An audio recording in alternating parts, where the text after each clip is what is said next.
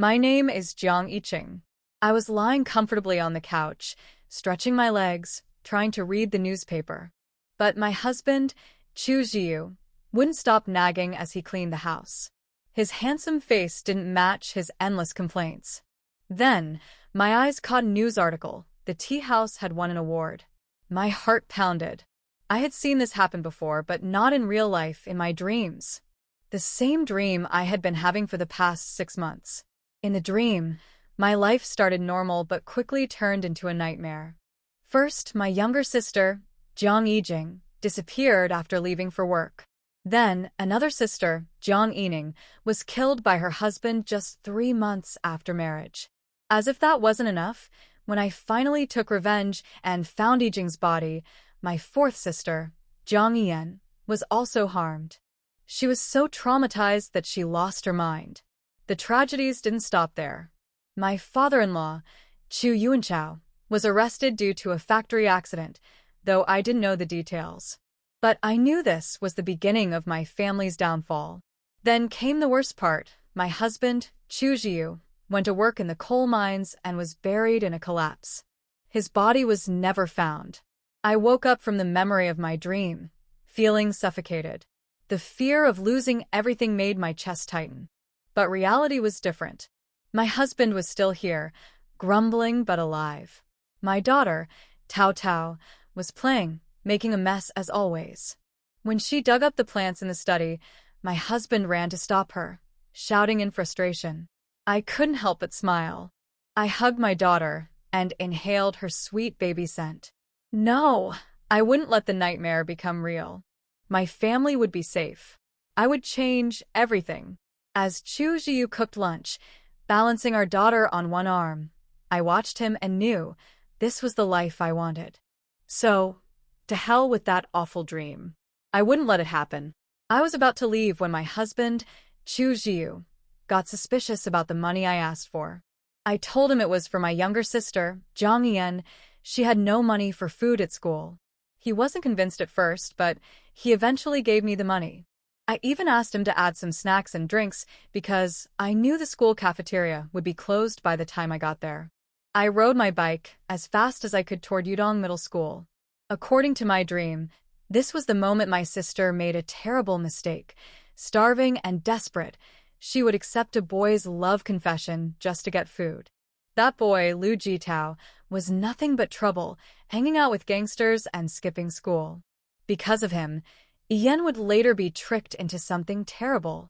If I wanted to change her fate, I had to stop her now. Meanwhile, Yen was so weak from hunger that she could barely walk. She tried to climb over the school wall to go home for food, but she was too exhausted and fell. A voice laughed at her, Lu Jitao. He started talking to her, trying to act friendly. She ignored him and struggled back toward the classroom, but he followed, noticing how hungry she was. That's when he made his offer. If she agreed to be his girlfriend, he'd give her food and even pay for her school meals. At the mention of food, Yen's willpower crumbled. She grabbed the biscuit from his hand and stuffed it into her mouth, choking in the process. Lu Jitao panicked, thinking she might die, but she recovered quickly. Then, he proudly declared that she was now his girlfriend. Yen, feeling stronger after eating, snapped back at him. She refused his ridiculous deal and even tricked him into thinking no one saw her take the biscuit. Before he could argue, I arrived with her teacher. Yen ran to me and complained that Lu Jitao was harassing her. The teacher scolded him, warning that he might get expelled. I sighed in relief. This time, I had saved my sister. After the teacher scolded Lu Jitao, he kept quiet, knowing that arguing would only bring trouble. Once he left, the teacher turned to me and reminded me how smart my sister, Jiang Yan, was. She insisted that my family must not stop her from studying, especially since girls deserved education just as much as boys. I quickly reassured her that I would make sure Yen stayed in school. Once we were alone, my sister's attitude changed completely. The sweet, helpless girl who had just been complaining to the teacher was now silent and stubborn. She glared at me and demanded to know why I was here. I knew she had a temper, so I didn't argue. Instead, I handed her a bag of food and some money I got from my husband. At first, she hesitated, holding onto the bag and money like they were something foreign. Then suddenly she started crying. She accused me of abandoning her, of not being there when our mother mistreated her or tried to stop her from going to school. Her words caught me off guard. Did she actually miss me?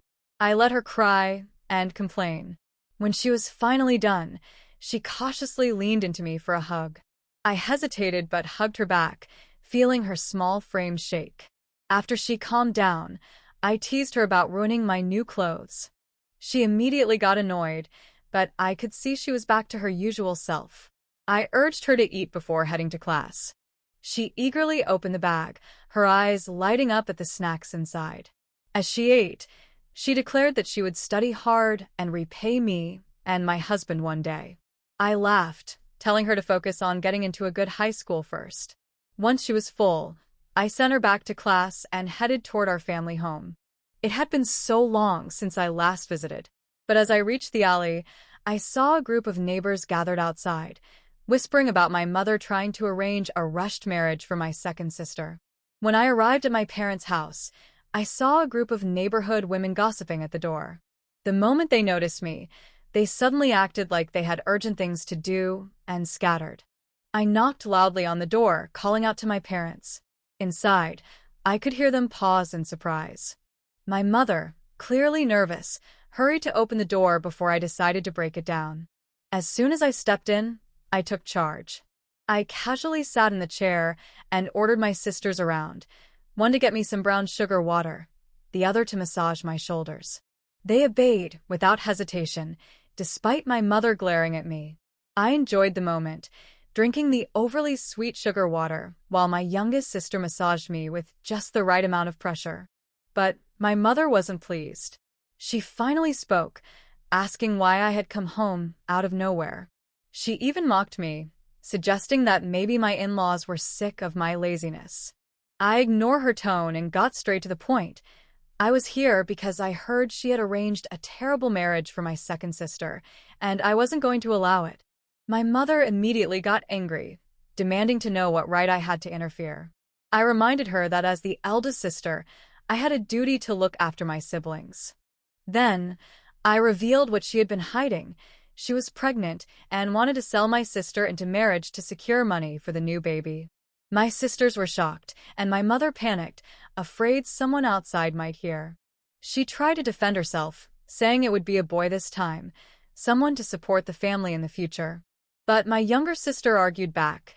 She didn't need a brother to protect her when she already had me. That made me proud. I didn't give my mother a choice. I ordered her to return the dowry money and transfer my sister's job. She tried to resist, but when I broke a piece of the table with my bare hands, she gave in immediately. Finally, my second sister burst into tears and hugged me tightly, relieved that she wouldn't be forced into marriage.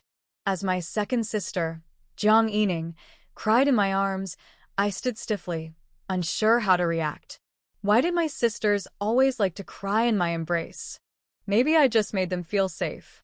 My mother, sitting nearby, was clearly upset but didn't dare show it. After a while, she cautiously asked if we could cancel the marriage but keep the job. I immediately gave her a sharp look, making her flinch. She tried to explain, saying they needed money for my unborn brother, that she and my father were getting older, and selling the job position would give them some savings. Yining quickly wiped her tears and said she didn't want the job. She was willing to go south to work with our cousin. I didn't argue. It wasn't that I was suddenly forgiving my mother for what she did in my dream, but I knew the job wouldn't last long anyway. The state-owned restaurant was bound to close soon. If selling it could bring in some money, it wasn't a bad idea. What really caught my attention was the restaurant's location. If I could get my hands on that space, it could be useful in the future. Feeling a bit tired, I stretched and announced that I would take a nap while they prepared dinner. I needed to stay until the marriage was officially canceled. I didn't trust my mother to follow through. Later, as I napped, I dreamed of gold bars piled like a mountain. Just as I reached for them, something tangled around my legs. I woke up to find my youngest sister, Jiang Yijing, clinging to me in her sleep. I got up, followed the delicious smell of food, and found my second sister bringing out freshly made leek pockets. They were crispy and flavorful, much better than my husband's attempts. I'd have to make him learn from her someday. By evening, my father, Jiang Jinding, returned home. Seeing me, he quickly agreed to cancel the marriage. He wasn't foolish, he knew I wouldn't back down. He ate his meal quickly, then gathered the bride price, and left with my mother to return the money.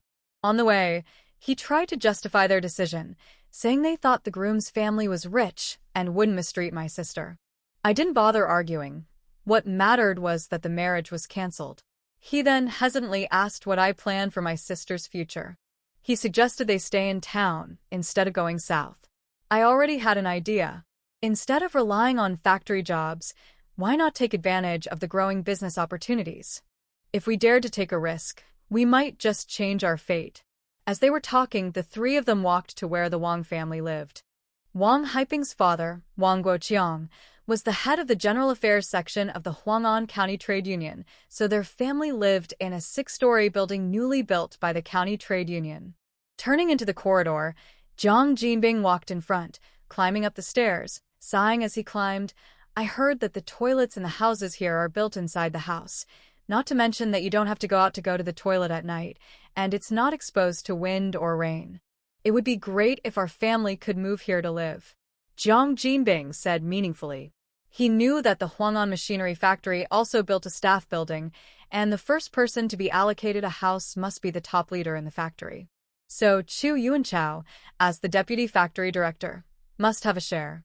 If the Chu family can give this house to their family, then his son will be born living in a building in the future, and it will be very face-saving. Jiang Yiqing heard the wishful thinking in Jiang Jinbing's words. She patted Jiang Jinbing's shoulder and said earnestly, "Dad, don't think about it. My father-in-law's property will be left to me in the future. If you dare to take my property, be careful, or I will be angry with you." Jiang Jinbing shuddered instantly. He trembled twice, then smiled and said, "How is that possible? Dad is not that kind of person. But your father-in-law has decided to give you the house? That's great, that's great. It's okay for his daughter to have it. He will also have face if he tells others about it." Jiang Yiqing ignored him and crawled forward to knock on the door. Jiang Jinbing didn't have time to ask Jiang Yiqing how he knew the specific location of Wang Haiping's house, and the door opened. Zhang Chuani looked at the beautiful girl standing in front of her in confusion. Just when she was about to ask, "Who are you looking for?" she saw Jiang Jinbing coming out from behind her. "Oh, the in-laws are here, please come in." Zhang Chuani warmly invited them into the house. At this time, Wang Guoqiang was sitting by the tea table and drinking tea. He was also surprised to see that the visitors were Jiang Jinbing and Dong Yuhong. What was the matter with this person coming here so late? And the girl next to him looked a bit like his future daughter-in-law. She must be Jiang Jinbing's other daughter. But why did he bring her here so late at night? Did he want him to be a matchmaker? Wang Guoqiang had many questions in his mind, but his face was warm and friendly. "Oh, it's old Jiang. Come on, sit down and have a cup of tea." Jiang Jinbing saw that there were small cups and teapots on the tea table that he had never seen before, and they looked precious. He didn't care about talking about the cancellation of the engagement and sat down to enjoy it first. Jiang Yiqing also knew what kind of person her father was, so she didn't urge him. Anyway, as long as she was there, the marriage was cancelled. Wang Guoqiang poured 3 cups of tea for Jiang Jinbing in a row before he spoke. "Old Wang, it's me, old Jiang, who is sorry for you."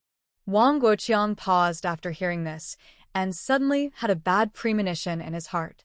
Sure enough, the next moment, Jiang Jinbing put an envelope on the table with great reluctance, and then said half crying, "Let us cancel this marriage."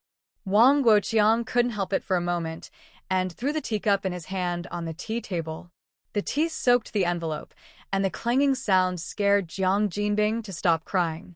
Zhang Chuani, who was originally smiling and greeting Dong Yuhong, also frowned. Wang Guoqiang didn't care if he had lost his composure or not. His face instantly darkened. "Old Jiang, this is not something you can joke about. Our 2 families have paid the betrothal money, and we have notified our relatives and friends. We are just waiting to get married during the National Day in October. You suddenly do this to me. What you did is not right. Upon hearing this, Jiang Jinbing's forehead instantly broke out in a cold sweat, and he nodded repeatedly, yes, yes, it was I who did this unethically. But I did this for your sake, brother. Oh. Tell me how you are thinking about me? Wang Guoqiang still had a bad look on his face. Jiang Jinbing bit his back teeth and began to make up stories.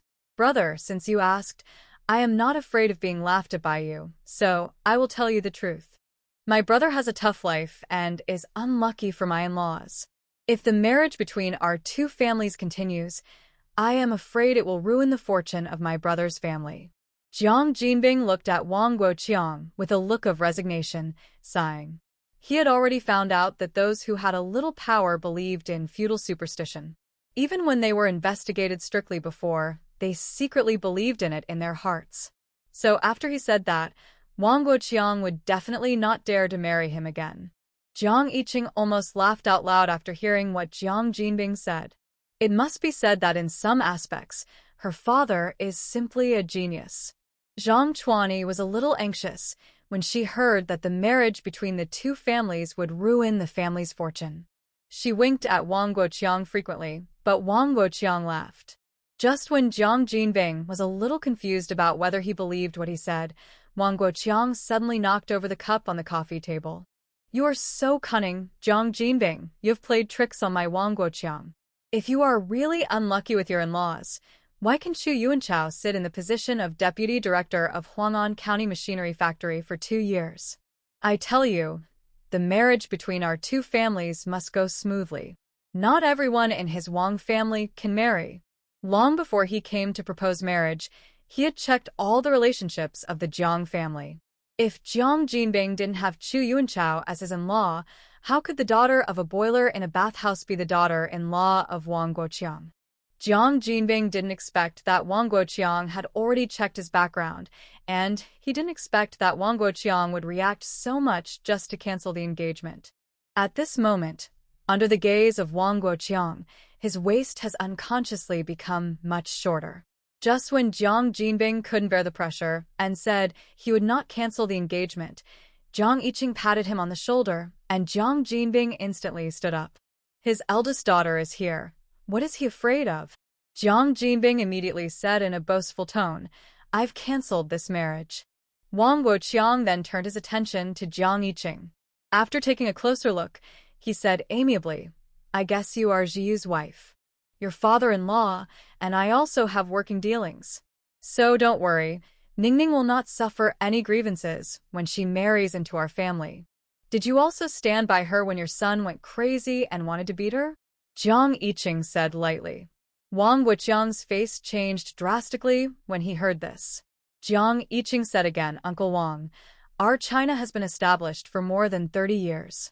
It's inappropriate for you to engage in marriage fraud, right? Or is it that your family, as a section chief of the trade union, is powerful and you want to take advantage of your power to bully the common people of our Jiang family? If you do this, I will go out and find someone to judge the matter. As soon as these words came out, Wang Guoqiang instantly realized that Chu Yuanchao, this daughter-in-law, was not easy to deal with. Are you threatening me? Wang Guoqiang was somewhat unwilling to let go of this marriage. This is not a threat, Uncle Wang. This is the weak resisting the exploitation of the strong. Okay, Jiang Jinbing, don't regret it later. Wang Guoqiang turned his head and glared at Jiang Jinbing fiercely.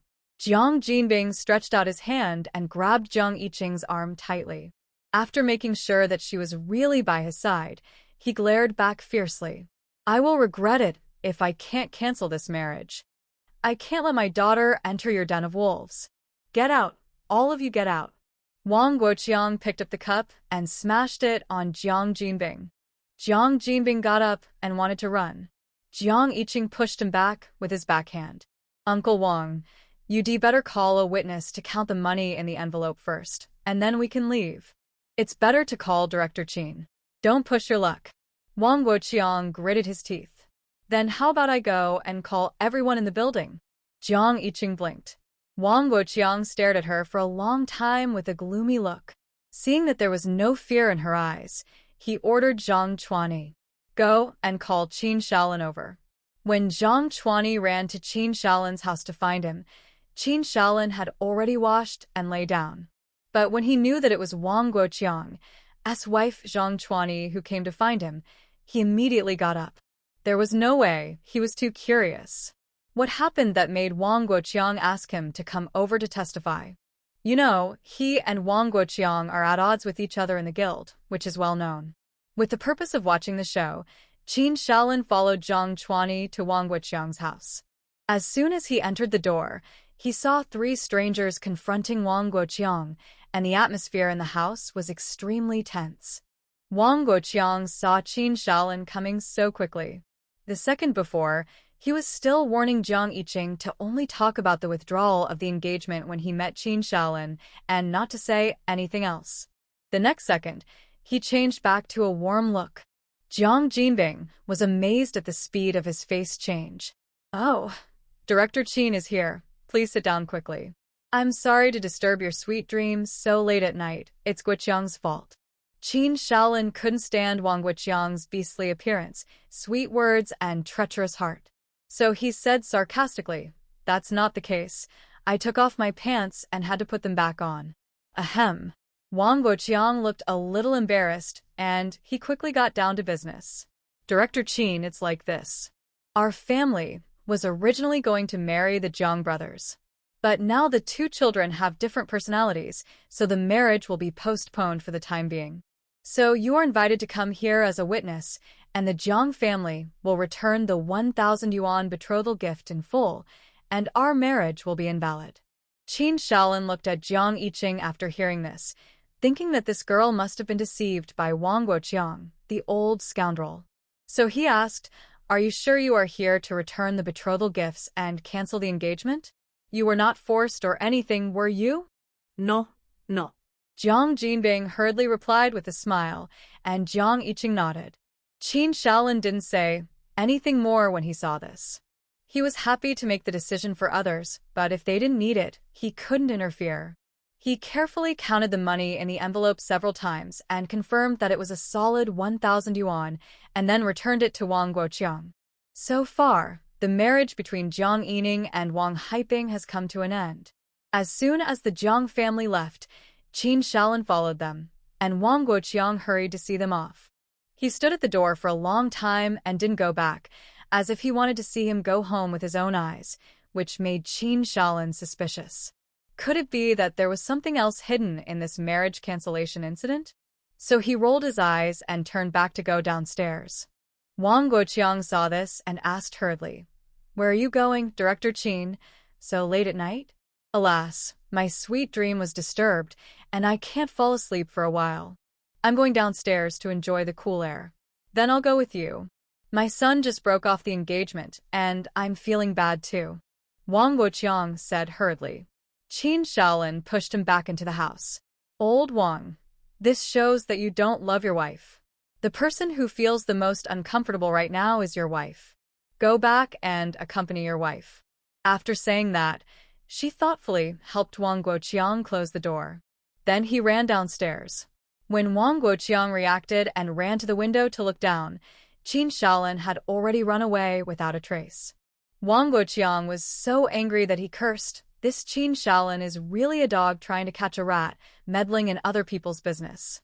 As soon as Jiang Jinbing turned out of the door of the building, he immediately started shouting, "This Wang Guoqiang is such a bad guy. He even threatened us." Fortunately, the marriage was cancelled. Otherwise, he would have no idea how to bully our family in the future. Jiang Jinbing cursed and jumped up and down. After that, he approached Jiang Yiqing with a smug face and smiled.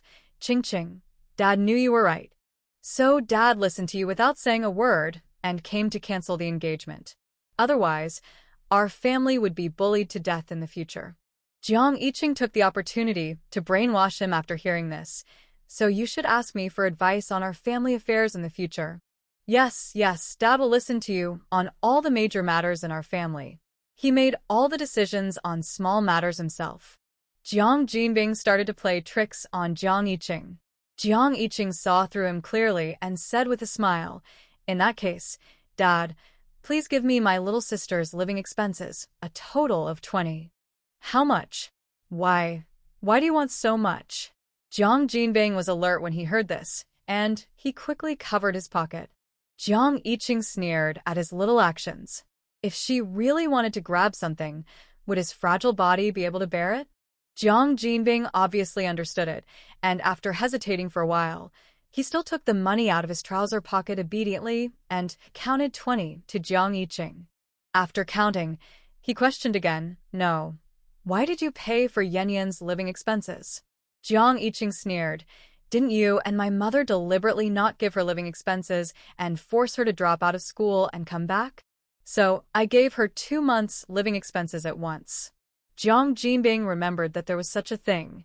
He met Jiang Yiqing's eyes full of ridicule and contempt, and instantly felt that he couldn't stand up straight. After a long time, Jiang Jinbing said tremblingly, Yuhong, we will continue to provide Yan with living expenses in the future. As long as she wants to study, we will also support her in high school. It doesn't make sense that 3 sisters have graduated from high school, but she is not allowed to study. Dong Yuhong was anxious when she heard this. What about our son? I'm still young. I can definitely support our son. Jiang Jinbing gritted his teeth and said. In fact, he himself was a little unsure. After all, he was used to being lazy, and Dong Yuhong was the same as him. So he leaned towards Jiang Yiqing again. Besides, Qingqing is here. When it's really difficult, Qingqing will definitely not ignore us, right? Jiang Yiqing glanced at him and smiled meaningfully. Of course I will help you. Help you learn how to make progress. Jiang Jinbing didn't know what Jiang Yiqing was thinking. He only knew that he got Jiang Yiqing's promise, and he immediately felt relieved. The family of 3 continued to move forward, and Qin Shaolin chased after them breathlessly.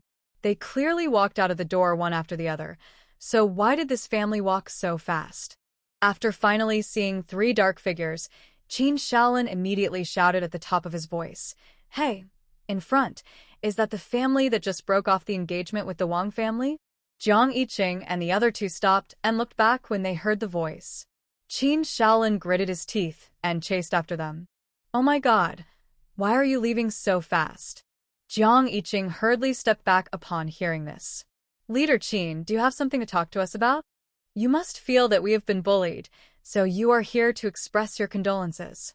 Qin Shaolin was stunned upon hearing this, and then hurriedly nodded, Yes, I am here to express my condolences to you. He was still thinking about how to start the topic, but he didn't expect that this little girl was quite smart and laid the topic for him directly. Jiang Jinbing also stepped back. When he heard that Qin Shaolin really came to find out why they broke off the engagement with the Wang family, he immediately became excited. Leader, our family is miserable. Wang Guoqiang, that rascal, cheated on me for marriage. I almost ruined my daughter's happiness for the rest of her life. While crying, Jiang Jinbing thought angrily, You look down on me, right? Threatening me. Not letting me speak, right? I will speak, I will speak. Seeing Jiang Jinbing crying, Jiang Yiqing also hurriedly wiped the non-existent tears from the corners of his eyes with his sleeves. Qin Shaolin saw this and immediately felt that this family must have suffered a great injustice. He immediately said righteously, What did Wang Guoqiang do to hurt the heaven and earth? You all tell me, as long as I can do it, I will definitely seek justice for you. After getting Qin Shaolin's promise, Jiang Jinbing immediately told the cause and effect of the incident in detail. During the period, he focused on describing how his family of 3 was threatened and oppressed by Wang Guoqiang when he broke off the engagement, especially the incident that Wang Guoqiang hit him with a teacup. It's too much, it's really too much. Qin Shaolin was filled with righteous indignation after listening to Jiang Jinbing's story. Although he and Wang Guoqiang have been neighbors for more than 2 years, he has never heard that his son Wang Haiping likes to beat people. But just the fact that Wang Guoqiang hit Jiang Jinbing with a cup was enough to make Qin Shaolin angry. This was simply an insult to Comrade Zhang's dignity. They are all workers and peasants. What qualifications does Wang Guoqiang have to treat Comrade Zhang like this? Don't worry, I will report this to the leader. I don't believe that Wang Guoqiang, A small leader of a trade union can cover up everything. Yes, yes, tell him quickly. Jiang Jinbing kept his mouth shut and looked at Qin Shaolin with admiration. This admiration made Qin Shaolin feel chivalrous. He had to get this done. After sending Qin Shaolin away with tears and thanks, the family of three stood neatly in the moonlight. Jiang Jinbing was immersed in his own fantasy, thinking about how badly Wang Guoqiang was about to be tricked. Jiang Yiqing stared at him for a few seconds and asked with a smile, "Dad, is it easy to burn the boiler in the bathhouse?" Huh? It's not easy, it's not easy. As long as there are people, I have to keep adding coal. It's really tiring. Jiang Jinbing subconsciously brought out the same rhetoric he had given to his leader. The actual situation is that as long as the water temperature is controlled roughly, he can find a place where no one is and sleep comfortably. If that's the case, I'll be relieved. Don't worry about finding you a new job. Jiang Yiqing added silently in her heart and turned around and walked towards her home. Seeing this, Jiang Jinbing hurriedly called her, "Qing, where are you going?" "Home." Jiang Jinbing was stunned for a moment before realizing that she was going home to the Chu family. Then Jiang Jinbing got excited again. So, did his daughter guess that Director Qin would chase him out just now? His daughter is so smart and so calculating. Jiang Yiqing didn't know that her father also had a problem of overthinking. She was rushing home at the moment. It was almost 10 o'clock. If she delayed a little longer, she would miss the time to give Tao Tao a bath. It was also her fault for wanting the 20 yuan just now, otherwise, she should have been home by now. Looking at the time, Jiang Yiqing decided to take a shortcut back. She turned and headed for an alley area. As soon as she entered the alley, she ran into three sneaky black shadows. Well, today is destined to miss the time. The three men obviously didn't expect to meet someone in such a place. They squinted their eyes and looked at her for a long time, then jumped over and said fiercely, "Hand over all the money you have, and we will let you go." Jiang Yiqing laughed softly when she heard the words. This man robbed her? It seems that there are many new faces in Huang'an County during this period. The man who heard the laughter was shocked. "You are actually a woman?" For a moment, the three men were extremely impatient. "Boss, what should we do? Is this still a robbery?" The man called the boss hesitated for a few seconds and gritted his teeth. "Robbery, why not? We also rob women." "Yes, we rob women too." "You hand over all the money, and we will let you go." Jiang Yiqing heard the words and took out 20 yuan and put it on the ground obediently. The man called the boss immediately ordered the second man to go forward and get it. As a result, just as the second brother squatted down to pick it up, Jiang Yiqing stepped on his hand with a swift force. The second brother screamed immediately. All the owls in the nearby trees were startled and screamed. "What's wrong? What's wrong?" The eldest and the third brother came forward to ask. The second brother shouted, "Brother, she stepped on my hand." "How dare you step on my second brother's hand? Be careful, or I will hit you." Jiang Yiqing tilted her head. "How? Like this?" As she said that, she raised her hand and hit the man's head. The man turned around and was stunned for a moment. Before he could regain consciousness, he heard Jiang Yiqing say, "I am a civilized person. Pay all your tolls and I will let you go." The three men were a little confused when they heard this. How did the positions suddenly switch? The third brother didn't believe it and stepped forward to argue. The eldest brother shouted in time, "Hey, wait, leave the money on you to her, let's go." Brother? The third brother was dumbfounded. "Give it to her." The eldest brother said unwillingly. He didn't want to give it, but the slap he just received made him feel something was wrong.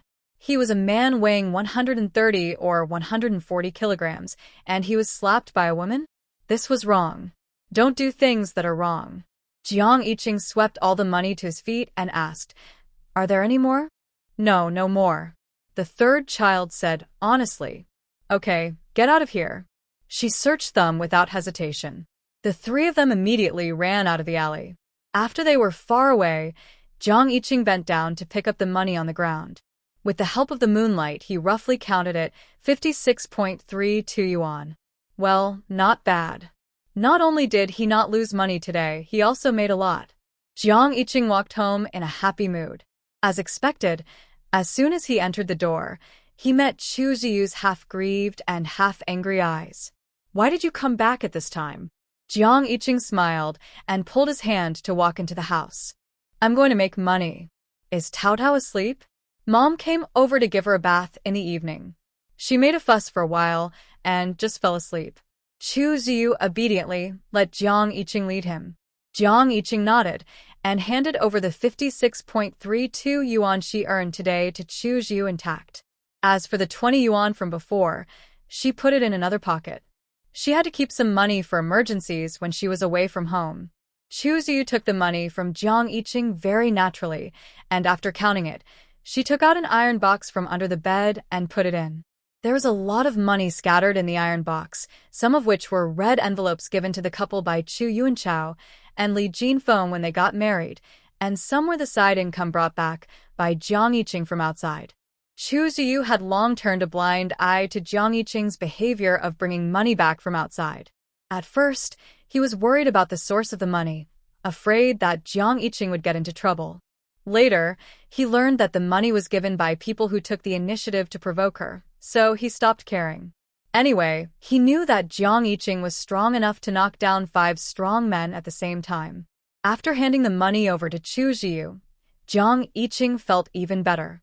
She hummed a little tune as she prepared to take a bath, and Chu Ziyu was busy helping her carry hot water. When they were ready, Chu Ziyu took her towel and wanted to follow Jiang Yiqing into the ear room, but as soon as she reached the door slammed shut. Chu Ziyu was disappointed and could only wait for his wife at the door of the ear room with grievance. After a while, the sound of water in the ear room became smaller, and Jiang Yiqing came out wrapped in clean cotton pajamas. She wiped her hair with a towel, and water droplets flowed down her cheeks, making her fair face even cleaner and more beautiful. Chu Ziyu's eyes sparkled, and he came over to kiss Jiang Yiqing's smooth face. He was still not satisfied after the kiss, and reached out to hold Jiang Yiqing's waist. Jiang Yiqing's almond eyes moved, and his face was gentle and unquestionable as he pushed him into the ear room. "Hurry up and take a shower, or don't get on the bed." Chu Ziyu was mesmerized. His peach blossom eyes were shining, and hesitantly let Jiang Yiqing push him in. Jiang Yiqing chuckled, lifted his hair, and walked to the room. In the room, Tao Tao was lying on her little bed with her legs spread out and sleeping soundly.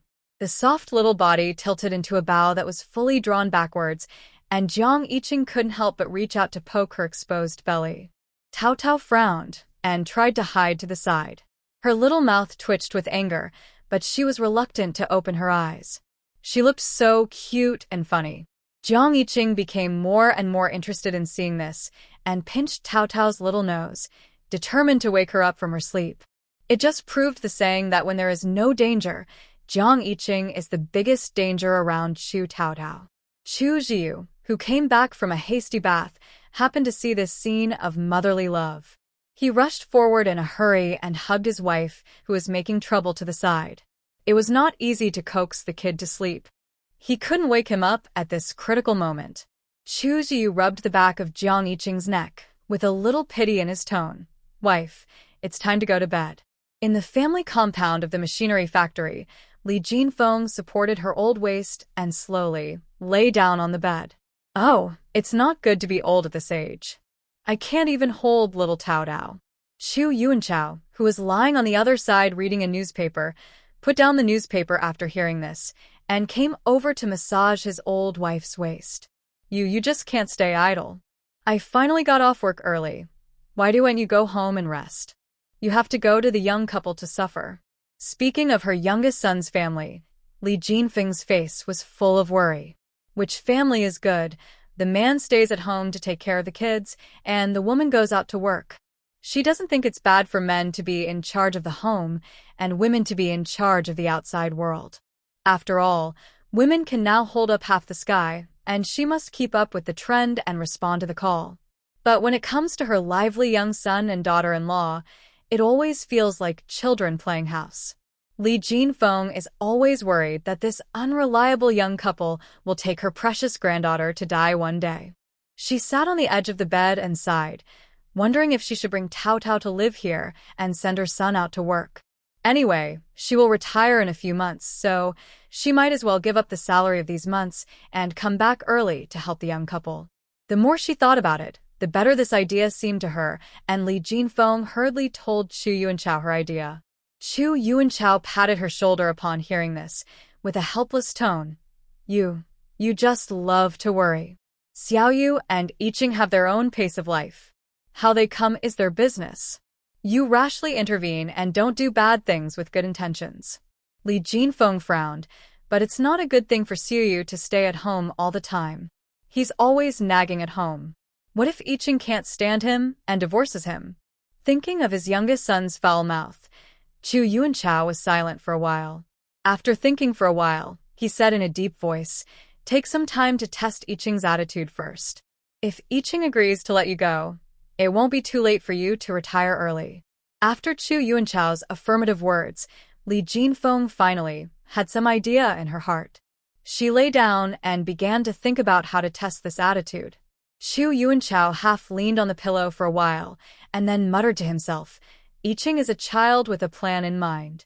As long as she is willing to live a good life with Xiaoyu, I don't worry that the young couple will have no money to eat.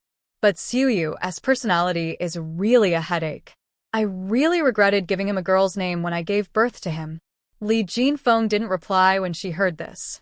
She was thinking about how she could make an effort to keep her daughter-in-law from somewhere else. As soon as it was dawn in the morning, Tao Tao sat up rubbing her eyes. She looked at Jiang Yiqing and Chu Ziyu, who were sleeping soundly in the other bed, thought for a while, and then began to dress herself.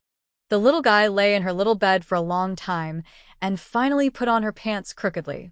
She clapped her hands happily, turned her head to look at her parents who were still sleeping soundly. Turning back, she burrowed into her clothes again. However, the hood-style top was obviously not something that a cricket pupa could get into in a few tries. Tao Tao tried hard for a long time, exhausted herself, and only managed to get one arm and a small head in. She rubbed her small head in distress and decisively gave up the difficult task of putting on the top. Despite this, Tao Tao was not idle. She stood up shakily, leaned on the guardrail beside the crib, and looked at the ground. Then she threw all her quilts and pillows down. As if she was worried that the floor was not soft enough, Tao Tao used all her strength to pull up the sheets and threw them off the bed. After that, she stretched out a little foot to cross the guardrail and turned to the ground. Chu Ziyu was sleeping sweetly with Jiang Yiqing in his arms, and a slap hit his face. He opened his eyes with a confused look on his face and met a mouthful of white millet teeth. "Daddy, get up." The little girl who climbed from one bed to another through mountains and rivers successfully woke up her. Chu Ziyu scratched his short hair and got up resignedly to take care of his cub. He skillfully picked up the pillows and quilts that fell on the ground and skillfully took his cub to the ear room to wash. He was very careful throughout the process and did not disturb the person who was still sleeping on the bed. When Jiang Yiqing woke up and walked out of the room, the hardworking Chu Ziyu had already prepared breakfast and was squatting in the ear room washing the sheets and pillowcases that Tao Tao had soiled.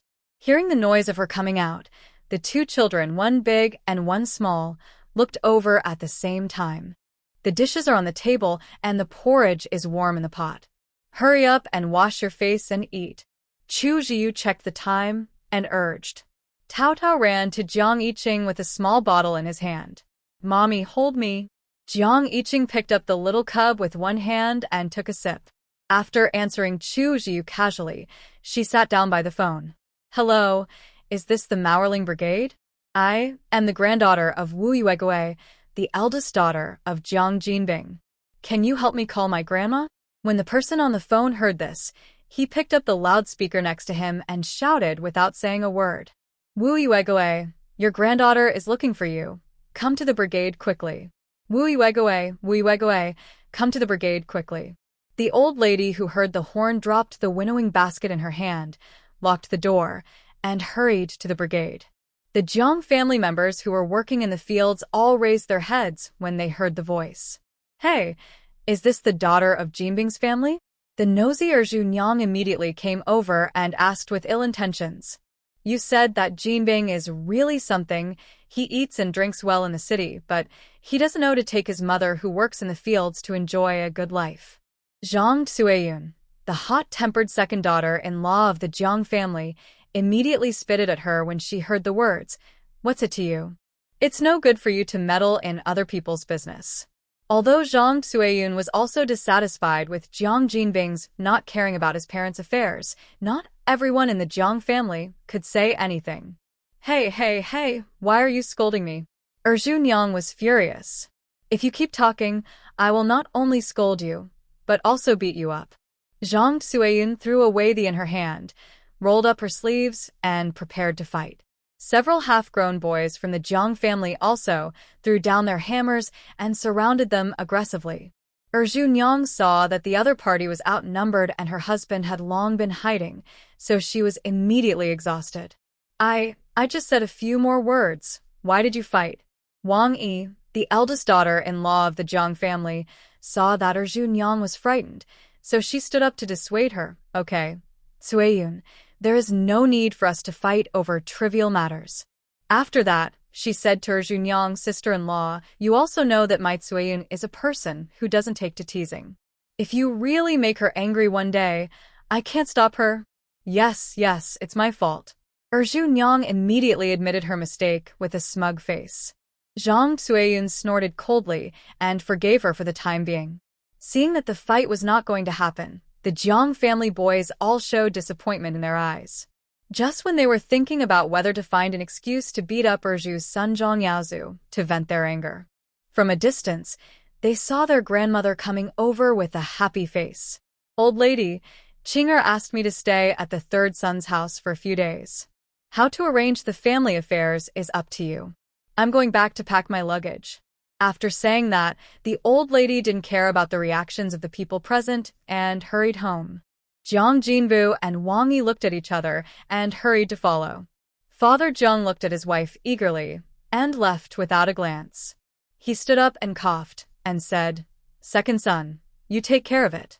I'll go back to see your mother." After saying that, he also ran home. Did the third son call the old woman and call him too? Don't tell me that the old woman forgot to say it. He has to go back and pack up and bring his dry tobacco. Wu Yuegoe muttered, Qinger likes to eat this. Ninga likes to eat this. While she was packing things swiftly, Wang Yi was standing by the table helping her pack. When old man Jiang came back, he looked around for a long time and found that the old woman really didn't pack his things. He asked unwillingly, Qinger didn't call me? Wu Yuegoe took the time to glance at him. No.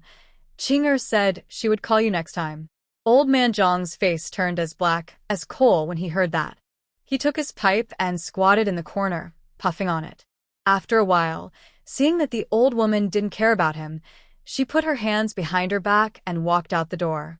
Wu Yuegoe happened to raise her eyes and suddenly thought of something, so she called old man Jiang to give him instructions.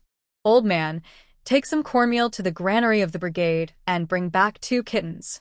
Qinger's girl is having fun now. Take a kitten with her to keep her company. Father Jiang didn't say whether he would go or not. He just pushed the door and left.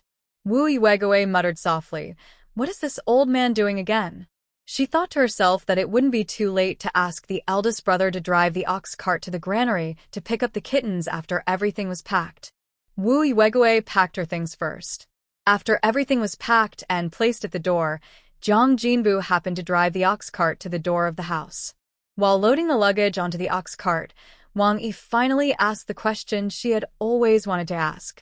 Mom, Qinger said she wanted you to stay over for a few days? I'll ask Jinbu to pick you up when the time comes. Wu Yuegoe sat on the ox cart swiftly, but there was some hesitation in her tone. Qinger asked me to go over and help, but she didn't say what kind of help she would do. How about this? I'll ask Qinger to call the team to ask you the day before I come back. Wang Yi nodded hurriedly after hearing this. Jiang Jinbu flicked his whip to the ground, and the old ox started to move slowly. As soon as the ox cart turned to the main road in the village, old man Jiang came back trotting with 2 kittens in his arms. I agreed to go and hold the kittens. Why did you leave first? As he spoke, old man Jiang jumped onto the ox cart neatly. You are old, and I am worried about you going to the county alone. It just so happens that there is less work in the fields these days, so I will stay at the third brother's house for 2 days. You are an old man who is hated by others, and you haven't even packed your luggage. Wu Yuegae scolded with a smile. Old man Jiang ignored the first half of her sentence and waved his hand. Ask the eldest brother to send the clothes to the county for me tomorrow. My eldest brother's wife. Remember to bring 2 pounds of cornmeal to send to the big cat in the granary. Dong Yuhong didn't know that Jiang Yiqing had invited her evil mother-in-law. At this moment, she was scolding Jiang Yiqing at the Yang family. My eldest son is too domineering. A married girl actually ran back to her parents' home to meddle in her sister's marriage. She ruined my Xiaoning's good marriage and offended Section Chief Wang of the labor union. Don't you think this is infuriating? Dong Yuhong became more and more angry as she spoke, and her hands slapped loudly. Last night at Wang's house, she was really eye-opening. Look at the building where Wang's family lived, how magnificent it was, and the tea utensils, tea sets, how exquisite. I heard that there was an indoor flush toilet in the building, and I don't know if it was stinking. It was a pity that the commotion last night was too fierce, so she didn't see it with her own eyes. Dong Yuhong felt sad and regretful. Yang Li's mother said with a smile, "This is indeed not right. Let's not talk about the fact that a daughter who is married off is like spilled water. Even if she is not married, you and your family should be the ones to make the decisions on all the big and small matters in this family. What ability does a junior like her have?" That's right. Yang Li's mother's words touched Dong Yuhong's heart, and Dong Yuhong nodded heavily. Yang Li's mother reached out to touch the silk scarf tied around her neck and said, "If you ask me, my Xiaoli is the best." At a young age, she knows how to be considerate of her parents. She dropped out of school early to work in the south to supplement the family income. Look at this silk scarf of mine. It was bought for me by my Lily. Yang Li's mother tilted her neck to signal Dong Yuhong to look. Dong Yuhong reached out to touch it. It was smooth and different from the ones sold in the supply and marketing cooperative. However, why is it a little loose? Dong Yuhong retracted her hand with a whoosh. Yang Li's mother thought she was jealous, and the smile on her face became more intense. It is said that a daughter is a mother's intimate little cotton padded jacket, but there is a difference between this cotton padded jacket and a cotton padded jacket. My Lily is a thick, pure white little warm cotton, and you're Yiqing. TSK, TSK, TSK. She is a black-hearted cotton. Hearing this, Dong Yuhong gradually came to her senses. Yang Li's mother was showing off to her. She also dragged down her eldest daughter and said that her eldest daughter was a black-hearted cotton. Dong Yuhong felt uncomfortable immediately. Although Jiang Yiqing married into the Chu family to enjoy the good life in the past 2 years, she really didn't take care of the family. But in the first few years, if outsiders dared to bully her, her Yiqing would beat them back with her fists. Besides, no matter how bad Jiang Yiqing was, she was still her Dong Yuhong's daughter. She could scold her, but others couldn't. So Dong Yuhong glanced at Yang Li's mother and said sarcastically, "Yes, your Lily is a good girl. It's a pity that she has to have a mother like you." Among us urban dual-income families, which family would not let their children finish high school and send them to work in the South? I don't know how Lily survived those early years away from home. At this time, Dong Yuhong had apparently forgotten that she had tried to use starvation to force Jiang Yan to drop out of school and go home. She saw that Yang Li's mother's face turn pale, and she was speechless. Immediately, like an old hen that had won a battle, she raised her neck high, snorted coldly, and walked away with her back supported. Yang Li's mother, who had recovered from her shock, said paw fiercely at Dong Yuhong's back. "What kind of person is this? Do you really think you are a good person?" Yang Li, who heard something wrong outside, hurriedly pulled the curtain and walked out. "Mom, didn't I ask you to persuade Aunt Yuhong to let Jiang Yiqing go to work with me? Why did you let her go?" Yang Li's mother said angrily, "There is no good person in Dong Yuhong's family. Why do you have to take her family to make money? If you are really short of people, you might as well take Xiaoping with you so that you two sisters can be together and have someone to look after each other. It will also save people from beating around the bush and calling me a black-hearted mother." Yang Li was immediately anxious when she heard it. Mom, you are not allowed to have any ideas about Xiaoping. I am willing to go out to work just to make money for her to study. If you don't let her study, I will never bring money home again. Yang Li's mother twisted Yang Li's waist hard when she heard it. You stubborn guy. What's the point of studying so much? Do you really think she can get into college? Yang Li gritted her teeth and said nothing. Her mother didn't understand at all. She didn't even have a junior high school diploma. What good job could she find when she went out? Anyway, her life was already a mess, but Xiaoping was still young, and she still had a chance to choose a better future. Even if she couldn't get into college, she could still get into a high school or technical secondary school. When there was a job in the county, she would have the opportunity to take the exam. Yang Li's mother couldn't understand what Yang Li was thinking. She was just annoyed that Yang Li was taking advantage of others. After twisting Yang Li's waist a few times and letting out a sigh of relief, she took her sewing box and went to Aunt Yao's house next door to make shoe soles. Jiang Yiqing took the attendance book and walked around the workshop. After shocking a few lazy workers, she came to the gatehouse. Uncle, who at the gatehouse, saw her coming and handed her a handful of old melon seeds. Jiang Yiqing didn't despise it. She grabbed the melon seeds and blew away the dust with both hands, and then she started to eat them with relish. How is it today? How many people are late? 3. Every time after the holiday, there are always a few people who are late for work. As usual, Uncle Hu will ask who they are. Today, Jiang Yiqing didn't wait for him to ask in detail, and he said directly. Xiaohong from Workshop 1 and Master Geng from Workshop 3 were late, and each of them was fined 1 yuan. The remaining one is Wei Baoman, and he hasn't come yet. After Jiang Yiqing said this, Uncle Hu immediately became energetic. Wei Baoman didn't come?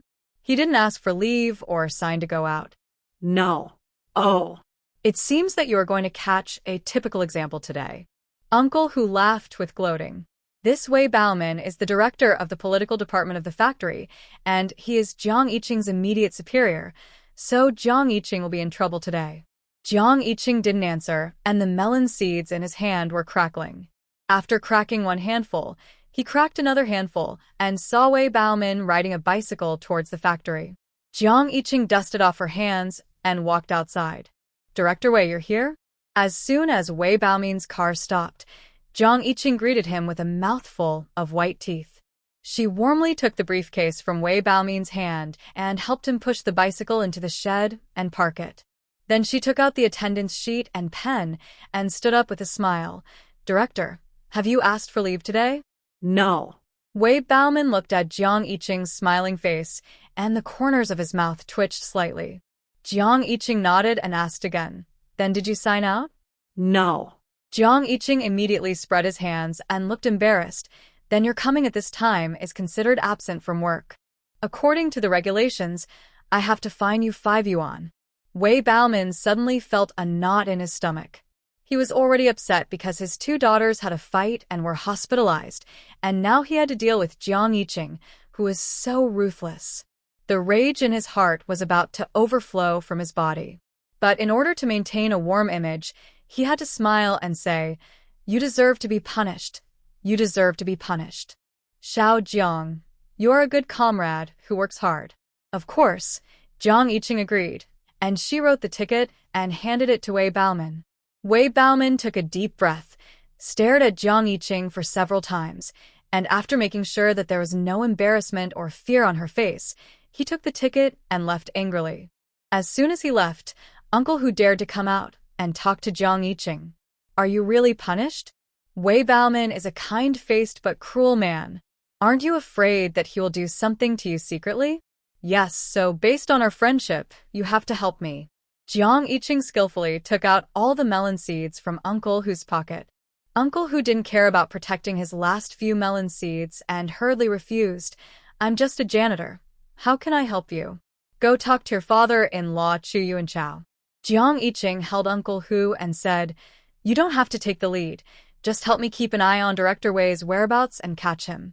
If he really does something to me, this little braid will be my life-saving talisman.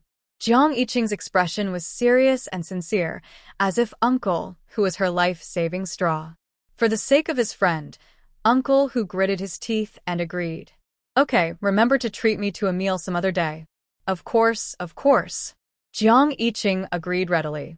The reason why Jiang Yiqing asked Uncle Hu to keep an eye on Wei Baoman was certainly not because she was afraid that Wei Baoman would make things difficult for her. In the past 2 days, she has been carefully recalling the details of her dream, which really made her notice something unusual. In the dream, at the end of the year, the news that the factory director would be promoted and a new factory director would be selected from the remaining factory leaders would be announced. Her father-in-law Chu Yuanchao was both the deputy factory director and the director of the R&D department, so there was a great chance that he would be selected this time. But it happened that it only took half a year, and when her father-in-law was about to succeed in taking the position, someone suddenly died in the production workshop of the factory, and her father-in-law was imprisoned. Originally, Jiang Yiqing thought that her father-in-law was just unlucky and happened to catch up with the crackdown, so he was caught, as an example, by the higher-ups. But when Jiang Yiqing carefully recalled what happened afterwards, she realized that something was wrong. In addition to her father-in-law Chu Yuanchao, there are more than a dozen directors of various departments and other deputy directors who are qualified to compete for the position of factory director.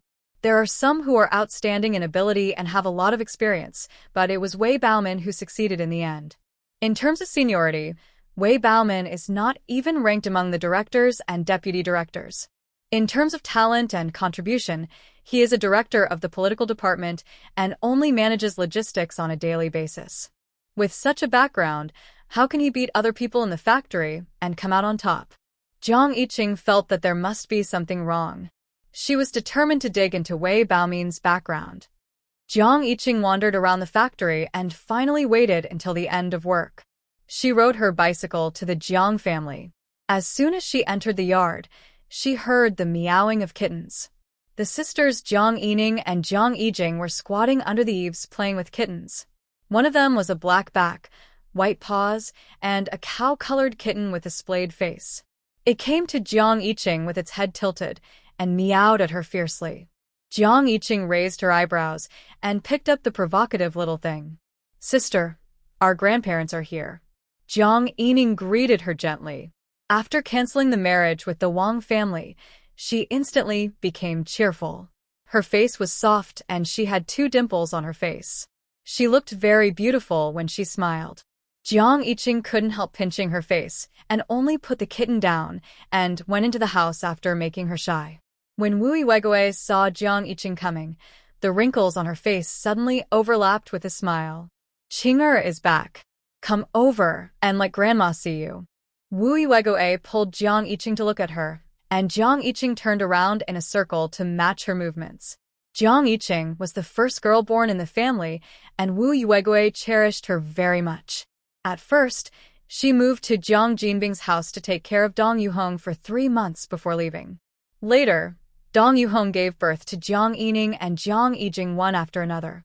When she couldn't take care of Jiang Yiqing would also go to Live and Mauerling Brigade. Therefore, the relationship between the grandmother and the granddaughter was very close. After Wu Yuegui carefully looked at her precious granddaughter to see if she was thin and energetic, she took Jiang Yiqing to count the pickles and dried goods she brought. "This is the pickle of mustard lumps that you like to eat. Drink porridge with it in the morning. I guarantee you can drink 2 big bowls. And these hazelnuts, your grandfather picked them up in the mountains last year. They're good for porridge and cooking after peeling the shells. The Scutularia tea that your grandfather dried, the peanuts that your aunt planted. When you leave, take half of them with you and ask your father to send them to you." Wu Yuegui explained and arranged them, and Jiang Yiqing nodded and agreed. By the time Wu Yuegui had finished her introduction, Jiang Yiqing's forehead was covered with sweat. This grandma's love is so heavy that it's unbearable.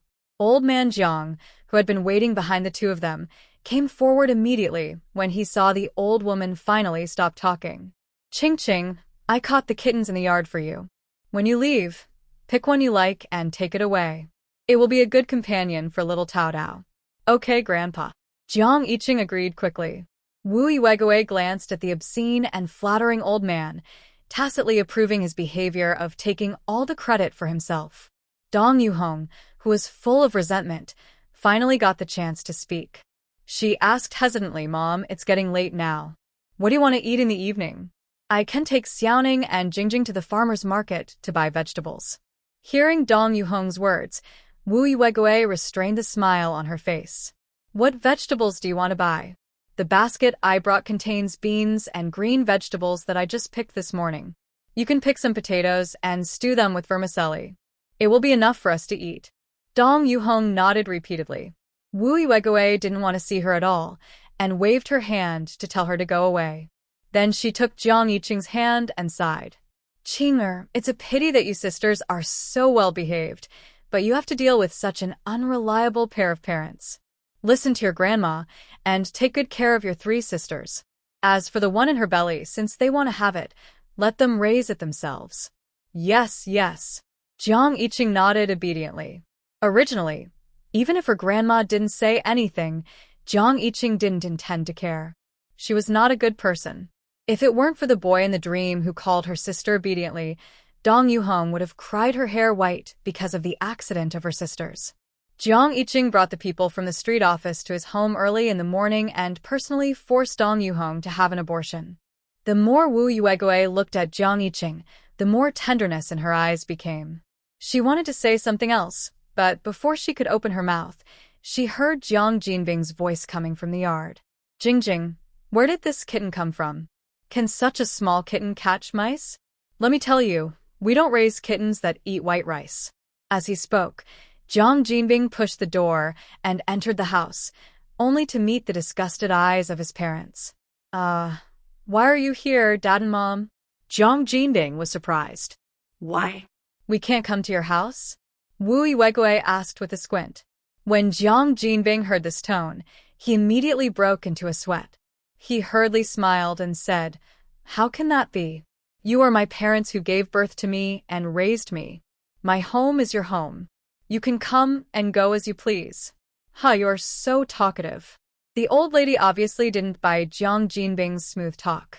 She sat up straight and asked in a very unfriendly tone, Let me ask you, what you said in the yard just now was that cats eat white rice. Or people eat white rice. Jiang Jinbing was stunned when he heard it. What eat white rice? Who wants to eat white rice? He just disliked the little cat for being too small and unable to catch mice. How did it have to do with people eating white rice? Could it be that his mother knew that he was caught sleeping on the job by the foreman and rushed home to reflect on it? Jiang Jinbing's mind was confused, but it did not prevent him from making quick excuses. No one eats white rice. Our family is all hardworking and down to earth. How can anyone eat white rice? Wu Yuegui fell into deep thought as she looked at Jiang Jinbing, who was obviously confused but trying to make up for it. Was she too sensitive? Seeing that the 3rd brother preferred boys to girls and wanted a son, she suspected that he was so crazy that he could not tolerate his own daughter. Maybe the 3rd brother was not that bad yet? Jiang Jinbing saw that the old lady had been sitting on the chair for a long time without saying anything, and his father had already started to smoke his pipe impatiently, and he felt even more uneasy. His mind was spinning like crazy, and after thinking hard for a long time, he carefully explained, Mom, I'm not saying that you eat white rice. I'm saying that cats eat white rice. The cat is too small. I hate it because it can't catch mice.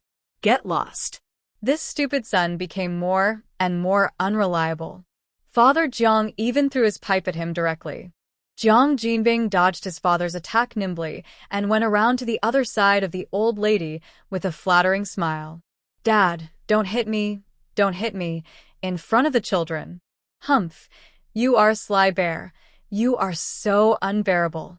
Father Jiang put away his pipe angrily. Seeing that her father-in-law was no longer doing anything, Dong Yuhong moved out of the kitchen. Jinbing, why are you back at this time? Jiang Jinbing, who had just escaped a beating and breathed a sigh of relief, tensed up again when he heard the words.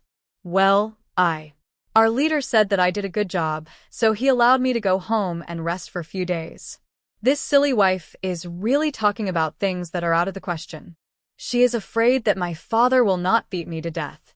Can you be allowed to go home for doing a good job? Dong Yuhong felt something was wrong.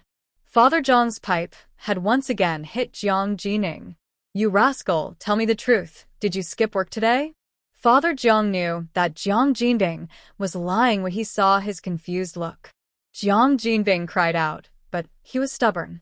Dad, I really didn't skip work. You can't wrongly accuse me. It depends on whether I believe you or not. Father Jiang roared. Seeing that Father Jiang had almost finished beating him, Jiang Yiqing said quietly, Grandpa, my dad didn't skip work. He must have been caught sleeping on the job by the foreman and was sent home to reflect on his actions. As soon as he finished speaking, the atmosphere in the room froze instantly. Jiang Jinbing secretly swallowed his saliva and stood obediently in the corner. The next second, the pipe was raised high and flew towards Jiang Jinbing with a sound of breaking through the air. Jiang Jinbing screamed and hid behind Wu Weigui. Mom, save me. My dad is going to beat me to death. Wu Weigui saw that the old man was serious and hurriedly stood up to stop him. She was not afraid that Jiang Jinbing would be beaten to death, but she was afraid that the old man would be too angry and sprain his waist. Jiang Yiqing also stood up and grabbed the furious Father Jiang. Grandpa, please stop hitting me. This may not really be my dad's fault. He must have been framed by someone. When Jiang Jinbing heard Jiang Yiqing speak for him, he immediately replied with a face full of grievance.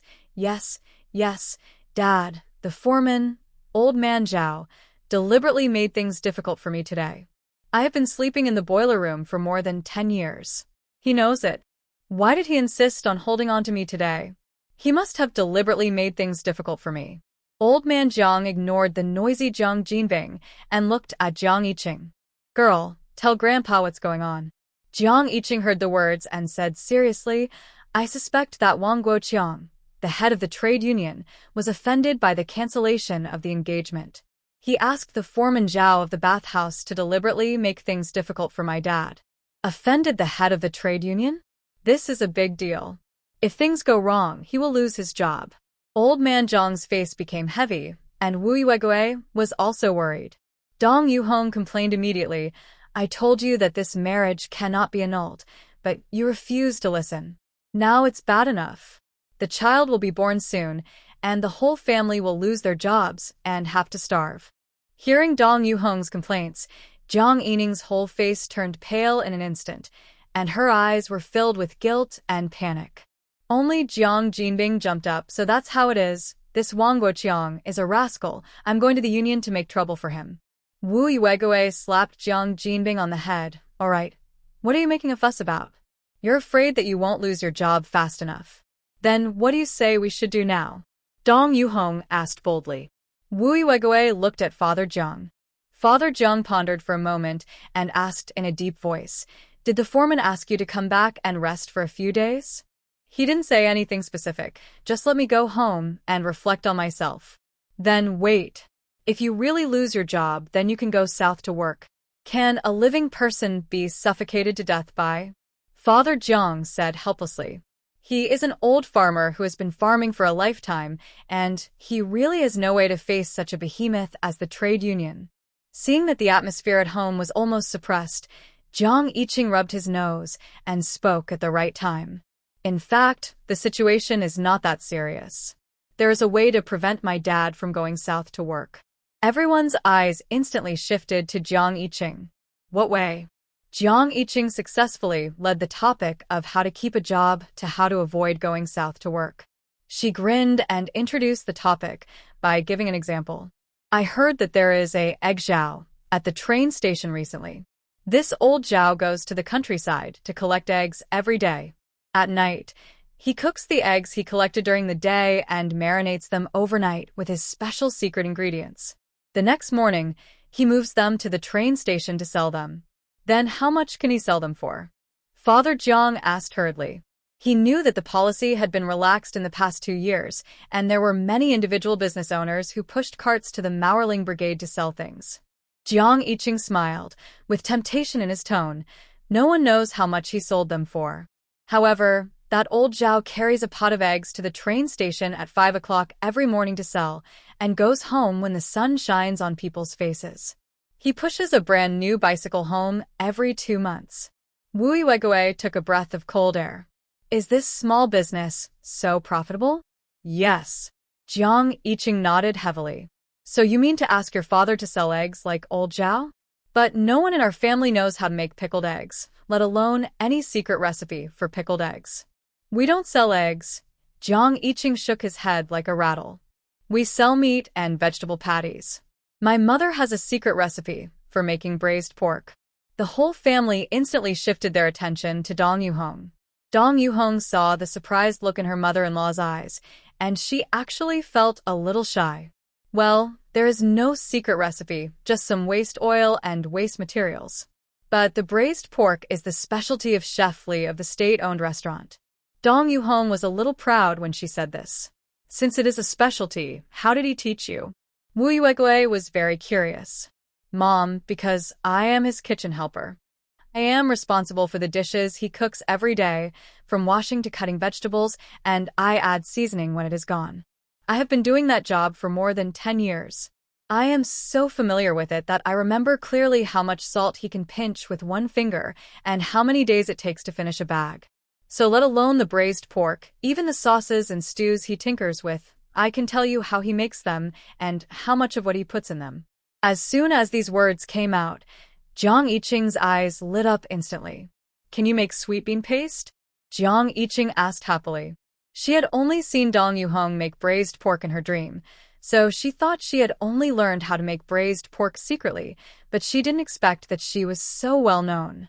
Maybe she can make the sauce made with bean paste? Dong Yuhong hesitated. She said she didn't know what sweet noodle sauce was, but she did see Chef Li eat the sauce made with bean paste. At that time, Chef Li mixed it with noodles, and it was so fragrant that she drooled. Jiang Yiqing clapped her hands in affirmation. That's right. Let us make a pancake and spread the sauce on it, then roll up some meat and vegetables. The pancake is big and filling, and people at the train station will definitely like it. At the end, she added, Dad, Mom, the opportunity to get rich is right in front of you.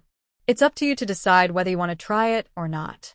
As she said that, she walked to Wu Yuegui and hugged her. I've also called Grandpa and Grandma for you, and Xiaoning and Xiaojing can also help you. If you want the baby in my mother's belly to live in a big house as soon as it is born, you have to work your own. 40 or 50 years old is a good age to work hard. After Jiang Yiqing's lobbying, Dong Yuhong was obviously a little excited. What she was most worried about now was that she could not save a rich family business for her son. The hearts of others were also fluctuating.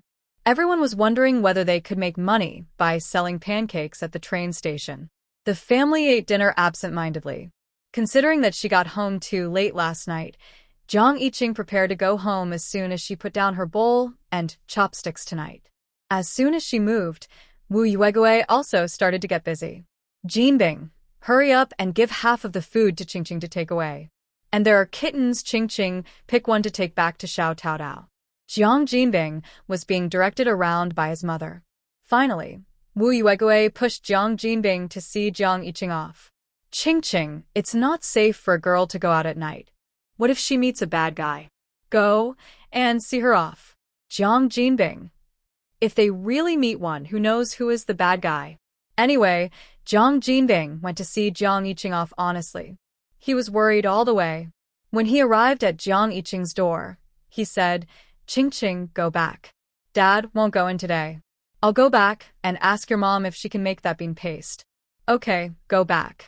Jiang Yiqing waved his hand, holding the cow and kitten in one hand and carrying all the food in the other hand. He walked into the yard. Jiang Jinbing looked at the 7-story buildings not far away with envy and turned around and walked home as if he had finally made up his mind.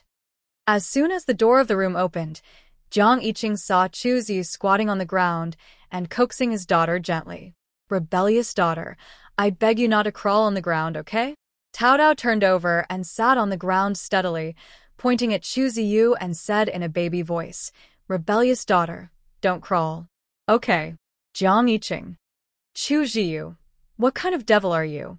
The couple were shocked by the child's outrageous remarks, and they were all wondering who this little thing inherited from. It was not until the cow kitten meowed that they came back to their senses. Tao Tao looked around curiously with her grape-sized eyes. Then she got up and ran to Jiang Yiqing. Mommy, meow? Chu Ziyu also hurried over to take the things in Jiang Yiqing's hand. Jiang Yiqing squatted down and held the kitten in front of Tao Tao, and the two cubs of different species looked at each other. Tao Tao tilted her head and looked at the kitten seriously for a long time. Then she carefully stretched out her finger and touched the kitten's head. The kitten immediately gave her a super loud meow. Tao Tao was stunned for a moment, grinned, and laughed happily. Chu Jiu couldn't help but sigh when he saw this friendly scene. There will be another ancestor who needs to be taken care of in the family. After not seeing each other for a whole day, Tao Tao is now very sick of Jiang Yiqing. A little man and a kitten nestled in Jiang Yiqing's two arms, getting familiar with each other's breath. Since the kittens were born not long ago and had not been bathed yet, Jiang Yiqing did not dare to let them have direct contact with Tao Tao, so the two little ones could only look at each other from a distance through their mother. Chu Jiu took this opportunity to put the things Jiang Yiqing brought back into the kitchen. He also found and used cardboard boxes and some discarded clothes to build a temporary nest for the kittens. After everything was arranged, he hurried to boil water for the three living ancestors to take a bath. Soon, the ear room was filled with hot air, and a gentle female voice accompanied by the babbling of the little cubs sounded. Only Chu Ziyu squatted on the floor of the kitchen pitifully, staring at the little kitten who refused to take a bath. At the Jiang family, Jiang Jinbing lay on the bed tossing and turning and couldn't sleep. For the first time in his life, he felt the feeling of being unable to sleep because of something heavy in his heart. He pushed the drowsy Dong Yuhong and asked in a low voice, "Can you really make some bean paste?" Huh, yes. Dong Yuhong answered perfunctorily. As an elderly pregnant woman, she was so sleepy that her brain was in a mess. Jiang Jinbing didn't want to disturb her anymore, so he simply got up, put on his clothes, and paced back and forth in the yard. Can an egg seller really earn enough to buy a bicycle in 2 months? Jiang Jinbing said to himself, "Is it true? Let's go and see if we know." He did it right away. At 1 o'clock in the morning, Jiang Jinbing, wrapped in clothes, squatted at the train station shivering.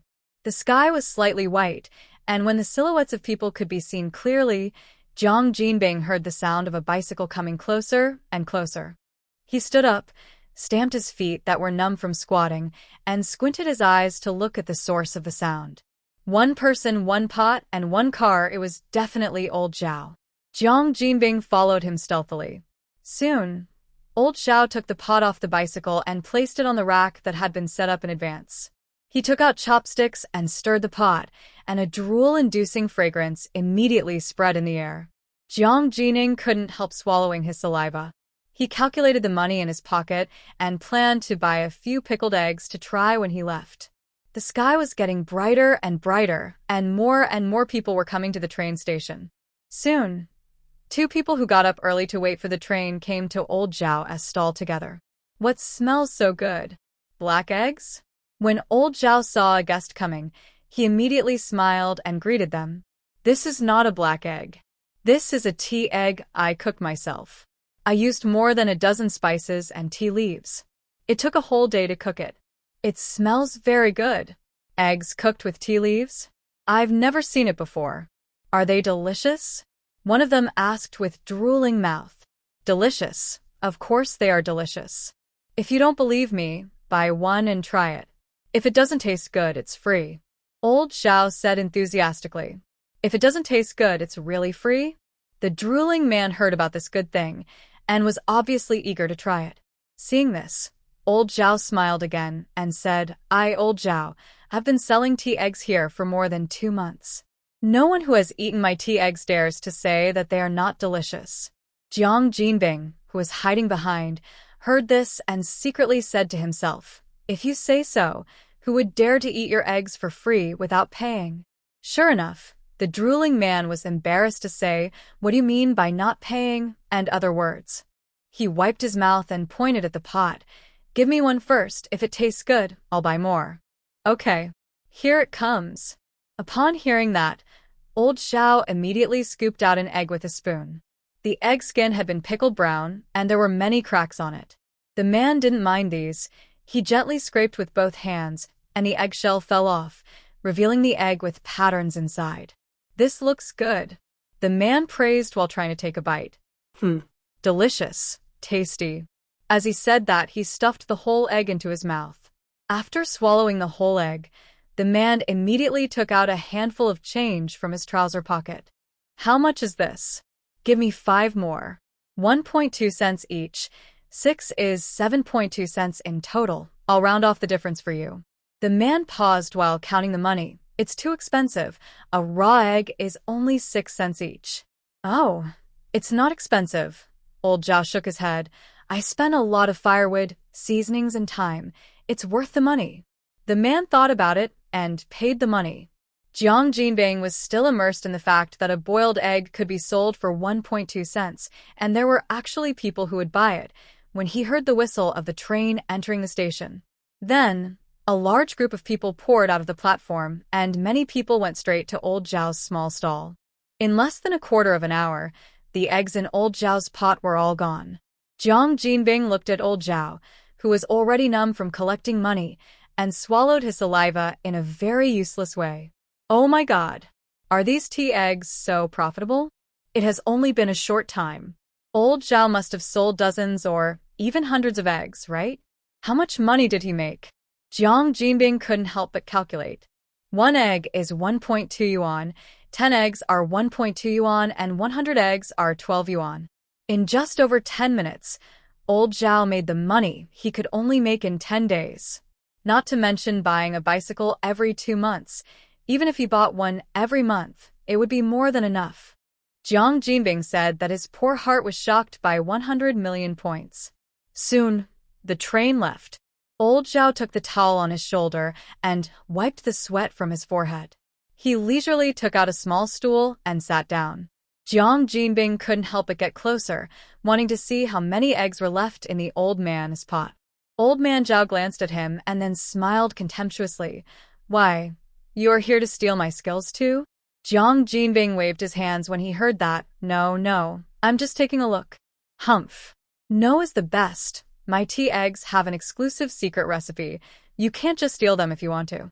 Jiang Jinbing immediately stiffened his neck and said, I've said I won't steal my skills. I just want to see how many you have left. I want to try them too. A few minutes later, Jiang Jin stood on the side of the road with a bleak face. He looked at the 8 tea eggs he had bought for a huge sum of money and stamped his feet in annoyance. Why don't I want the 4 cents I got back? Why not? Jiang Jinbing stood on the side of the road and slapped himself wildly, mourning the 4 cents he lost because of his face. It was not until passers-by looked at him with strange eyes that he wiped his snot and tears, put the eggs in his pocket, and walked towards the machinery factory. Now it was time for everyone to get up early to go to work, and Jiang Jinbing was ready to go directly to the machinery factory to block Jiang Yiqing. Yes, just now, after he witnessed the money-making ability of Egg Zhao with his own eyes, he decided to join the group of individual business owners no matter what. At 7:40, Chu Yuanchao hurried to the factory with a briefcase. He saw a person squatting at the factory gate from a distance. When he got closer and took a closer look, he found that this person was actually the father-in-law of his youngest son. Chu Yuanchao stepped forward and patted Jiang Jinbing on the shoulder. Brother Jiang, why are you squatting here? Jiang Jinbing was startled and stood up. Whoosh. Hey, relative. You're here to work. Did you encounter any difficulties? Chu Yuanchao asked curiously. Why did he squat at the factory gates so early in the morning? Jiang Jinbing hurriedly shook his head and smiled flatteringly. Relative, I have something to ask Qingqing. Facing Chu Yuanchao, the relative of the factory director, Jiang Jinbing subconsciously had a bit of flattery. Running to the factory to look for someone so early in the morning? Chu Yuanchao was very surprised. But since he was here to look for his daughter-in-law, he didn't ask any more questions, but pulled Jiang Jinbing to the factory. Qingqing hasn't come yet. Come with me to the cafeteria to eat something. Jiang Jinbing was dragged to the cafeteria by Chu Yuanchao in a daze. Each of them had a bowl of porridge and 2 yellow dumplings, and sat down at an empty table. Jiang Jinbing hurriedly put the oil paper wrapped in the tea eggs on the table. Oh, isn't this the tea egg from old Zhao at the train station? Chu Yuanchao could tell the origin of the eggs at a glance. He often took the train on business trips, so he naturally knew that there was a self-employed business selling tea eggs at the train station recently. Jiang Jinbing peeled 2 and put them in Chu Yuanchao's bowl. I just bought them this morning, but they are a little cold. Delicious, fragrant. Chu Yuanchao didn't bother to be polite with Jiang Jinbing. He directly scooped one up and stuffed it into his mouth. Jiang Jinbing was a little nervous when he saw the factory director's relative, but now he slowly calmed down because of Chu Yuanchao's easygoing attitude. He peeled one and tasted it himself, chewing the salty fragrance in the egg carefully, and then slowly spoke. Brother, there is something I can't make up my mind about. I want to ask your opinion. Well, tell me. Chu Yuanchao put down his chopsticks and looked at Jiang Jinbing seriously, giving people a very reliable feeling. Jiang Jinbing immediately told him that his work was not going well during this period, and Jiang Yiqing persuaded him to become an individual business owner. After that, he expressed his concerns. Brother Chu, do you think it is reliable to be an individual business owner now? Will I be arrested like in previous years? Yes, it can be done. This thing is very promising.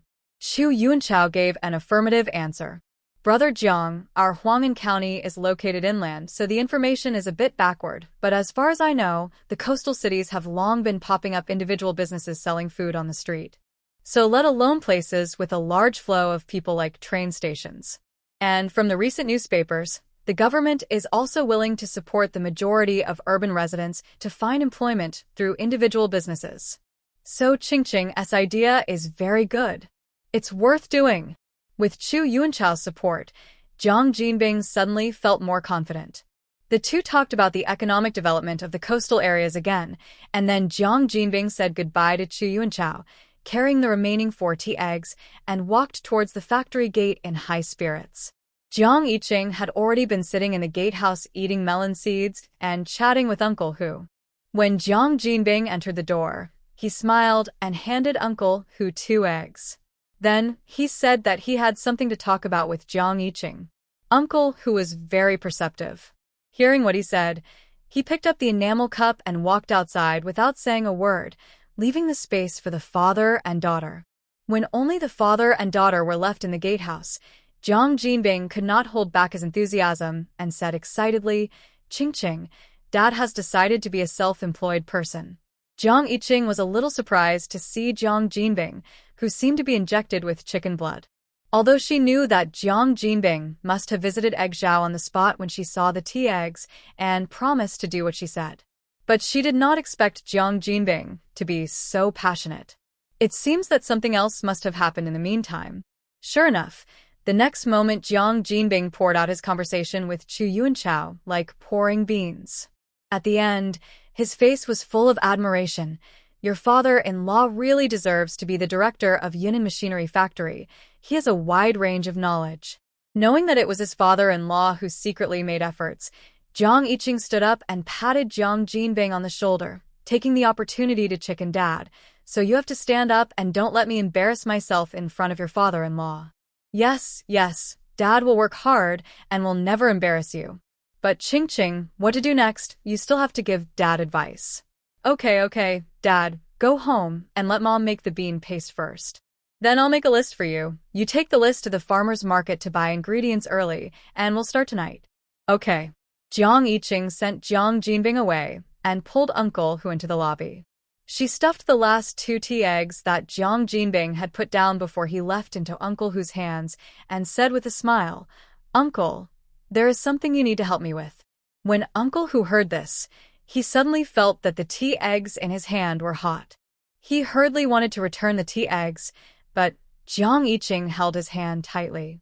I heard that your niece's 3rd sister-in-law's uncle works in the Industrial and Commercial Bureau.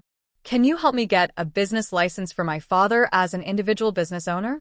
When Uncle Hu heard about this, his expression immediately eased, but he didn't plan to give in easily. Seeing that there was a chance, Jiang Yiqing immediately took advantage of the situation and said, after the deal is done, I will treat you to a meal at the state-owned restaurant. Not only that, I will treat you to any new and delicious food my dad has in the future. Uncle Hu paused for a moment. What does your dad sell? That's a lot to say, Jiang Yiqing said. What, braised pork rolls, egg rolls, pumpkin rolls, cream buns? There's nothing you can't eat, only things you can't think of. And the braised pork in the rolls taste the same as the one made by Chef Li of the state-owned restaurant. Uncle, who was so greedy when he heard Jiang Yiqing's words. He had already agreed in his heart, but he wanted to show off on the surface so that the little girl wouldn't think he was too easy to talk to. But Jiang Yiqing, who was familiar with Uncle Hu, had already figured out his background, and seeing that he was still a little short of the heat, Jiang Yiqing directly took out his trump card. Uncle, are we still the best dining partners? Uncle Hu gritted his teeth, yes. Then will you help me? Help. The head can be broken, blood can be shed, but the dining partner cannot be lost. Uncle Hu closed his eyes and nodded. I'll help you tie the thread.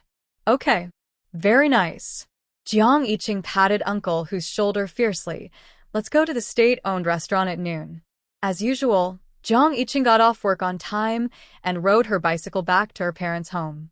However, the people at home had been waiting for her and started working as soon as she came back.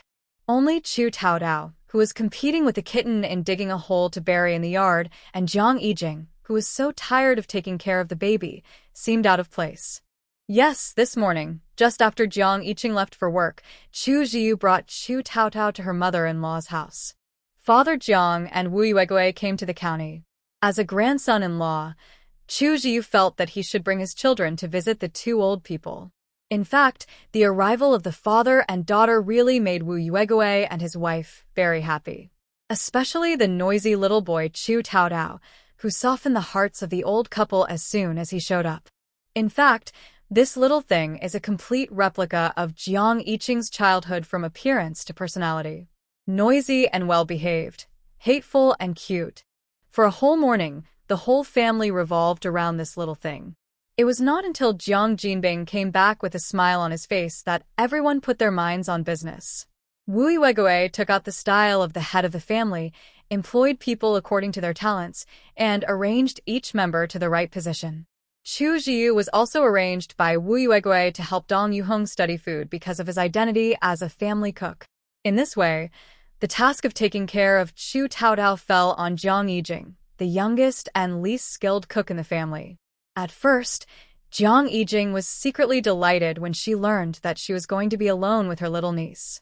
Until she found that this little girl would smile at her obediently while grabbing grasshoppers from the corner and stuffing them into her mouth.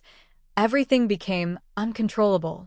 Jiang Yijing didn't pay attention for a moment, and her beloved little niece started digging holes in the ground like a kitten.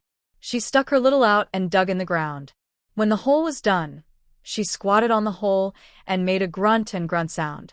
Jiang Yijing was so scared that she quickly lifted her up and took off her pants to check. Fortunately, she didn't. Jiang Yijing tried her best to be gentle and peaceful. Dear, do you want to? Auntie Sam will take you to the toilet, okay? No, don't. Go with Meow Meow. Tao Tao was lying in Jiang Yijing's arms. The Meow Meow in her mouth had already buried the and was licking its paws. Jiang Yijing felt a chill when she saw it. She vowed not to let her niece learn the cat's behavior, so she could only forcefully carry Chu Taotao to the toilet.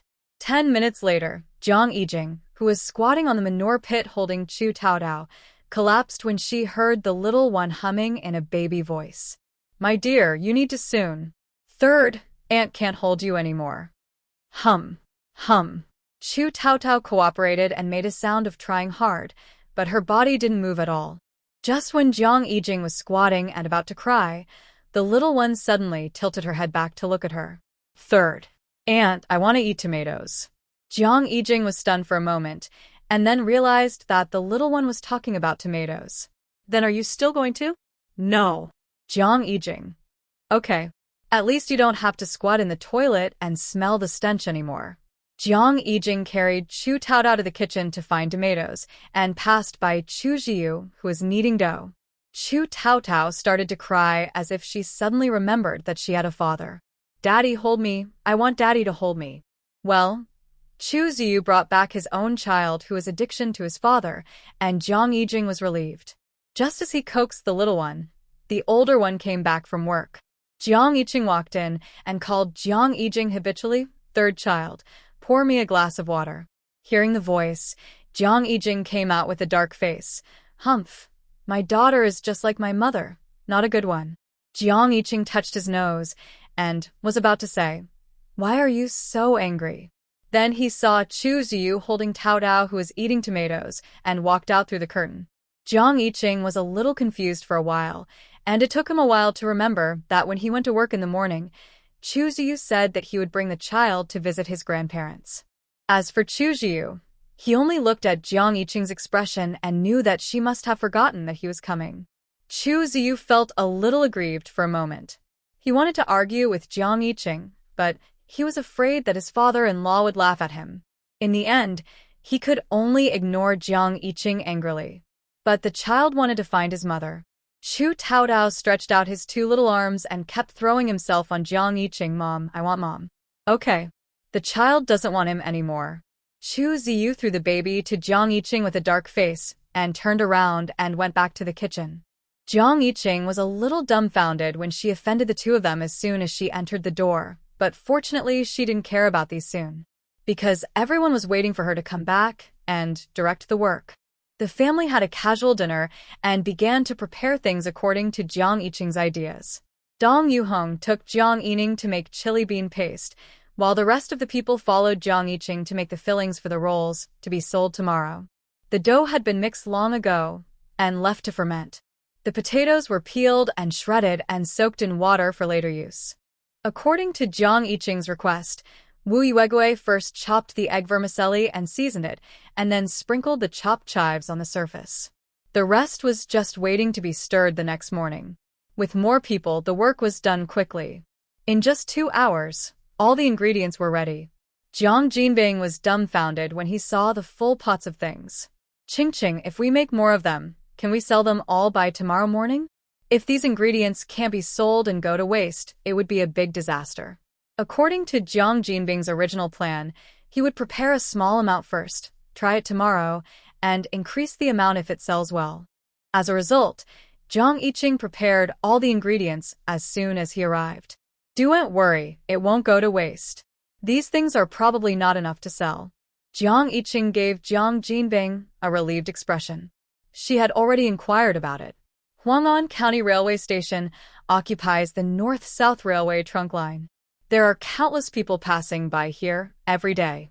Almost every half an hour, a train would stop here for a short break. This means that every half an hour, a large number of customers would come. Even these few pots of food might not last until tomorrow morning. After everything was ready, it was not too late. But the family had already made their beds or slept on the floor, preparing to sleep all night. Because they had to get up early tomorrow and make the hot pancakes before 5:30. Wu Yuegui had something on her mind, so she didn't sleep well all night. After barely making it to 3:30, she pushed Father Jiang and prepared to get up and make the pancakes. The couple was afraid that they would be too busy and delay their work, so the first thing they did when they got up was to wake up several important members of the family. According to Jiang Yiqing's requirements, the pancakes had to be made big and thin.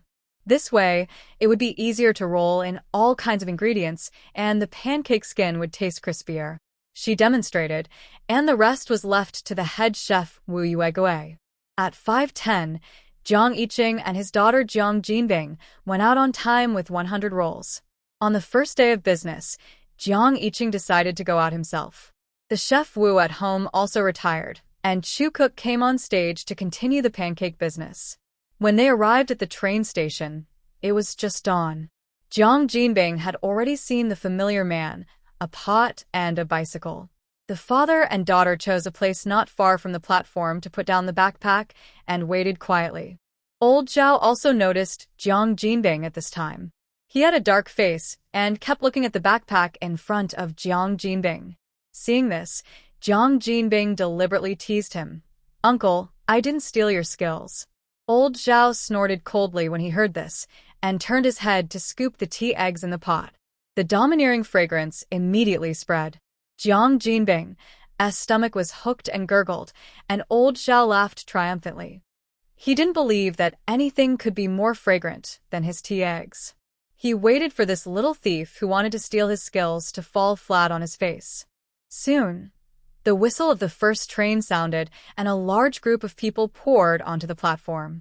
Seeing this, old Zhao stood up and shouted, "Fragrant tea eggs! Come and buy them!" Jiang Jinbing saw that everyone was going to old Zhao's side, and he stamped his feet anxiously.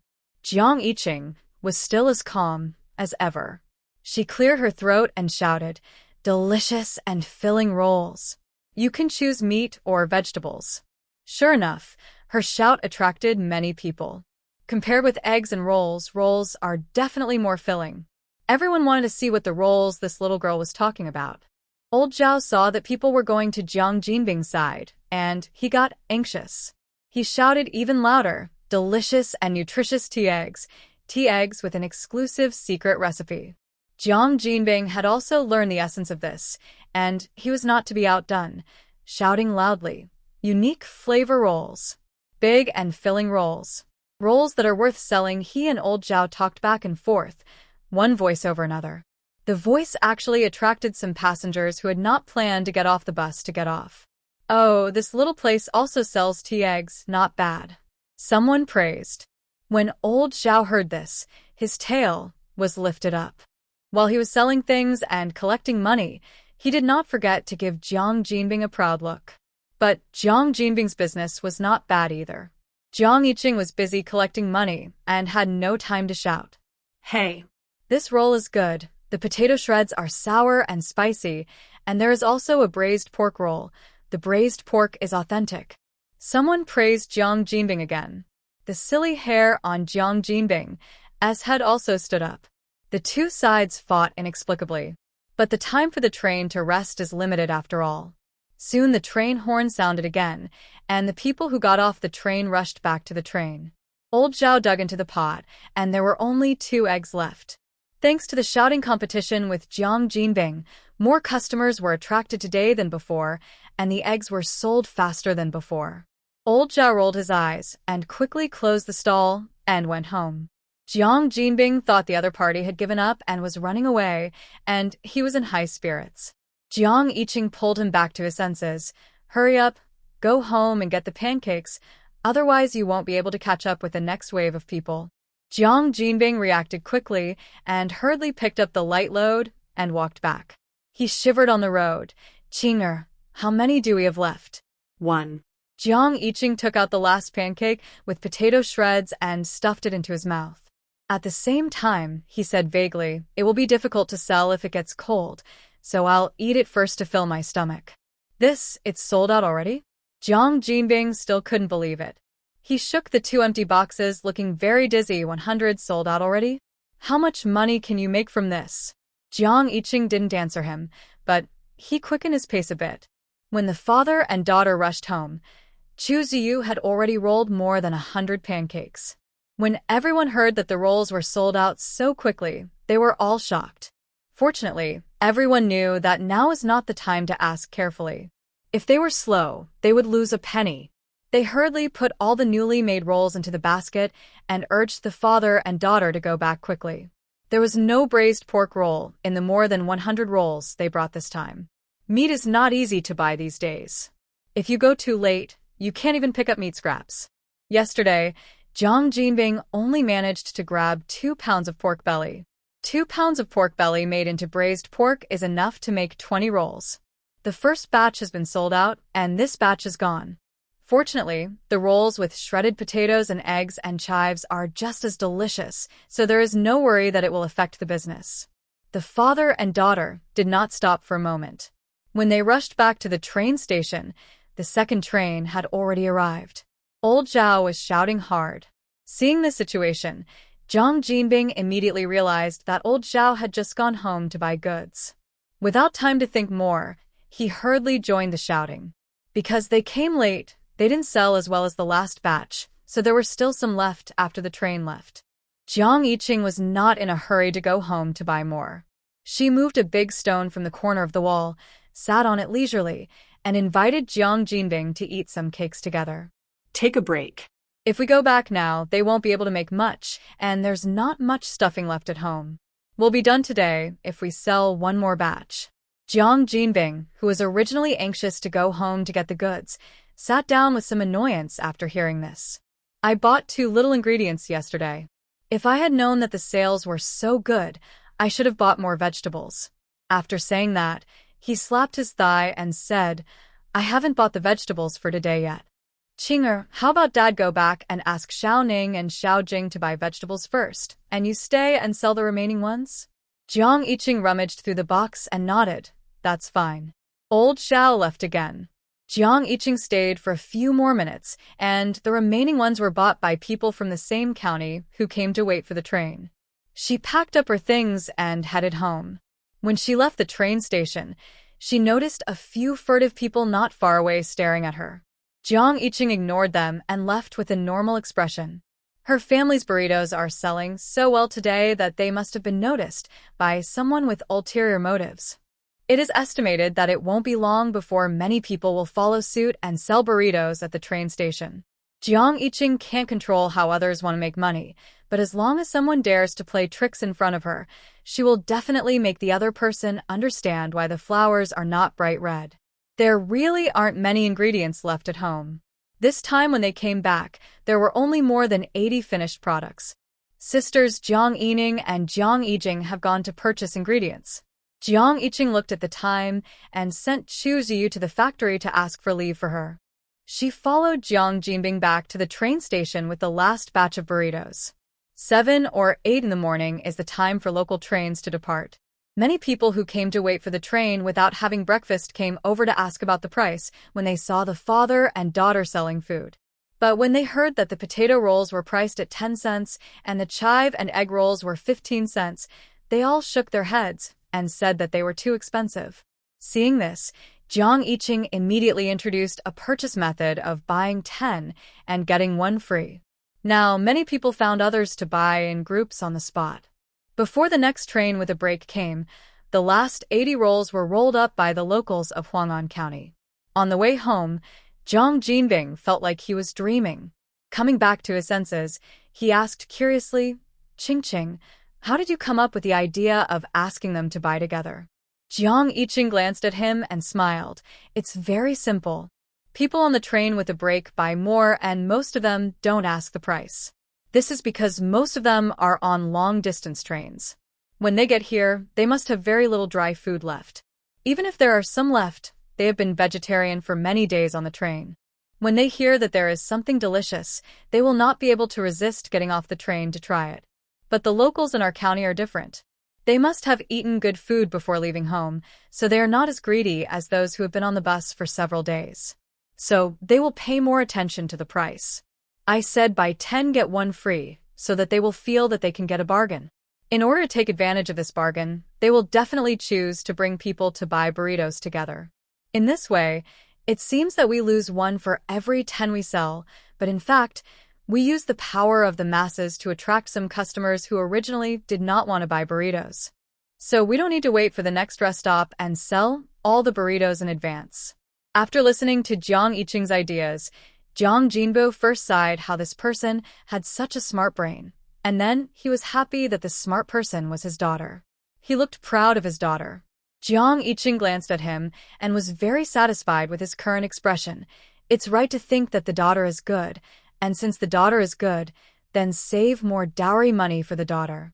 As the father and daughter were walking and talking, suddenly, a strong aroma of tea eggs wafted out from a small alley. Jiang Jinbing rubbed his hungry stomach and looked into the alley. Such a strong smell of tea eggs. Could that old Zhao live here? There was a corner deep in the alley, and at the corner there was a pot of overturned eggs. The more Jiang Jinbing looked at the pot, the more familiar it looked. Coincidentally, he had sensitive ears and seemed to hear some noise on the other side of the corner. With his keen intuition, Jiang Jinbing immediately realized that old Zhao had encountered trouble. His face changed drastically, and he stepped back and pulled Jiang Yiqing to run.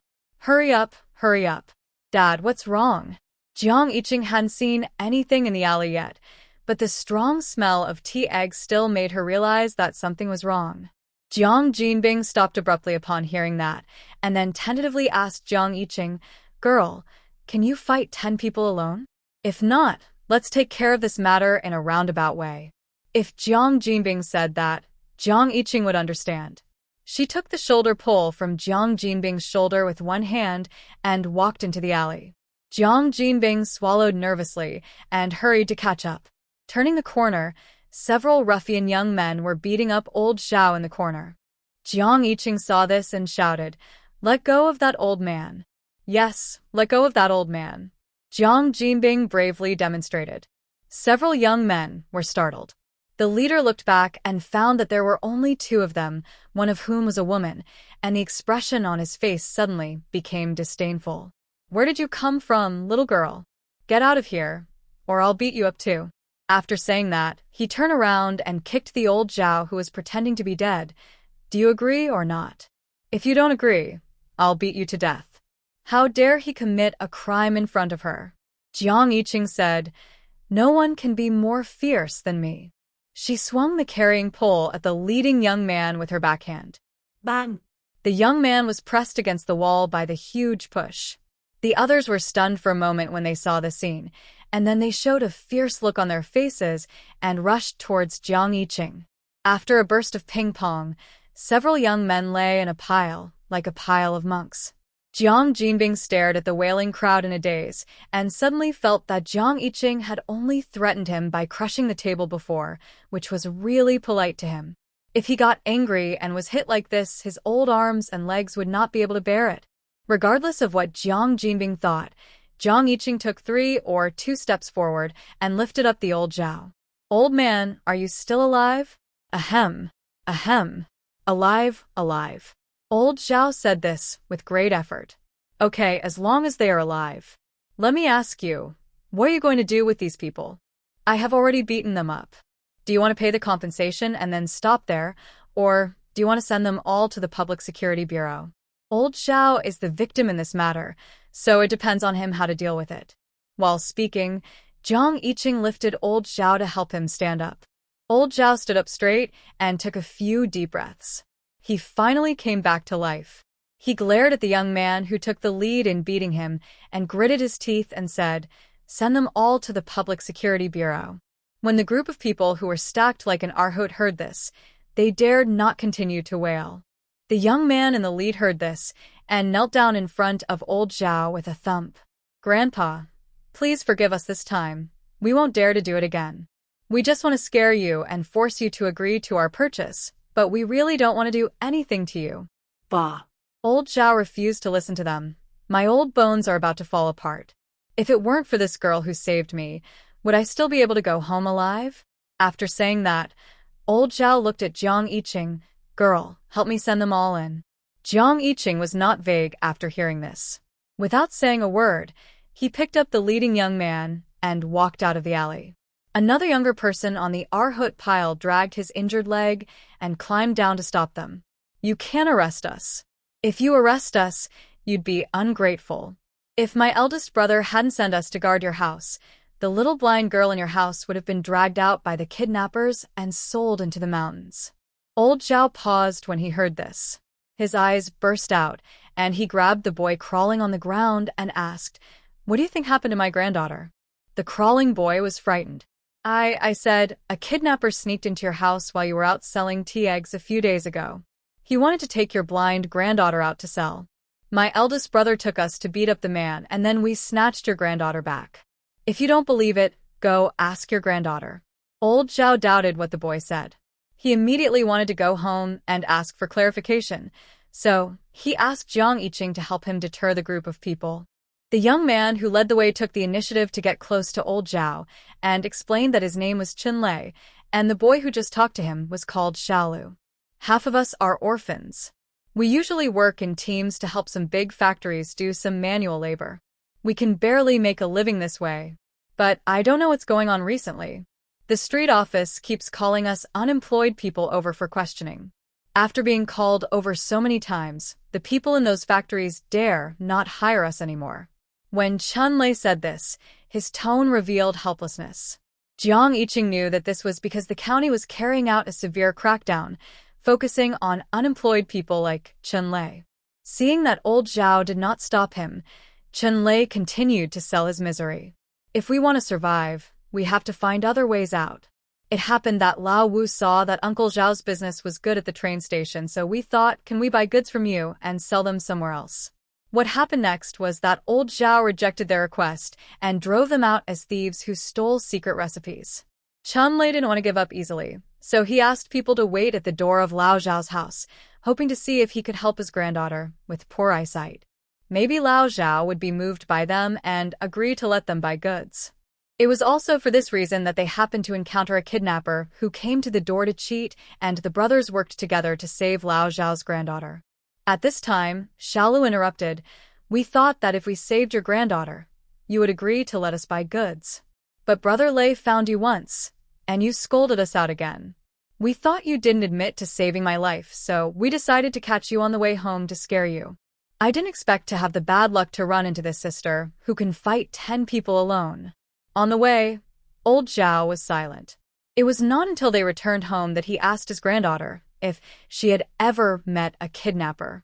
The granddaughter admitted it, and old Zhao burst into tears. Old Zhao, accept your life-saving favor, and I agree that you can come to my place to sell tea eggs. But you must promise not to sell tea eggs in the train station.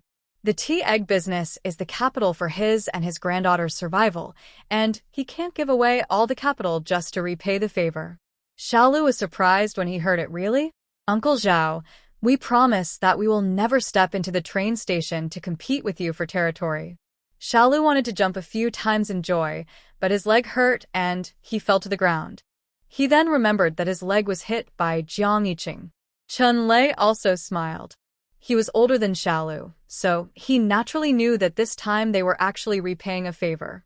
But in order for the brothers to live like human beings, Chun Lei took the name of the villain. However, he will take care of Grandpa Zhao and his grandson as his own family in the future. Because of the episode at old Zhao's house, it was already noon when Jiang Yiqing and his daughter returned home. The whole family was anxiously waiting for them to come back. If they didn't know that Jiang Yiqing had been strong since he was a child and could fight many people, they would have been unable to hold back and rushed out to find someone. Fortunately, they are back home safely now. After filling their stomachs, the family gathered around the wooden table and began to count the money. Jiang Yiqing turned out the cloth bag containing the money and poured it on the table. There were coins and banknotes, all piled up in a mess. The whole family was controlled by the money for dozens of seconds, and finally Jiang Yiqing rubbed his fingers and started counting from the 1-cent banknotes. With someone taking the lead, everyone started to move. You take a small handful, I take a small handful, and soon the money on the table was counted clearly. Qing'er, I have 13.4 yuan here. I have 9.8 yuan here. Jiang Yiqing added up the money in everyone's hands, and the total was 40.72 yuan. TSK. Compared with robbery, this money is more troublesome to make. But the money obtained through such legitimate means is indeed easier to make people feel a sense of gain. As soon as Jiang Yiqing announced the total, everyone cheered. Excluding the 5 yuan cost of buying vegetables, today's net profit is 35. 35 a day, 350 in 10 days. That's more than 1,000 a month. Everyone didn't dare to think about it. Jiang Jinbing even danced with Tao Tao in his hand. Little darling, did you see that? Grandpa made 35 in one day. I wonder if anyone will dare to say that I, Jiang Lao-san, am out of tune, and who will dare to look down on me, Jiang Lao-san, as a useless boiler burner. Chu Tao Tao didn't understand the beauty of money yet, but that didn't stop her from actively talking to Jiang Jinbing. Grandpa Tao Tao kept talking, and the whole family laughed so hard that their waists broke. When everyone's emotions gradually stabilized, Jiang Yiqing took out a pen and paper from his arms and began to talk about dividing the money. Dad, Mom, you guys are selling spring rolls, and everyone helped. Now we have to discuss dividing the money. Dividing the money? What money? Dong Yuhong was the first to jump out. She shrilled her voice and glared at Jiang Yiqing with squinting eyes. Didn't you just come over to help? How can you have the nerve to ask for money? Dong Yuhong felt that she was the one who contributed the recipes of braised pork and bean paste, so she spoke with more confidence than ever before. Jiang Jinbing rarely spoke out against Jiang Yiqing. He lowered his head and thought about something. Seeing Dong Yuhong's reaction, Wu Yuegui was afraid that she would get too emotional and hurt herself, so she hurriedly said what she meant. Qing, your grandfather and I are just here to help. It's not worth talking about money. When we were in Mauerling, your uncle and second uncle had something to do at home, so we went over to help. However, you sisters still have to share some. Xiaoning and Xiaojing are both grown-up girls. They should have some money in their hands. You and Jiu are the main force, so you should share more. I disagree. Dong Yuhong refuted as much as possible. Why do those girls need money? At most, they can add a little more dowry when they get married in the future. How can they share the money from their mother's business? Dong Yuhong was making a lot of noise, and Jiang Yiqing was just about to silence her manually when Jiang Jinbing slammed the table and stood up to speak. I agree to divide the money. Qing, tell me how you want to divide it? Dong Yuhong instantly became silent, like a crow with a mute voice. She hurriedly reached out to tug at the corner of Jiang Jinbing's clothes, but was given a hushed look by Jiang Jinbing. Dad, I'm thinking of distributing dividends to everyone, but you and Mom will definitely not agree. Then let's calculate it based on wages first. Give 1 yuan per person a day, no matter what kind of work you do. You work for a few days and settle the account at the end of the month. When you do a good job in the future, I will increase your salary as appropriate. Is there anything wrong with what I said? After all, grandparents can't help you for nothing, right? And the old too, and the youngest should also save some money to support themselves. After hearing this, Jiang Jinbing made a rough calculation in his heart and found that he still accounted for the majority, so he nodded in agreement immediately. Okay, let's do as you say first. He sees the long term more than Dong Yuhong. If this business is really successful, it will inevitably require the support of everyone in the family. If the benefits are not given out first, it will easily hurt money and feelings over time, and the business will definitely not last long. Hearing that Jiang Jinbing agreed to Jiang Yiqing's proposal, the old couple Wu Yuegue were happy and at a loss. Privately, they thought that they should not take this money, but they were worried that if they stayed in the county for a long time to help the third family, it would make the other children in the countryside dissatisfied. Finally, after struggling in their hearts, they decided to accept Jiang Yiqing's arrangement. Of course, hearing this, the happiest people in the family were the sisters Jiang Yining and Jiang Yijing. There is money to be earned by working, which means that they will no longer worry about being scolded as freeloaders at home. As soon as she successfully led Jiang Jinbing onto the road to making money, Jiang Yiqing prepared to pack up her things and take her husband and children back home. Business matters cannot be accomplished overnight. She originally wanted to force Jiang Jinbing to step out of his comfort zone, so she skipped the small fights and went straight ahead. Now that they are on the right track, she can't continue like this. Otherwise, if she takes too big a step, her crotch will be torn sooner or later. Jiang Yiqing was a quick-witted person. Since she had decided to leave, she didn't hesitate to continue to squeeze in with the Jiang family to rest. She directly called Chu Jiu to leave. Chu Jiu didn't say anything to her, but just packed up her things silently. At this moment, Jiang Yiqing realized that Chu Jiu had been talking less these 2 days.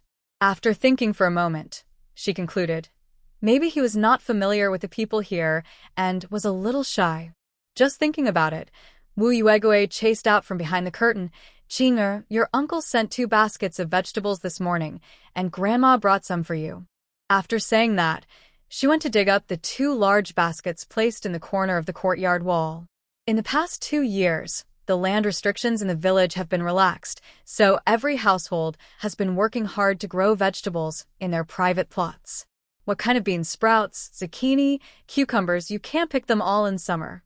Look, Jiang Jinbu came to bring a change of clothes to Jiang Laodi this morning, and by the way, he picked all the newly grown vegetables in his own field and brought them here. Jiang Yiqing saw her grandmother trying hard to put the vegetables in the basket into the sack, but she did not stop her. Instead, she went forward and hugged Wu Yuegue's arm and acted coquettishly. Grandma, please put the remaining vegetables from lunch in for me. It saves my Jiu from having to go back to cook. Okay. Wu Yuegue wiped her hands on her apron and turned around to find something to wrap the vegetables. Dong Yuhong, who was basking in the sun in the yard, muttered softly, what a glutton. He even misses that little thing. Jiang Yiqing, who was originally preparing to tie up the mouth of the sack, heard this and grunted and poured a small part of the remaining vegetables in the basket into the sack.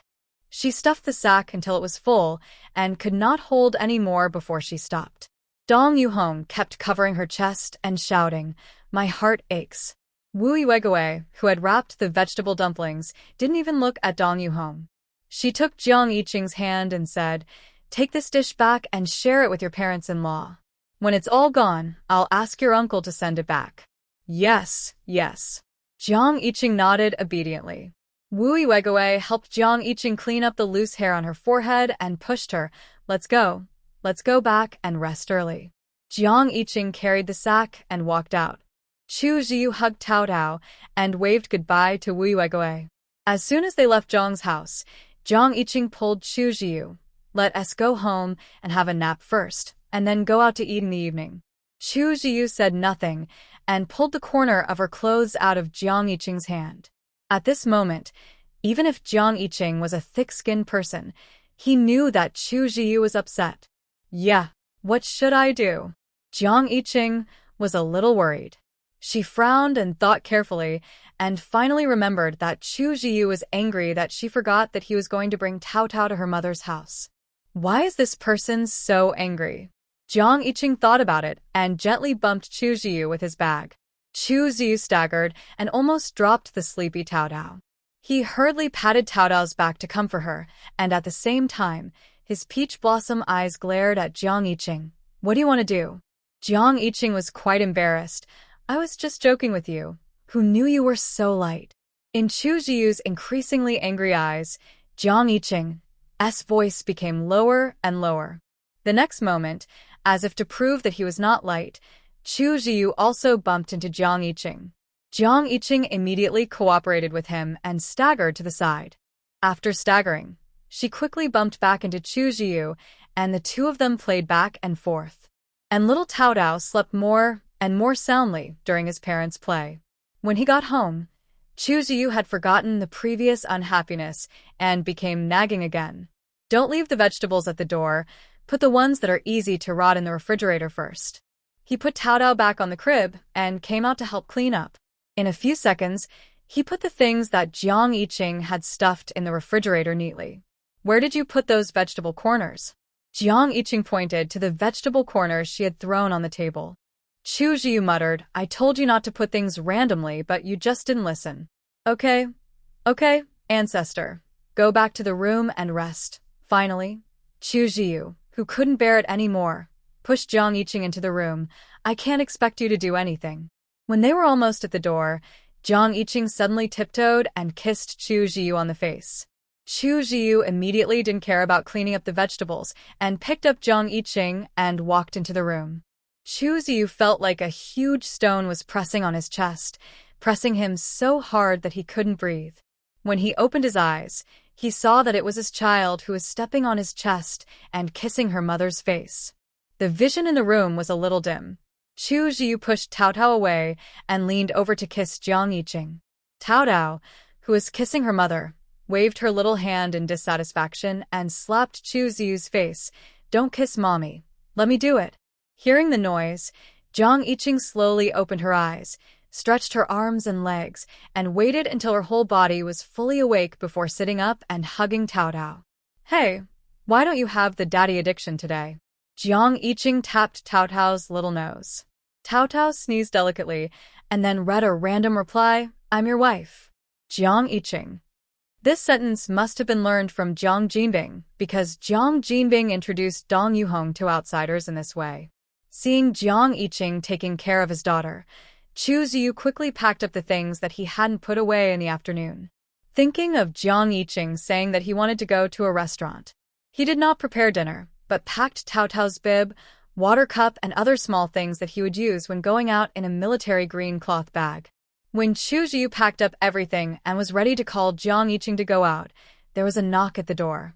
Chu Jiu put down the cloth bag and went to open the door. His motherly Jean Feng was standing outside.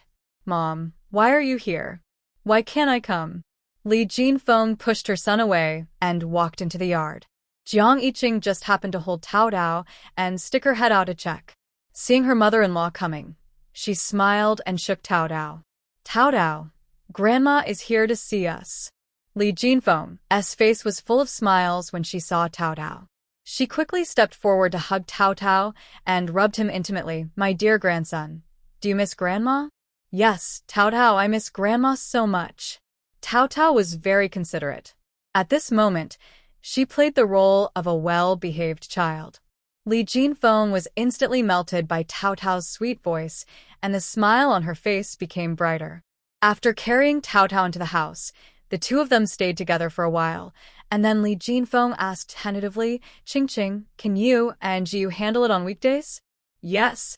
Jiang Yiqing looked at Chu Jiu with some hesitation. She could handle it, after all. It was Chu Jiu who had always been the one to take care of the children and cook. But Chu Jiu was really busy like a top every day. So she turned around and said to Li Jinfeng, "Maybe not. Jiu is so busy that she has no time to rest, so I think. So, let Mom come to help you?" Li Jinfeng said hurriedly. Jiang Yiqing silently swallowed the words of "find a nanny to help." Seeing that Jiang Yiqing didn't say anything, Li Jinfeng thought that she didn't want to, and she was a little anxious for a moment. "Mom will come over to help you clean up the house, cook, and so on. Mom can also come over during the day and go back at night." "Sure." Afraid that her mother-in-law would continue to say a lot of pitiful things, Jiang Yiqing nodded decisively. Anyway, after 2 years of getting along, she also knew that her mother-in-law Li Jinfeng was not a troublemaker. If she said she wanted to come over to help, it meant she really wanted to help, and there was no question of deliberately finding fault. Really? Li Jinfeng couldn't help herself. "Of course." Jiang Yiqing nodded affirmatively, "But if you come over, can my dad do it alone?" Yes, of course." Li Jinfeng was afraid that Chu Yuanchao would hold her back, so she hurriedly said, "He can eat in the cafeteria when he is hungry, and he will go home to sleep when he is tired. "If he misses me." Cough. "And Mrs. Tao Tao, he will grow legs and come to see him." After saying that, Li Jinfeng looked at Jiang Yiqing eagerly. "Jiang Yiqing, I didn't expect my mother-in-law to be cute. But what does miss you mean? It seems that the in-laws have a good relationship." Afraid that Li Jinfeng would worry, Jiang Yiqing quickly told her his plan. "Mom, just come over. I was planning to ask if you were willing to come over. Now Tao Tao is 2 years old, and Siuyu's matter can't be delayed. Come and help, so that he can concentrate on preparing for the exam." "Prepare for the exam?" Li Jinfeng was stunned, and Chu Jiu also looked over. "Yes, from now on, there is still a year until the college entrance examination in July next year. If he works hard now, I will have another man who will be a college student next year." Li Jinfeng's eyes turned red when she heard this. Her daughter-in-law is so good. Not only is she willing to support her son, but she also wants to support her son's education. Chu Jiu's mouth corners were slightly raised. Does this mean that this woman has always cared about him in her heart? Then he must study hard and not embarrass this woman. Jiang Yiqing didn't know that the mother and son in front of her were already very moved by what she said. She was imagining that if she sowed the seeds of learning today, she would be able to reap the beauty of a college student next year. When she went out, she would hold hands with a college student wherever she went, not to mention how face-saving it would be. Of course, when it comes to the college entrance examination, we have to sigh about Chu Ziu's bitter history. When the news of the resumption of the college entrance examination came, Chu Ziu had just entered high school. At that time, he vowed to study hard and was determined to take the military university. After 2 years of hard preparation, he thought he would get what he wanted, but he got sick before the exam, and his final grades were only enough to study in a junior college. Chu Ziu himself didn't want to go.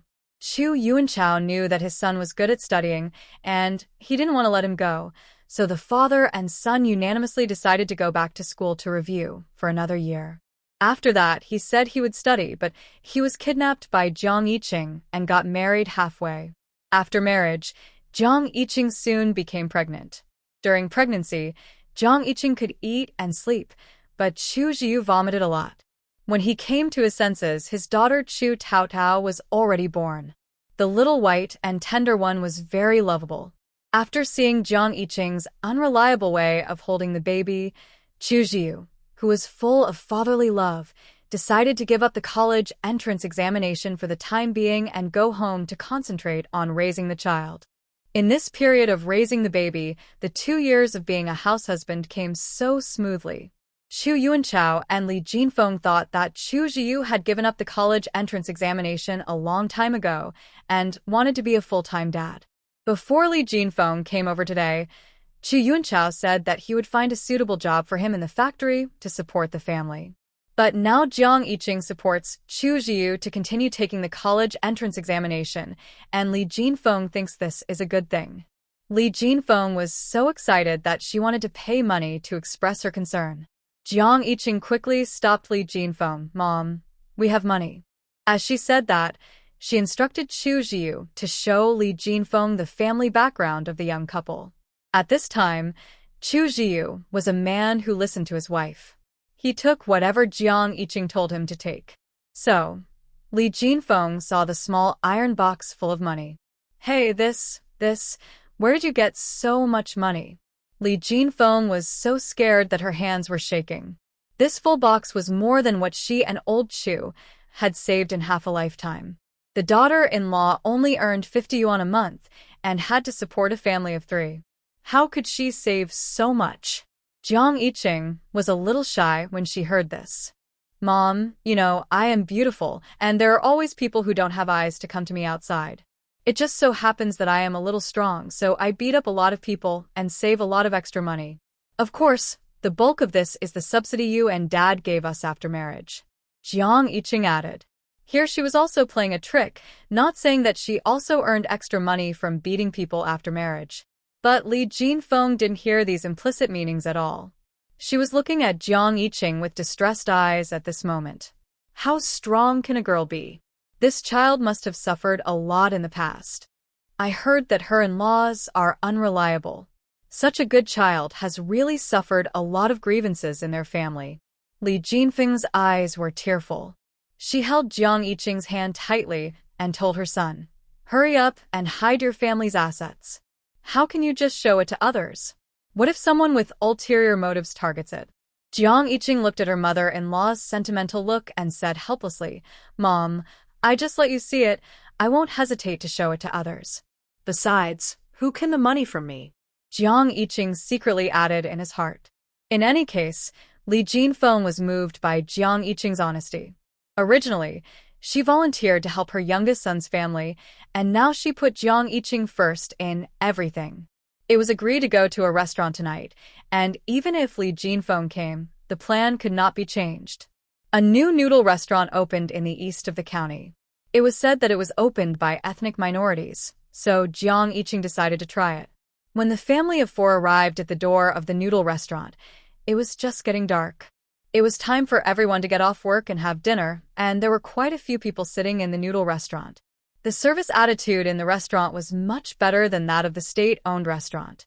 Jiang Yiqing ordered 4 bowls of noodles in a row, and the little girl wrapped in a black headscarf also thoughtfully brought a plate of pickled cucumbers to relieve the greasiness. Li Jinfeng saw that the 3 adults ordered 4 bowls of noodles, and she wanted to say that she couldn't eat so much, and she could share a bowl with Tao Tao, but she was afraid of making Jiang Yiqing unhappy, so she held back. Until 3 bowls of noodles came up first, the waiter placed them in front of the 3 adults on his own, and Tao Tao pouted to express his dissatisfaction. Li Jinfeng realized that the 4th bowl of noodles was used to coax Tao Tao. Even if she could only eat a few bites, even if this bowl of noodles would eventually go into Chu Zhiyu's mouth, the one placed in front of her couldn't be different from others. Otherwise, this little guy would make a scene. Therefore, Jiang Yiqing felt it was worthwhile to buy an extra bowl of noodles in exchange for Tao Tao to remain a quiet little girl. After carefully tasting Jiang Yiqing's approach, Li Jinfeng instantly showed an expression of appreciation. This approach of solving the problem at the source is very good and worth learning. Qingqing is really a wonderful person. Seeing her mother-in-law looking at her with watery eyes again, Jiang Yiqing said that she didn't understand, but she just needed to keep smiling. Sister Smile slurped the noodles elegantly and went to pay the bill. When she turned around, she bumped into someone. "Sorry." Jiang Yiqing apologized before she could see the person clearly. The person opposite was very surprised. Hey, are you Jiang Yiqing? Jiang Yiqing looked up when she heard the words. Huh? I don't know him. But let's be polite and nod. The person opposite seemed to see that Jiang Yiqing didn't remember her and hurriedly introduced herself. Jiang Yiqing, I'm Wang Ling. We were high school classmates and I was sitting diagonally in front of you at that time. Oh, Jiang Yiqing immediately showed a look of sudden enlightenment, but in fact she still had no impression in her heart. When she was in high school, she was thinking about where to find something delicious after school or where to rob to earn extra money, and she didn't care whether there was a girl named Wang Ling sitting in the front row. But Wang Ling thought Jiang Yiqing remembered her, and she said excitedly, what a coincidence. Yesterday, the class monitor said that there would be a class dinner and asked me to invite people, and we met today. Jiang Yiqing, you must come next Tuesday, and the venue is booked at the state-owned restaurant. Wang Ling's invitation fell into Jiang Yiqing's ears and automatically translated into dinner, pay for the share, and her good mood accumulated because of the dinner was gone in an instant. Although she is a bit extravagant, it is only limited to spending on her own people. For this kind of person who is not very familiar with in high school, but suddenly came out to ask for a dinner after graduation for years and asked her to pay for the share, Jiang Yiqing said, I can't pay a bit. So she just perfunctorily said, I have something to do next Tuesday and can't go. Let's talk about it when we have a chance. Wang Ling wanted to continue to persuade him, but Jiang Yiqing immediately cut her off. It as settled. Remember to call me when you have a chance. After saying that, he left without giving Wang Ling a chance to hold him back. He left so quickly that Wang Ling didn't even have time to say Li Zhe graduated from college and is back. She saw Jiang Yiqing walking away with a man holding a child through the window. The man's back was thin and tall, and his stature was very suitable for Jiang Yiqing. Wang Ling couldn't help muttering, what's the use of being good-looking? No matter how good-looking you are, you can't compare with college students. Jiang Yiqing had just returned to work and checked his attendance when he was mysteriously pulled into the gatehouse by Uncle Hu. I asked about the business license of the self-employed business you mentioned. My niece's third sister-in-law's uncle said it's easy to handle.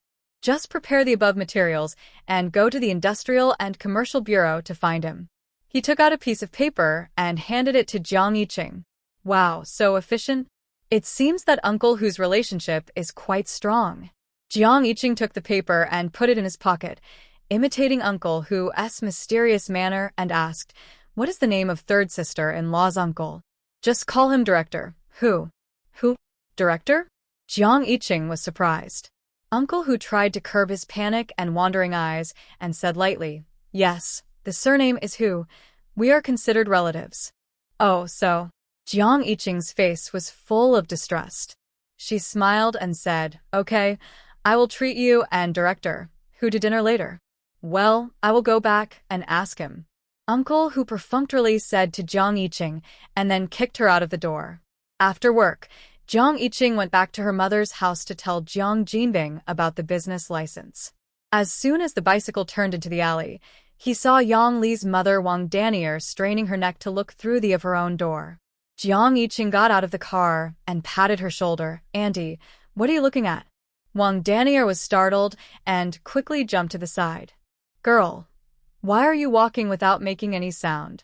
Jiang Yiqing looked innocent. She pointed to her bicycle. Auntie, I came here by bicycle. The sound of the axle turning is quite loud. Wang Danier felt choked when she heard it. She made up for it awkwardly. Ha ha ha ha ha. Annie just didn't see your mother go to work recently, so I came to see. At this point, she quickly asked back, yes, why didn't your mother go to work these 2 days? Wang Danier seemed to have discovered something incredible. She looked at Jiang Yiqing with squinted eyes. Facing Wang Danier's suspicious eyes, Jiang Yiqing knew that she must have discovered something, but she was not sure, so she came to test herself. Faced with this situation, Jiang Yiqing was not afraid.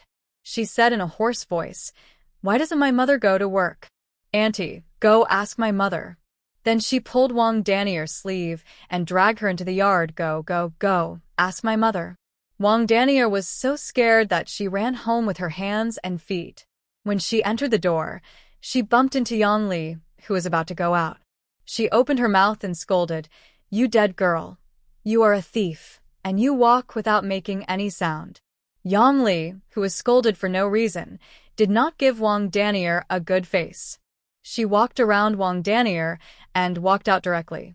Since the last time the mother and daughter had a quarrel, Wang Danier has not helped Yang Li persuade Dong Yuhong. This has led to Yang Li's return home for more than half a month, and she has not been able to persuade Jiang Yijing to go south with her. Thinking of Brother Chong, who kept urging her, and thinking that her current situation is inseparable from her mother, Yang Li's inner irritability could not be suppressed. She slammed the door and walked out. Wang Danny was so angry that she started to curse. You dead girl. You turned your face away from me. If you have the guts, then don't come back. After leaning against the door and listening to Wang Danny's cursing for a while, Jiang Yiqing walked into the yard leisurely. At this time, her son Jiang Jinbing no longer went to the train station to sell spring rolls. A group of people were gathered in the kitchen to prepare the ingredients for tomorrow. Only Dong Yuhong was sitting in the yard basking in the sun. She was in a good mood today.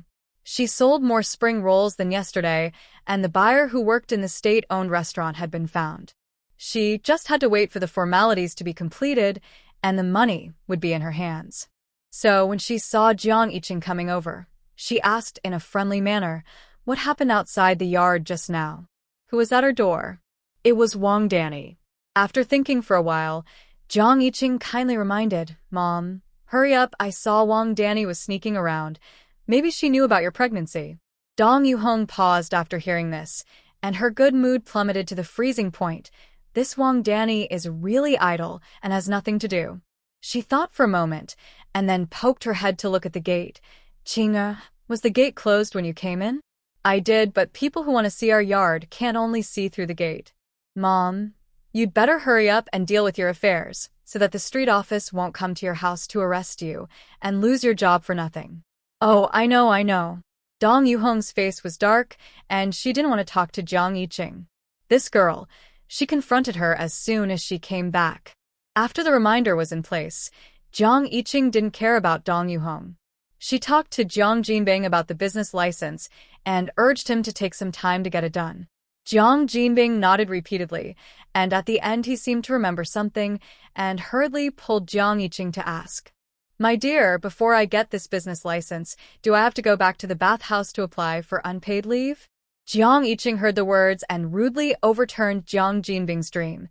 "Do you think Wang Guoqiang will agree to you occupying the toilet without taking a?" Jiang Jinbing choked and said, "My dear, why are you so rude?" Jiang Yiqing said that the words were rough, but the truth was there. As long as Jiang Jinbing's identity was still a worker, and as long as the trade unions still had a say, Jiang Jinbing would always be controlled by Wang Guoqiang. Jiang Jinbing scratched his hair, feeling helpless. He could only try again. "Qing'e, what do you think we should do?" What? "You resign." Jiang Yiqing spread his hands. "Oh no." Jiang Jinbing stamped his feet anxiously. "I mean, are you willing to let your dad lose his job like this?" "To be honest, I'm not willing." Jiang Yiqing's tone was light, and there was not much anger. In the next 10 years or so, the work of this bathhouse was still very popular. Now, because Wang Guoqiang was stuck there, he couldn't even sell it, which was really very aggrieved. Jiang Jinbing stamped his feet anxiously. "Girl, give me some advice." Jiang Yiqing thought about it, hooked her finger at Jiang Jinbing. "How about this? You go to the bathhouse at 6:30 tomorrow to intensify the conflict." At 6 o'clock in the afternoon, Wang Guoqiang came to the bathhouse on time with toiletries. It was still Zhao Hu, the foreman, who personally came to meet him and helped to scrub his body. "Chief Wang, do you think this strength is enough?" Zhao Hu bit his cheek and applied force. His technique of scrubbing the back of a man was extremely skillful, and Wang Guoqiang hardly felt any pain, but his back was rubbed red, and in many places, tiny blood scabs had cracked again. Wang Guoqiang was not unaware of this, but Zhao Hu had his own set of arguments. "You have been sitting in the office for a long time, and the blood circulation in your body is not smooth. I will bleed you more to release the poison." Wang Guoqiang felt that Zhao Hu's argument made sense, so he came to Zhao Hu more often. Wang Guoqiang lay on the massage bed, feeling comfortable and drowsy. Zhao Hu took the opportunity to spit on his back a few times, and Wang Guoqiang woke up with a start. Old Zhao, what time is it? Oh, it's almost 6:30. You can still go back to the water. Wang Guoqiang got up after hearing that. I won't soak today. My son will be back today. I'll bring him here for you to meet tomorrow. The smile on Zhao Hu's face froze. After Wang Guoqiang washed off the mud on his body, he turned to the dressing room to put on his clothes. Zhao Hu pointed in the direction he left and cursed silently. You really think I'm a bath scrubber?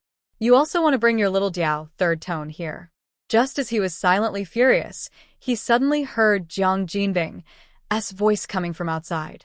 Zhao Hu's face changed, and he wiped the water off his hands and walked out. As soon as he turned to the duty room, he saw Jiang Jinbing holding a piece of paper and reading loudly. Jiang Jinbing's confession and acceptance of punishment. The people in the duty room burst into laughter, but Jiang Jinbing continued to read the contents of the paper without changing his expression. Jiang Jinbing, make a profound self-examination of my behavior of dozing off during work. I should never have failed to do so when the union leader was taking a shower after work and needed me to add hot water the most. My behavior not only cooled the water in the bathhouse, but also the leader's hot heart. I am deeply saddened by this and feel disgusted with my behavior. However, I still hope that our bathhouse will give me another chance to start over because I, Jiang Jinbing, have worked in the bathhouse for more than 20 years. After saying this, Jiang Jinbing bowed to Zhao Hu in a gentlemanly manner. Zhao Hu felt a little toothache when he saw Jiang Jinbing making trouble politely. He was just about to take the opportunity to let Jiang Jinbing go back to work. But after hearing the noise, Wang Guoqiang, who followed, did not want to let Jiang Jinbing go. Before Zhao Hu could speak, Wang Guoqiang said sarcastically, Foreman Zhao, your workers made a mistake. Can you just write a self-criticism and let it go? What if people who make mistakes in the future follow his example? So, in my opinion, you have to punish him severely.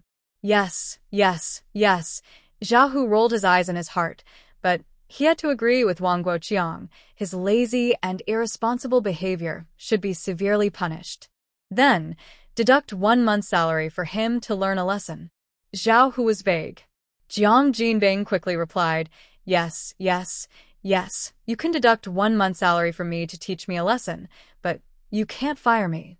My second daughter just broke off the engagement and my youngest daughter is still in school. I don't have a job. How can I support my family? As he said this, Jiang Jinbing wiped away his tears pitifully. If Jiang Jinbing dared to bring up the matter of breaking off the engagement, Wang Guoqiang would have to fire him. He stopped pretending and pointed at Zhao Hu's nose. You should fire people like this. Did you listen to what he just said? Does he have any intention of sincerely reviewing his mistakes? What do you mean by the leader's heart is burning? Is he mocking us for burning people? I think he is just trying to show off in front of so many people and forcing you to lift his punishment of going home to reflect on his mistakes. Zhao Hu looked at the fingers swaying in front of his eyes, thinking that he was not young anymore and would be able to retire in a few months. How could he be ordered to scrub his body like a dog and scolded like an animal just for standing on his last shift? Thinking of this, Zhao Hu pushed Wang Guoqiang's hand aside and then said lightly in his unbelievable eyes, Chief Wang, I think Comrade Jiang is quite sincere. I asked him to go home and reflect on himself, and he did. He also voluntarily wrote a self-criticism. I said I would deduct his salary, and he also accepted it. I think this punishment is enough.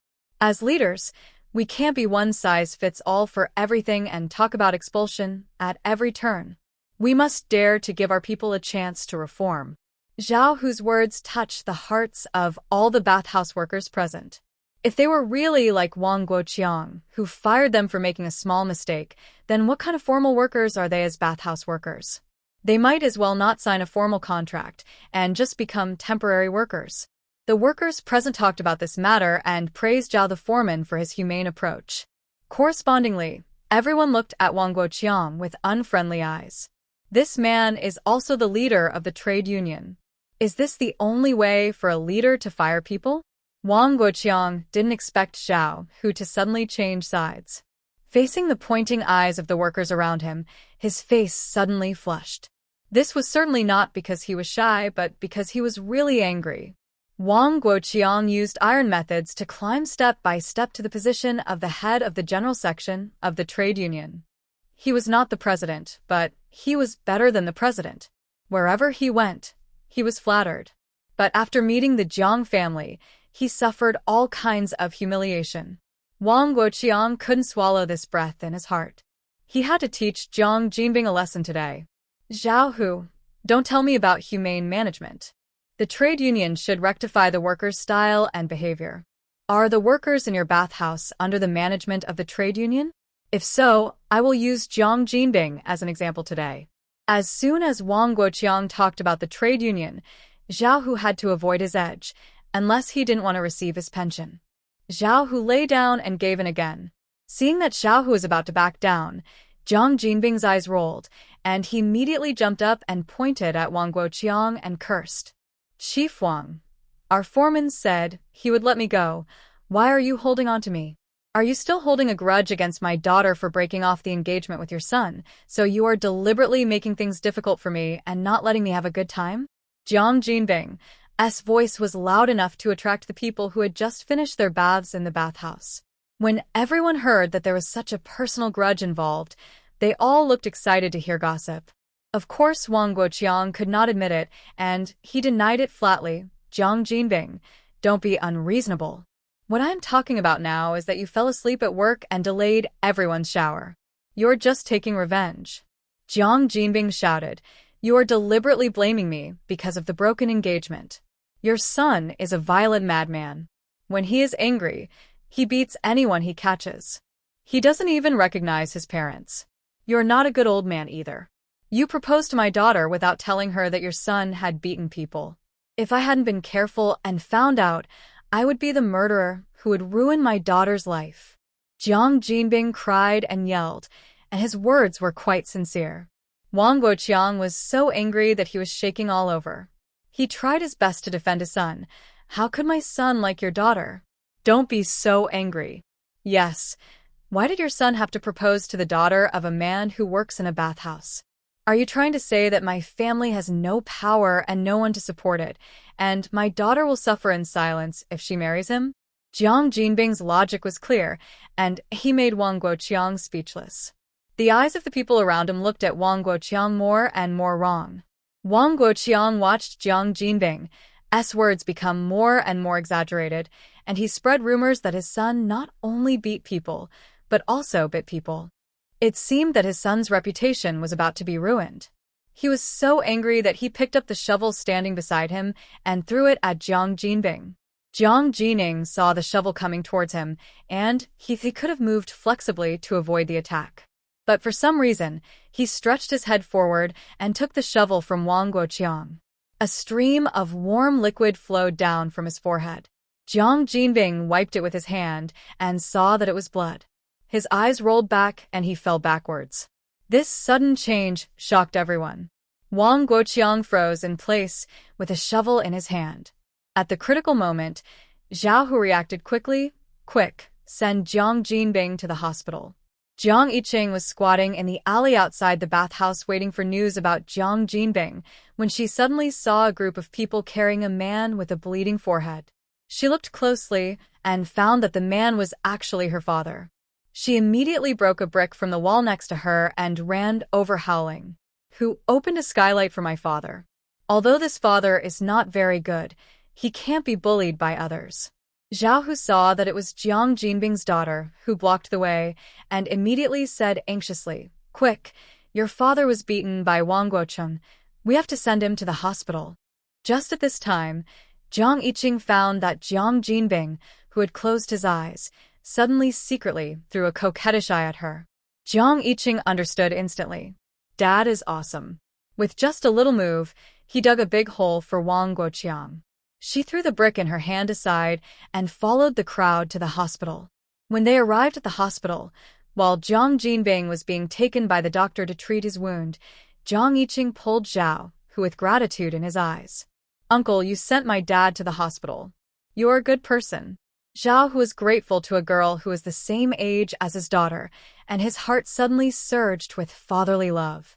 We all work together, so we should take care of each other. Then can you find someone to help my dad call the police? Jiang Yiqing took the opportunity to ask. Zhao was stunned for a moment and agreed naively. It was not until he walked out of the hospital and was about to go to the police station that he realized what he had agreed to. This Jiang Jinbing's daughter is simply poisonous, Zhao said viciously. After saying that, he turned around and went back to the bathhouse, but he stopped after taking 2 steps. He had to call the police, and not only that, he had to testify for Jiang Jinbing. Jiang Jinbing just broke off an engagement, but Wang Guoqiang beat him to death. It is conceivable that he must have been hated by Wang Guoqiang for helping Jiang Jinbing stand against him today. So if he can't take this opportunity to bring Wang Guoqiang down, then he can't expect to finish his last post in peace. After thinking clearly about the pros and cons, Zhao stepped into the Public Security Bureau with a determined look on his face. Not long after, Jiang Jinbing was still wailing in the hospital while applying medicine when the police came to the door. When Jiang Jinbing saw the uniformed people coming in, he immediately became dramatic. "Hey, are you sent by the organization to save me?" Jiang Yiqing, who was standing at the door, twitched her mouth when she heard it. Why didn't I realize that her father was so good at acting before? Her father must have a seat on the podium of the film festival in the future. The 2 policemen were knowledgeable and experienced. No matter how miserable Jiang Jinbing acted or how sad he howled, they took notes seriously. Of course, the one who took notes was serious, while the one who answered the notes was full of exaggeration. You don't know, Wang Guoqiang was like a mad dog at that time, holding a shovel and rushing towards the weak and innocent me. What? You ask me how I know that Wang Guoqiang's son beats people when he gets angry? I was beaten into the hospital by his father. Isn't this obvious? Comrade police, I never lie. I guess they must have a family-inherited madness. Jiang Jinbing's good self-cultivation was worn away by him. The 2 policemen were solemn when they came, and they tried hard to hold back their smiles when they left. When the door of the ward was completely closed, Jiang Jinbing immediately sat up with his head covered and a face full of horror. "My daughter, what should I do? What should I do? Why did you really call the police here? You have to find a way to prove that Wang Haiping is really sick. Otherwise, we, father and daughter, will be spreading false statements." Jiang Yiqing carefully looked at Jiang Jinbing, who turned cowardly in a second, and found it so strange. What kind of mentality can be so frightened, but still talk nonsense? After a while, she remembered to answer Jiang Jinbing's question. How can this be considered a rumor? It is normal for parents to love their daughters so much and suspect that someone is plotting against their precious daughter, isn't it? Besides, you said it yourself. Why would Wang Guoqiang, a section chief of the trade union, want to find you as his relative? This marriage came out of nowhere, so it is normal for our Jiang family to think that Wang Haiping of the Wang family has problems. Jiang Jinbing felt a little more relaxed after hearing what Jiang Yiqing said, and he slowly lay back on the bed. As soon as his head touched the pillow, he jumped up again with a startle. "It's a loss, a huge loss, Ching. Now that I'm in the hospital, won't there be no one to sell our burritos?" "Why no one? Ask the 3rd child to take my grandfather to sell." Jiang Yiqing was startled by Jiang Jinbing's startled movements, and she said unhappily, "Dad, if you want to expand your business in the future, can you sell it all by yourself? So it's important to train more people as soon as possible." Jiang Jinbing fell into deep thought because of Jiang Yiqing's words. Seeing that he had nothing to do for the time being, Jiang Yiqing said, "Dad, wait here for my mom to come. I'll go to the Public Security Bureau to investigate the situation." Hearing this, Jiang Jinbing hurriedly waved his hand to urge her to go. Wang Guoqiang, who had been arrested, was still confused at this moment. Why did he hit Jiang Jinbing for no reason? And the shovel, it was clearly some distance away from Jiang Jinbing's head. How could it draw blood with one hit? No matter how hard Wang Guoqiang thought, he could never have imagined that Jiang Jinbing had put his head under his shovel. But no matter what, Wang Guoqiang still knew something. There were so many people watching the fight, he couldn't argue, so he might as well confess everything he should confess. As long as Jiang Jinbing was fine at the hospital, he would at most make amends, apologize, and pay for the medical expenses. But this matter was indeed a bit embarrassing. It was so embarrassing that Wang Guoqiang was embarrassed to use his connections to save himself. "Are you busy, Director Guo?" Guo Fenghe, who was reading the case file, almost tore it when he suddenly heard Jiang Yiqing's voice. Huh? Is it Xiao Jiang? Jiang Yiqing hadn't been seen making trouble for some time, and her sudden appearance scared Guo Fenghe. Jiang Yiqing walked in to visit with a smile. Guo Fenghe was not annoyed with her. He just smiled and asked, "Xiao Jiang, you don't come here for no reason. What happened this time?" Jiang Yiqing sat down in front of Guo Fenghe consciously. His expression changed from the smiling face just now, and he said seriously, "I came here for a private matter this time." "Guo Fenghe, when have you never come here for a private matter?" "Last time, someone stopped you in the middle of the night, you beat him up and came to tell me it was a private matter. The time before that, a spy passed a message in front of you, and you beat him up again. Tell me, when have you ever beaten someone up and come here to say it was not a private matter?" Of course, Guo Fenghe would not say out loud the various murmurs in his heart. He still looked at Jiang Yiqing warmly. "Come on, tell me what the private matter is?" "Someone beat my dad." Jiang Yiqing's little face was extremely serious. Guo Fenghe also became serious after hearing this. "Is it a retaliation by enemy spies?" "No, there is a grudge between the two families, and the other party couldn't win the argument with my father, so he started to fight." Jiang Yiqing suddenly returned to his original cynical look. "The person should have been brought to our bureau." Jiang Yiqing patted Guo Fenghe's shoulder. "Old Guo, you have to handle this case impartially for me. Even if the King of Heaven comes, you can't be a coward." Guo Fenghe dodged Jiang Yiqing's hand after hearing this. "Qing girl, you can't let your uncle make a mistake. I won't do anything that violates discipline," Guo Fenghe said righteously. Jiang Yiqing laughed in anger. "Is my character so unreliable?" Guo Fenghe looked at Jiang Yiqing without saying anything, and his eyes repeatedly asked, "Isn't it?" Jiang Yiqing reflected on herself and still felt that there was nothing wrong with her. Although she deliberately went out alone on those dark and windy nights, it was not her who instructed others to rob her. Is it her fault if others insist on making mistakes? Jiang Yiqing said that she was innocent, so she looked at Guo Fenghe with condemnation. Guo Fenghe laughed dryly. He knew that there was nothing wrong with this girl. On the contrary, the public security in Huangshan County was much better because of her. If this girl was not really undisciplined, the superiors would have put her in a special department to serve the people. Thinking of this, he sat back. Let me take a look at the case file. If someone really reaches out to the bureau, I, Guo Fenghe, am not a pushover. Okay. Jiang Yiqing nodded, but don't worry too much. I guess the other party won't use favors for such a small matter. Uncle, just detain him according to normal regulations. Okay. Before leaving, Jiang Yiqing glanced at Wang Guoqiang through the iron fence. In the dream, this person indulged his son to abuse his second sister, causing her to die tragically at a young age. Jiang Yiqing didn't know whether the dream world was a thing of the past or a prediction. She only knew that she would nip all uncontrollable factors in the bud. After meeting Guo Fenghe, Jiang Yiqing had time to bring home the news that Jiang Jinbing was injured.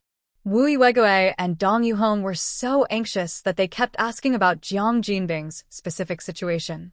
At the critical moment, it was still Jiang's father who was calmer. He stopped Wu Yuegue. Okay, don't worry. Since Qingqing is back, it means that her father's problem is not serious. Let's pack up and go over to see what's going on. Yes. Wu Yuegue hurriedly went to pack clothes. Jiang Yiqing stopped her. Grandma, just bring 2 sets of clothes for my dad to change. He is not seriously injured. He stays in the hospital just to show others. It doesn't matter whether he leaves someone to take care of him or not. He can do it himself.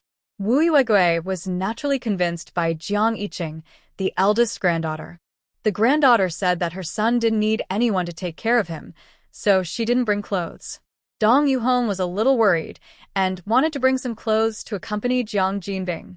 Jiang Yiqing did not interfere much. Anyway, it didn't matter if the baby in her belly was born, and it would be better if she didn't have it. The whole family went to the hospital to visit Jiang Jining.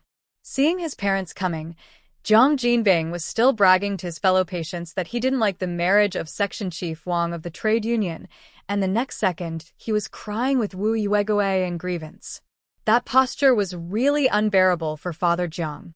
If it wasn't for the taboo that this kid got hit on the forehead with a shovel, Father Jiang would have made him taste the taste of bamboo shoots and fried meat in middle age. But seeing that this guy could still talk and howl, everyone knew that he really had no major problems. Dong Yuhong, on the other hand, grumbled a few words under her breath after knowing that Jiang Jinbing was injured by Wang Guoqiang. She was still blaming Jiang Yiqing for insisting on breaking off the engagement. Unfortunately, Jiang Yiqing and Wu Yuegui were suppressing her, so no one paid any attention to her grumbling. It was already past 9 o'clock in the evening when she came out of the hospital. After refusing to go back to Jiang's house with Wu Yuegui, Jiang Yiqing walked home alone. Usually, this kind of situation is a precursor to an accident. Sure enough, after turning a corner, 3 figures were squatting under a street light smoking. To be more precise, it was 3 tall but thin men taking turns smoking a cigarette. Jiang Yiqing continued to walk forward without a word. The small leather shoes on his feet made a click and click sound, which was particularly exciting in the dark night illuminated by the dim streetlights. The 3 men turned their heads at the same time.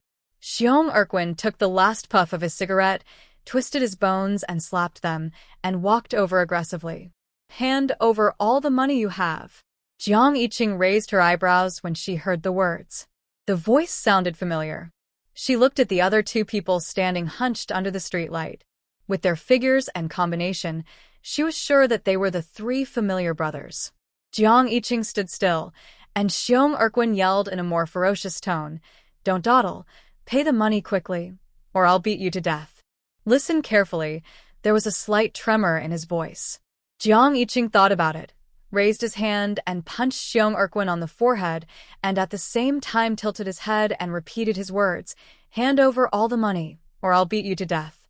Hearing the familiar voice, the buzzing in Xiong Erquin's head had not subsided, but his body was already staggering and trying to run away. Jiang Yiqing pulled him back and stepped on him. The other 2 people under the streetlight saw that the situation was not right and ran away. Jiang Yiqing glanced at them with a faint expression, "Either you come over and pay the toll, or I will take this man to the police station."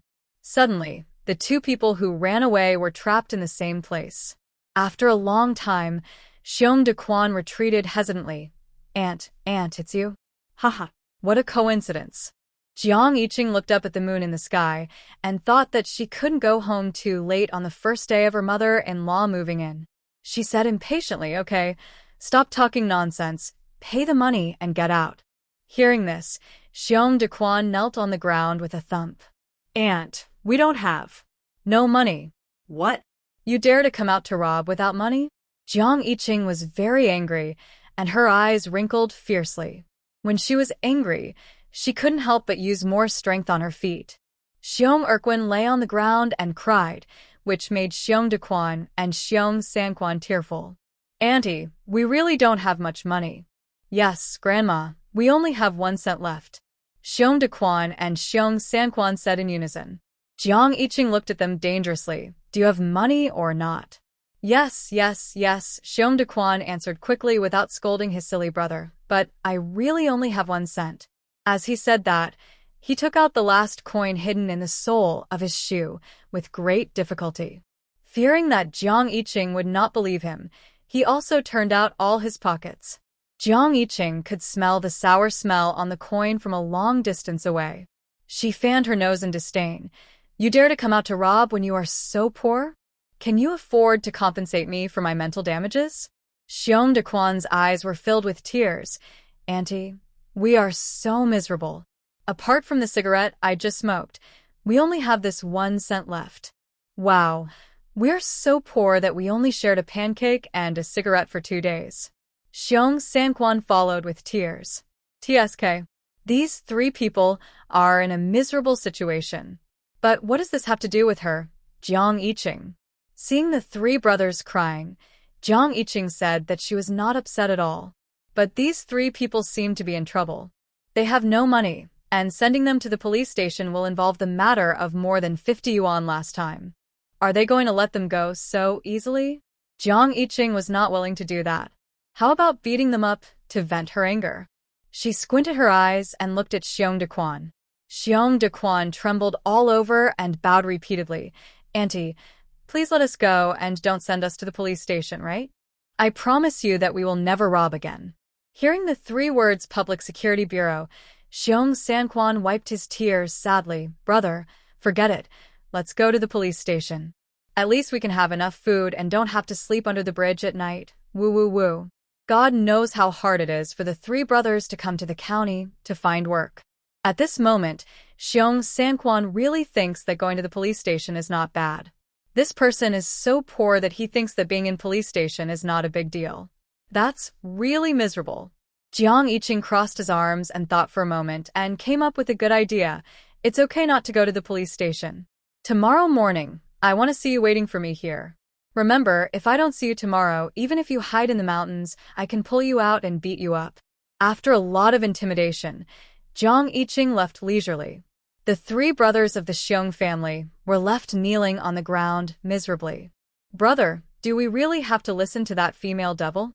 Xiong Sanquan sniffed and asked in a low voice. Xiong Dequan slapped him on the forehead and said angrily, Do you have a brain or not? The female devil knows that we live in the mountains. If you don't listen to her, what if she really comes to our house? Listen to me. Let's wait for her here tomorrow morning. Xiong Dequan made the decision, and Xiong Erquin and Sanquan nodded repeatedly. After dinner, Li Jinfeng went to the kitchen to wash the dishes. Jiang Yiqing went back to the room to see Tao Tao. Her little body was still bent backwards like a bow, with her little belly exposed. She was small and looked very chubby. Jiang Yiqing resisted the urge to wake the little girl up and covered her little belly. When she turned around, she saw Chu Jiu leaning against the door with his arms folded across his chest, staring at her with resentful eyes. What's the matter? Jiang Yiqing was surprised. She had been running outside all day, and when she got home, they hadn't even said a word. Why did he have such an expression? He. Chu Jiu smiled. Remember to chat with your mother when you come home, and remember to see your daughter. But don't you know how to comfort your husband who is still studying hard? He pursed his lips and frowned at Jiang Yiqing, his face full of dissatisfaction with being ignored. Jiang Yiqing was stunned for a while before she realized that this guy was angry that she didn't go to see him when she came home. She walked forward with curiosity and looked Chu Jiu up and down. Has this guy changed his personality? Why is he suddenly jealous of his own mother and daughter? Wasn't he as mature and nagging as an old woman before? Jiang Yiqing couldn't help but pinch Chu Jiu's face, wanting to see if he had changed into a new skin. Hiss! Chu Jiu broke free from her clutches, his face full of accusations. What are you doing? He looked so pitiful that people who saw him wanted to ravage him. In fact, Jiang Yiqing did so. She pushed the tall and thin man to the corner of the wall, and then stood on tiptoe to kiss his face. This man bent down obediently, and let her do whatever she wanted. Jiang Yiqing couldn't help but Chu Jiu's clothes again. Li Jinfeng's voice came from the kitchen. Ching ching, Mom will heat up the bath water for you. Oh. Mom didn't see anything. Li Jinfeng hurriedly covered her eyes and finally fled back to the room in a hurry under the embarrassed gaze of Jiang Yiqing and Chu Jiu. This is so embarrassing. Jiang Yiqing twisted Chu Jiu's waist with a wooden face, blaming this guy for seducing her. Chu Jiu made a silent hiss. His handsome face was twisted into a ball. His eyes were full of grievances. Jiang Yiqing ignored his pitiful look, took the toiletries and floated into the ear room.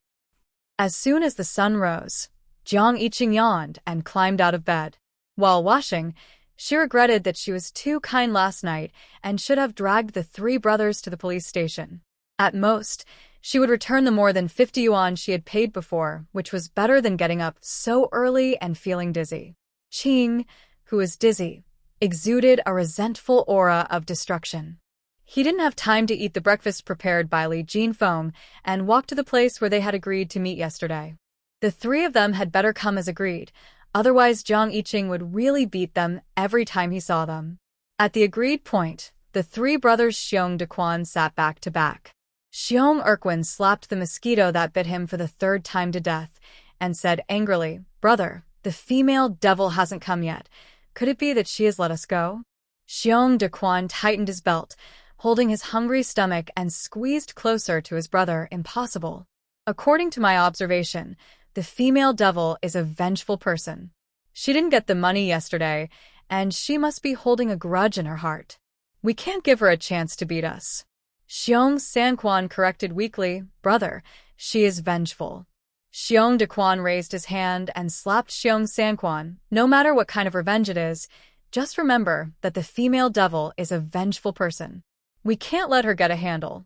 But Xiong Dequan raised his hand to slap again, and Xiong Sanquan silently swallowed the words, "Can we not always sit in one place and get bit by mosquitoes?" back into his stomach. The three brothers tightened their belts at the same time, scratched their faces full of mosquito bites, and continued to wait bitterly. When Jiang Yiqing came over, the three of them already felt like they were going to see their grandmother. "Hurry up, follow me." Jiang Yiqing kicked Xiong Dequan's feet, and his tone was extremely bad. The three brothers shuddered at the same time, crookedly, and crawled up in a mess to catch up. "Auntie, you are here." Xiong Dequan smiled flatteringly. Jiang Yiqing glanced at him, and he was so ugly that it was unbearable to look at. She walked forward without saying a word, and the three brothers followed behind pitifully. Not long after, the four of them arrived at Zhang's house. At this time, the sisters Jiang Yining and Jiang Yijing just went home to get the second batch of rolls. It was the first time to sell rolls on the train. Jiang Yining, who was always gentle and quiet, was inevitably a little uncomfortable, but at the same time, she was full of excitement.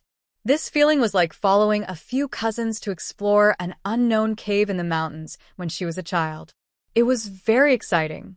At this moment, she was putting the burritos into the basket while reviewing her performance of selling burritos this morning, hoping to improve next time. However, she was soon deprived of the qualification to sell the next batch of burritos at the train station. Jiang Yiqing directly brought the three brothers Xiong Dequan into the yard, and she went into the kitchen to find everyone busy.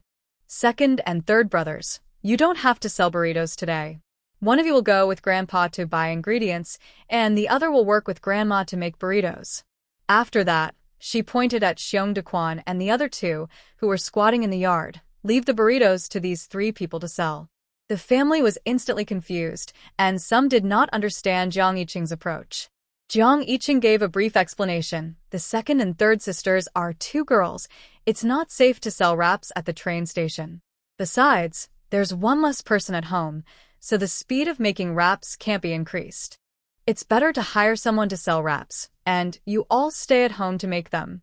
This will maximize efficiency and expand our business." After Jiang Yiqing said this, Wu Yuegue immediately understood what she meant. She quickly redistributed the work among the people, and those who should buy vegetables went to buy vegetables, and those who should make wraps continued to make wraps. Jiang Yiqing pulled Dong Yuhong, who was reluctant to let a stranger sell wraps, aside and pointed at the three brothers in the yard and muttered. After listening to Jiang Yiqing's zhou ba pai method, Dong Yuhong's eyes widened instantly. If anyone is to blame, it has to be her eldest daughter, who does things that even the landlord's master can't do. Will they agree to this method?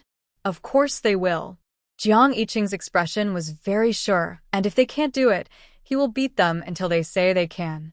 Dong Yuhong looked at the three free laborers squatting in the yard again, and after a long time, she looked at Jiang Yiqing and said, "If they take our cakes and run away, you have to pay the original price with interest." "No problem." Jiang Yiqing patted his chest and said. Xiong Dequan and his two brothers didn't know what the mother and daughter were planning in the kitchen. They only knew that the fragrance in the yard was really enough to make hungry ghosts die. The three brothers swallowed uncontrollably, stretching their necks towards the kitchen. Wu Yuegue, who heard the mother and daughter's conspiracy word for word, looked at the three greedy boys in the yard with pity in her eyes. "TSK, TSK, TSK. I don't know how these three boys offended their good granddaughters. So pitiful." Of course, Wu Yuegue would not suddenly be kind and ruin her good granddaughter's show just because she saw these three people were pitiful. A kind old man should learn to do more and talk less. Jiang Yiqing pulled Dong Yuhong and whispered a few words. Dong Yuhong nodded, took 3 rolls and walked towards Xiong Dequan and his 2 brothers. You are the people that Qing girl asked to help, right? Here, eat well so that you can have strength to work. The eyes of the 3 Xiong brothers followed the rolls in Dong Yuhong's hand, especially Xiong Erquin, whose hand had already stretched out involuntarily. Jiang Yiqing, who came out with Dong Yuhong, suddenly coughed twice. Xiong Erquin was so scared that he retracted his hand. He was the one who was seriously injured among the 3 brothers in the 2 encounters with Jiang Yiqing, which made Xiong Erquin, one of the few brothers, have some brains. Xiong Dequan tried hard not to look at the rolls, grinning and asking Jiang Yiqing, "Auntie, what do you want?" Jiang Yiqing heard this and began to brainwash him. "You're the ones who tried to rob me first, but I robbed you instead, right? Now you can't pay the toll, so do you have to compensate me for my mental damages in other ways?" The 3 brothers nodded mechanically. Jiang Yiqing raised her eyebrows and smiled. "Well, starting today, you'll help my family sell rolls for free for a month and use your labor to repay my mental damages. Is that okay?" The 3 nodded again. "In that case, then quickly eat the rolls and start working." "Did you eat the biscuits?" The 3 brothers Xiong Dequan were a little confused. They were given food for working here? Dong Yuhong handed them the potato shreds roll again. Xiong Erquin was slow to think and was afraid of being beaten, so he didn't dare to take it. But Xiong Dequan and Xiong Sanquan grabbed the biscuits and stuffed them into their mouths. While eating, they sobbed and thanked, "Auntie's so good." So good, chewing. Seeing that his eldest brother and 3rd brother had eaten, Xiong Erquin dared to take the last roll and ate it voraciously. Jiang Yiqing was in a good mood and poured a bowl of water for each of them. This made the 3 brothers of the Xiong family even more moved to tears. It's impossible not to be moved. It's really not easy to have a meal in the county. Thinking back to the beginning, when the 3 brothers first entered the county, they had 23 yuan that their parents had saved for a lifetime. Originally, they wanted to find a job to earn more money so that their parents could live a good life. But the county was full of tricks. Not only did the 3 brothers fail to find a job, but the only 23 yuan they had was robbed by a group of people. Xiong Dequan was not convinced. When the 3 brothers were in the mountains, they were also considered bullies. It didn't make sense that they would become poor people after coming to the county. So he turned around and took his 2 younger brothers to follow the group of people who robbed them of their money, and found an opportunity to rob them back. This time, 23 seconds became 62. The speed of making money was so fast that the 3 brothers were so happy that they didn't know what to do.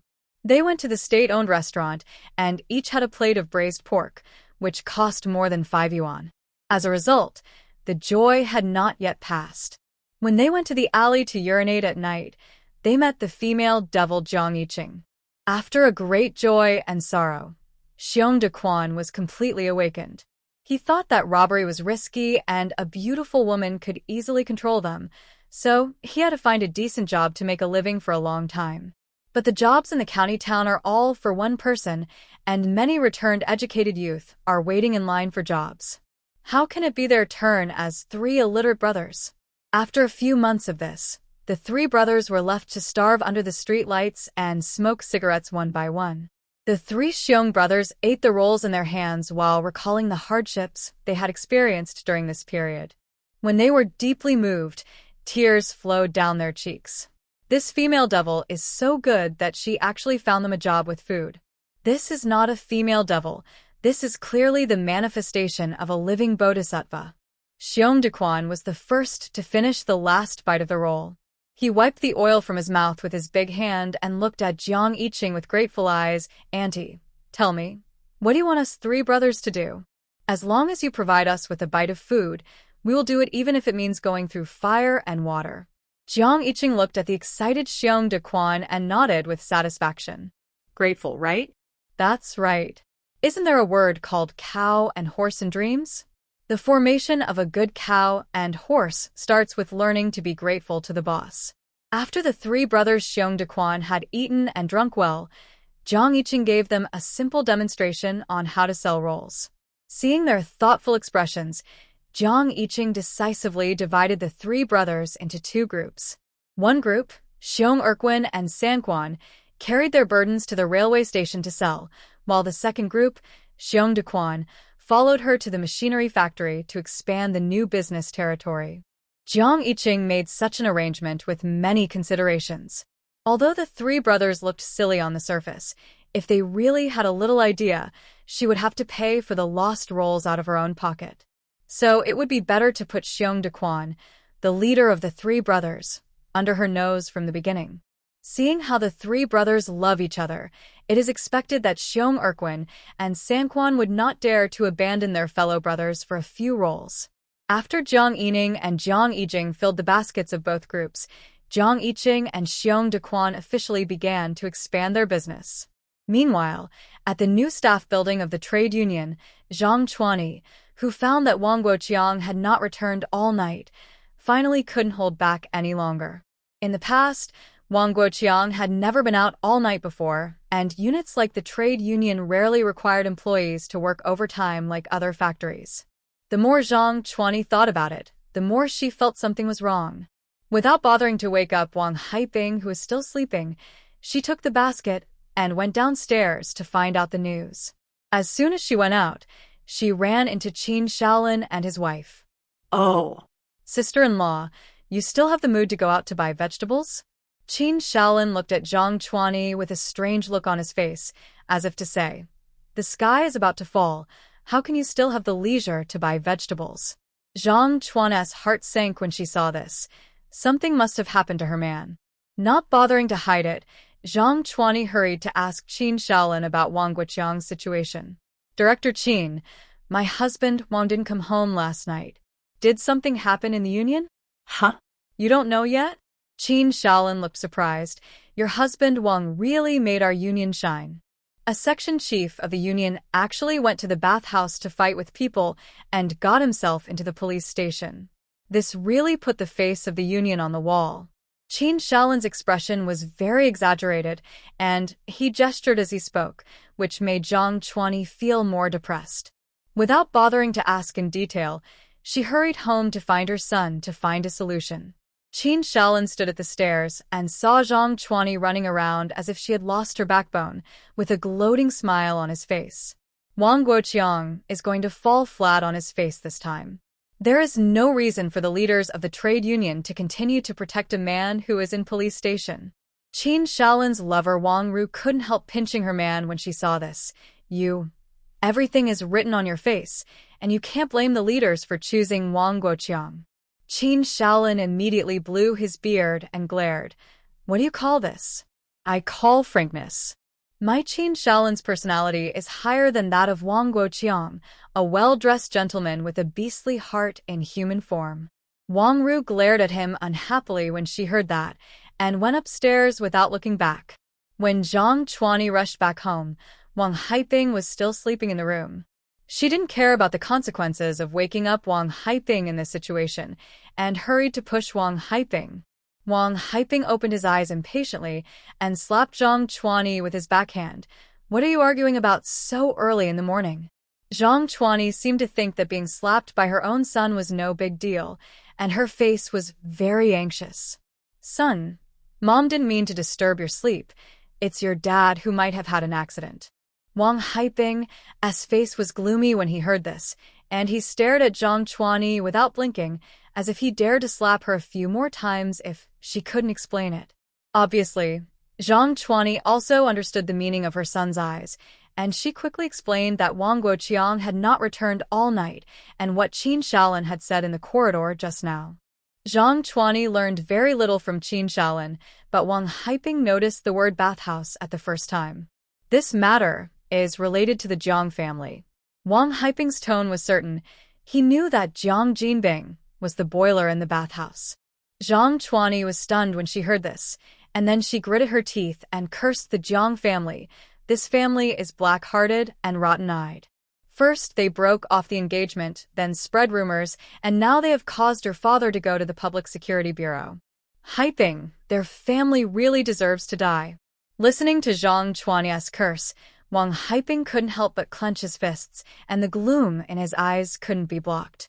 This Jiang family is a bit too much. Aren't they afraid that they will really break off the engagement? Until now, Wang Haiping still believes that the Jiang family came to break off the engagement to be reluctant. They just want more, so they will make trouble in the marriage. Originally, with the nature of Wang Haiping's work in the county long-distance transport team, he had no vacation at this moment. But in order to solve the problem of Jiang's family coming to cancel the engagement, Wang Haiping took leave and came back.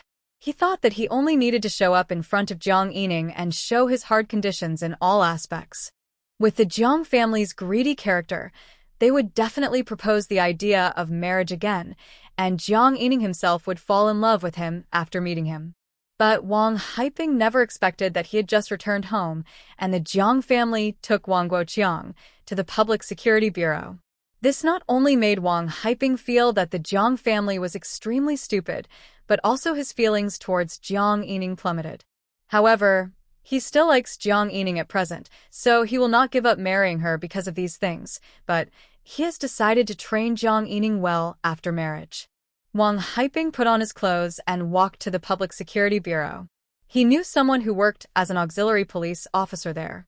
Some things are more reliable to go directly to the internal personnel to inquire than to listen to a group of hearsay people talking nonsense. At the gate of the machinery factory, the load of burritos carried by Xiong Dequan sold out. It was the time for the early shift, and many employees didn't have time to eat breakfast, so they waited to go to the factory canteen to have a bite.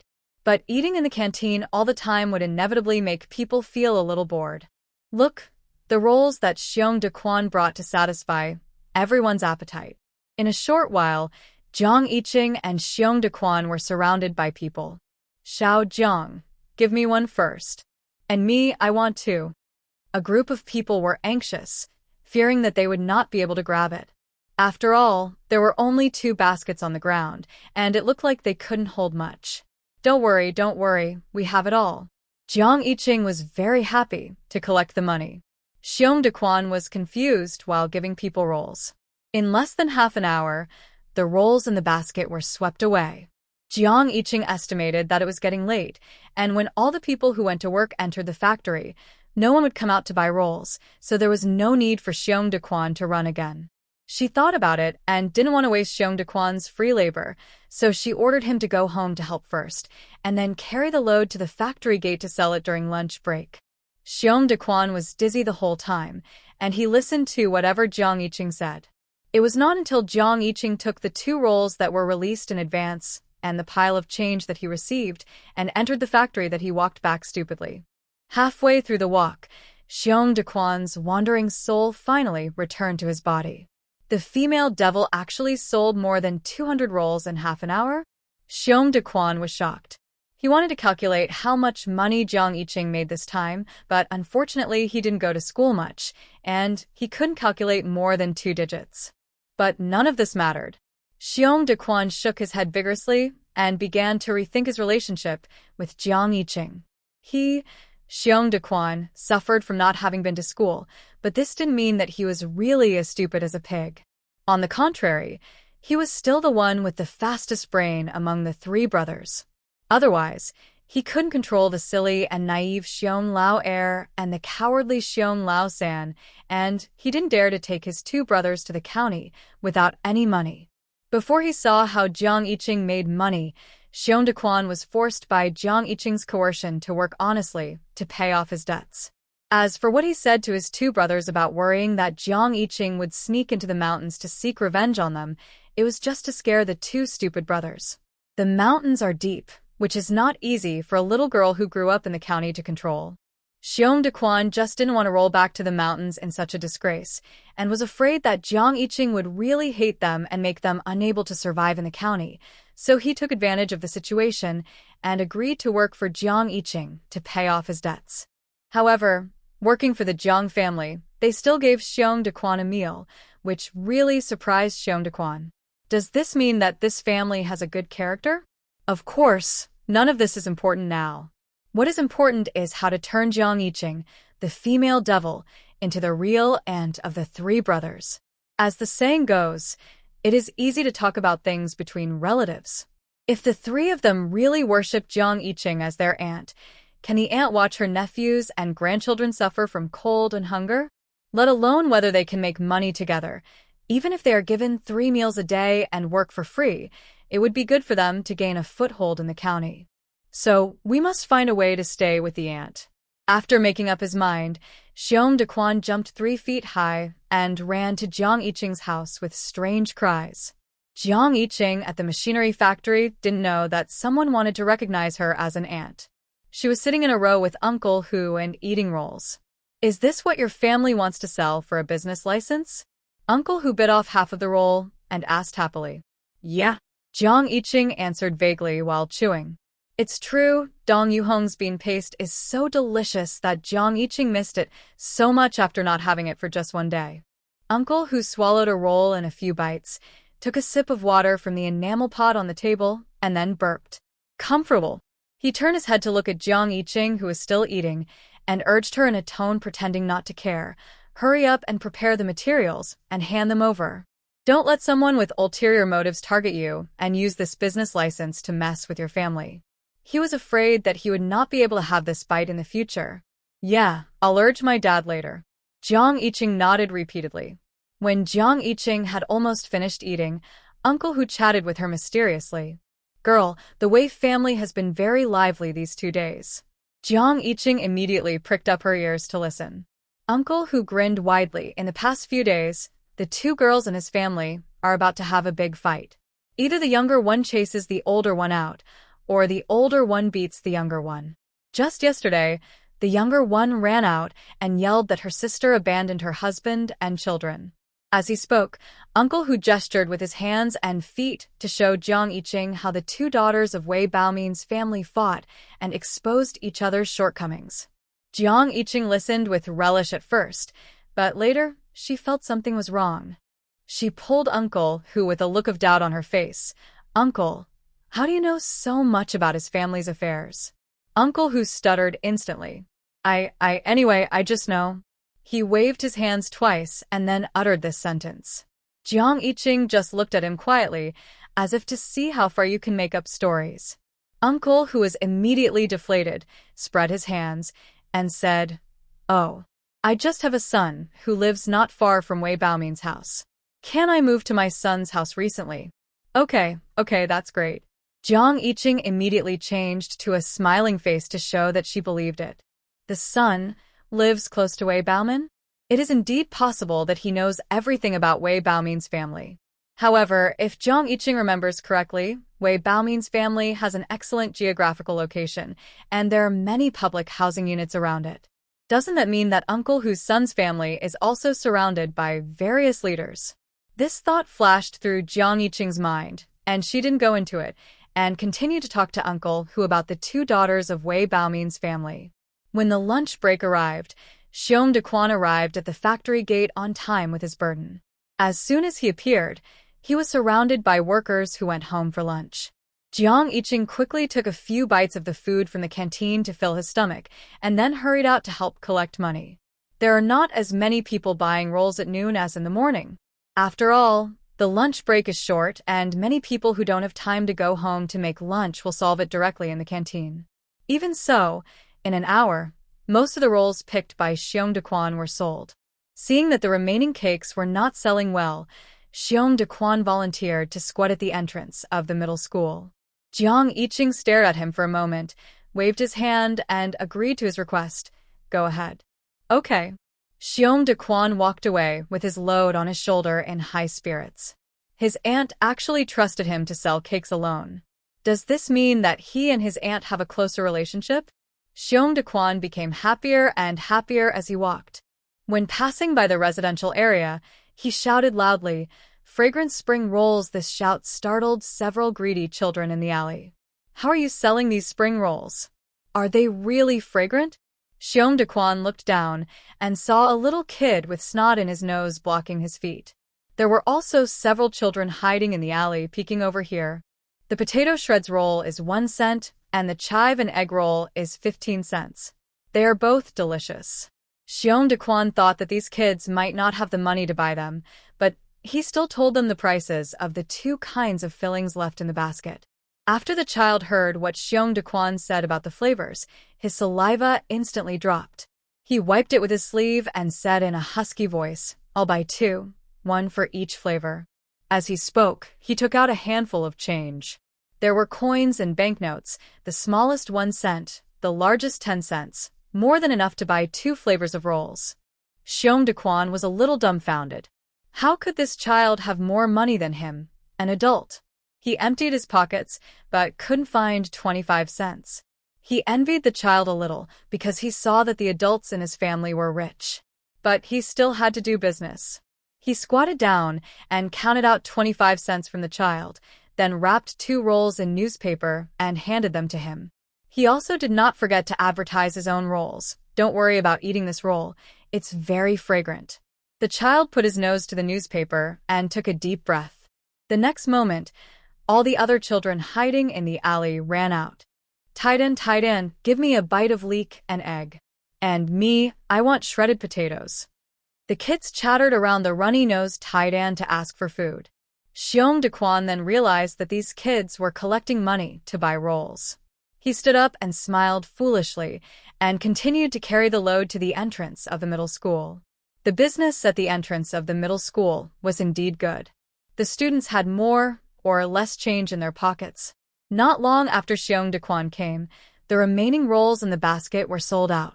After selling the rolls, he did not stay for long and immediately returned to the machinery factory to find Jiang Yiqing and said that he could carry another load to sell at the entrance of the middle school after school in the afternoon.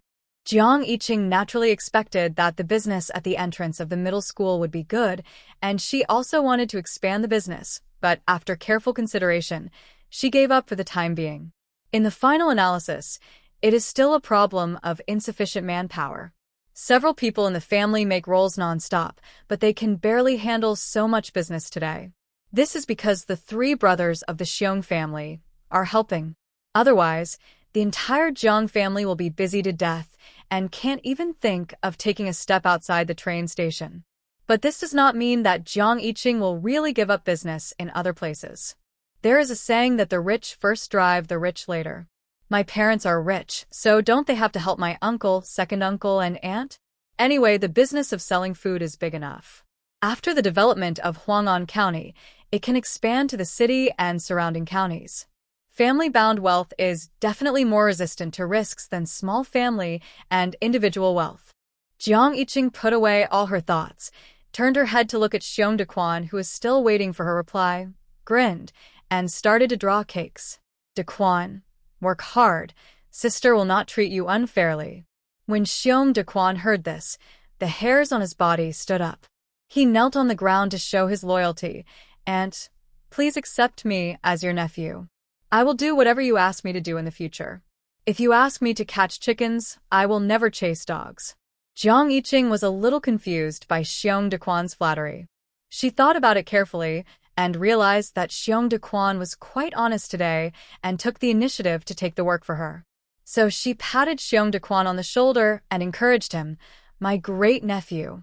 "Hey, Aunt." Xiong Dequan responded excitedly. Good nephew." Jiang Yiqing patted Xiong Dequan on the shoulder again. "Aunt." Xiong Dequan responded even louder. Uncle, who in the gate room was so shocked that he cursed, "You made my ears deaf." After sending away the newly recognized great-nephew, Jiang Yiqing returned to the workshop to check the attendance. The machinery factory stipulated that the attendance officer should record the employee's work status 3 times a day. In addition to the morning check for latecomers, the other 2 attendance checks are set by the attendance officer. Jiang Yiqing usually likes to come and see at 10 a.m. and in the afternoon when she just starts work. Everyone has to support their families, so they naturally try not to make mistakes at work, so Jiang Yiqing just took a walk around in the afternoon. After checking the attendance, she returned to Uncle Hu's gatehouse to kill time. The job of an attendance officer is very leisurely, but it is also very tiring when there is nothing to do. In addition to chatting with Uncle Hu about gossip, the rest of the time is just waiting for the sunset. Working is exhausting, but Jiang Yiqing is full of energy after work. First, he rode his bike to the hospital to see Jiang Jinbing, and then went to his mother's house to stabilize the situation. As soon as he pushed the bicycle into the yard, Jiang Yiqing saw the three brothers of the Xiong family surrounding Wu Yuegue, calling her grandma. The old lady was so happy that she was coaxed by the three great-great-grandchildren who suddenly appeared that she didn't even notice that her favorite granddaughter had returned. Grandma, Jiang Yiqing called her. Wu Yuegue looked over quickly after hearing this. Qing is back. The little old lady immediately ran over to help, and the three brothers of the Xiong family also ran over to help Jiang Yiqing push the bicycle. Sisters Jiang Yining and Jiang Yijing, who were about to come to greet their sister, stopped when they saw this. Jiang Yijing didn't know whether she was angry that the three Xiong brothers were competing with her for someone, or she couldn't stand Jiang Yiqing being praised by a group of people. She crossed her arms and snorted coldly and went back to the house. Jiang Yining stood there, looking at her eldest sister eagerly. Aunt, Xiong Dequan came up to Jiang Yiqing and shouted with a playful face, and then pushed his two younger brothers, second brother, third brother. Hurry up and call for help. Xiong Erquin and Sanquan immediately shouted in unison, hello, Aunt. The voice was so strong and loud that Wang Danny in the next yard was startled and cursed. Wu Yuegue also covered her ears and hid to the side, and looked at Jiang Yiqing with a reproachful look, as if to say, look at what you have done. Jiang Yiqing touched her nose when she saw this, and felt a little embarrassed in her heart. At noon, when she was excited, she really recognized her relatives in a confused manner. Only now did she feel that this recognition was too sloppy. Or invalidated? Just as Jiang Yiqing was about to think of this, he saw Xiong Dequan bowing to Wu Yuegue. Grandma, don't you and Grandpa want to build a stove in the yard? We can go to the mountain outside the county town to dig less now. Oh, yes. Wu Yuegue suddenly remembered this. She began to talk about what kind of mud to use to make a stove, what kind of grass to add in the middle to make the stove stronger. The three young men gathered around the old lady and listened carefully. Okay. It seems that Grandma is very good at using these three brothers. In this case, let's do it this way for now. After hastily deciding to recognize this relative for the time being, Jiang Yiqing went into the house to find Dong Yuhong. Mom, did you sell your job? Dong Yuhong was counting her own small treasury in the house. She was startled by Jiang Yiqing's sudden appearance and hurriedly stuffed the box containing the passbook into the quilt. As soon as Jiang Yiqing saw this, she knew that the job must have been sold successfully. She moved a chair and sat next to Dong Yuhong. Dong Yuhong glared at her angrily. You child, why are you walking without making any sound? I walk with a sound. But if you have something to hide, then even the smallest sound can scare you. As she spoke, she leaned her arm next to Dong Yuhong, leaned closer, and asked in a low voice, how much did the job sell for? Dong Yuhong's eyes dodged when she heard it. What are you talking about? A job can't be sold just by saying it. Mom hasn't found a buyer yet. Oh, is that so? Jiang Yiqing leaned back in her chair. She didn't care whether Dong Yuhong admitted it or not, and directly told her the purpose of coming here. Mom, I originally wanted to use my dad's identity to apply for a business license, but he has to go back and forth with his work, which is quite troublesome. Since you are now unemployed, then use your identity to apply for a business license. Dong Yuhong immediately retorted stubbornly, Mom is not unemployed yet, and Mom has not sold her job yet. Yes, whatever you say.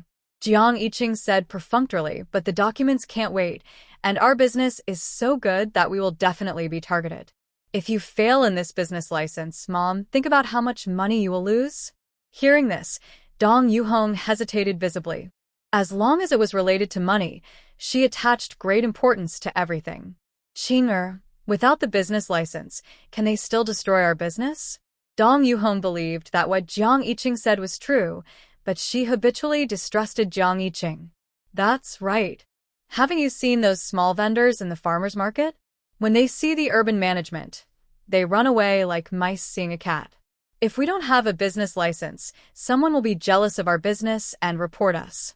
Maybe you and Dad will have to move in. Dong Yuhong was frightened. She blamed Jiang Yiqing at the first time.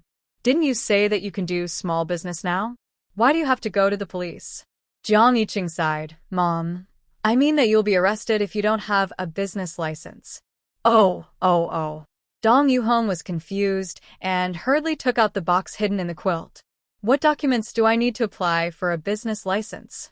This is the household registration book and my marriage certificate with your father. Seeing that Dong Yuhong finally obeyed, Jiang Yiqing was relieved. Sure enough, her mother couldn't talk in a normal roundabout way. If she wanted to save time next time, she had to use violence and coercion directly. As soon as she got the things for the business license, Jiang Yiqing did not stay any longer. She said goodbye to Wu Yuegui and Jiang Laodi briefly and rode her bicycle home. Although her mother-in-law has a good temper, she cannot go home too late every day. She still has to maintain the image of a good daughter-in-law. However, Jiang Yiqing always felt that she had not explained something clearly. She thought about it carefully, but she didn't remember it. Then forget it, and she would talk about it when she remembered it. At 9 o'clock in the evening, all the ingredients for making rolls the next day were ready. Everyone had to rest early to conserve their energy for selling rolls tomorrow. Xiong Dequan and his 3 brothers dawdled at the kitchen door and refused to leave. Wu Yuegui hung the wash leaks in the well to keep them fresh.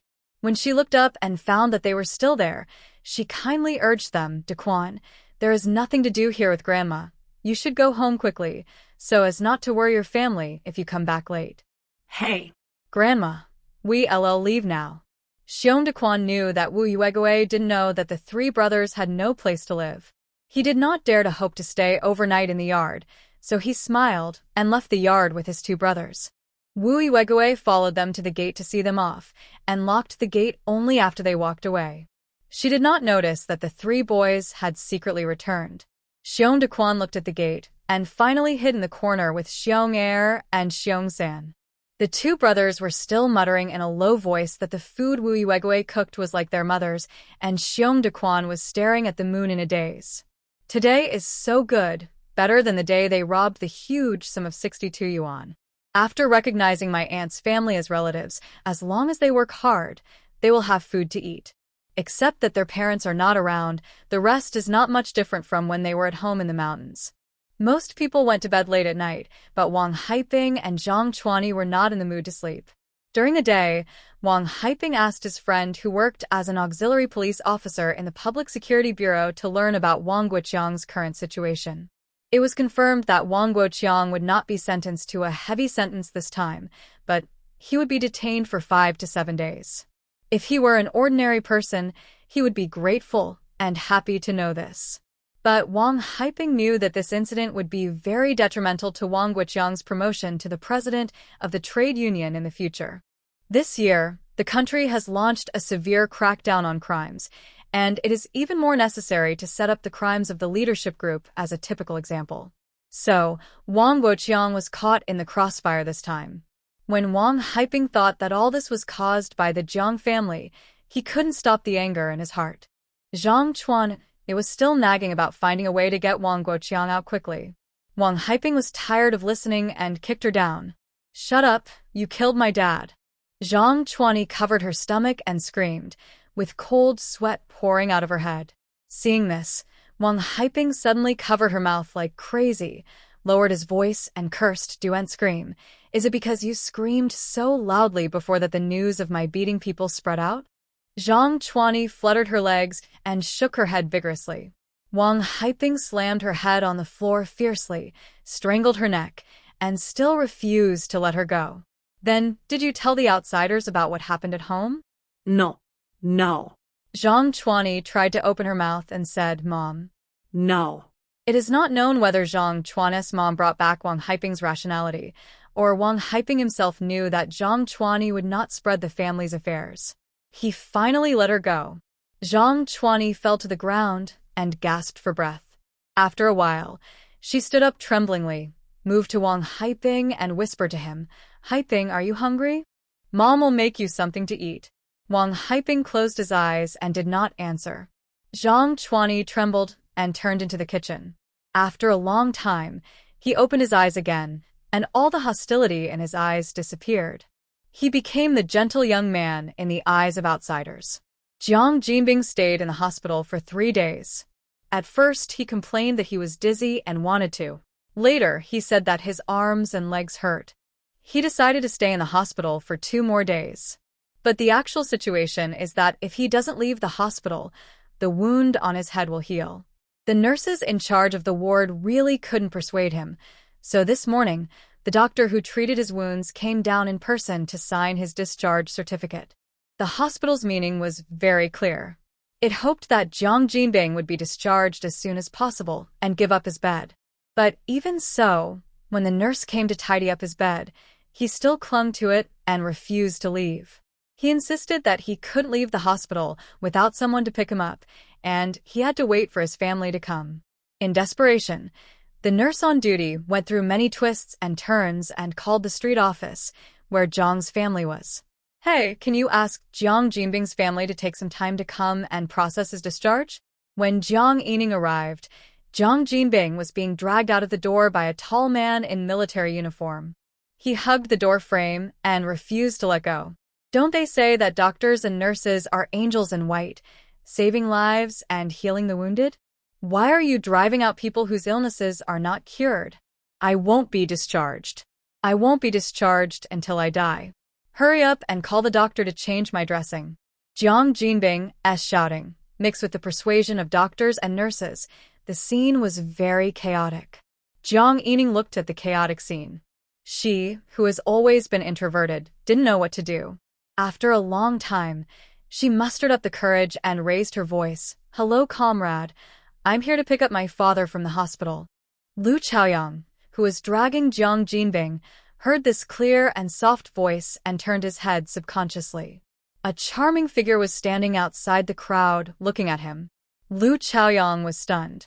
Hearing the voice of his second daughter, Jiang Jining kept slapping Lu Chaoyang's hand, trying to get him to let go. After several unsuccessful attempts, he had to give in. "Put me down quickly. My daughter is here to pick me up." Hearing this, Lu Chaoyang came back to his senses instantly, and he quickly let go of Jiang Jinbing's collar, while Jiang Jinbing stood firm and looked at Jiang Yining. "Ningning, why are you here? Dad is about to be discharged from the hospital and go home."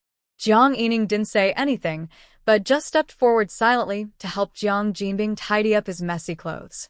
She passed by Lu Chaoyang, and Lu Chaoyang's eyes involuntarily fell on her snow-white neck.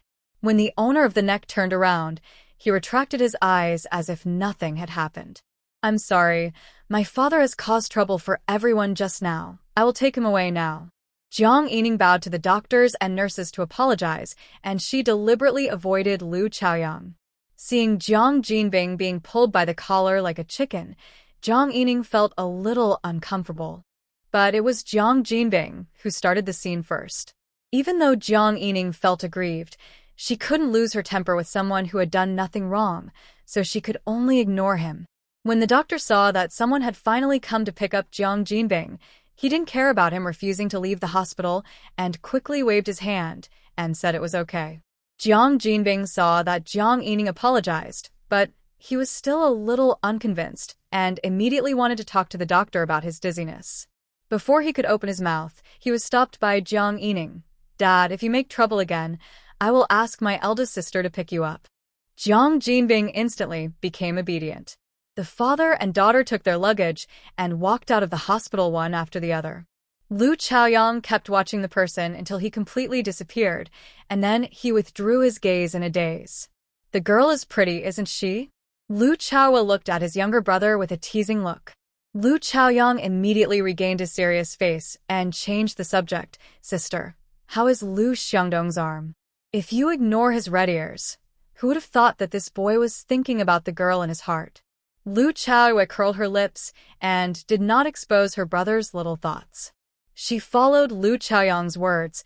"The stitches were stretched, and I have helped him to deal with the wound again. Then I'll go see him." Lu Chaoyang made an excuse to escape. Lu Chaoyang looked at his messy steps and couldn't help but sneered. "It's really strange. Who would have thought that this serious and old-fashioned boy would have a day to stare at the girl? However, this boy looks dark and fierce. Can the girl like him?" Obviously, Lu Chaoyang was already worried about her brother before they even had a chance to meet. Jiang Jinbing had just entered the house and had no time to ask about the specific situation of the business. the people from the Public Security Bureau came to the door with Wang Guoqiang's apology letter. As soon as Jiang Jinbing saw the letter, he turned his face away. I don't accept Wang Guoqiang's apology, so I hope the organization can keep him locked up. The two police officers twitched their lips when they heard this, and could only explain to him that even if he didn't forgive, the police department couldn't keep Wang Guoqiang locked up. It would be better to take this opportunity to ask for more compensation within a reasonable range. When it comes to compensation, Jiang Jinbing gets excited. He rubbed his palms together and asked the two policemen expectantly, "What is the highest reasonable range of compensation?" "It depends on the situation of your injury, the medical expenses during hospitalization, your salary level, and other factors. We currently estimate that the highest cannot exceed 50. Then, I want 50 yuan. Jiang Jining directly shouted the highest price. The police had no opinion on this. After all, every victim would ask for the highest compensation. They immediately recorded Jiang Jinbing's request and explained that the compensation would be paid to Wang Guoqiang's family. Jiang Jinbing then wrote a letter of understanding very perfunctorily. After sending the two policemen away, he covered his head and cried out, "Jinbing, what's wrong with you?" Dong Yuhong came forward to show concern. "It's a loss. I lost so much blood, but in the end I only got 50 yuan in compensation. The injury was in vain." He thought he could extort 1,000 or 800 from Wang Guoqiang, but in the end he only got 50, and he wasted several days selling wraps. Thinking about it carefully, this loss is quite large. Jiang Jinbing felt that his chest really hurt this time. That's really too little. Dong Yuhong was a little disgusted with this little compensation. Recently, the family's income has been increasing day by day, and 50 yuan is not even a day's income. She looked at Jiang Jinbing, who was wailing as if his flesh was being cut, and then she leaned close to his ear and whispered that the family had made a lot of money in the past few days. After listening to what Dong Yuhong said, Jiang Jinbing's chest pain instantly stopped, the little tingling in his head disappeared, and his eyes were surprisingly bright.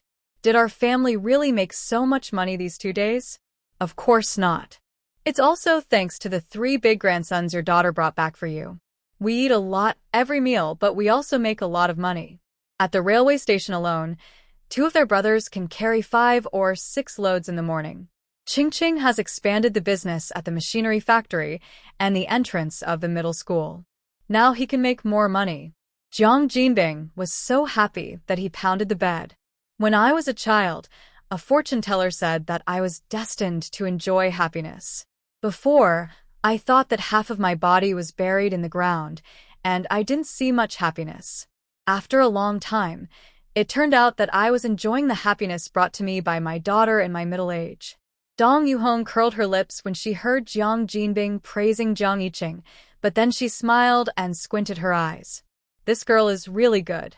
With a little advice from the family is getting better and better. Of course, the main reason why the family business is so good is that the bean paste she makes is delicious. However, she will try to be nicer to Jiang Yiqing in the future.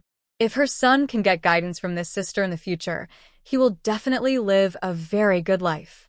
Dong Yuhong touched her belly with a loving look, and the gentle look made Jiang Jinbing shiver. No matter what this stinky woman suddenly went crazy about, Jiang Jinbing put on his clothes and went to the gate to meet his 3 good grandchildren. These 2 days, Jiang Yiqing did not go back to her parents' home after work, but went back to her own home to accompany her husband and daughter. Tao Tao has been walking more and more steadily in recent times, and her destructive ability has also reached a higher level.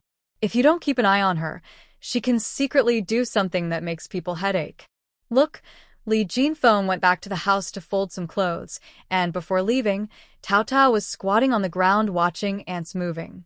When she came out again, the little guy had rolled all over the mud. It was a sunny day. If you ask where the mud came from, it was naturally Tao Tao's own mud mixed with after peeing. Li Jinfeng was overwhelmed by the dirty and smelly little Tao Tao. But Tao Tao continued to make trouble. Before Li Jinfeng came to her, she grabbed the mud from the ground and smeared it on her forehead. Seeing this scene, Li Jinfeng almost had a heart attack. She hurriedly ran forward to stop it. A few days ago, She saw Tao Tao still calling her little darling and good granddaughter. Now, she just wanted to call Tao Tao a living ancestor like Chu Jiyu. Li Jinfeng had a bitter face and dragged the little guy to take a bath. The little guy might have realized that Grandma disliked her a little. She immediately sat in the bathtub obediently and called Grandma in a soft little voice. She also wanted to kiss Grandma and hug Grandma. The little look of the milky little girl instantly made Li Jinfeng forget the mud incident that happened in the yard just now. Jiang Yiqing saw the whole scene. She touched her nose and quietly slipped into the study. She really couldn't do the job of taking care of the children, so she had to let her mother-in-law take care of her for now. Chu Jiyu heard the noise and looked up at her. "What are you trying to do like a cat?" Jiang Yiqing looked at the increasingly beautiful Chu Jiyu for a few times, and she felt tempted, so she smiled and moved closer. "How are you studying, Xiaoyu? What review materials do you need? Sister will help you find them." The voice was so sweet that Chu Jiyu's ears felt hot, and his mind went blank for a moment. He pushed her uncomfortably. "Why are you talking like this suddenly? Isn't it good for sister to talk like this?" Jiang Yiqing insisted. "It's good, but..." It seems that she didn't have anything good to say. The last time Jiang Yiqing made such a sweet voice was when they were not married. At that time, Chu Jiyu, who was not very worldly, was coaxed into getting married by her sweet voice. After marriage, this man's true colors were revealed. Not only did he always find ways to make him angry, he also often kicked him off the bed in the middle of the night. Thinking of this, Chu Ziyu felt a little aggrieved. He hesitantly hugged Jiang Yiqing in his arms for comfort.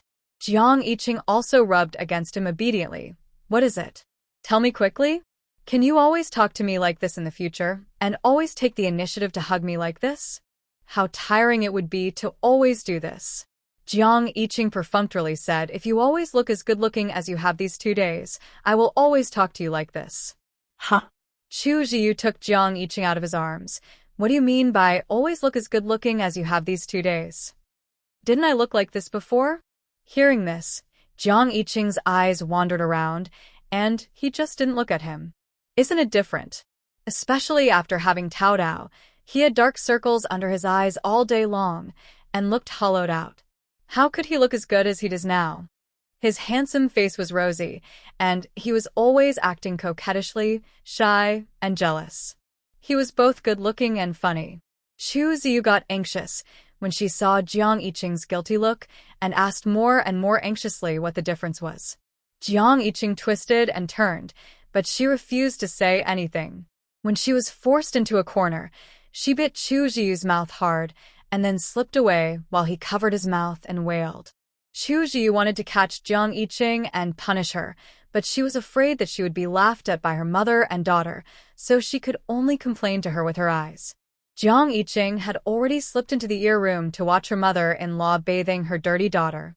Jiang Jinbing was chatting with his 3 new great-grandchildren, and the 4 of them were bragging. Xiong Dequan talked about how he led his 2 younger brothers to fight hooligans, and Jiang Jinbing talked about how he had the head of the trade union in his hands. When they talked about the 4 of them laughed excitedly. It was getting late. Today, Jiang Jinbing sent the 3 brothers out of the gate. As soon as he locked the door, the 3 brothers retreated to the corner of the wall outside the yard stealthily. They have been spending the night like this for the past few days. When it was 3 o'clock in the morning, when Jiang Lao got up and opened the gate, they pretended that they just happened to come and bumped into Jiang Lao. Because the 3 brothers performed so naturally, the Jiang family still didn't know that they had nowhere to stay at night. It was also fortunate that it was summer now, and they didn't catch a cold after sleeping outside for several days in a row. If it was winter, the 3 brothers would probably have frozen into pieces. Of course, accidents can happen on summer nights. Xiong Dequan clearly remembered that when he closed his eyes, the sky was still full of stars. Who would have thought that hail could fall in the middle of the night? The 3 brothers were hit by ice the size of Chinese medicine pills and fled in panic. Finally, they had to squeeze under the doorway to avoid it. The 3 of them squeezed together, pushing each other and scolding each other. When they heard the sound of the door opening behind them, it was too late to hide. "Dequan, Erquin, Sanquan, why are you here?" Father Jiang rushed out with a carrying pole. He slept lightly at night, and when he heard the hail, he was worried that it would scare the kittens in the yard, so he put on his clothes and went out to check. As a result, he heard a murmur from outside the door. At first, Father Jiang thought that the family had made a lot of money recently, and the thieves were targeting them.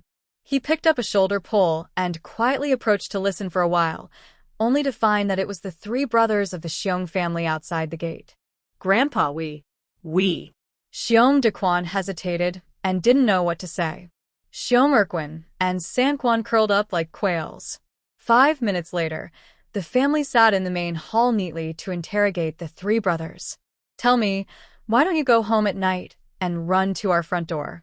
It's no wonder that Father Jiang was imagining. Although the family admitted that the three brothers were relatives, they had been together for too short a time. Whether they had any evil intentions or not could not be seen from the contact in the past few days. They appeared at the door of their own house at an inappropriate time, which aroused suspicion.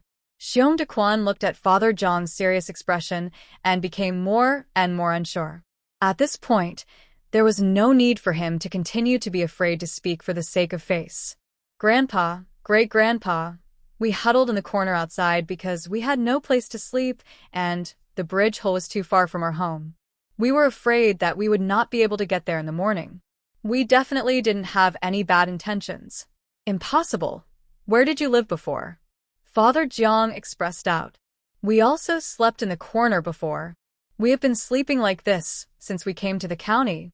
Xiong Dequan's voice was a little sad. When it rains, we find a bridge hole, and when it doesn't rain, we sleep in the corner of the alley. Anyway, we don't have money to rent a house, so we can just find a flat ground to sleep. After hearing what Xiong Dequan said, the whole family fell silent. The eyes of the sisters Jiang Yining and Jiang Yijing were even more incredible. They couldn't imagine how miserable it would be to have no house to live in and sleep on the street every day. Xiong Dequan was afraid that everyone would not believe him, so he quickly told them how he brought his two younger brothers to the county to work and how he almost starved to death on the street. When Father Jiang heard that the three brothers dared to rob his granddaughter, he slammed the table in anxiety, wishing that time could go back to the scene of the crime and protect his granddaughter in person. When he heard that they were robbed by his granddaughter in the end, he laughed excitedly again, praising Jiang Yiqing for bringing honor to his old Jiang family. When Xiong Dequan finally said that they had a meal thanks to Jiang Yiqing for bringing them to the Jiang family, the whole family fell silent again. It said that Xiong Dequan and his family were miserable, and they were really miserable. But this can't cover up their bad behavior of robbing Jiang Yiqing twice. The family couldn't figure out how to treat them for a while. After a long silence, Jiang Jinbing spoke first. Dad, Mom, I've listened for so long, and I've discovered that they came to the county just to make a living. In the end, they almost starved to death. It was really bad luck. So we shouldn't easily label them. We still have to observe them more. Father Jiang didn't say anything after hearing this. He habitually took out his pipe and started smoking. The three brothers Xiong Dequan were all nervously waiting for Father Jiang's final judgment. Seeing that his father didn't say anything, Jiang Jining continued. Besides, they were brought here by Qingqing. Does that mean Qingqing thinks they are harmless? Or that she has a way to control them? Jiang Jinbing actually likes Xiong Dequan very much. They have a common language together. But whether this person can stay or not, the final decision must be made by the head of the family, Father Jiang. The whole family looked at Father Jiang, waiting for his final decision. After taking a few more puffs of his pipe, Father Jiang knocked off the ash from his pipe and said in a slow and steady voice, "Since we have agreed to recognize each other as relatives, we should go through all the necessary procedures from top to bottom. We can't just talk nonsense verbally." Yes, Xiong Dequan nodded vigorously. He knew that Father Jiang was giving them a chance. Seeing his sincere attitude, Father Jiang said again, "You said you came down from Louding Mountain, so you have to be able to prove that what you said is true. How about this? Find a chance to invite your parents down the mountain so that our two families can meet. Is this request not too much?" Father Jiang looked at Xiong Dequan with a serious face. Xiong Dequan nodded immediately. Not too much, not too much. My parents should be informed about the recognition. Okay, let's do it today. You three brothers should go back to the mountain now. Our family will be waiting for you at the state-owned restaurant. If you come, we will hold a recognition banquet. From now on, I will treat you as the descendants of my Jiang family. Of course, if you don't come, I will let my son pay you for the wages you have paid for the past few days. From now on, our two families will go their separate ways. Father Jiang said was both human and considerate.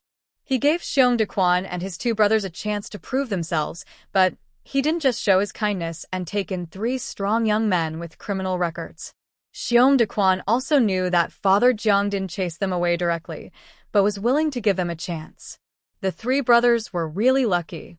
When he brought his parents up to meet them, their marriage to the Jiang family would be real and legitimate.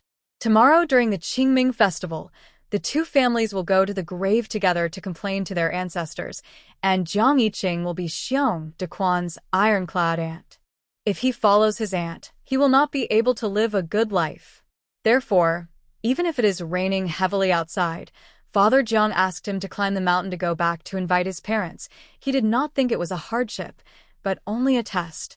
He knelt down and kowtowed to Father Jiang a few times, then got up and rushed into the heavy rain with his two brothers. Wu Yuegui had been sitting by the side listening to the old man's decision. After spending the past few days with them, she felt that these three boys were not bad. Now that the old man had given them a chance, the three brothers ran into the rain again, so she quickly got up and called them back. Wear a sack before you go. The rain is too heavy, and you can block as much as you can. Xiong Dequan was moved to tears. He put the sack on his head and gently pushed the old lady into the house. With tears in his eyes, he said seriously, "Grandma, please wait for me to come back. I will definitely come back soon." Well, okay, go. Wu Yuegui waved at him. The three brothers rushed into the rain again. As soon as they left, the house fell silent again. Jiang Jinbing yawned, thinking that he couldn't go out to sell rolls in this heavy rain, so he wanted to go back to the house to take a nap. Just as he was about to move, Jiang's father spoke again. "Old third, you also put on a sack and go with the three brothers to have a look." Jiang Jinbing's eyes widened instantly. "Dad, you asked me to go?" He pointed to the wound on his head, his eyes full of disbelief. "Dad, aren't you afraid that your old son will die in the mountains?" Jiang's father was immediately annoyed when he heard this. "I just asked you to go with them to see if they really went up Louding Mountain." "Who asked you to go with them?" "That's not good at all. Don't you still have to get wet in the rain?" Jiang Jinbing stiffened his neck and didn't want to move. But Wu Yuegui had already prepared the sack for him. "Go quickly. You will lose them if you go too late. Anyway, your eldest and second brothers are not here now, and there is no one who can run errands for you, so don't hesitate."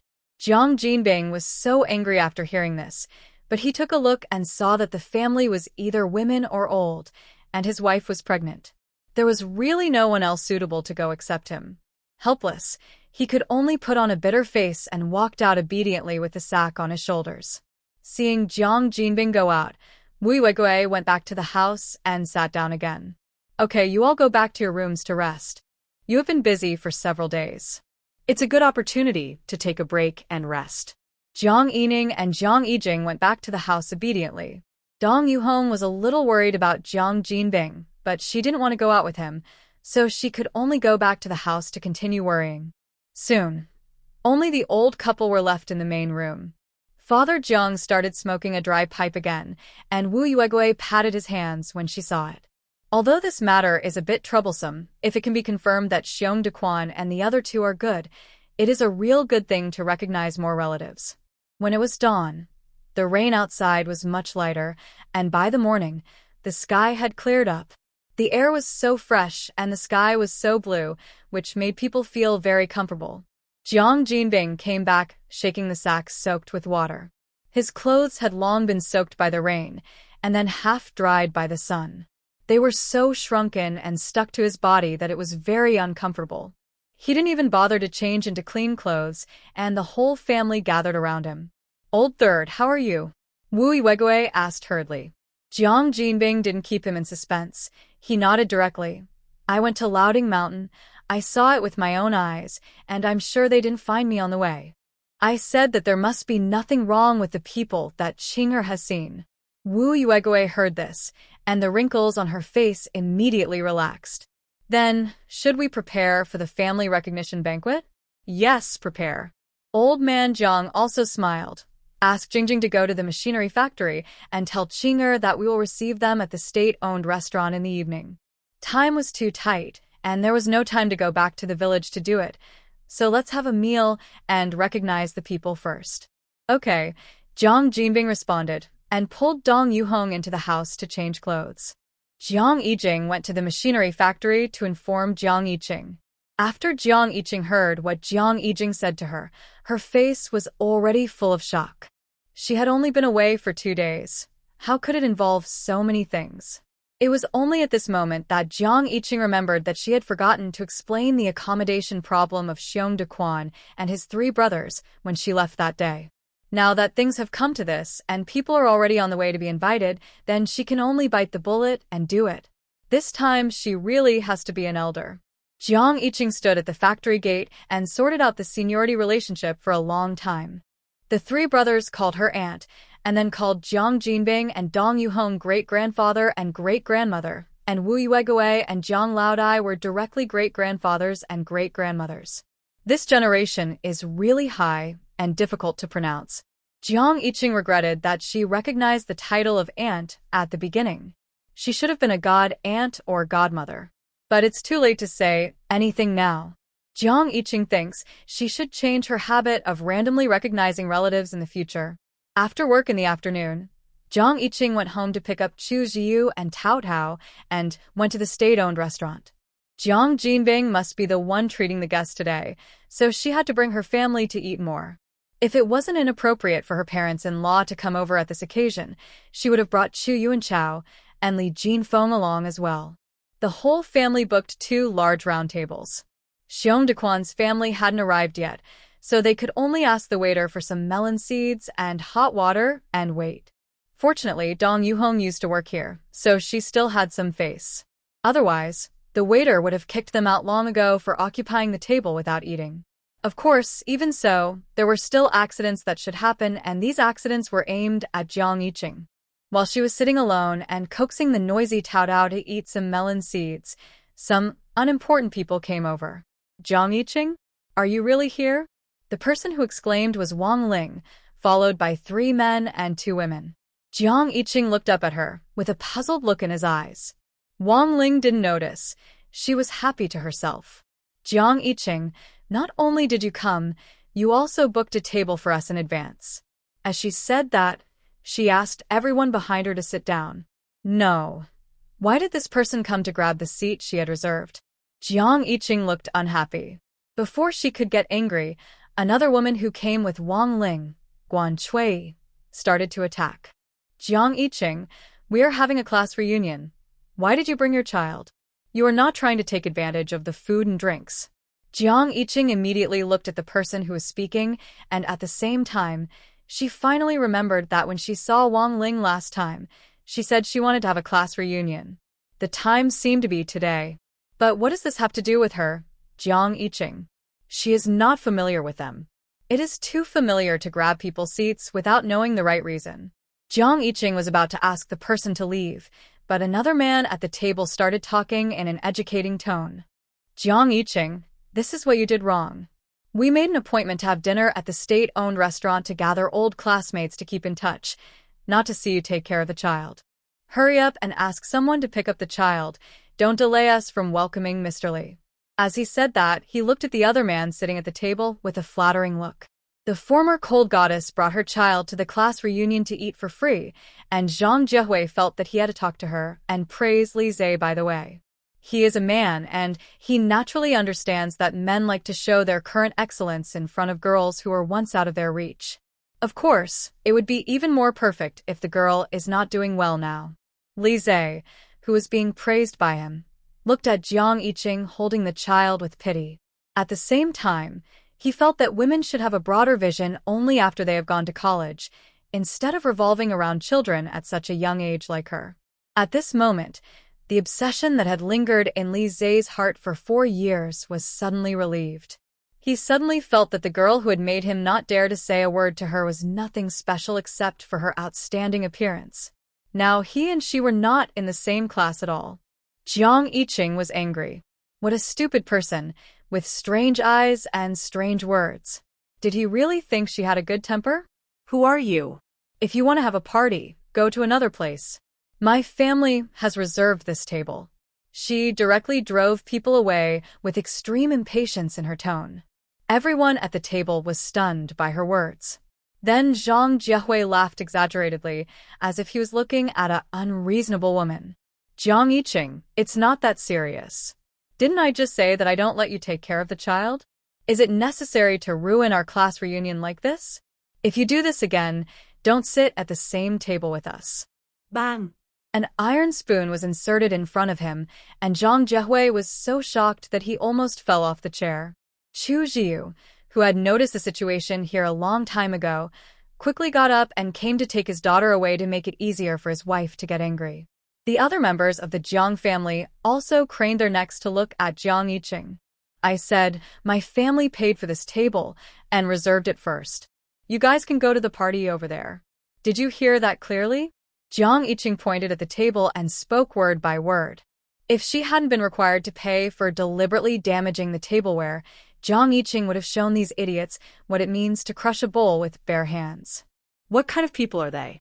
They came to teach her a lesson for no reason. The people eating in the room were all looking at their table.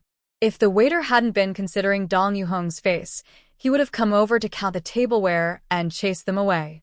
Even so, Zhang Jiehui and the others still felt that Jiang Yiqing was deliberately going against them, and they stood up one by one and wanted to continue to teach Jiang Yiqing a lesson. Only Guo Xiaoqin, who hadn't said a word since she came in, understood what she meant. She asked before Zhang Jiehui continued to do something stupid. Jiang Yiqing, are you saying that you didn't book this table for our classmate reunion, but that your family booked it for your own party? Yes, that's what I mean. Finally, someone could understand what she said. Jiang Yiqing looked at Guo Xiaoqin twice more. Among the people at this table, apart from Wang Ling, whom she had just met, she only felt that this person looked familiar. Of course, she looked familiar. Jiang Yiqing didn't know that Guo Xiaoqin worked in the machinery factory. Every day, she could see Jiang Yiqing yawning and holding a small notebook to check attendance at the gate. It was just because the two were not familiar with each other when they were in school, so Guo Xiaoqin didn't take the initiative to talk to Jiang Yiqing in the factory. Guo Xiaoqin was very perceptive. After she understood what Jiang Yiqing meant, she took the initiative to stand up and make way for him. At the same time, she apologized sincerely. I'm sorry, we saw you sitting here alone, so we preconceived that you helped to book the table, but we didn't expect these unpleasant things to happen. If it weren't for Wang Ling's invitation, Guo Xiaoqin originally didn't plan to attend this classmate reunion. At this moment, she saw Zhang Jiehui's mean face and Li Zay's self-righteousness, and she really thought that it would be better not to come to the class reunion. Wang Ling also stood up and apologized awkwardly. She was the one who started this matter, and she didn't expect it to turn into such a misunderstanding. She should have thought of it earlier, that Jiang Yiqing had never agreed to come to the class reunion. Guo Xiaoqin and Wang Ling took the initiative to apologize, and Jiang Yiqing's face became much better, but this was only for the two of them. When she looked at the remaining people sitting at the table, her eyes were still like arsenic. What about you? Are you still sitting here and want to eat my food? She directly retorted to what Guan Chui said before, that she brought her children to eat and drink for free. Zhang Jiehui's face turned red instantly when he heard this, and Li Zay's face was a little livid. The two of them also made way for their seats, leaving Guan Chui still stubbornly lying there. Jiang Yiqing, we are all classmates. What's wrong with sitting at your table for a while? Is it necessary to embarrass everyone like this? Hey! Jiang Yiqing was so angry at the shameless words that he laughed. You mean, I was sitting at the table I reserved, and a group of strangers who claimed to be my classmates came to grab my seat, and they scolded me for eating and drinking for free, and asked me to send my daughter away? You call this kind of people classmates? They are robbers, right? Jiang Yiqing's tone was very sarcastic. Before Guan Shui felt anything, Li Zhe felt ashamed. He was a college student, but he was called a robber. It was like someone stepped on his face and rubbed it on the ground. He got angry at Zhang Jiehui. Don't hold any class reunions without reserving a seat in the future, so as not to embarrass yourself. After saying that, he left with a gloomy face. Once the main characters left, the party also broke up. After Guo Xiaoqin expressed her apologies to Jiang Yiqing again, she took Wang Ling away. In the end, only Zhang Jiehui and Guan Shui were left on the scene. Zhang Jiehui felt that Jiang Yiqing had ruined his class reunion, so he wanted to pull Jiang Yiqing.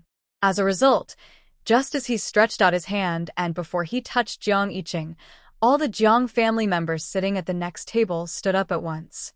"What do you want to do?" Jiang Jinbing shouted. The rest of the people were all staring at him covetously. Chu Ziyu also stood beside Jiang Yiqing with Tao Tao in his arms, looking down on Zhang Jiehui. It was as if he dared to touch Jiang Yiqing, his family would punch him to death here. Zhang Jiehui backed off. He was not a courageous person to begin with, and he was just used to showing off in front of women. Today he had met a tough guy. Guan Shui was also a little dumbfounded. She cursed Jiang Yiqing in her heart, saying that there were so many people around him, but he didn't say a word just now. She moved carefully behind Zhang Jiehui. Zhang Jiehui seemed to have an excuse to make up for it in an instant. He slapped Guan Shui in the face and cursed in a pretentious manner. "Why are you still sitting there when everyone has left? Are you waiting for me to carry you out personally?" After cursing, he pretended to be very angry but actually walked away with stiff limbs. Guan Shui covered her cheeks, called out Jiehui in a pretentious way, and trotted out.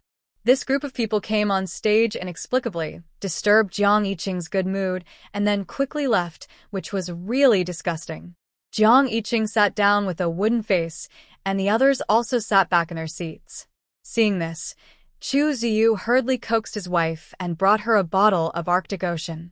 "Drink something to calm down." Jiang Yiqing took the straw and gulped down half a bottle. Tao Tao, who was originally eating his fingers quietly, immediately waved his little hands to try to pull the soda bottle. "Yes, my mouth is dry." Jiang Yiqing laughed unhappily when she heard this. She tapped the little guy's nose and scolded with a smile. "You little ghost are so smart. How come you knew to be good and not make trouble just now?" "Because Mom was angry just now." Tao Tao's words were not clear, but her little brain had already learned to seek benefits and avoid harm. Like now that the alarm was lifted, she started to act like a spoiled child with Jiang Yiqing, as usual.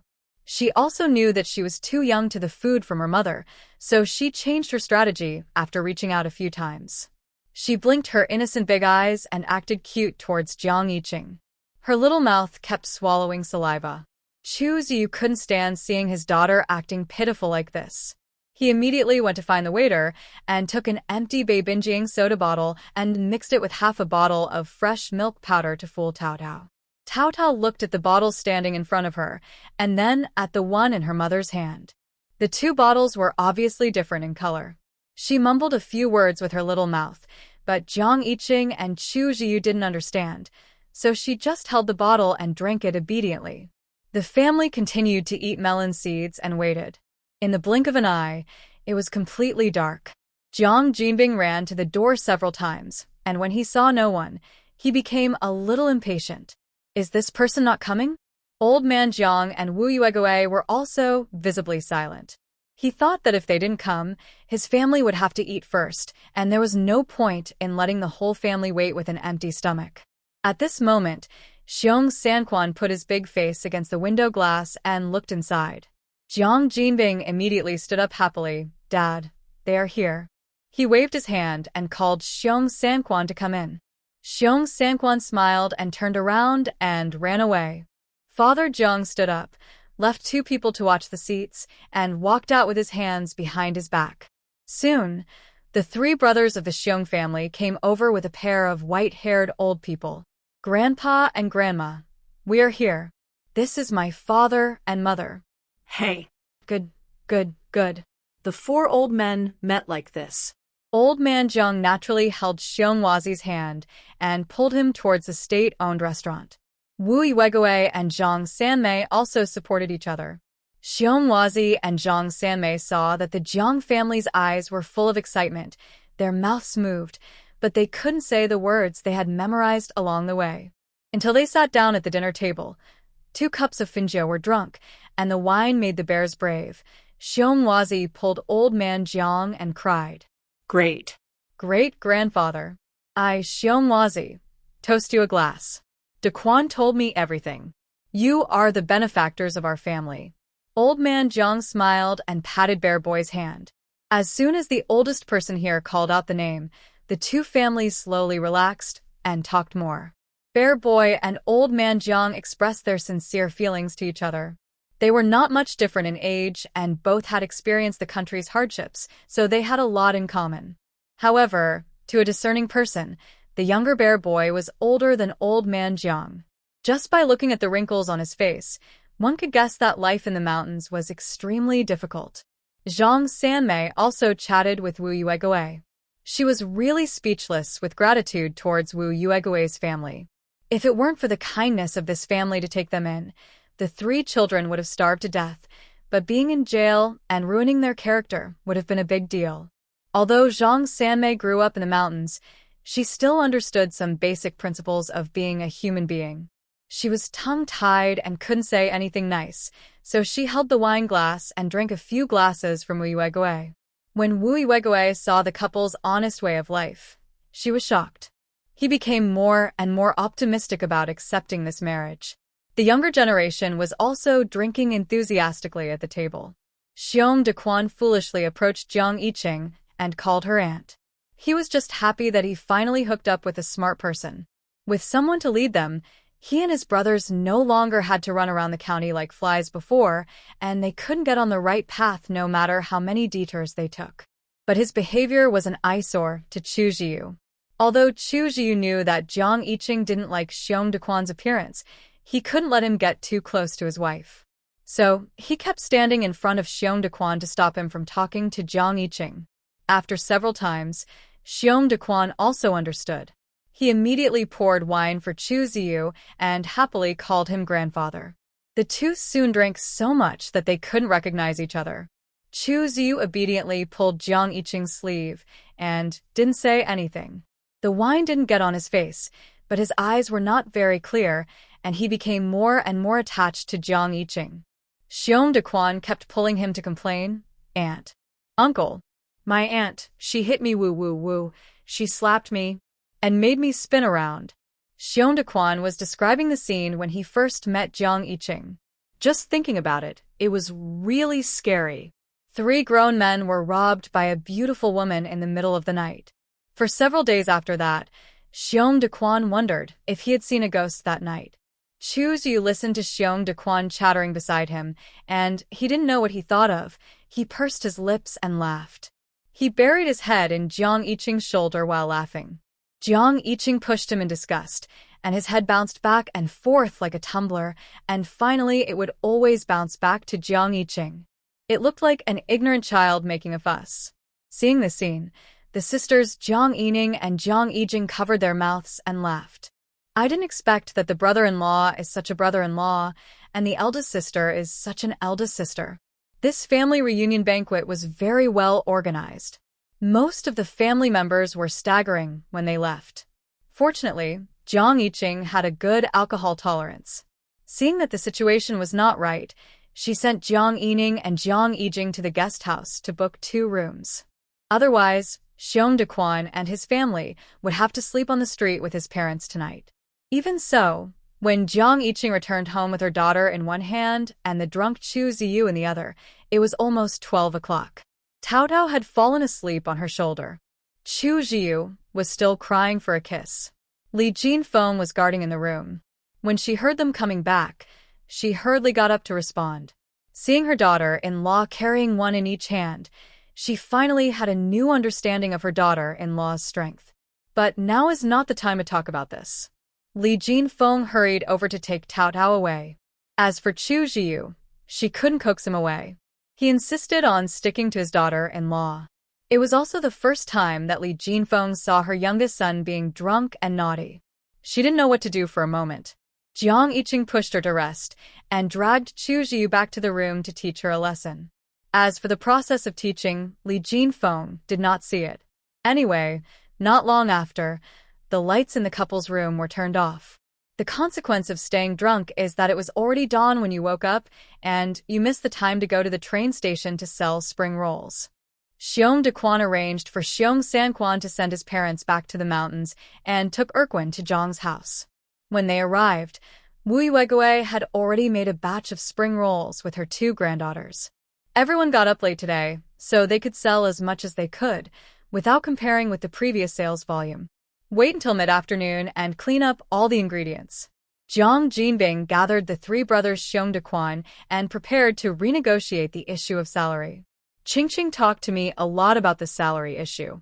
First of all, like Ning Jing and Jing Jing, we pay them according to the number of days. $1 for 1 day's work. But our family doesn't have only this way of settlement. Xiong Dequan and his 3 brothers listened carefully and didn't interrupt. They thought that Jiang Jinbing's 3 meals for them were good enough. As for the salary, they would be satisfied with any amount. Jiang Jinbing looked at the 3 young men who listened carefully and said the second method. This other way is that the 3 of you help me sell rolls, and I will give you a basic salary of $15 a month. But for every 100 rolls you sell, I will give you a commission of $1. The more you sell, the more you earn. As long as our family has inventory, whether you go to the train station together or find ways to develop new places such as schools and factories, it's all fine. When the 3 Xiong Dequan brothers heard this, their breathing became heavier. Even if they don't know how to count, they know that the one who gets the commission will definitely earn more money. Let's not talk about opening new venues. If they just keep the status quo, they can sell hundreds of rolls a day, which means several yuan. There are 30 days in a month, and if they only count the commission every day, it will be a lot of salary, not to mention the basic salary of 15 yuan. What a huge salary it will be. You have to know that their parents lived in the mountains and saved more than 20 yuan in their lifetime. But now the 3 brothers each have at least 15 yuan a month, and the 3 of them add up to at least 45 yuan. Xiong Dequan couldn't imagine how good they would be with so much money. Maybe they could bring their parents to live in the county after saving a few months. But after thinking carefully, Xiong Dequan gave up the commission method and chose the same settlement method as Jiang Yining and Jiang Yijing. Jiang Jinbing was very surprised when he heard this. Don't you know that this method will make more money? He thought they didn't know how to count, so they couldn't tell who made more money. Xiong Dequan shook his head when he heard this. I know, but great-grandfather, you have helped us a lot. How can we ask you for so much more money? We are very happy to get the same amount of money as the 2nd and 3rd aunts. Jiang Jinbing was a little amused when he heard this. They're different from you. They have me as their father to support them. How can they be left out? Just take your share normally. Jiang Jinbing had already thought about it. He was wrong before. In the future, the money earned by the family cannot be kept all for the little one in the belly. Half of it must be taken out and distributed to the daughters. So, in his opinion, whether the daughters give more or less now is just to take part of the money in the future. In short, they will not lose out. After listening to Jiang Jinbing's explanation, Xiong Dequan laughed. After negotiating the salary, the 3 brothers were full of energy. Wu Yuegui asked them to help fetch water, and they almost lifted the water tank directly. Seeing how happy they were, Jiang Yijing couldn't help but ask how their salary was calculated.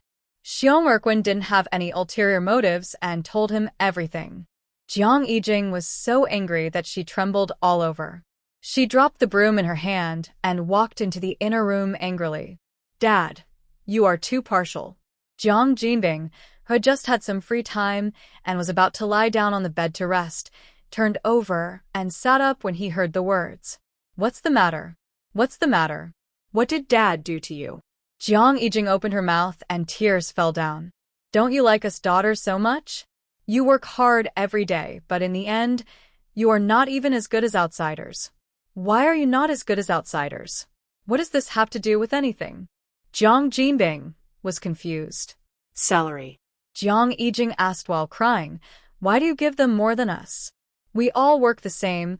Why do they get commissions, while my second sister and I have to work day by day? Jiang Jinbing was at a loss for words. Other people in the family were also attracted by Jiang Yijing's crying. When Xiong Erquin saw this scene, he knew he was in big trouble, and he hid in the yard and didn't dare to come in. Jiang Jinbing saw that this matter made his third daughter cry, so he could only say what he was thinking in advance. Dad didn't say he wouldn't give you money. Dad wants to keep half of the money earned in the future for the unborn brother, and the rest will be divided equally among you four sisters, so no matter how much salary you pay now, it is all used for your future money. You are lying. Jiang Yijing didn't believe it. You wanted to sell your second sister to buy milk powder for your son before. Why are you willing to share the money you earn with us? You're just biased, woo-woo. Jiang Yijing cried breathlessly, and Jiang Yining came to hug her with red eyes. Jiang Jinbing felt ashamed to face others as his daughter had exposed his past in front of everyone. But at this moment, he had to calm the two girls down first, so he hurriedly got out of bed with his shoes on. I really want to give you some. If you don't believe me, let's sign a document. As he said that, he took out a piece of paper and pen and began to write seriously. Dong Yuhong was a little anxious when she saw this, and hurried forward to stop him, but was quickly grabbed by Wu Yuegui. Behave yourself and listen to what Jinbing wants to do. Dong Yuhong's eyes were full of resentment when she heard this, but she didn't dare to disobey the old lady, so she could only stand aside and twist her hands in anger. Jiang Yijing saw her actions clearly. She wiped the tears from her face, but she didn't believe Jiang Jinbing anymore. When Jiang Jinbing showed her the written document, she didn't even glance at it, but sneered at Jiang Jinbing. Dad, no matter how many letters you write or how many oaths you make, I will not believe you. Now you are still counting on me and my second sister to make burritos, so naturally we can agree to any conditions. When you don't need us in the future, will tearing up a letter be a big deal? You and Mom have no credibility with me at all. Jiang Jinbing was heartbroken by these words. But can he do anything? He has no way. He has committed all the sins step by step. He was very cruel in the past. Now he has turned over a new leaf and no one believes that he can be a good father. Jiang Jinbing is so confused at the moment. He scratched his head in distress and said helplessly, "What do you say we should do? We haven't made this money for a few days. It's not possible to give it to you now. We have to wait until the end of the year, at the earliest. The main thing is to set aside money to pay the fine for having more children than allowed." Oh, wait again. Who can't say nice things without any trace? Jiang Yijing swallowed her tears, took a deep breath, and said coldly, "I won't wait for your empty talk about dividing the money. You just need to pay my second sister and me the same salary as you paid Xiong Dequan and the others. Although our jobs are different, it's the same thing. You should give us a commission of 1 yuan for every 100 rolls we make, and the base salary should be 15 yuan a month." Okay, I'll do whatever you say. Jiang Jinbing quickly agreed to stabilize this ancestor first. As for the rest, he would have to wait until he really did that before asking for this trust. After a commotion, although she got what she wanted, Jiang Yijing still felt very uncomfortable. She didn't know what she wanted, but she just felt inexplicably depressed in her heart, and there was always a sense of depression that couldn't be released. She pushed Jiang Yining, who was still comforting her, and forced an ugly smile. "Second sister, I want to go out alone." Jiang Yining was stunned when she heard the words, and then nodded. It would be good to go for a walk so as to avoid holding back the anger in the heart and causing some problems. Jiang Yijing wandered around the alley aimlessly. Her mind was empty. She couldn't think of anything, and she didn't want to think of anything. When she walked to a step, she picked a place that she liked and sat down. She looked up at the red clouds in the sky and was in a daze when she heard someone calling her. "Yijing? Why are you sitting here?" Jiang Yijing quickly came back to her senses. She looked in the direction of the voice. "Sister Lily." Yang Li smiled gently. She walked to Jiang Yijing and sat down, as gentle and considerate as a close sister. "What's the matter? Is there anything unhappy that you can tell me?" Jiang Yining forced a little smile and shook her head gently. She didn't want to tell outsiders about the bad things at home. Yang Li's eyes flickered when she heard it. She didn't ask Jiang Yijing anymore, but just smiled and changed the subject. It's too boring here. The houses are all square, and the people are boring. Jiang Yijing turned her head and looked over. Isn't the south different from here? She only knew that there was a sea in the south when she was in school, and the books said that it didn't snow there in winter. Apart from that, she knew very little. Of course it's different.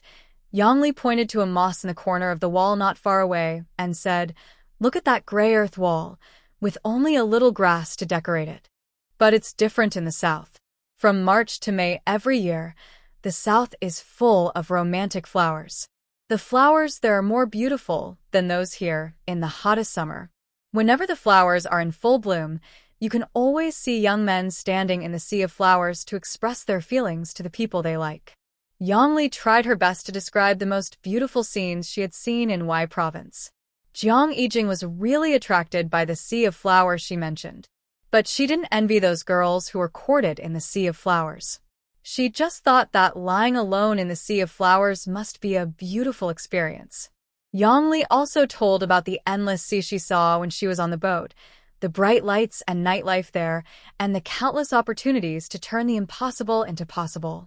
Jiang Yijing became more and more curious about the place she described, and her eyes were filled with a desire for knowledge. Yang Li's mouth corners slightly raised in a place she couldn't see. Of course, she and Jiang Yijing didn't meet by chance, and she didn't come to be a close sister. All the purpose was just to trick Jiang Yijing into going to Hong Kong with her. Brother Chong didn't have much time left for her. Although she had persuaded several of her former schoolmates, the ones she wanted to take away the most were the Jiang family sisters from the beginning to the end. It was a pity that Jiang Yiqing was not easy to deceive, and Jiang Yining was not necessarily someone who had the courage to leave home too far. After thinking about it, only Jiang Yijing had a chance to be deceived by her. It's just that the Jiang family's small business has been booming recently, and she can never catch Jiang Yijing. But it doesn't matter. As long as she keeps a close eye, she will find a loophole. Jiang Yijing hasn't noticed Yang Li's malicious intentions yet. She just feels that after chatting with Yang Li, her mood seems not as dull as before. She feels as if she has grasped something, but she hasn't thought it through clearly yet. So she wants to go home and think about it more. After separating from Yang Li, Jiang Yijing started to look through the books as soon as she entered the room. She took out old newspapers and magazines printed with information about the development of the South, and tried to get some information she needed from them. Jiang Yining knocked on the door and came in. "I'm warming up the meal for you in the kitchen. Hurry up and eat, wash up and go to bed early." Jiang Yijing responded randomly, but she was still welded to the bed and didn't move. Jiang Yining couldn't help but come in and pull her with a smile. "Stop looking, go eat." "Who got so angry today just to make a few more money, huh? Why aren't you in a hurry now?"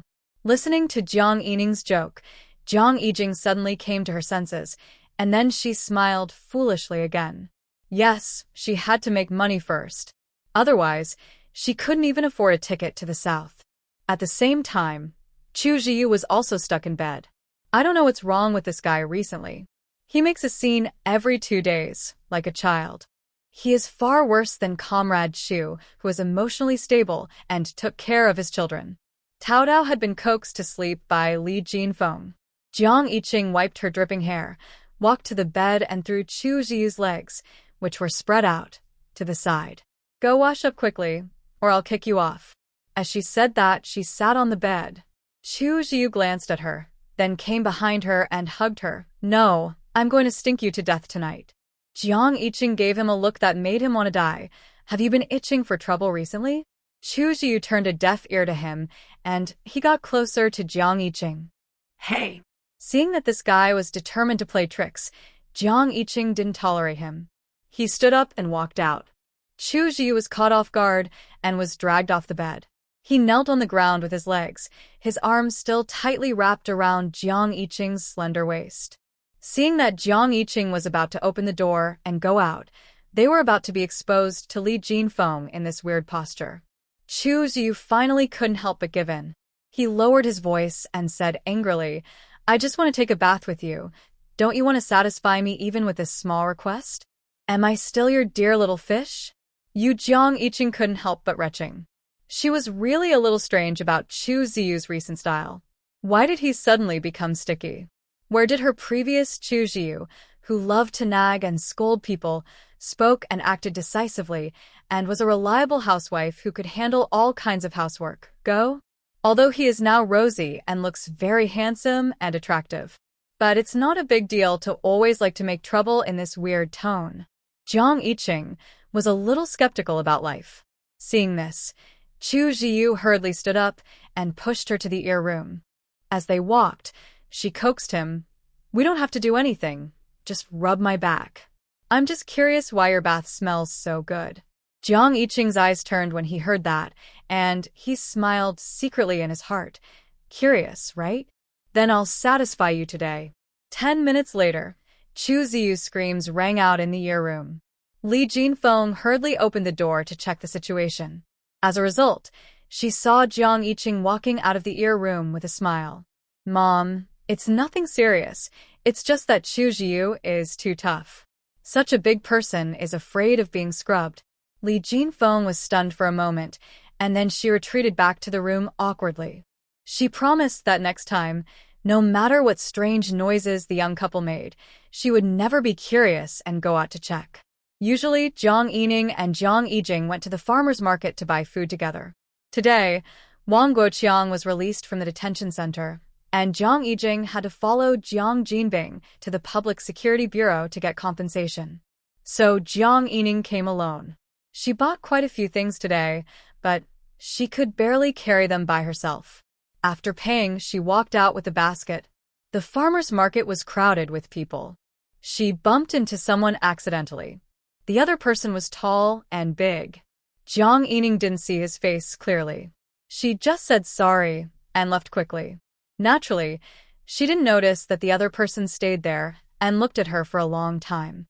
When she finally left the farmer's market, Jiang Yining breathed a sigh of relief and saw a gentle-looking man standing not far away and smiling at her. Jiang Yining was stunned for a moment. She was sure that she didn't know the other person, so she held the basket tightly and prepared to take a detour. Unexpectedly, the man caught up with her and shouted in a very familiar voice, "Ning Ning, why don't you wait for me?" This scared Jiang Yining. She didn't dare to look at him and ran towards home with her head covered. After running 2 steps, the basket fell into the other person's hands. "Ning Ning, walk slowly, I'll help you carry the basket."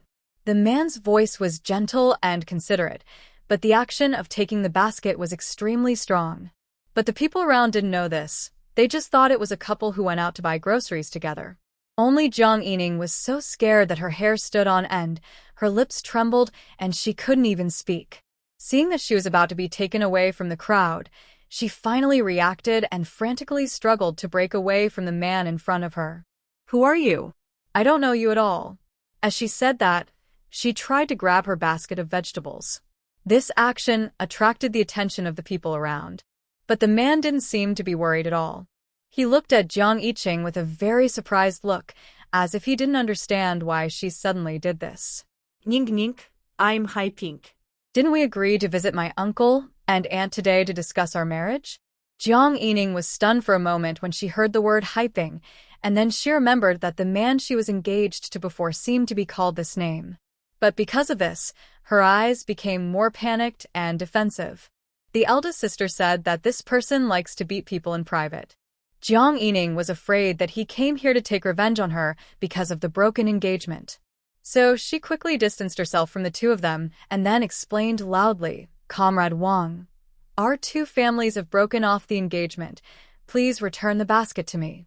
Everyone around Jiang Yining heard her voice, and they immediately looked over with curiosity. Some people had already stopped, as if they wanted to stay and listen to what was going on. Jiang Yining breathed a sigh of relief when she saw this. As long as someone was watching, Wang Haiping would not dare to do anything to her. But obviously she underestimated Wang Haiping's acting ability. The other party quickly adjusted his expression and showed an expression of disbelief. "Ning Ning, what are you talking about?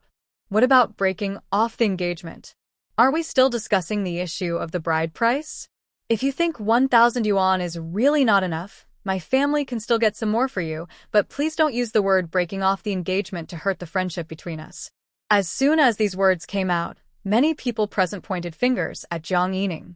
1,000 yuan for the betrothal gift, and you're still not satisfied. You're going to empty the man's house before you stop. Girls nowadays are getting more and more greedy. Facing the scolding and abuse from the people around her, Jiang Yining's mind went blank. She could only keep explaining that her family had really called off the engagement, and they didn't mind the small amount of the betrothal gift at all. But people like to subjectively judge the gossip they want to hear, and Jiang Yining's explanation fell into their ears as just a quibble. In addition, Jiang Yining herself has a delicate appearance, not the round-faced and majestic appearance that everyone generally accepts. For a time, the wind direction was all biased towards Wang Haiping. Jiang Yining couldn't explain it clearly, but in this situation, Wang Haiping pretended to protect her and kept speaking for her. After several times of this, what Wang Haiping said was more confirmed. Wang Haiping explained to the people around him that Jiang Yining was not what they imagined, while dragging Jiang Yining out of the crowd.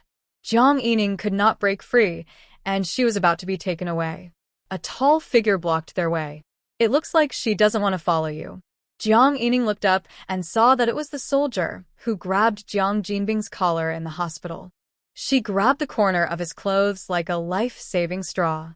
After noticing her pleading eyes, Lu Chaoyang directly and forcefully pulled away Wang Haiping's hand holding her arm and lifted her behind him. This sudden change made the air around them quiet in an instant. Wang Haiping shook his wrist that was so painful from being grabbed and looked up at the person who was trying to stop him. "Who are you? How come you interfere in the affairs between me and my boyfriend?" Lu Chaoyang didn't answer him, but asked Jiang Yining behind him seriously, "Are you really dating him?" Jiang Yining immediately shook her head. "No, I just met him for the first time today. How could I be dating him?" While speaking, her two hands were still tightly grasping the corners of Lu Chaoyang's clothes and refused to let go. Hearing this, Lu Chaoyang turned his gaze to Wang Haiping again. His expression was serious and sharp. "Comrade," this female comrade said, "she doesn't know you. How do you explain it?" Wang Haiping stared at this scene intently and felt that it was difficult to maintain a peaceful state of mind. He had long regarded Jiang Yining as his property. Seeing her hiding behind another man and having physical contact with this man, he wanted to chop off her hands on the spot. But soon he calmed down and avoided answering Lu Chaoyang's words and looked at Jiang Yining with questioning and disbelief. "Ningning, what's going on between you and this man?" As he said this, his eyes suddenly showed enlightenment, and then his eyes were full of hurt. "I thought, Ningning, you are obviously not a vain person. Why do you suddenly dislike the fact that the betrothal money I gave is too little? So you like this man? Ningning, I really didn't expect you to be such a person." This series of slander scared Jiang Yining so much that she instantly let go of the hand that was holding Lu Chaoyang's arm. The crowd around her pointed at her again. Seeing this scene, Lu Chaoyang suddenly felt very unhappy. He no longer gave Wang Haiping a chance to quibble and stepped forward directly and held Wang Haiping up with a clever force. "I now seriously suspect that you are a human trafficker. Come with me to the Public Security Bureau." As the word human trafficker came out, the crowd around quieted down again. Wang Haiping was completely unable to calm down. He struggled and shouted, "Jiang Yining, you colluded with the officers and falsely accused them of bullying others. The officers destroyed other people's feelings." Lu Chaoyang turned a deaf ear to his shouting. He pressed him down hard again, and then said lightly, "Whether it is true or not, go to the Public Security Bureau, and everything will be clear. Why bother to drag it out in public?" As he said that, he looked at Jiang Yining again and said coldly, "You go with me. If you lie, you will be punished for deceiving a soldier." At this moment, Wang Haiping was subdued, and Jiang Yining became bolder. She nodded quickly and said, "I didn't lie. I really hadn't seen him before today." Lu Chaoyang didn't respond to her words, but just escorted Wang Haiping to the direction of the Public Security Bureau. A few elderly women and men who were looking for trouble followed them, wanting to see who was lying. Wang Haiping knew that what he said at the entrance of the farmer's market was all false, so he struggled desperately along the way. Unfortunately, no matter how he cursed or twisted his body, he could not break free from Lu Chaoyang's shackles. Instead, because he used too much strength, his clothes were twisted into a knot. Jiang Yining, who followed them obediently, looked at Wang Haiping, whose arms were snapping as Lu Chaoyang twisted them, and suddenly felt a little more pleasure of revenge in her heart. She trotted behind Lu Chaoyang, feeling that his exaggerated height made her feel particularly safe.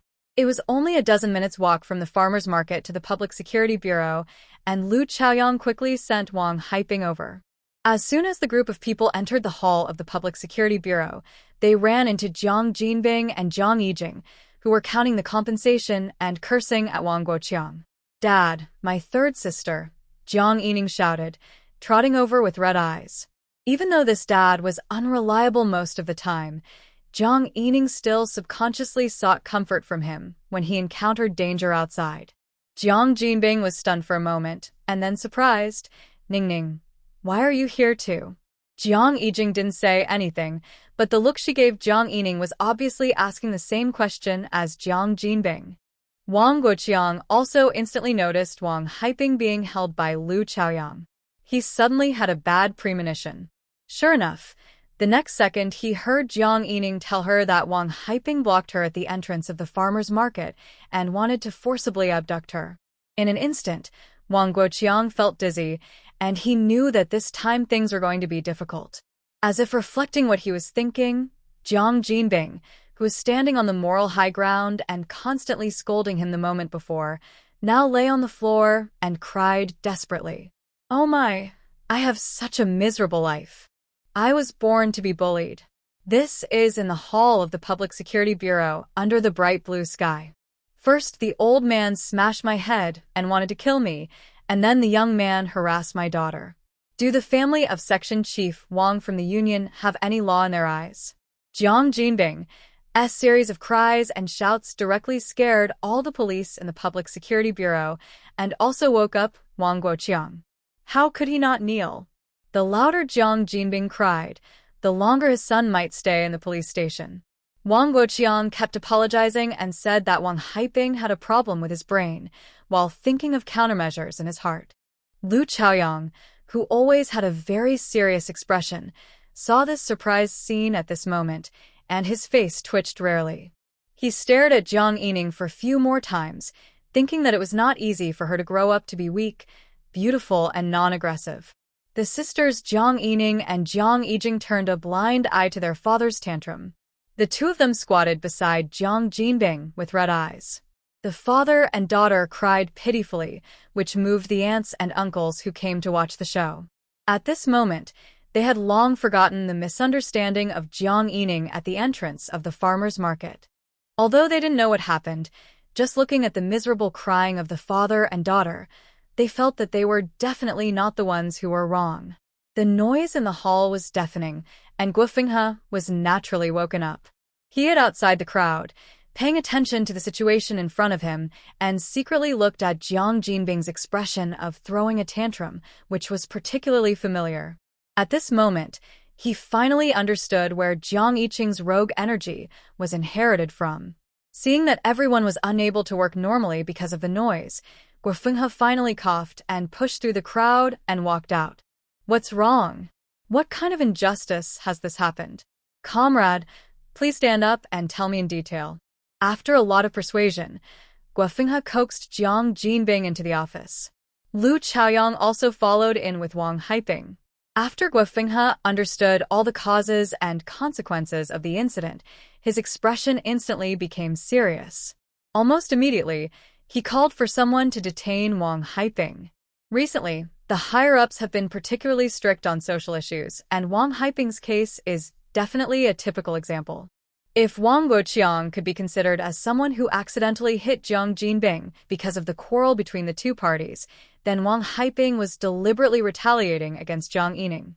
There are many eyewitnesses in this case, including Lu Chaoyang, a heavyweight soldier, who testified. It is a foregone conclusion that Wang Haiping will be convicted of maliciously harassing female comrades and deliberately defaming the image of soldiers. No matter how Wang Guoqiang argues for Wang Haiping, it cannot change the situation. Seeing that the matter was a foregone conclusion, Wang Guoqiang no longer bowed down. He glanced coldly at the father and daughter of the Jiang family and then went home to find a way to reduce Wang Haiping's crime. Since then, the hatred between the two families has been deepening. But at this moment, Jiang Jinbing is no longer the timid and cowardly Jiang Jinbing a few days ago. Anyway, the reason is on their side now. If there is no reason, he will still make trouble. If there is reason, he will try to grab 3 points. If it really doesn't work, he can still shake his eldest daughter to find a way. Jiang Jinbing walked out of the Public Security Bureau with his 2 daughters, like a victorious rooster. As soon as he walked out of the door of the Public Security Bureau, he immediately laughed and took out a cigarette to light it for Lu Chaoyang. "Comrade soldier, thank you so much today." Lu Chaoyang glanced at Jiang Yining, waved his hand, rejected Jiang Jinbing's enthusiasm, and only said that serving the people is the duty of a soldier. Seeing this, Jiang Jinbing wanted to invite Lu Chaoyang to dinner again, but he was also rejected. Finally, Jiang Jinbing had no choice but to give a military salute to Lu Chaoyang. Lu Chaoyang also straightened up and saluted in return. After the salute, the tall and short men stared at each other again. Jiang Jinbing thought he didn't smoke the cigarette, didn't eat the meal, and saluted. Why didn't he leave? Lu Chaoyang glanced at Jiang Yining. Jiang Yining hesitated, took a few steps forward, and said in a soft and light voice, "Thank you, soldier uncle." "Uncle?" Him? Lu Chaoyang's face turned black when he heard it. But his face was originally black, so others couldn't see it. It was just that the more serious the black face was, the more ferocious it looked. Jiang Yining subconsciously shrank back. Lu Chaoyang immediately took a step back, said goodbye, and left. He walked a long way before turning back to look at Jiang Yining. But he only saw her smiling slightly from the side and joking with her sister. "Did you forget the unpleasantness so quickly?" Lu Chaoyang twitched his lips, thinking, is this girl brave or not? I think she shouldn't be very brave. He just saw her shrinking back. Thinking about how she just called him uncle, Lu Chaoyang doubted his appearance for the first time in his life. He touched the small hard stubble on his chin and finally determined that the little girl didn't have good eyesight. The news that Jiang Yining was harassed soon reached Jiang Yiqing's ears. There was no big expression on her face, but the pen in her hand had been broken into 2 sections.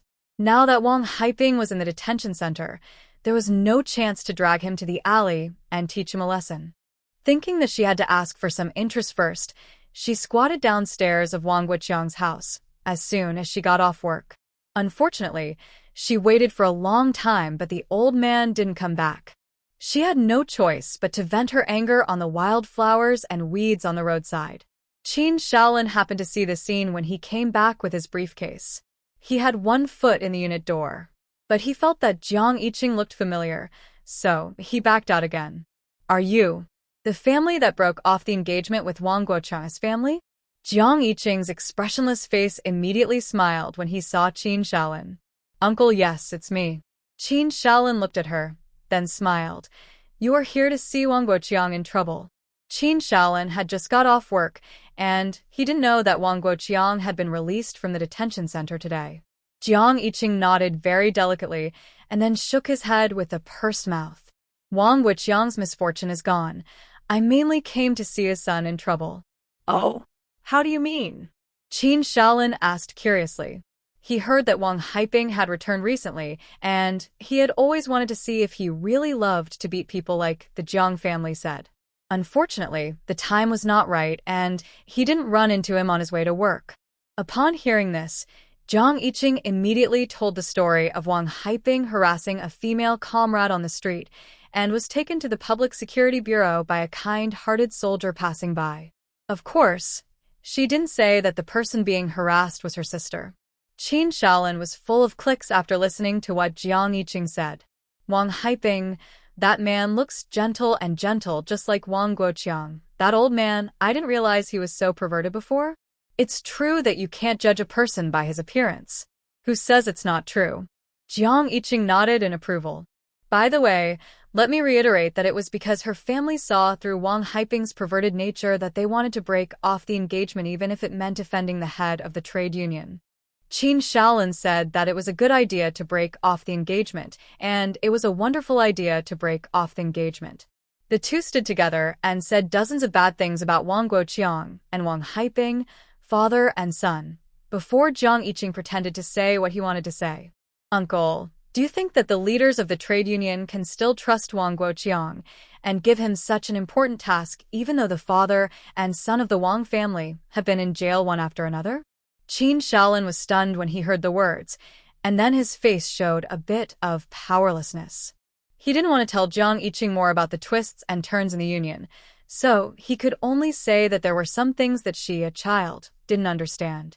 Hearing this, Jiang Yiqing immediately expressed her dissatisfaction. What's the matter? Wang Guoqiang has a backer behind him, so he can cover the sky with one hand? Can he still ignore the law? The father and son of the Wang family have been in jail one after another. What does this show? This shows that they have very big problems in their thoughts, behaviors, and styles. Can the union leaders be so blinded that they use people who are harmful to society? Qin Shaolin originally wanted to laugh at Jiang Yiqing, a little girl, for being able to see that there was someone behind Wang Guoqiang. But when he heard the words the father and son have been in jail one after another, his mind suddenly became clear. Yes, if Wang Guoqiang was the only one who committed the crime and the circumstances were not serious, the union could still say that he did not do it on purpose. But the father and son were both in jail, which was a big problem. Does this mean that Wang Guoqiang himself was not a good person, and Wang Haiping committed the crime because he was influenced by his words and deeds? What's more, he committed the crime of harassing female comrades in the street. If this kind of situation happened a few years ago, he would have been sent directly to the farm for reform. Qin Shaolin became more and more excited as he thought about it. He felt that his thinking was right. If he wanted to bring Wang Guoqiang down, the key was his son. It's just that the key point of the matter was clear, but how to operate the matter specifically had to be thought about carefully. Qin Shaolin didn't care to continue chatting with Jiang Yiqing at the moment. He casually, perfunctorily said a few words and turned back to the union.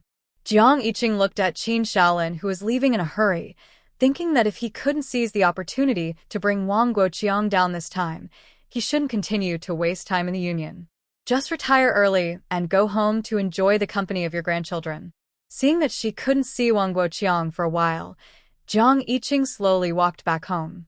As soon as she entered the yard, she heard Tao Tao's intermittent howling. She lifted the bamboo curtain and glanced into the house, and saw Tao Tao lying on the ground awkwardly, imitating the little cow cat to stretch. Unfortunately, her limbs were not coordinated, and she learned it like a monster. She couldn't feel whether her waist was straightened, but the cement floor was indeed polished. Li Jinfeng looked at her dirty little granddaughter and tried several times to pick her up from the ground. Unfortunately, the little girl was small and had a bad temper. As long as her limbs left the ground, she would start to howl at the top of her lungs. Li Jinfeng was worried that she would hurt her throat, so she could only squat aside and sigh helplessly. Jiang Yiqing felt her scalp tingling as she watched this troublesome child making a fuss. Sure enough, children are the cutest when they are raised by others. She prepared herself for a long time outside the door. Then she smiled gently and walked in. Baby, you are kneeling on the ground and won't get up. Are you burning incense and praying to Buddha? Tao Tao was stunned for a moment when she heard Jiang Yiqing's voice, and then she kowtowed to Jiang Yiqing like Li Jinfeng did on the first day of the Chinese New Year. She said in a baby voice, "Mommy, when you grow up to be 100 years old, Jiang Yiqing." The next moment, she was overjoyed. "Oh my dear, you know this. Mommy is so grateful." Li Jinfeng, who was standing aside, also laughed when she heard her granddaughter's childish talk. The smiles on the faces of the mother-in-law and daughter-in-law had not yet fully unfolded. After hearing the little guy grunt a few times, she said again in a childish voice, "Mommy, Daddy fell into my pants." Li Jinfeng was still wondering how Daddy could fall into his pants. Jiang Yiqing's face had changed drastically. He picked up Chu Tao Tao and ran out. Then, She screamed in the yard, "Oh my goodness! Did you a stinky egg?" Since Jiang Jinbing was discharged from the hospital and returned to work, there was one more laborer in the family, so the business at the entrance of the middle school was completely taken over. In the past 2 days, nearly 800 rolls were sold almost every day. Jiang Jining squinted his eyes and smiled all day long. There were several more wrinkles visible at the corners of his eyes, and his face was tanned several degrees. He just wanted to recruit another reliable person to increase production, and the students in the school started their summer vacation one after another. Well, this saves money on recruiting people.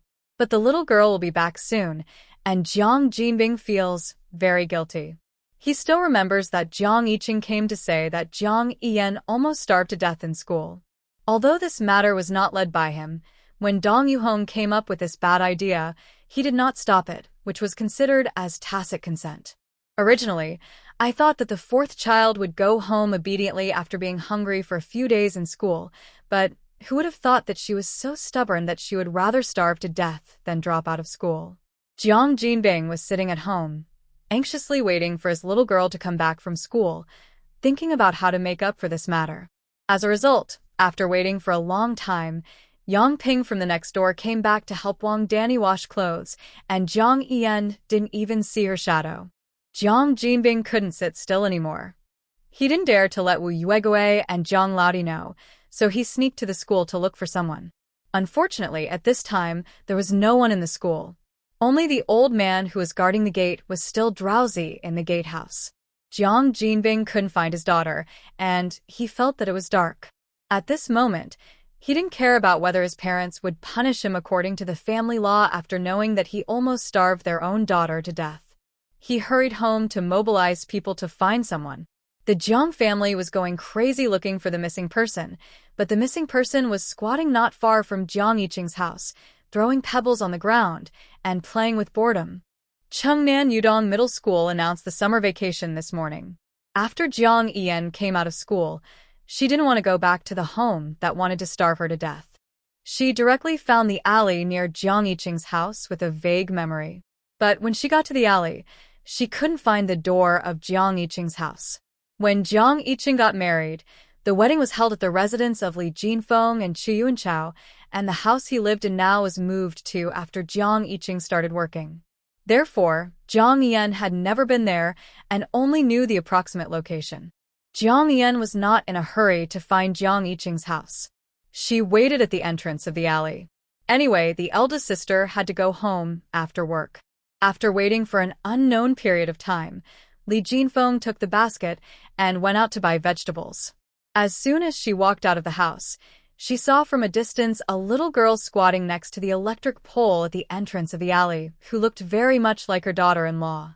The little girl was sweating profusely from the sun, and there was a thick pile of books at her feet. After Li Jinfeng confirmed again and again that she was not mistaken, she tentatively called out, "Yan?" Jiang Yan quickly raised her head. After she saw who was calling her, she immediately stood up, awkwardly. "Hello, Auntie." When Li Jinfeng heard that it was really Jiang Yan, she immediately didn't care about going to buy vegetables and hurriedly asked Jiang Yan to go home with her.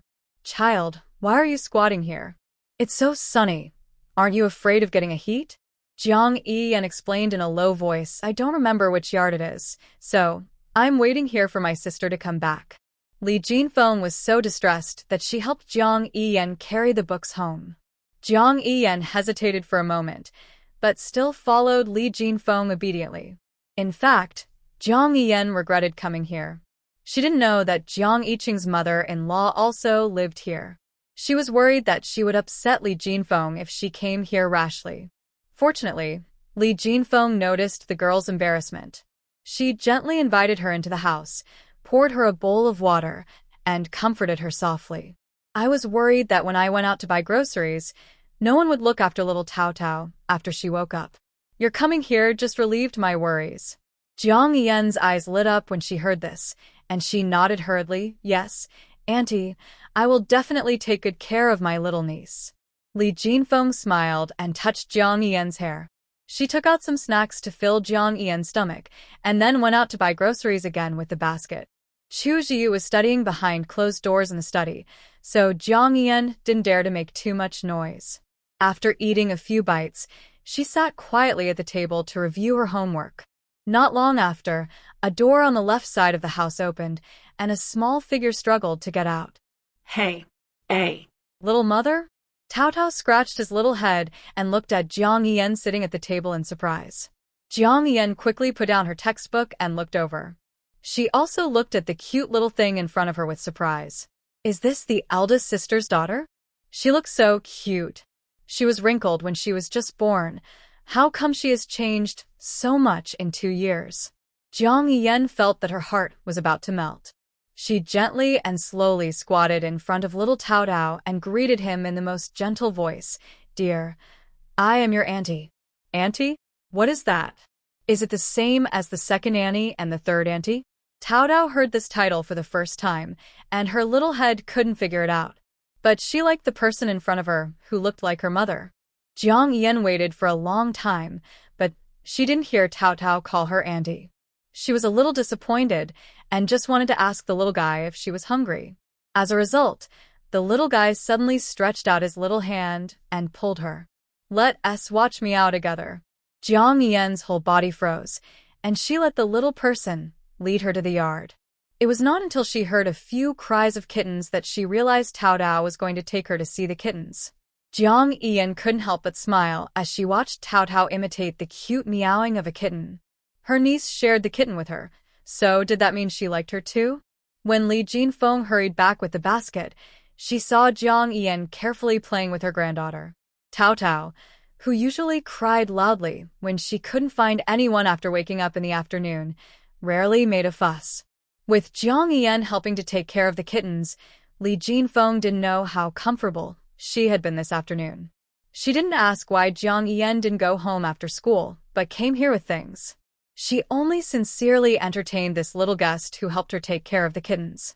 When Jiang Yiqing went out to look for a kitten and finally returned home with a try-it attitude, she found that the person she had been looking for all afternoon was now sitting on the floor of her house with her daughter, wiping the dust. Why are you here? Jiang Yiqing frowned. She had almost wiped out all the gangsters' dens in Huang'an County, and she had also pulled Lu Jitao out and taught him a lesson. So this guy stayed at home all afternoon? When Jiang Yan saw Jiang Yiqing coming back, a trace of joy flashed in her eyes, and then she thought that she came here without even saying hello, and suppressed the joy. She stood up and stood in the corner of the wall in a proper manner, and whispered, Big sister. Tao Tao found it very funny to see her aunt suddenly standing straight against the wall, and she also stood crookedly next to Jiang Yan. She also imitated Jiang Yan's tone and shouted crisply, Big sister. Jiang Yiqing's frown was instantly broken. She sat back on the sofa in a bad mood, not looking at her daughter's cute face, and tried to keep her tone calm. Tell me, why didn't you go home and tell me after school and come here? Jiang Yan stammered, I don't want to go back. After that, she lowered her head and kicked the concrete floor with her feet anxiously. Seeing Jiang Yan's pitiful appearance, Jiang Yiqing couldn't say the words she wanted to curse. She knew why this guy didn't want to go home, so she didn't know how to solve the current situation. Scolding someone without knowing the reason would only hurt people's feelings, but she was worried that she would not learn her lesson if she treated her lightly. After thinking about it, she didn't know what to do, so she could only sit there with a wooden face. Little Tao Tao only realized that her mother was angry at this moment. She carefully shrank her neck and then ran to the door of the study without looking back. Woo woo woo. Daddy, I want daddy. Before she even reached the door of the study, her mouth was already howling. Hearing the loud noise, Chu Jiu hurried out of the study to hug his child. What's wrong, little ancestor? Little Tao Tao immediately accused Jiang Yiqing with red eyes. Mom is so fierce. Chu Jiu turned his gaze to Jiang Yiqing and saw her sitting on the sofa with a blank expression. He looked at Jiang Yan, who was sticking to the corner as if she had committed a crime, and his scalp suddenly numbed. What's wrong? What made my wife so angry? Chu Jiu asked as gently as possible. He was also afraid of Jiang Yiqing's appearance. Jiang Yiqing looked at the people in the room who were so cowardly that she was speechless. She was worried that if she continued to be angry, she would provoke her mother-in-law who was cooking in the kitchen and cause unnecessary misunderstandings, so she could only wave her hand helplessly. "It's okay, come and sit over." Chuju took a closer look and saw that Jiang Yiqing had really calmed down. He immediately sat over with Tao Tao in his arms. Jiang Yan also moved to Jiang Yiqing's side step by step, calling her elder sister. Seeing this, Jiang Yiqing could only helplessly order, "Call the street office and tell your parents that you'll stay here for a few days." Hey. Jiang Yan immediately revived after hearing this. She didn't think about how Jiang Jinbing and Dong Yuhong didn't see her and didn't look for her. She was just happy that her elder sister agreed to let her stay here for 2 days. Li Jinfeng quickly prepared the meal. Because Jiang Yan came tonight, she specially steamed buns and fried a few home-cooked dishes. During the meal, she kept greeting Jiang Yan, fearing that she would feel uncomfortable because of her presence. "Since Yan Yan is here, stay at home for 2 more days. It's just right that you can help me take care of Tao Tao." Yeah. Jiang Yan's mouth was full, and she kept nodding. This was the most delicious meal she had eaten in this period of time. Although Jiang Yiqing had given her 20 yuan for food, the school only had millet rice for 3 meals a day.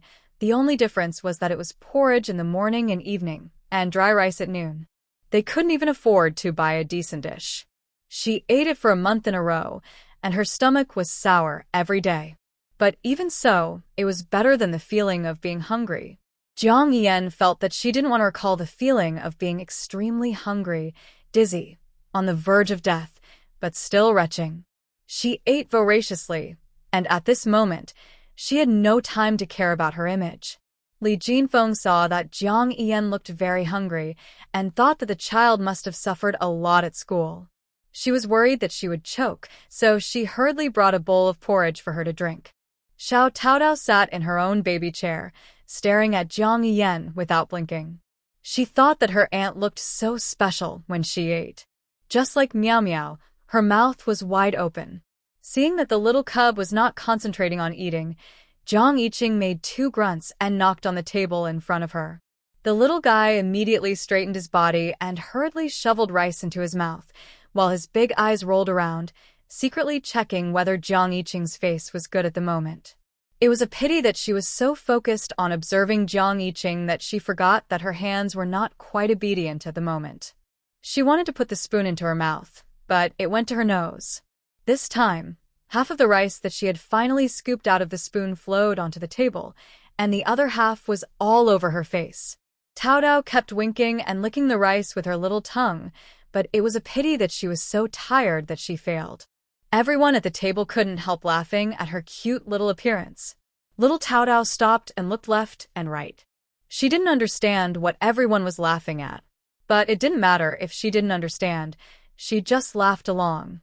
So she happily grinned with a mouthful of millet teeth. Chu Zi really couldn't stand his daughter's silly and cute look. He drank the last bit of porridge in his hand in a few gulps and got up to serve his little ancestor. At night, Jiang Yan and Li Jinfeng lived in the same room, while Xiao Taotao continued to live with his parents.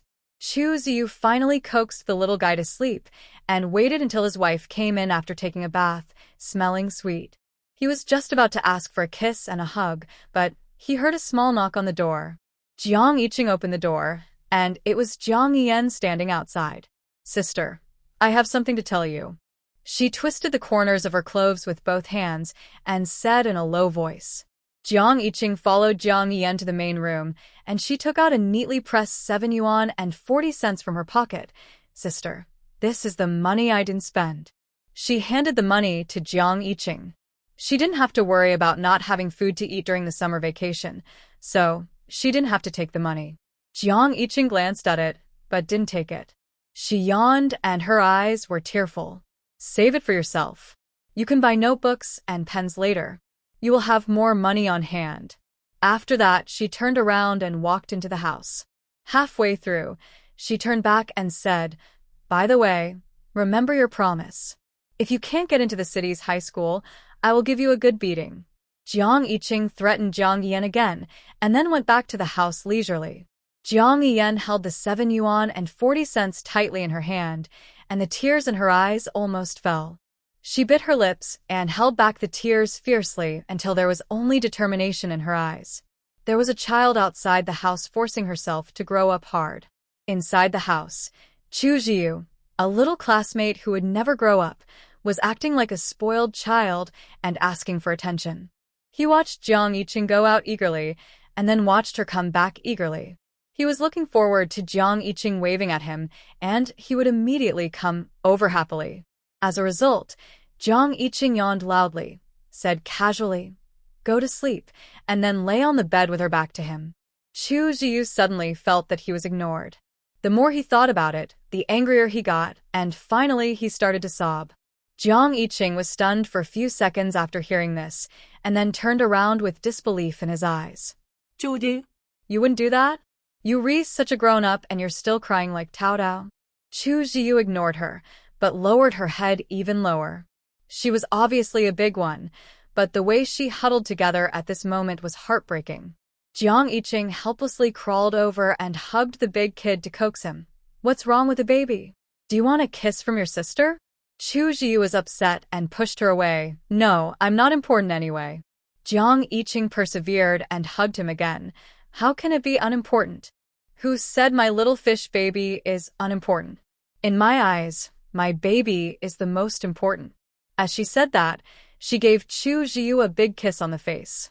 As for Chu Jiu, his body was still trying to push Jiang Yiqing away, but the expression on his face clearly said that he liked it very much.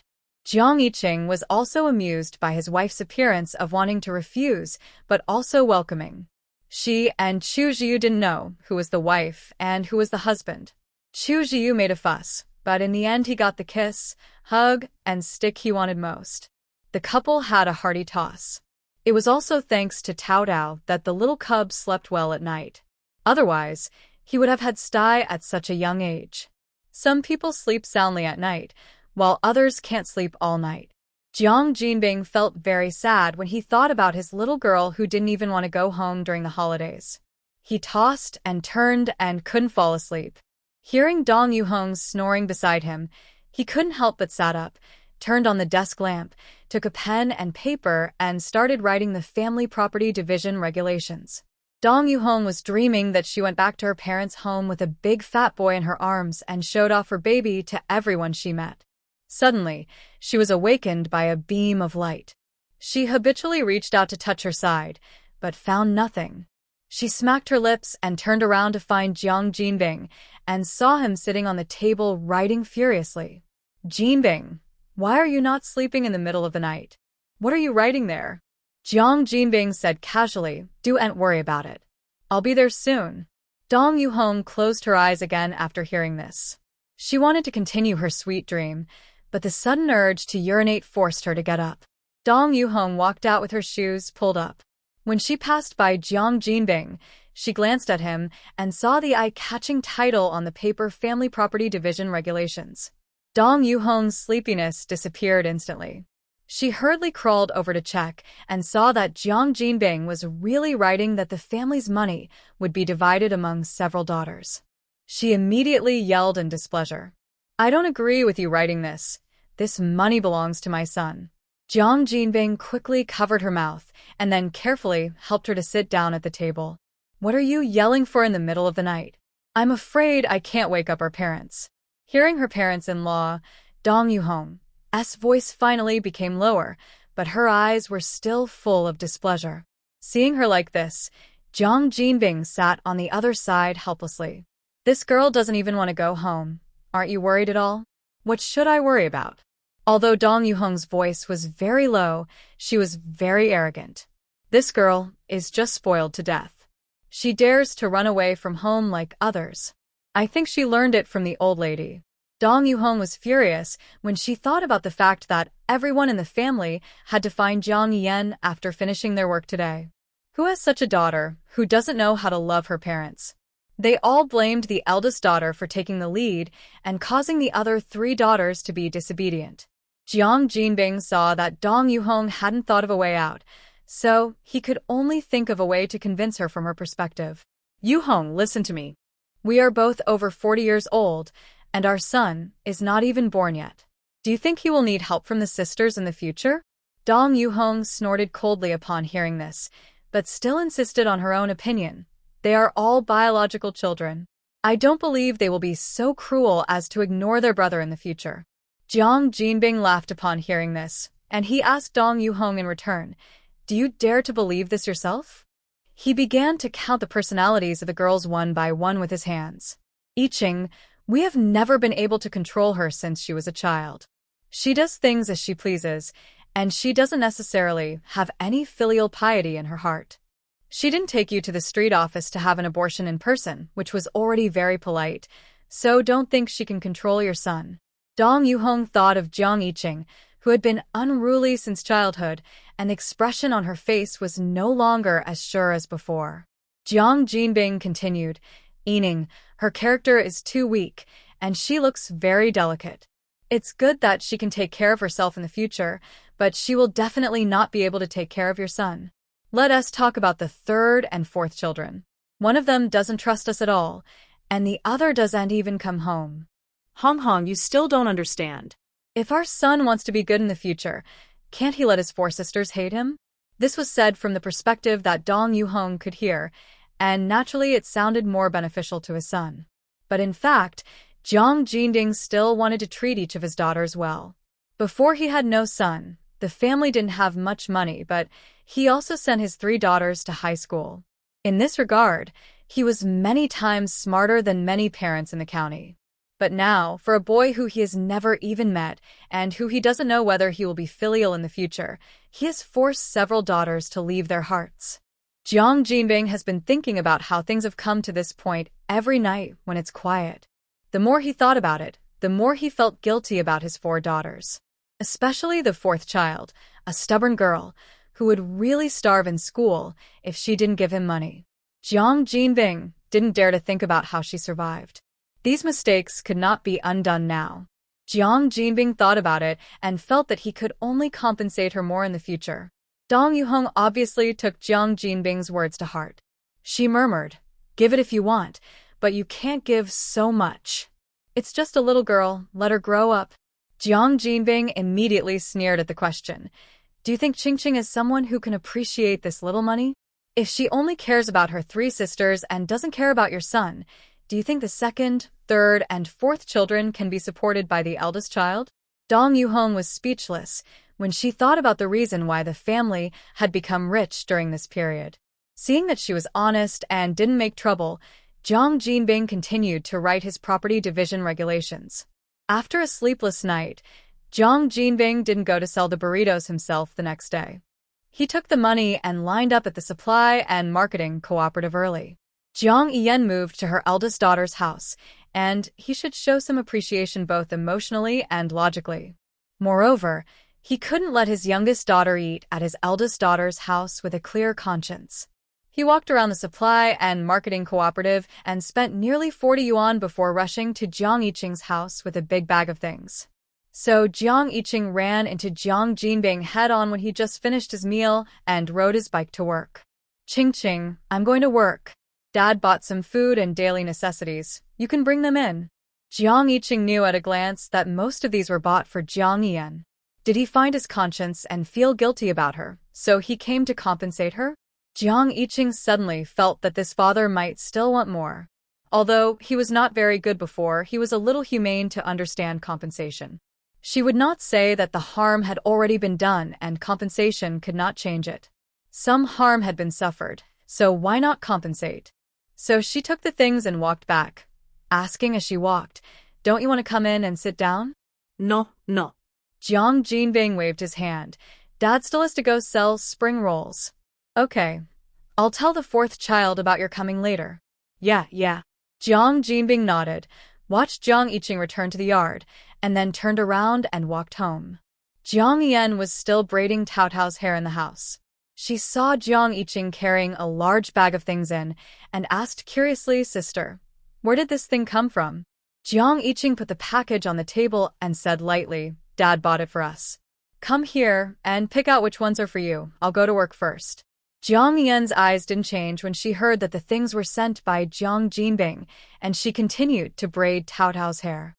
She waited until Tao Tao's hair was braided into a head full of small pigtails, and then tied the small pigtails down one by one, and then it was done. Okay, let Annie see how pretty our darling is. Tao Tao immediately held her chin with her little hand and acted cute with Jiang Yan. Ah, so beautiful. Jiang Yan's heart softened into a puddle of water. She couldn't help but kiss the little guy on the cheek. Tao Tao immediately covered her face shyly, but her big eyes blinked between her fingers. Jiang Yan exaggeratedly covered her heart and fell on the sofa. Auntie's heart was struck by Tao Tao. Tao Tao's eyes immediately smiled into crescents. After the big and small had enough fun, Jiang Yan held Tao Tao to open the package. There were 2 canned foods, a can of malted milk, iron box biscuits, rice noodles, shikima, and other food in the bag. In addition, there was a Hero brand pen and a stack of white paper for writing. Jiang Yan opened the pen case and took a look. There was also a roll of 20 yuan inside. When she saw these things, she didn't know what she should think in her heart. If Jiang Jinbing had brought this big bag of things to visit her at school a month earlier, she would have been very touched. But now she didn't feel anything special. She heartlessly opened a box of biscuits and shared it with Tao Tao. Jiang Yan was helping to take care of Tao Tao at Jiang Yiqing's house, and Yang Ping, who was also on summer vacation, naturally couldn't be idle.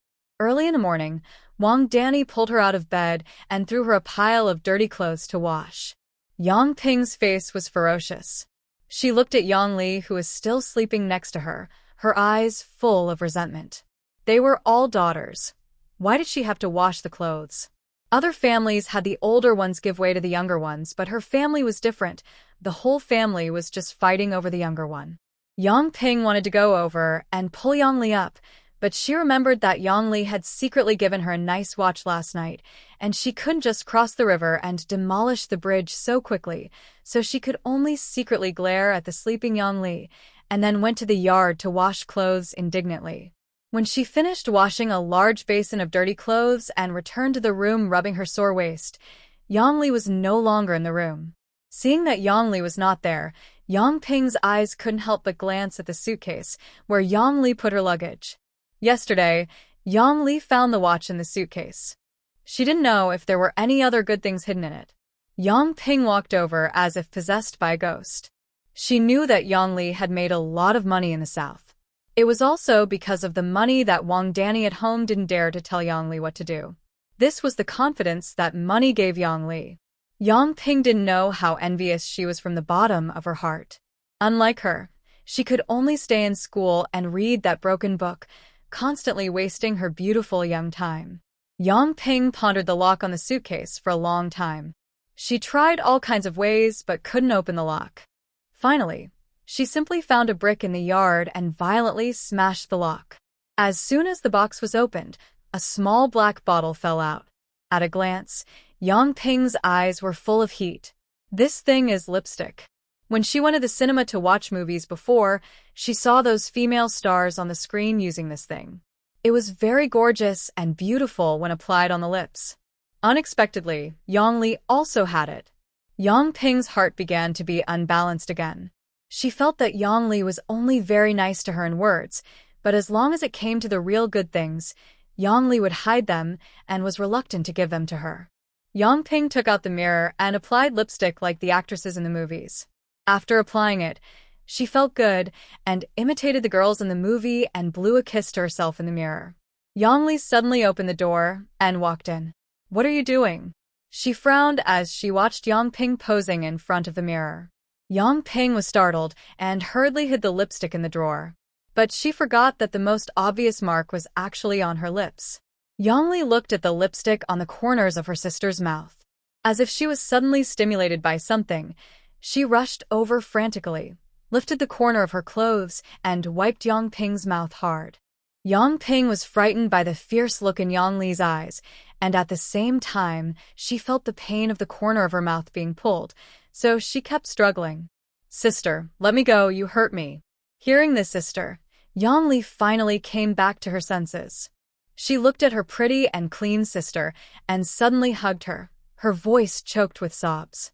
Yang Ping was a little confused by Yang Li's actions, and her body was stiff for a long time, and she dared not move.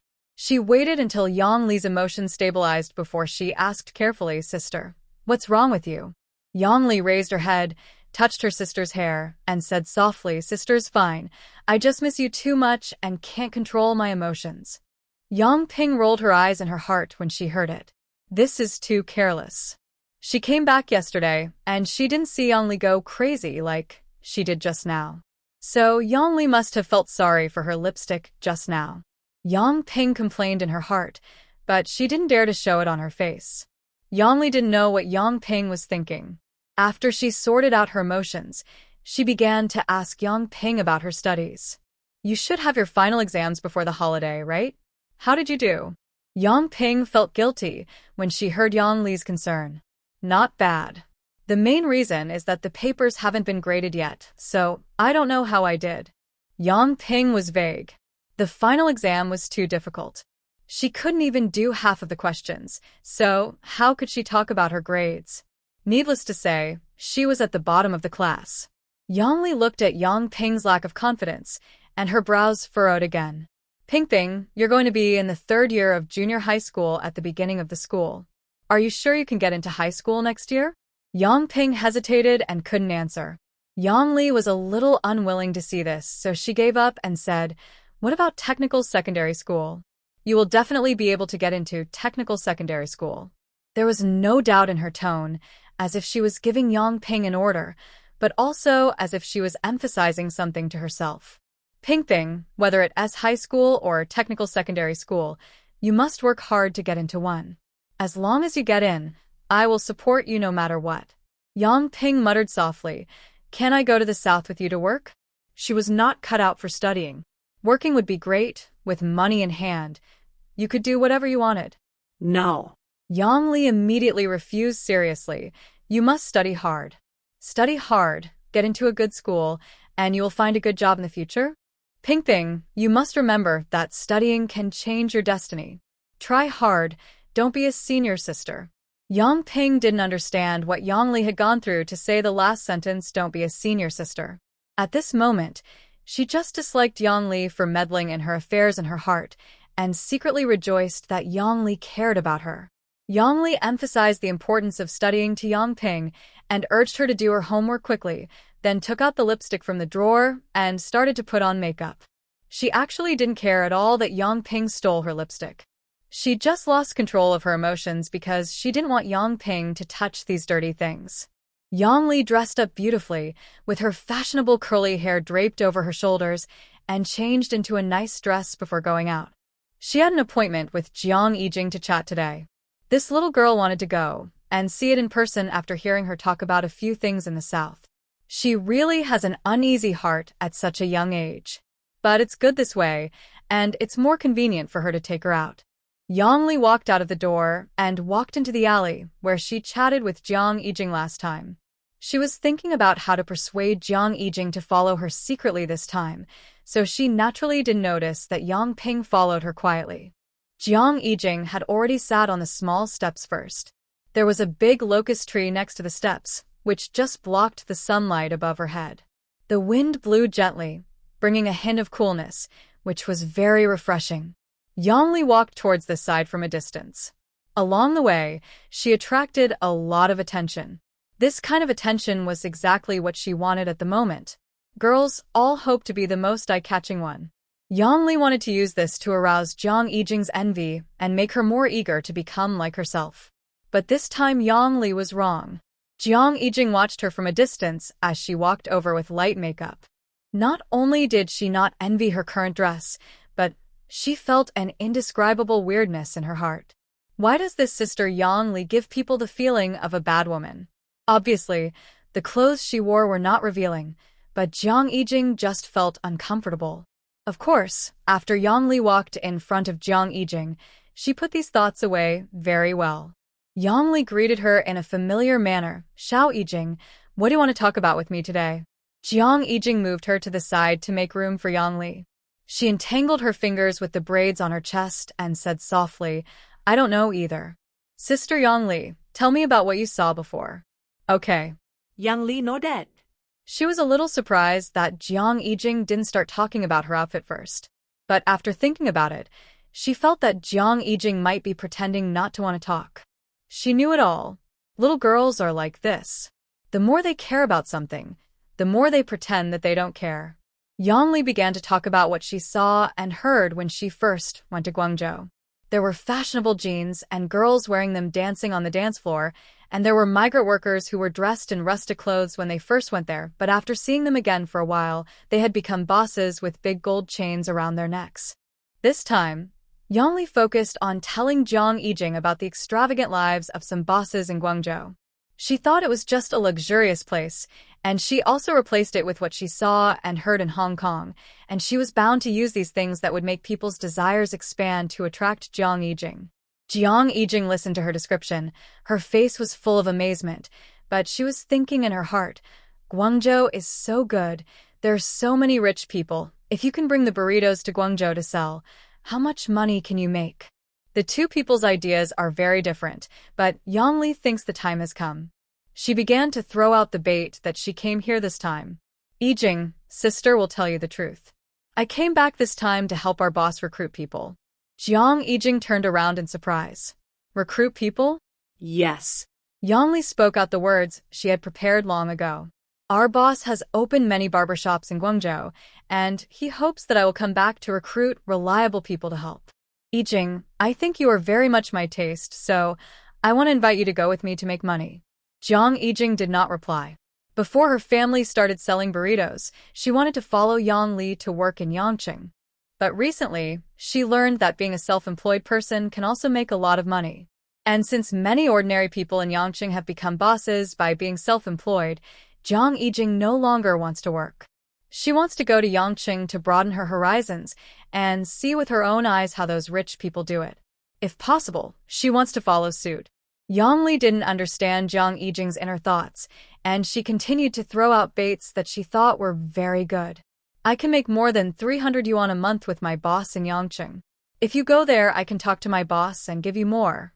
Yang Li felt that 300 yuan a month was already a lot. After all, now outside, the average salary of workers in factories with good efficiency in many big cities is only over 100 yuan. In a small place like Huang'an County, many people only earn a few dozen yuan a month. 300 yuan a month is already an astronomical figure for an ordinary worker's family. But she didn't know that the Jiang family could make nearly 100 yuan a day by selling burritos. 300 yuan for Jiang Yijing is just the money she earns from selling burritos for 3 days. Therefore, Yang Li's bait not only failed to arouse Jiang Yijing's yearning, but also made Jiang Yijing feel that Yang Li was not as powerful as she had imagined before. Without thinking too much, Jiang Yijing had decided to reject Yang Li's kindness in helping her find a job. But she still wanted to go to Yangqing with her to broaden her horizons. But before she could speak, Yang Li interrupted her. Yijing, don't be in a hurry to reject me.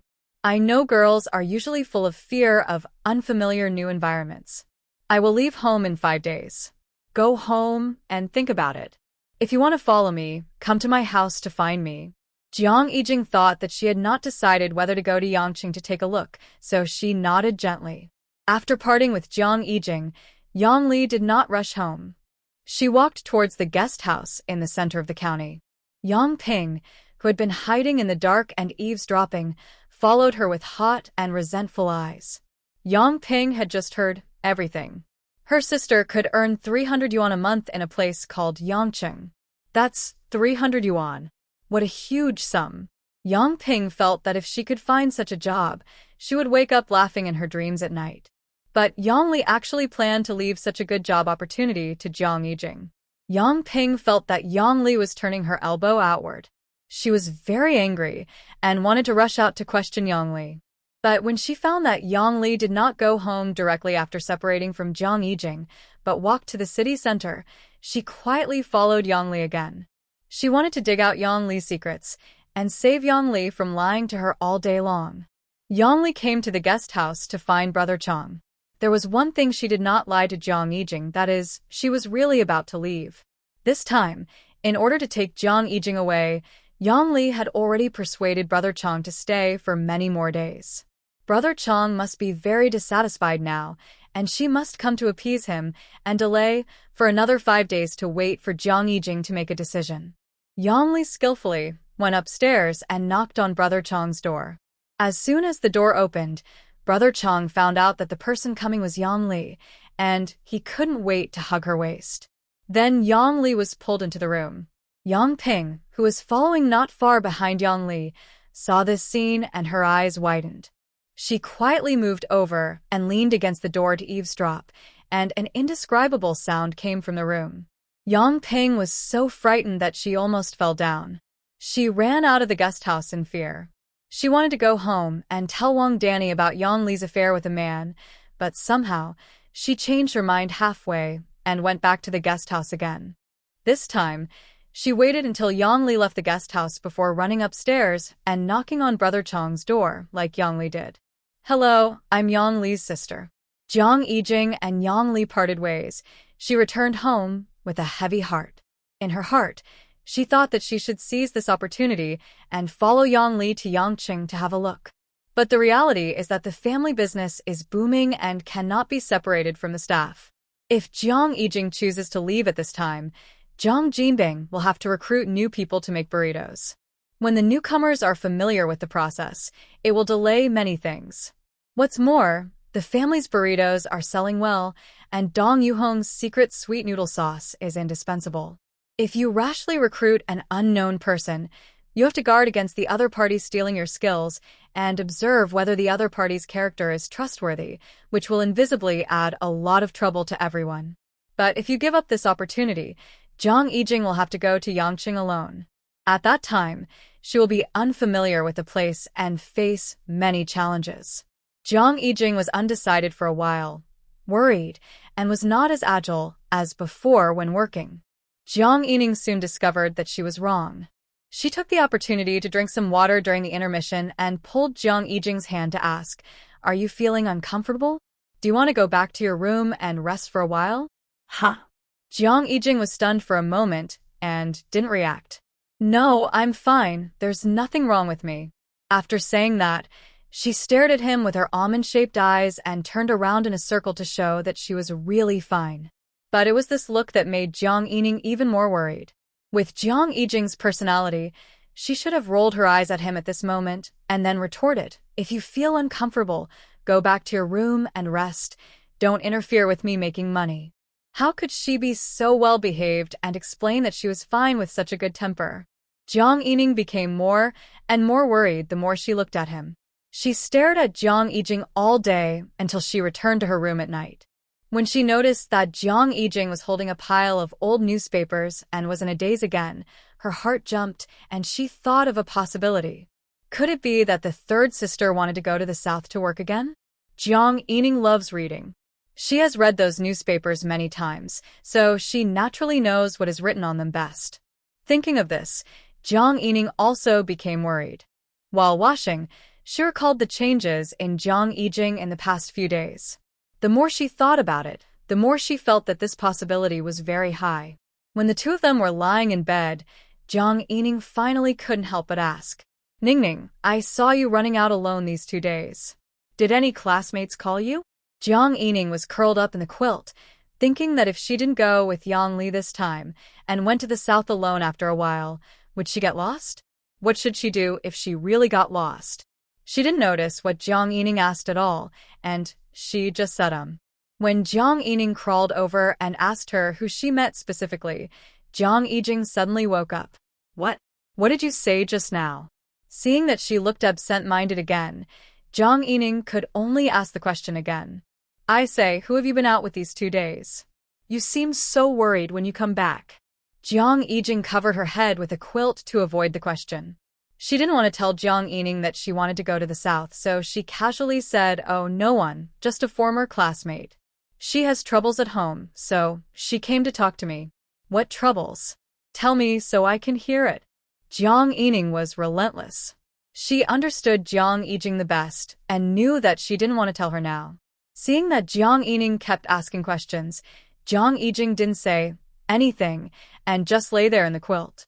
When Jiang Yining couldn't wait any longer and got closer, she covered Jiang Yining's head with the quilt and tickled her like crazy.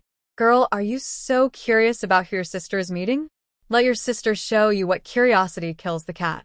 Jiang Yining was thrown onto the bed. She kept dodging Jiang Yijing's tickling. Her eyes were filled with tears from laughing. She couldn't help but emphasize, I'm older than you. I'm the elder sister. The two sisters had a fierce argument on the bed about who was the elder sister.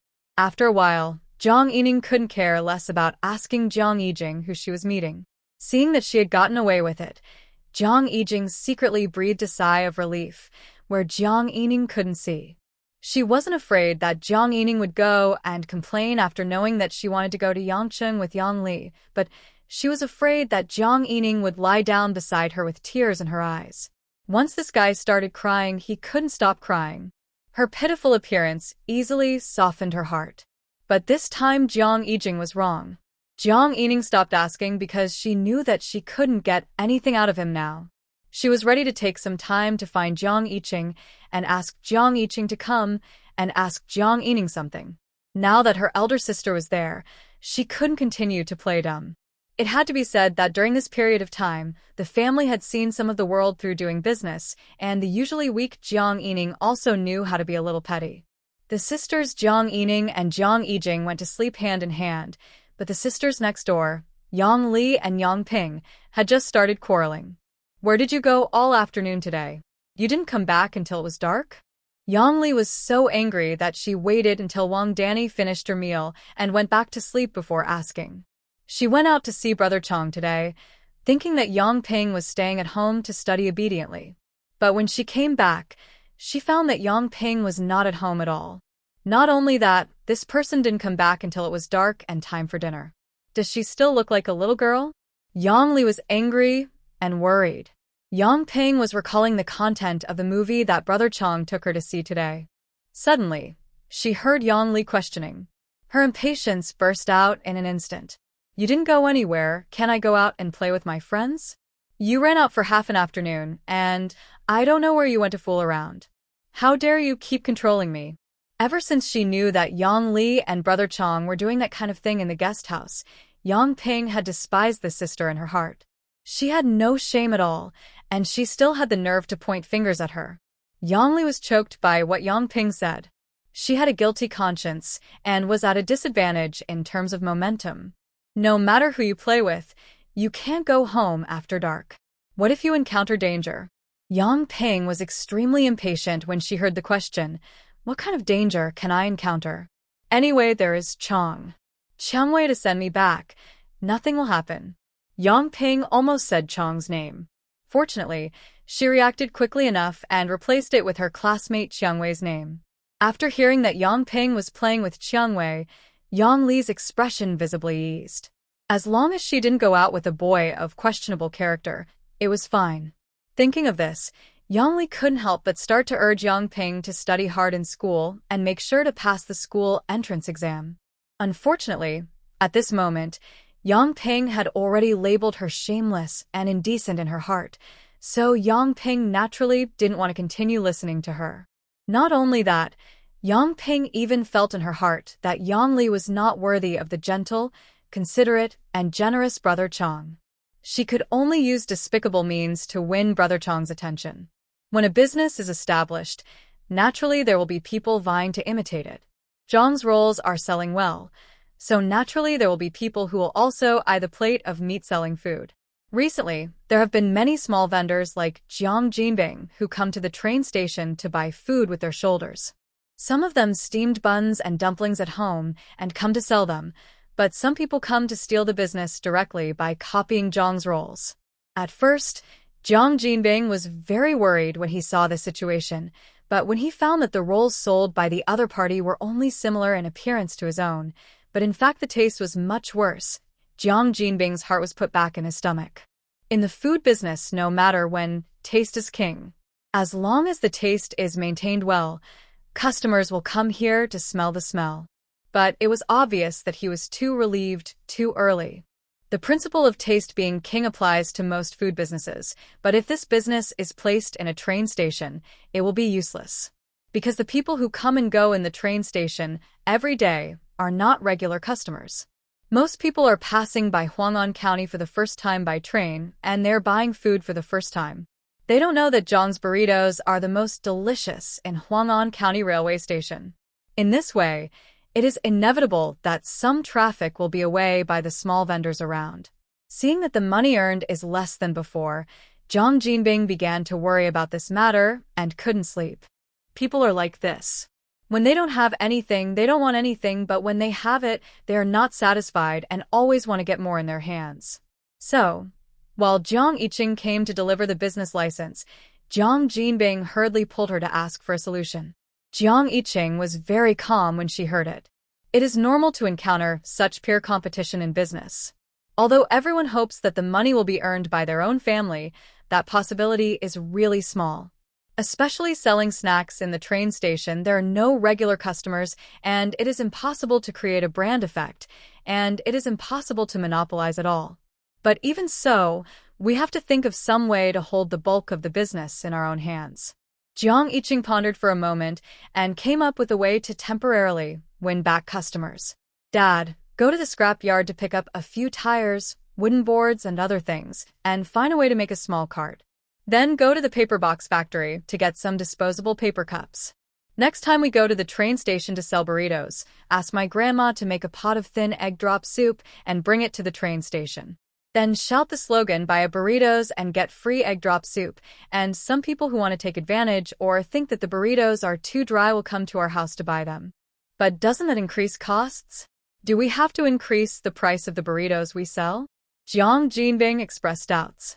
Jong Iching rolled her eyes at him, indicating that she had never seen anyone so slow to react. Of course you can't raise the price. You're giving away egg drop soup and raising the price. Then people will just buy the cake without soup and save some money. The purpose of giving away soup is to increase the flow of people, not to do charity. Therefore, our soup should be thinner and the cost should be controlled within a reasonable range. This way, the little loss from giving away egg drop soup can be earned back from the new traffic attracted. It's called giving up a little to make a big profit. Jong Jinbing said he understood this time. He slapped his thigh hard. My girl, it's you who has to be the one.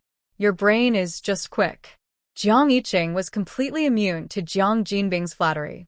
She continued, don't be too happy too soon. This method only treats the symptoms and not the root cause. It will be learned by others in a few days. If you want to completely protect sales, you have to think of other ways. What other ways are there? Jong Jinbing asked quickly.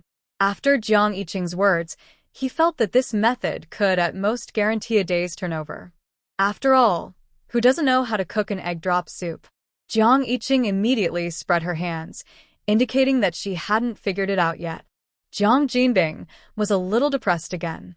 If he could secure a day's customer base with so much effort, why bother tinkering with it? Jong Iching saw through his thoughts at a glance and said unhappily, of course this method is useful. It's not like all the small vendors at the train station are as bold as our family to give away a pot of egg drop soup for free. This method, some people with quick brains can figure it out, and naturally some people are too rigid to figure it out. After all this, it took them several days to figure it out. As for the rest who have figured it out, are you sure they have the conditions to get up early and make egg drop soup like our family? After all, the Jong family has many people now, so cooking egg drop soup is just a piece of cake. After giving advice to Jong Jinbing, Jong Iching was about to drink some water to moisten her throat when Jong Ining pulled her aside mysteriously.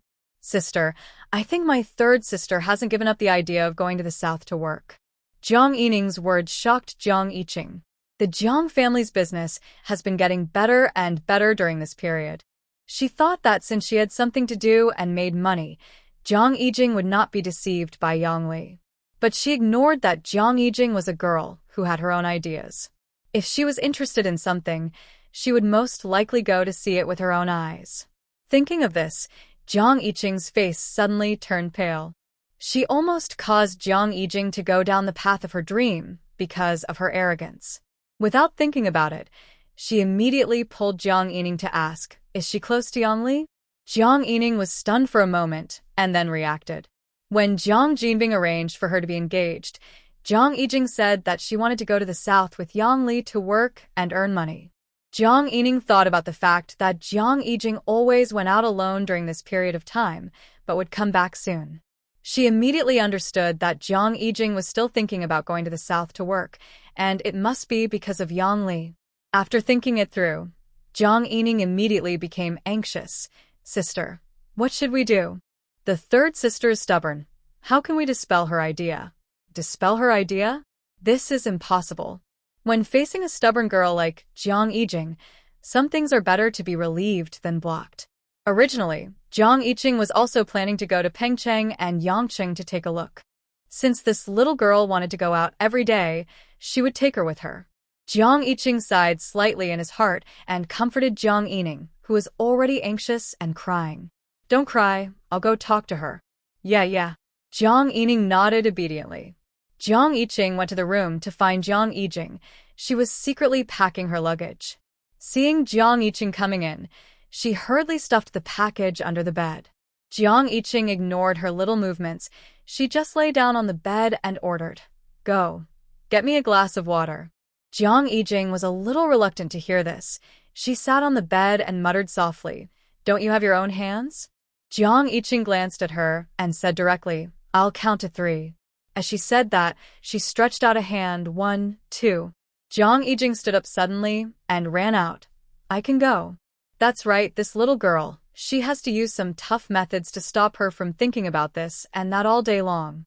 Jiang Yiqing glanced at her and said directly, "I'll count to 3. As she said that, she stretched out a hand. 1, 2. Jiang Yijing stood up suddenly and ran out. "I can go." That's right, this little girl. She has to use some tough methods to stop her from thinking about this, and that all day long. Jiang Yiqing just thought about this in his heart. Jiang Yiqing was still thinking about how to dispel Jiang Yijing's idea seemingly casually, but in fact premeditatedly, when she heard Dong Yuhong's cursing in the yard. "Stinky girl. Why did you steal my brown sugar again?" Jiang Yijing replied directly, "My elder sister wants to drink it." After saying that, she didn't even look at Dong Yuhong's face and went back to the house with the brown sugar water. Jiang Yiqing saw her come in and glanced at her. "I didn't say I wanted to drink brown sugar water. Don't make me hate you." Jiang Yijing rolled her eyes at her and put the smoking bowl on the Kong. "Here, drink it, ancestor." Jiang Yiqing didn't take the bowl. She pointed to her shoulder again, motioning Jiang Yijing to come over and pinch it. Jiang Yijing's face was puffed up with anger. She was about to tell Jiang Yiqing to stop, but she heard Jiang Yiqing say, "I want to go to Pengcheng in a couple of days." Jiang Yijing swallowed the words that were on the tip of her tongue. She rolled her eyes, moved to Jiang Yiqing's side in small steps, and gently massaged her shoulders. "Why are you going there in such a hot day?" "Of course there is a reason why I have to go." Jiang Yiqing deliberately muttered and refused to tell the reason. At this moment, Jiang Yijing immediately put aside her previous entanglement. Since her elder sister was going to Pingcheng, she would feel safer following her elder sister than following Yang Li. Anyway, Yangcheng and Pengcheng are both in the south, and they're also places with good economic development. It doesn't matter where she goes to gain experience. Jiang Yijing began to think about how to persuade Jiang Yiqing to take her there. She cleared her throat and pretended to be nonchalant. "So, do you need someone to help carry your luggage?" "Now that you mention it, I think it's necessary." Jiang Yiqing agreed. At this moment, both of them deliberately ignored the fact that Jiang Yiqing was strong and didn't need anyone to help her carry her luggage. After hearing Jiang Yiqing's agreement, Jiang Yijing immediately walked in front of her and asked expectantly, "Who are you going to take with you?" Jiang Yiqing lowered her head and pretended to be in deep thought. Jiang Yijing was very tactful and brought the brown sugar water to her mouth. Jiang Yiqing saw that the little girl was obviously very anxious, but she still pretended to be nonchalant. A smile flashed in her eyes, and then she said, "I haven't decided who to take with me. After all, I have to pay for an extra ticket, so naturally I have to choose the person who can take care of me the best." When Jiang Yijing heard that he was actually in charge of the ticket, she immediately helped Jiang Yiqing's shoulders more diligently. At the same time, she was still thinking about who in her family would be her potential competitor. Jiang Yiqing has been paying attention to the little girl's expression. Seeing that she looked determined to win, He knew that she was more inclined to follow him to the south. In this way, Jiang Yiqing finally felt more at ease. But even so, before Yang Li left completely, Jiang Yining had to keep an eye on her to prevent any accidents. In fact, with Jiang Yiqing's usual style, she was more inclined to keep silent about the matter and let Yang Li take the person away. After confirming that she abducted people, she would directly send the person to jail.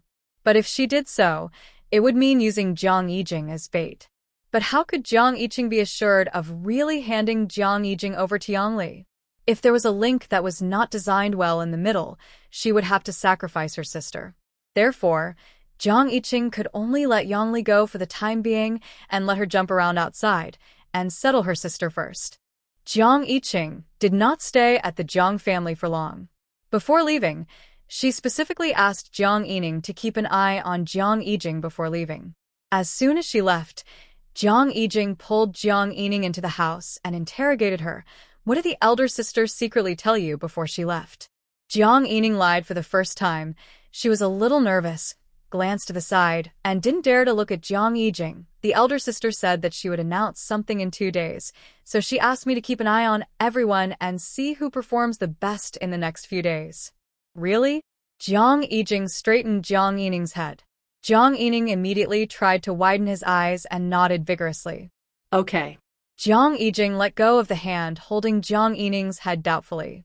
She looked at Jiang Yining carefully again, staring at Jiang Yining until he was hairy all over, then turned around and went to the kitchen to get water for washing feet. Anyone in this family could become her competitor, but Jiang Yining was an exception. Jiang Yining had to pull her to go to the toilet at night, so how could he have the courage to go to Pengcheng with her? Jiang Yiqing crossed Jiang Yining off the list of her competitors and thought about how to defeat other competitors. After she entered the kitchen, Jiang Yining patted her chest and quickly lay down in the quilt. It is not a human thing to lie with open eyes. She almost got caught just now. Fortunately, because she was worried that Jiang Yiqing would be kidnapped by Yang Li, Jiang Yining did not sleep well all night. Jiang Yiqing turned over and scared her to open her eyes for a long time. This led to Jiang Yining yawning all the time when she got up at more than 3 o'clock in the middle of the night to make rolls. Unlike Jiang Yining, since she decided to follow Jiang Yiqing to Pengcheng, she did not have to worry about whether to go with Yang Li, and Jiang Yiqing slept well. She saw Jiang Yining's exhausted look and couldn't help but come up to him and joked, "Did you stay up late last night? Why are you so sleepy?" Jiang Yining couldn't help but roll her eyes like Jiang Yiqing when she heard it. Who was she doing this for? But rolling her eyes is really refreshing. No wonder the third sister always likes to roll them. After making burritos for 3 or 4 hours, the family finally had time to sit down and eat something to relax.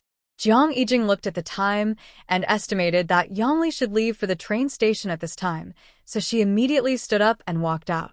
Sure enough, as soon as she walked out of the door, she saw Yang Li standing not far away with a suitcase, waiting for her. Jiang Yiqing hurriedly ran over and said, "Sister Yang Li, I decided not to go with you for now. My family is busy these 2 days, and I really can't leave." Yang Li was about to smile at Jiang Yiqing, but when she heard what she said, the smile on her face froze. Jiang Yiqing's answer was unexpected by Yang Li. She didn't expect Jiang Yiqing's final decision not to go with her. She was about to ask for the specific reason when she heard Jiang Yining standing at the gate of the Jiang family shouting, "Jingjing, Grandma asked you to come back to make cakes." Hearing this voice, Jiang Yiqing didn't bother to explain to Yang Li anymore. She gave Yang Li an apologetic look and ran back to the yard. Yang Li watched Jiang Yiqing leave.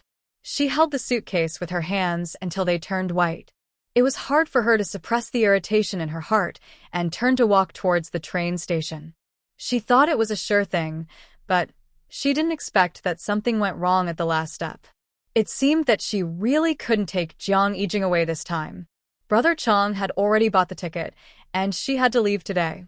So there was no time to continue to persuade Jiang Yiqing. Yang Li walked towards the train station very unwillingly. Jiang Yining in the yard didn't know that she had successfully prevented her third sister from being deceived.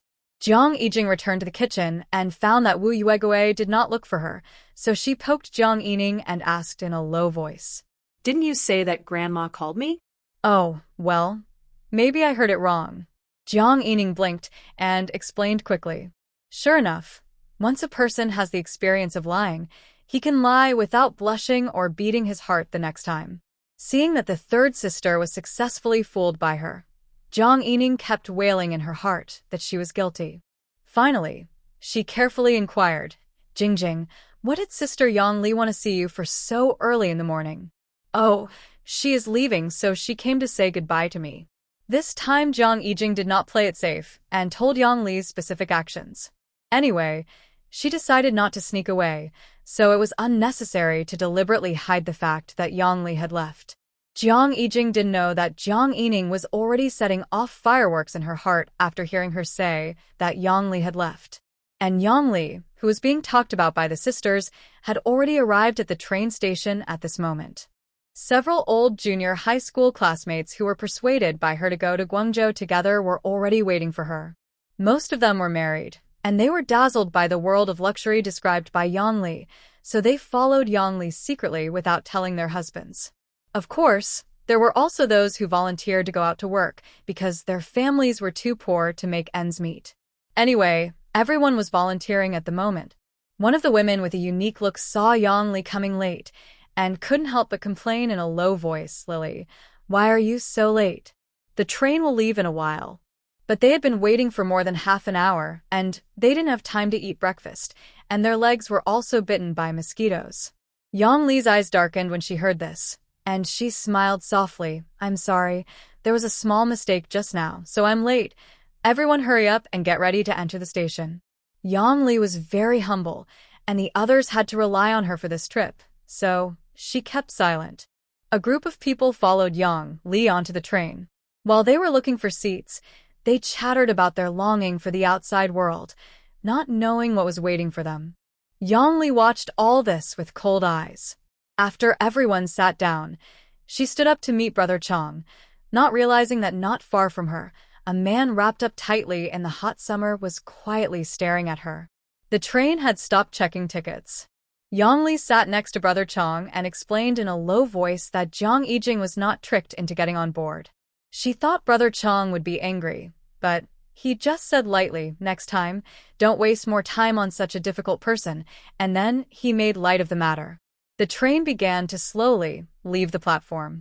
Yang Li glanced out of the window inadvertently and suddenly saw Jiang Jinbing carrying a load to sell something. She widened her eyes and looked back desperately. After seeing the 3 layers of people surrounding Jiang Jinbing, she finally understood why Jiang Yijing was not persuaded by her. Jiang Jinbing was busy consolidating the business at the railway station recently, so he naturally didn't notice that a crisis against his third daughter had been quietly resolved. He followed Jiang Yiqing's advice and spent 2 days to find suitable wooden boards and 2 old tires from the scrap yard to assemble a small cart. He thought he could put Jiang Yiqing's plan of using small things to win big things into practice right away. But he got stuck on the issue of buying disposable paper cups. Jiang Jinbing ran all over Huang'an County, but only found a small package of dusty disposable paper cups at the counter of the supply and marketing cooperative. And the price of this small package of disposable paper cups was almost as much as a pound of pork. If they really used this cup to deliver egg drop soup, what would be the difference between giving away meat for free? Wouldn't their family lose money? He was unwilling to give up, so he went to the paper box factory in the neighboring county to ask if they could customize this kind of disposable small paper cup. The answer he got was that the factory did not have equipment specifically for producing this kind of paper cup. If he really wanted it, he would have to go to a big place like the provincial capital to order it. Jiang Jinbing was at a loss now. He could only go home. But how could a businessman be defeated by such a small setback? If there were no disposable paper cups, then use bowls. It was just a matter of bringing 2 more basins of water and washing the bowls more frequently. So as soon as Jiang Jinbing got home, he took some things and borrowed bowls and chopsticks from the neighbors around him that were not used on a daily basis, but only used when there were things to do at home and everyone needed to eat a big pot of rice. The next morning, He asked Wee Wegaway to cook a pot of egg drop soup and pushed a small cart to the train station to sell spring rolls. Things turned out as expected. As soon as Jiang Jinbing shouted the slogan of selling spring rolls and giving away egg drop soup, many customers who got off the train to buy food went straight to a small cart. At this moment, Jiang Jinbing's face was full of smiles again. In the morning, he changed 4 or 5 pots of egg drop soup in a row. Xiong Erquin washed the dishes until his hands cramped. This business was even more prosperous than before when no one came to grab it. The small vendors around could only watch the Jiang family make money while they stood by and worried. When Jiang Jinbing returned home with a bulging wallet, he happened to meet Jiang Jinbu, who came to the county to urge the Wu Yuegui couple to go home. Although the old couple were not at home, they could still get the farm work done. But without the head of the family, Wang Yi felt powerless no matter how she made arrangements. Seeing that her parents had been living in the third brother's house for almost a month, she hurriedly urged her husband to go to the county to ask. The eldest son came to urge them to go home, but the old couple sat in the yard with reluctance on their faces. The third son made a lot of money here, and he couldn't leave without his family. The first month's salary would be paid soon, and they didn't want to leave. It would be boring to go back anyway. It was not their turn to work in the fields. The eldest son and his wife could take care of the trivial matters at home. I don't know why they were in such a hurry to urge them to go back. Jiang Jinbu squatted in the corner with a worried look on his face, looking at his parents. When he came, he didn't expect that his parents would not want to go back with him. His wife repeatedly told him to pick up his parents, and even put 2 cushions on the ox cart for this purpose. What would he do if he couldn't complete the task? Father Jiang glanced at Jiang Jinbu, who looked sad and said earnestly, "Big brother, Jinbu, your mother and I gave you this name because we hope you can be self-reliant and strong. You are in your 40s or 50s, and you still rely on me and your mother to take care of you. We also want to pursue our own lives." This is a new sentence that Father Jiang has learned recently, and he finally got the chance to use it. Yes, Dad is right. Jiang Jinbu nodded hurriedly, but the sadness on his face did not diminish at all. Father Jiang turned his head away in annoyance. This big brother's family is really sticky and can't live without people. Other children kick their parents around like a ball, and no one wants to support them. The couple, on the other hand, just like to have 2 old people to take care of them all the time. I don't know what's going on with them. Father Jiang didn't want to pay attention to his eldest son, and Wu Yuegui also lowered her head and didn't look at Jiang Jinbu. She had calculated it all clearly. According to the same method as Ning Jingjing, she could earn more than 100 this month. More than 100, which she could only save for a year by living frugally, but now it was just the time to make a roll for a month. She would be a fool to give up this great opportunity to make money. The old couple didn't want to leave, and Jiang Jinbu couldn't force them to leave.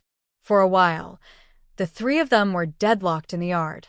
"Dad, Mom, we back." Jiang Jinbing pushed the cart and shouted in, and the 3 brothers of the Xiong family followed him. Just from this powerful roar, you don't need to ask, you know that the profit today is good. But Wu Yuegui still wanted to ask in detail, how is the Qingqing method today? Good, very good. Jiang Jining excitedly patted his waist bag filled with money. When Wu Yuegui saw the bulging waist bag, the wrinkles on her eyebrows relaxed with a smile. As expected of my precious granddaughter, any idea she comes up with is excellent. That's right. She doesn't even look at whose daughter she is. Jiang Jinbing's face was full of pride. As he was smiling, he turned his eyes to the corner and saw Jiang Jinbu staring at him. "Hey, big brother is here." Jiang Jinbing immediately stepped forward to pull Jiang Jinbu. "Come on, let Ningning take out the bottle of Finjiao I just bought, and I'll ask my brother to recognize my 3 new grandsons." Jiang Jinbu didn't know what grandchildren were. When he heard that there was wine to drink, the sadness on his face dissipated a little. If parents don't want to go back, then don't go back. He hasn't had this for a long time, so he'll satisfy his craving first. The 2 brothers walked to the main hall arm in arm. The 3 brothers of the Xiong family followed behind them with discerning eyes. Seeing that her eldest son was so useless that he was seduced by the third son with a sip of wine, Wu Yuegui pouted and turned back to the kitchen to prepare 2 side dishes. After 3 rounds of drinking, Zhang Jinbu officially recognized the 3 great-nephews of the Xiong family. An honest man patted Jiang Jinbing on the shoulder and complained with a big tongue. "Your sister-in-law is mean to me. She said that I will not be allowed to enter the house if I can't bring my parents back." Jiang Jinbing laughed without hesitation. "Brother, are you afraid of your sister-in-law? Look at me. I'm not afraid of anything." As he was talking, Dong Yuhong came over with her nose covered and slapped him on the head. "Don't go back to sleep after drinking. It can't affect her son's development." Jiang Jinbing was stunned for a few seconds, and then he and Jiang Jinbu laughed with their necks hooked. "Brother, I'm actually afraid of my wife too."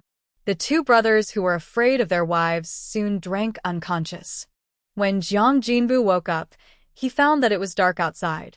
"It's bad, I missed the time to go home." Jiang Jinbu ran out of the house without even putting on his shoes. Jiang Jinbing, who just sobered up, saw this and hurriedly pulled him. "Brother, what's wrong? Why are you so anxious?" "I have to go home." "Why is it getting dark so quickly?" Jiang Jinbu was so anxious that he was incoherent.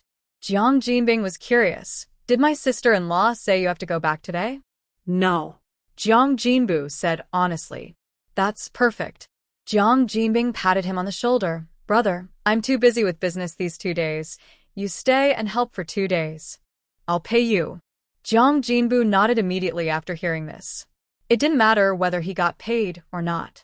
What mattered was that he couldn't bring his parents back home, and his wife would definitely be unhappy. He might as well stay at his third brother's house for 2 days and wait until his parents changed their minds, and then he would take them home. Jiang Yiqing submitted a report of suspension of work with pay to the factory logistics department, which shocked everyone in the machinery factory. No one would have thought that Director Chu's daughter-in-law would give up her job as an attendance clerk in the machinery factory and go to the south to do business, like crazy. Jiang Yiqing ignored those people who looked at her as if she was a madman.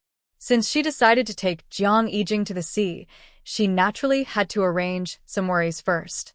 First of all, it is important to have the identity of a legitimate businessman. With this report of suspension of work, she can apply for a business license. At that time, as long as she gets the goods and operates in a standardized manner at the designated location, she will not be chased around the county by the urban management like those unlicensed small vendors. Father-in-law Chu Yunchao also knew Jiang Yiqing's decision a long time ago, so he did not stand up to stop her. Jiang Yiqing came to Uncle Hu's gatehouse smoothly, facing the strange eyes of the crowd. When Uncle Hu saw her come in, he twisted his body to the side in a sullen manner. He said in a fierce voice, "Who is it? Don't keep running to the gatehouse. The door is open and closed, and the cool air in the room is blown away." Jiang Yiqing saw that Uncle Hu was in a bad mood, and she smiled and coaxed the old child. "Uncle, don't you want to have another big boss to eat with you?" Uncle Hu couldn't hold it anymore, and he snorted coldly. "I'm more afraid of having another beggar to eat with me. You little girl, you really don't know how lucky you are. I don't know how many people in the factory are eyeing your position, but you want to go out to do business for no reason. Aren't you afraid of losing all your wealth? Hey, people always have to fight and experience a different life." Jiang Yiqing said this with a kind of literary youth. Uncle Hu cursed angrily. "Just do it, little girl. That troublemaker Chu Yuanchao didn't even bother to persuade you.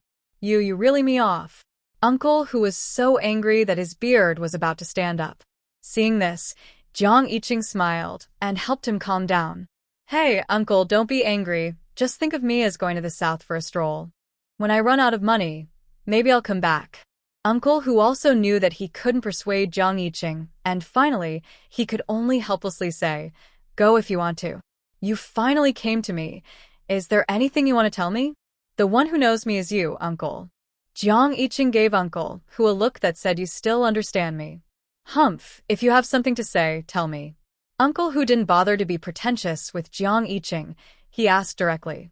Jiang Yiqing also immediately said bluntly, "2 things. First, can you help me get a business license? This is the information I have prepared." Give it to my father-in-law after the license is issued. Jiang Yiqing handed the materials he had prepared to Uncle Hu. The second is still Wei Baomin's matter. Please continue to keep an eye on him for me. Since you live close to him, please help me pay more attention to who he interacts with on a daily basis. Okay. Uncle Hu agreed immediately. After leaving the machinery factory, Jiang Yiqing had nothing to do, so he prepared to go home early. As soon as he turned into the alley where his home was, he ran into Jiang Yan with messy hair running home with little Tao Tao in her arms. Jiang Yan, what are you doing? Jiang Yiqing immediately called her to ask. When Jiang Yan heard that it was her eldest sister's voice, the expression on her face was as if she had seen a ghost. She hugged Tao Tao and ran to the yard. Jiang Yiqing followed closely behind. Before they had time to drag this little girl out for detailed questioning, a fat woman came to the door with a fat boy who was crying and bleeding from the nose. You are Jiang Yan's family, right? That little girl beat my son. Come out and pay the money quickly. Jiang Yan heard the shouting and cursing outside the house, and her face was extremely unconvinced, but under the pressure of Jiang Yiqing, she dared only to shrink in the corner honestly. But little Tao Tao, after hearing the fierce shouting and cursing in the yard, pointed his little finger at the door and complained to Jiang Yiqing. Mom, there is a bad guy, beat him. Li Jinfeng heard the noise in the yard and went to the yard to check the situation. Jiang Yiqing waved to Jiang Yan with a faint expression, come here and explain everything clearly. Otherwise, if I wrongly accuse you later, don't come to me to cry. Tao Tao saw that her mother seemed to be angry with her aunt. She suddenly became anxious and kept pulling Jiang Yiqing's hand, indicating that the one outside the door was the bad guy. Jiang Yiqing pushed the little guy aside and asked Jiang Yan, did you hit him? This time, Jiang Yan nodded. Seeing this, Jiang Yiqing continued to ask, then, do you think you were right to hit him? Of course. He snatched Tao Tao's candy and pushed Tao Tao to the ground. If his mother hadn't come, I would have beaten him to a pulp. Jiang Yan said angrily.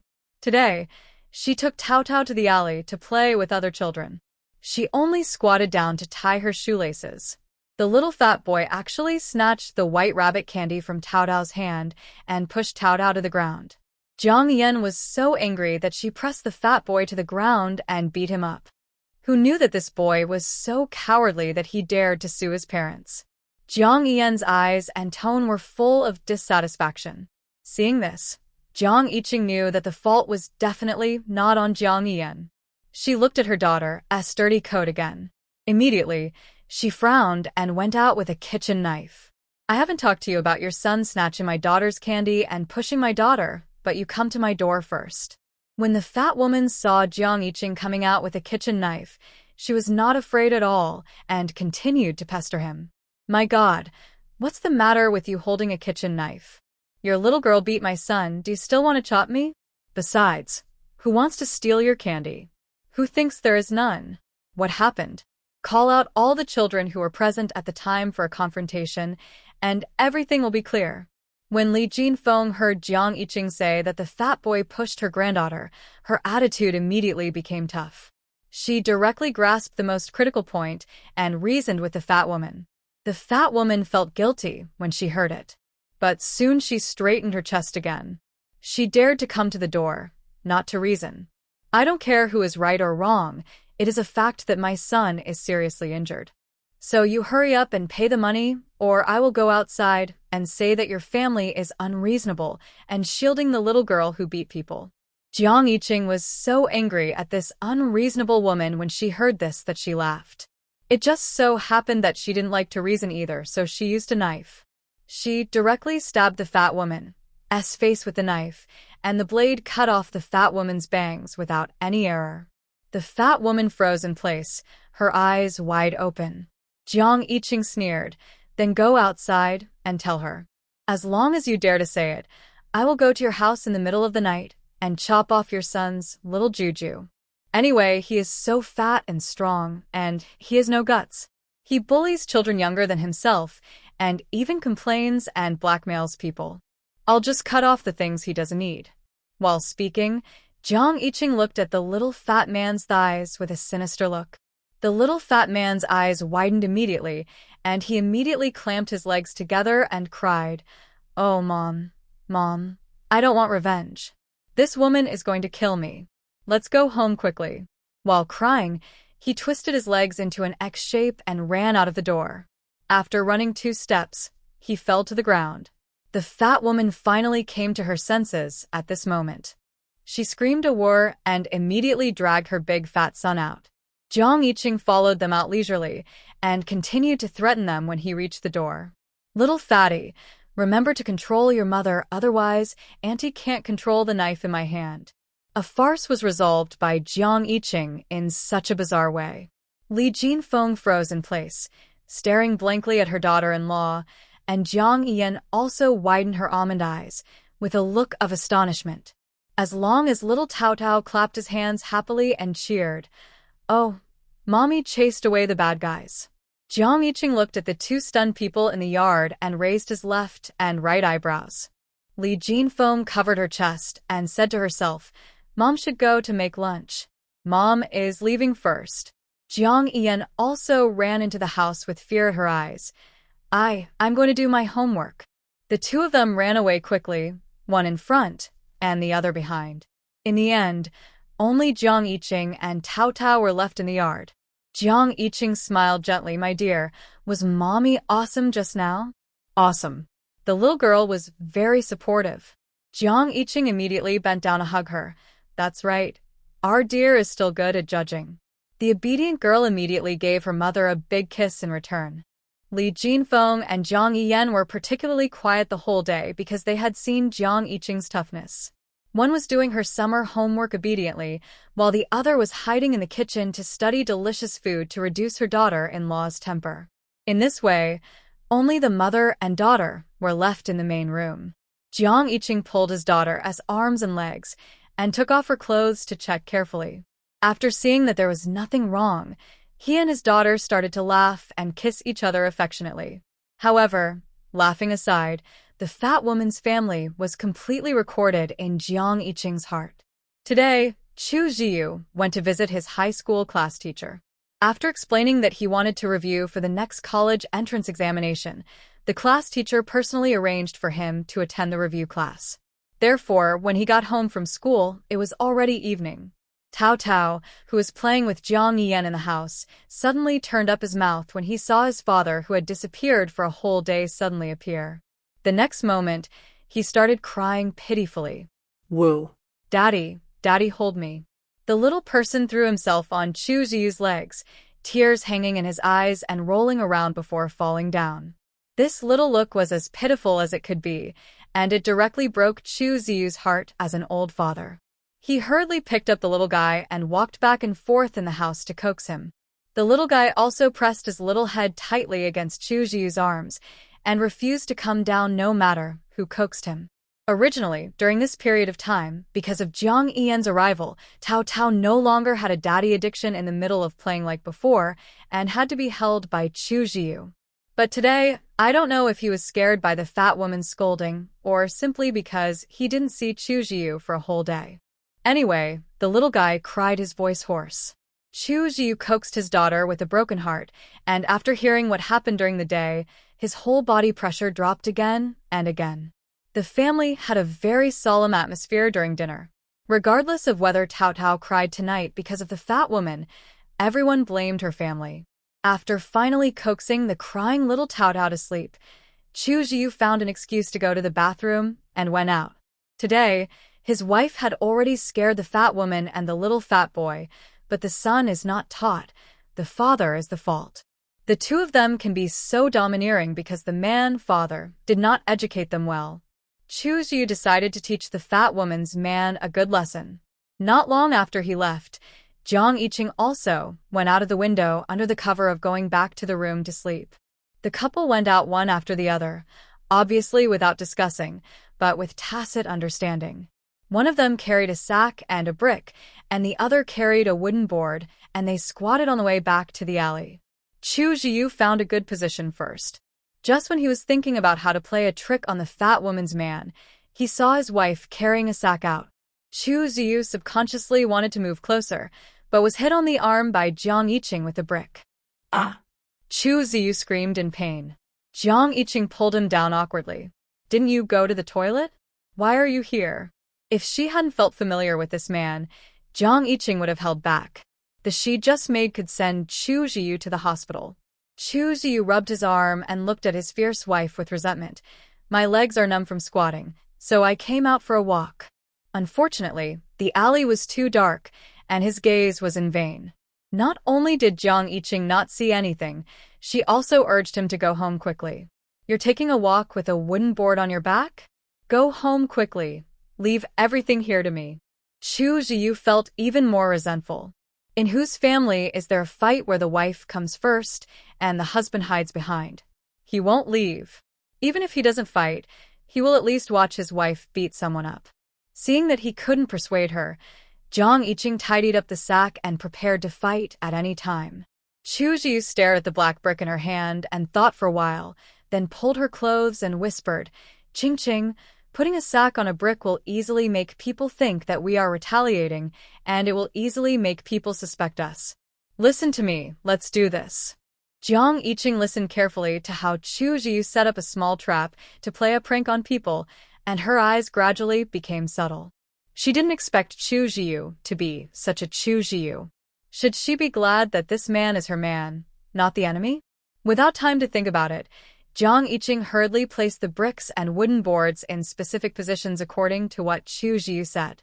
The two returned to the shadows and squatted. The fat boy's father, Zhang Dafu, rode his bicycle and hummed a little tune. He rode with one hand and held a flashlight in the other hand. Facing the light, he saw a brick on the road near the ditch in front and subconsciously wanted to take a detour. As a result, the wheel turned and the light didn't shine on the wooden board.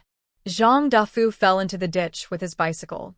When the couple saw that the matter was done, they immediately smiled at each other, regardless of how fiercely Zhang Dafu cursed and how miserably he howled in the ditch, and they ran back to the yard with their backs bent. As soon as they entered the house, the couple's expressions quickly returned to their natural state from laughing wildly. No one could have imagined that they had just worked together to commit a crime and caused a person to fall into a ditch. The two went to the crib to see their daughter one after another, and then lay back on the bed to talk about business. Starting tomorrow, I will go to school every day. If nothing unexpected happens, I will have to continue until after the college entrance examination. Chu Ziyu spoke first. Jiang Yiqing nodded when he heard that. I have to go and do my own thing too. I just submitted my application for leave of absence today, and I have to go to Pengcheng in 2 days. Chu Ziyu leaned towards his wife, and his hands could not help but hug her slender waist. He said in a dull voice. He was reluctant to let Jiang Yiqing run so far, but he would not stop her from going her own way. Jiang Yiqing saw that this man looked clingy and gently patted his shoulder and coaxed him. Don't worry, it will be here soon. Just be at ease and work hard to get into college. Whether we can improve the education level of our family depends on you, Xiao Chu. Chu Ziyu said again. The couple slept close together. The next morning, Jiang Yiqing visited the Public Security Bureau again. She had to go deeper into the situation of Wang Haiping's case, and by the way, she could use this opportunity to speculate whether Wang Guoqiang had the energy to pay attention to the Jiang family in recent times. As usual, he went directly to Guofenghe. They had dealt with each other a lot in the past 2 years. Jiang Yiqing felt that this man was honest and tactful and was a reliable person. As soon as Guofenghe saw Jiang Yiqing, he knew what she was asking, and without waiting for her to open her mouth, he said everything he could. Wang Haiping has decided to sentence him to 3 months of detention, which is a typical example in our Huang'an County. Jiang Yiqing was very surprised to hear this. Didn't Wang Guoqiang use his connections to help him reduce his sentence? This is too cautious. This made Jiang Yiqing very depressed. She originally wanted to find something wrong with Wang Guoqiang and the people behind him. She didn't expect Wang Guoqiang to be so calm. Guofenghe saw her expression and understood what she meant. He explained, Wang Guoqiang and the people behind him are not as capable as you think. They took action this time, but a third party intervened in the middle, so they failed. Who intervened? Jiang Yiqing was curious. The father and son had offended a lot of people.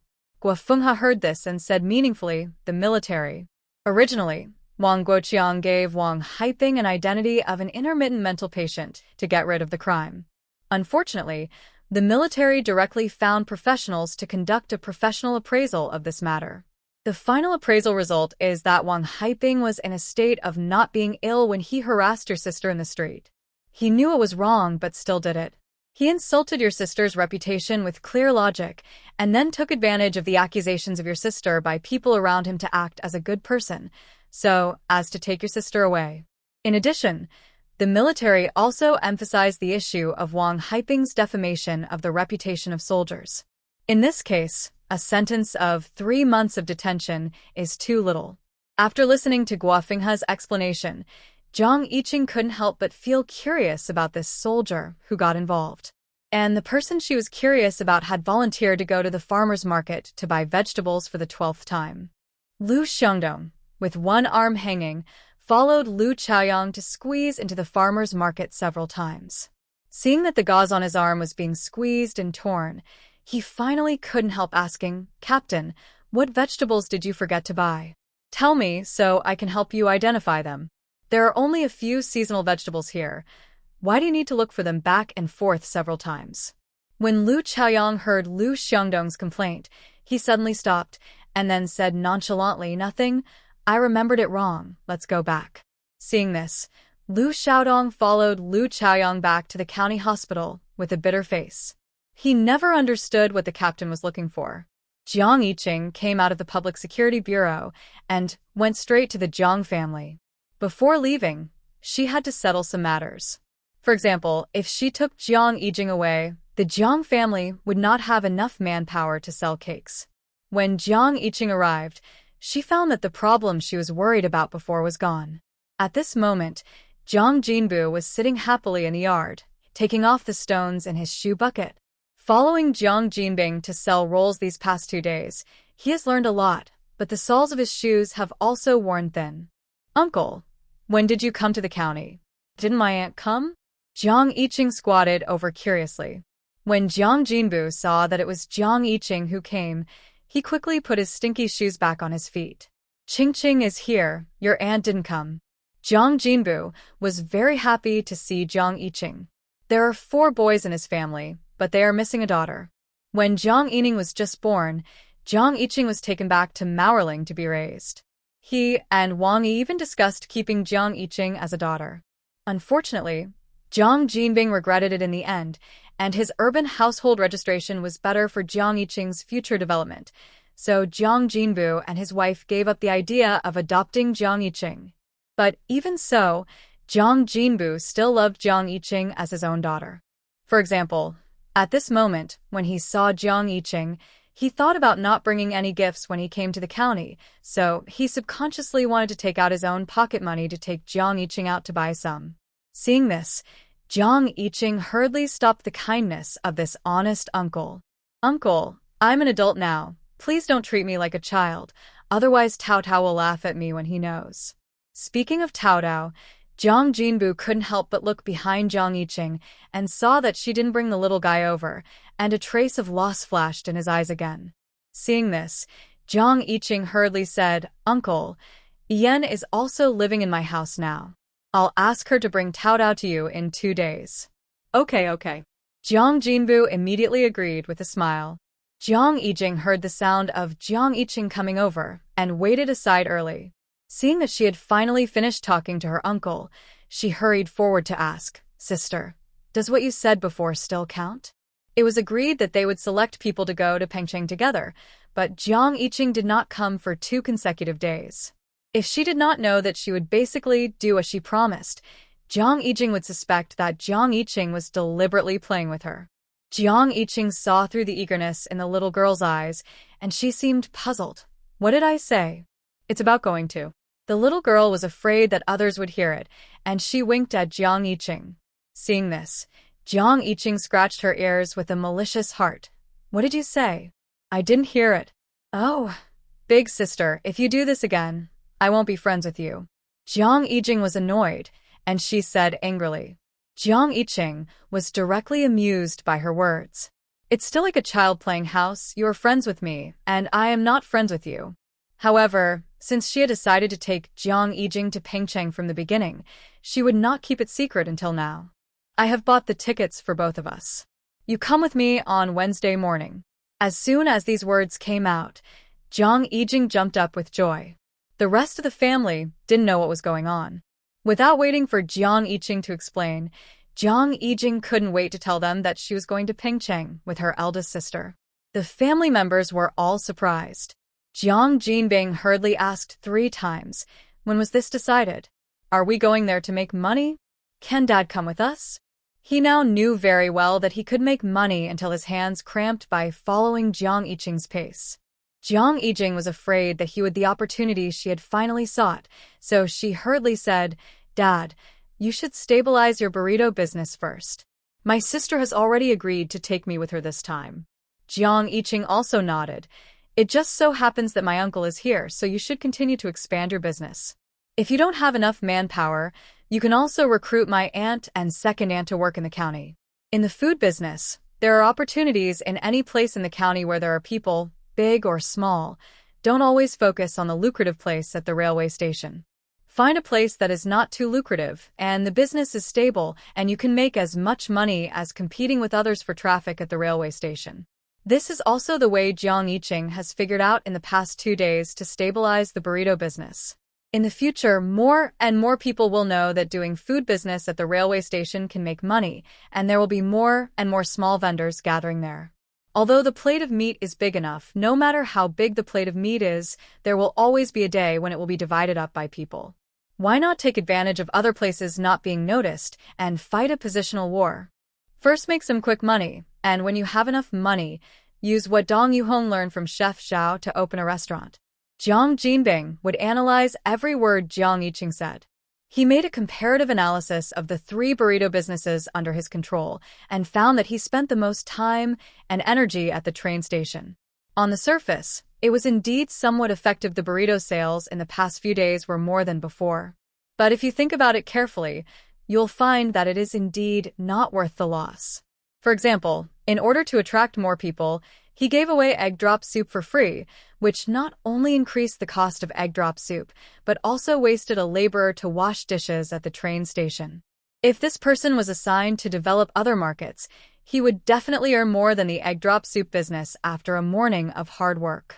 Thinking of this, Jiang Jinbing couldn't help but count on his fingers to calculate which places in the county would have potential customer groups. First, all the schools in the county, big and small, all with students going to school, have potential customers. There are also movie theaters and the entrances of supply and marketing cooperatives. These 2 places have a large flow of people. After watching a movie and buying things, if you are hungry, you have to get something to eat. The rest are the gates of major factories and the alleys of residents. You can find someone to carry cakes and sell them in the streets. There are always people who are too lazy to cook and just want to try something new. He recruited more people and took over these places. Even if he could only make 3 or 5 yuan a day in one place, it would add up to a lot in a month, which is more than the fixed salary in the bathhouse. Jiang Jinbing's heart was surging as he thought about it. This is just like planting flags in a battle. It is quite challenging to divide the map into pieces and occupy them one by one. Jiang Yijing was not in a hurry to thwart his dream, but just reminded him again, "Dad, go and get a health permit and a health certificate when you have time. Think of ways to move around, and don't be afraid of trouble. Who knows, these certificates can pull our business back from the brink of death at a critical moment in the future." Yes. Jiang Jinbing nodded in approval. Getting a certificate is a big deal. He heard that the urban management officers were chasing people away at the farmers' market. If the city management comes to the train station to chase people away one day, he will show all his documents at that time. If it is legal and compliant, no one can touch him. After explaining the burrito business, Jiang Yijing agreed with Jiang Yijing to meet on Wednesday morning and went back to her home. She will go to Pengcheng soon. It will take more than 10 days to go back and forth. If she takes care of other things, she will be gone for at least a month. The men and children at home are just clinging to each other, so Jiang Yijing has to spend more time to comfort them before leaving. Yangcheng Railway Station. Yang Li and her group finally arrived. As soon as the women got off the train, they felt the overwhelming heat wave. Yao Meili, who looks quite charming, kept waving her hands to fan herself, wishing she could take off all her clothes in public. Oh my god! Why is it so hot in Yangcheng? It's really going to kill people. As soon as she said this, she instantly attracted the attention of the locals. Feeling these critical gazes, Yao Meili looked back subconsciously, and then she found that they were all dressed in rustic clothes, which was out of tune with everything here. Yao Meili, who had always been very confident in her appearance, felt ashamed for the first time. She buttoned her orange-yellow checkered shirt and couldn't help hiding behind Yang Li. Yang Li saw this scene. Her face was calm, but she had sneered more than once in her heart. This Yao Meili has been showing off her abilities all the way, and she is so proud that she almost forgot who brought her out. Now she finally has the opportunity to recognize the gap between herself and the people in the big city so that she won't be unable to adapt to it for a while after really going to that place. However, she should be very popular there. Yang Li glanced at the outstanding Yao Meili calmly and then took them to meet up with Brother Chong. Arriving in Yangcheng is only half of the journey. When you cross to the other side alive, you will really arrive. Brother Chong didn't stop for a moment and took them directly to the place where they were going to board the boat. Along the way, he ignored the women's constant complaints of being tired and hungry. Yang Li was also panting, and her whole body was soaked with sweat, but she didn't say a word. The group of people were thirsty, and their eyes were full of stars. They didn't notice that there was a person wrapped up tightly at the end of the team who was struggling to follow them. It was unknown how long they had walked. Several women were unable to move their legs. Finally, they saw 2 ox carts parked on the side of the road in the distance. Brother Chong didn't know what he said to the owner of the ox cart after meeting him. Anyway, they finally had a car to ride. The women climbed onto the ox cart and took a breath to rest without caring about their image. The ox cart carried them for a long time, so long that the sun was about to set in the sky, and finally stopped. They heard a strange sound coming from not far away. Without time to think about it, they jumped off the car one by one and looked in the direction of the sound. Yao Meili ran over first. She saw clearly what was hidden behind the shelter. See? Is this the sea? The others all ran over frantically after hearing what she said. Oh my god! It's really the sea. We actually saw the sea. A group of people cheered happily. There was a boat moored at the seaside waiting for them to get on. Yang Li looked at their eyes full of joy and expectation, and there was only desolate numbness in her heart. She took a deep breath and walked to the boat first. The other women followed her. After Yang Li stood firm, she went to help the people who got on the boat later. When she helped the last person, her face became solemn. She looked at the tightly wrapped woman in front of her and said with a vigilant face, "Who are you? Why haven't I seen you before?" The tightly wrapped person avoided her eyes and didn't dare to look at Yang Li. Yang Li noticed the familiar eyes of the person in front of her, and her heart suddenly beat violently. There was disbelief in her eyes, which soon turned into fear. Then she forced herself to control her trembling body, changed her hand from helping the other person to the boat to a pushing position, and pushed the other person back to the shore. At the same time, she lowered her voice and trembled and shouted, "Ping Ping, run!" Yang Ping was pushed back to the shore by Yang Li. She just realized that she was discovered by her sister, and she didn't think about why Yang Li asked her to run. She was picked up from the ground by Brother Chong. Brother Chong still smiled gently. "Lily, what are you doing?" Yang Li's eyes were bloodshot, and she hugged Brother Chong and shouted at Yang Ping to run. Yang Ping's hand was tightly grasped by Brother Chong. She didn't realize it yet, but her body was obedient and wanted to run back. Unfortunately, her hand was held by Brother Chong. Not only did she fail to run away, but she was pulled to the ground by Brother Chong. Seeing this, Yang Li immediately hit and bit Brother Chong, trying to buy time for her sister. The women on the boat screamed when they saw this. They wanted to jump off the boat, but were quickly controlled by the men who had been waiting on the boat for a long time. Yang Li desperately threw Brother Chong down to help Yang Ping escape. Unfortunately, Yang Ping had just gotten up and ran a few steps when she was caught by the 2 men who had just driven over.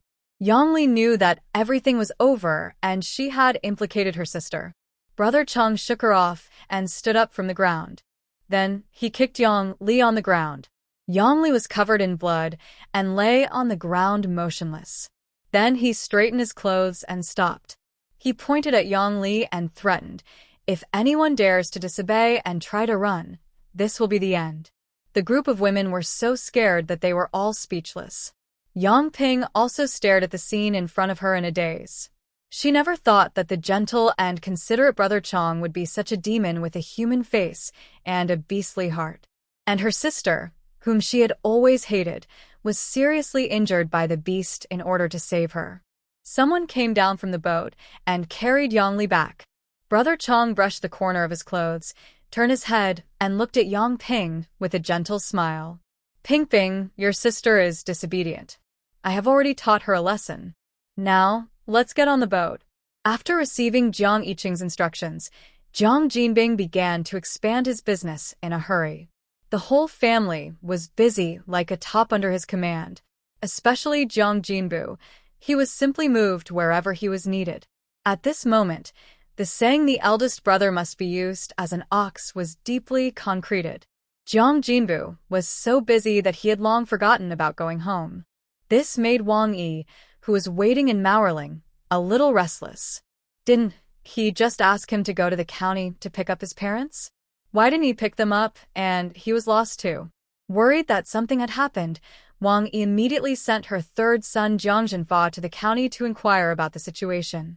Jiang Zhenfa had just arrived at the Jiang family and had not even seen his father when Jiang Jinbing assigned Xiong Dequan to take him to the school gate to sell rolls. It was a time when they were short of people and there was too much work to do. If he said one more word of nonsense, he would earn 1 cent less. Jiang Jinbing did not want to waste a moment. In terms of making money, his brother and nephew were used as his grandsons. Seeing that another person had been sent to the county, Wang Yi could not sit still. She had been waiting for a day and did not dare to wait another day, fearing that if she went too late, her husband and son would be gone. She immediately ran to Jiang Lauer's house to find her sister-in-law. "Cui Yun, come with me to the county tomorrow morning. Your eldest brother went to the county to pick up your parents 5 days ago, and he hasn't come back yet. I sent FAZ over yesterday, and there was no sound system. Come with me to the third brother's house to see what's going on." Zhang Xueyin was curious while eating melon seeds when she heard this. Is this county a den for cannibals? How come people can't come back after entering? Wang Yi didn't know what happened specifically. She could only shake her head, her face full of worry. Zhang Xueyin had a very good relationship with Wang Yi, seeing that she was so anxious and that it was her uncle and nephew who were lost. She quickly agreed. Jiang Xiangqian, who happened to hear their conversation, couldn't help but interrupt. "You two can't go in with it, can you?" Zhang Xueyin glanced at her husband and said confidently, "That's impossible. If something really happens in the county, I will come back to tell you first." Even though Zhang Xueyin promised, Jiang Xiangqian still felt unsure. He thought about it and instructed, "Ask Yujie to go with you. If something really happens, ask him to come back and tell you." Okay. The two sisters-in-law nodded. Before dawn the next day, the three of them took the village's ox cart to the county. Only Jiang Xiangqian was left at the door, looking eagerly. As soon as the two sisters-in-law entered the county, they ran into Jiang Zhenfa, who was selling spring rolls at the city gate with a basket on his back. Wang Yi hurriedly called him. "FAZ, why don't you and your dad go home?" Jiang Zhenfa saw that his mother and aunt had also come to the county, and he drove them back as soon as he opened his mouth. "Mom, second aunt, you hurry up, my third uncle is crazy." Before he finished speaking, the person who bought the rolls came over, and Jiang Zhenfa had to stop talking to Wang Yi and quickly gave the rolls to the customer and then put the money into his pocket. Wang Yi was confused by this scene. Before she could recover from the shock of her son's speculation, she heard Jiang Zhenfa's endless explanation. "My third uncle is just using me like a donkey. From yesterday to now, he has not rested at all, selling rolls one basket after another. Oh, by the way, Mom, my dad was also requisitioned by my third uncle." While complaining, Zhang Jinfa did not forget to explain his father's current situation to his mother.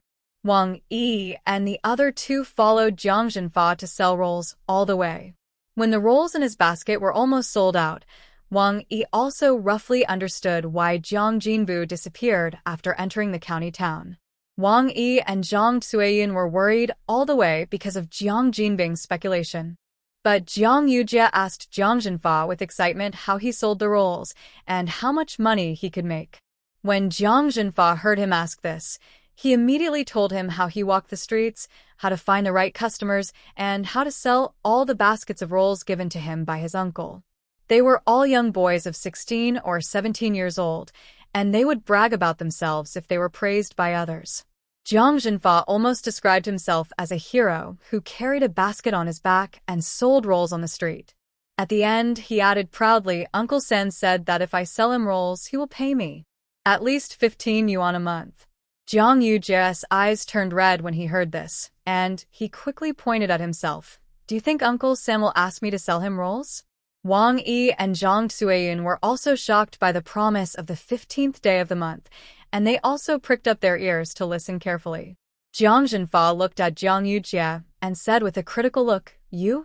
Although you are a little short and thin, you should be able to be used." If Jiang Jinfa had said that Jiang Yujie was short in the past, he would have pushed him to the ground on the spot and let him know what a dwarf is. Unfortunately, today he had to ask Jiang Jinfa more about the conditions for recruiting people from Uncle San. Therefore, he could only let Jiang Jinfa show off for the time being. While they were talking, they arrived at the Jiang family.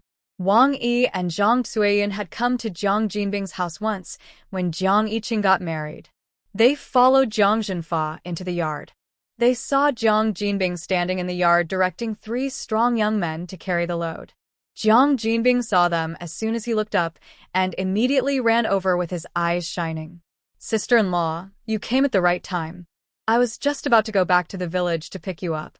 This excited look, like wolf-like eyes, directly scared the two people. Zhang Cuiyun looked at him with a vigilant face. "What do you want to do, Lao San?" "I tell you, I have a good relationship with my family Xiang Qian, and I will not divorce him for you." "Uft. What is this?" Hearing Zhang Cuiyun's words, the smile on Jiang Jinbing's face instantly withdrew and turned into an extremely speechless look. "I have long known that the second sister-in-law loves to talk nonsense, but I didn't expect that she could talk nonsense to this extent." If Dong Yuhong heard this, she would be furious. Wang Yi also patted Zhang Cuiyun in a scornful manner. "You broken mouth." Zhang Cuiyun also realized that she had just spoken without thinking. Her expression was a little sluggish, and she hid behind Wang Yi. This embarrassing episode still couldn't stop Jiang Jinbing's excitement after seeing his 2 sisters-in-law. He didn't dare to talk nonsense at this moment, but he couldn't move his mouth, but he still did his work. Jiang Jinbing did not serve tea or water to the 2 sisters-in-law, nor did he bring out a small stool for them to sit on. He directly filled a basin of water from the faucet and placed it in front of Wang Yi and Zhang Cuiyun and said respectfully, "Sisters-in-law, please wash your hands and follow me to the kitchen after you are done." Wang Yi and Zhang Cuiyun were a little confused, but they still did as they were told. As soon as they wiped the water off their hands, Jiang Jinbing could not wait to take them to the kitchen. "Sister-in-law and second sister-in-law, my brother is in need of 2 good helpers here, come with me." The tone and gesture of his voice made it seem like he was trying to trick people into being slaughtered. Jiang Yujie was completely ignored as soon as he entered the yard. He watched his third uncle take his mother and aunt away without even a glance at him. He pulled Jiang Jinfa, who was standing by and watching the show. "Faz, did third uncle not see me?" Jiang Jinfa glanced at him and said with the attitude of an experienced person, "It's normal. There must be people who make cakes before there can be people who sell cakes. Just wait patiently. When the stock of rolled cakes comes up, your treatment will be the same as my mother and your mother." After saying that, Jiang Jinfa went into the kitchen to add cakes. He had to seize the time to do more while Jiang Yujie was not yet favored by third uncle, so as not to be overtaken by those who came later. In the kitchen, Wang Yi and Zhang Cuiyun, who already had rolling pins in their hands, stared at their parents-in-law. Dad, Mom, what's going on? The old couple looked at each other, and after a few seconds, Wu Yuegoe said righteously, "It's what you see. Your father and I work for the third brother's family, and they pay us wages. So, you don't even go home to make money?" Wang Yi looked at Wu Yuegoe with accusatory eyes. In the past, when she did a good job, Wu Yuegoe would praise her for her good work.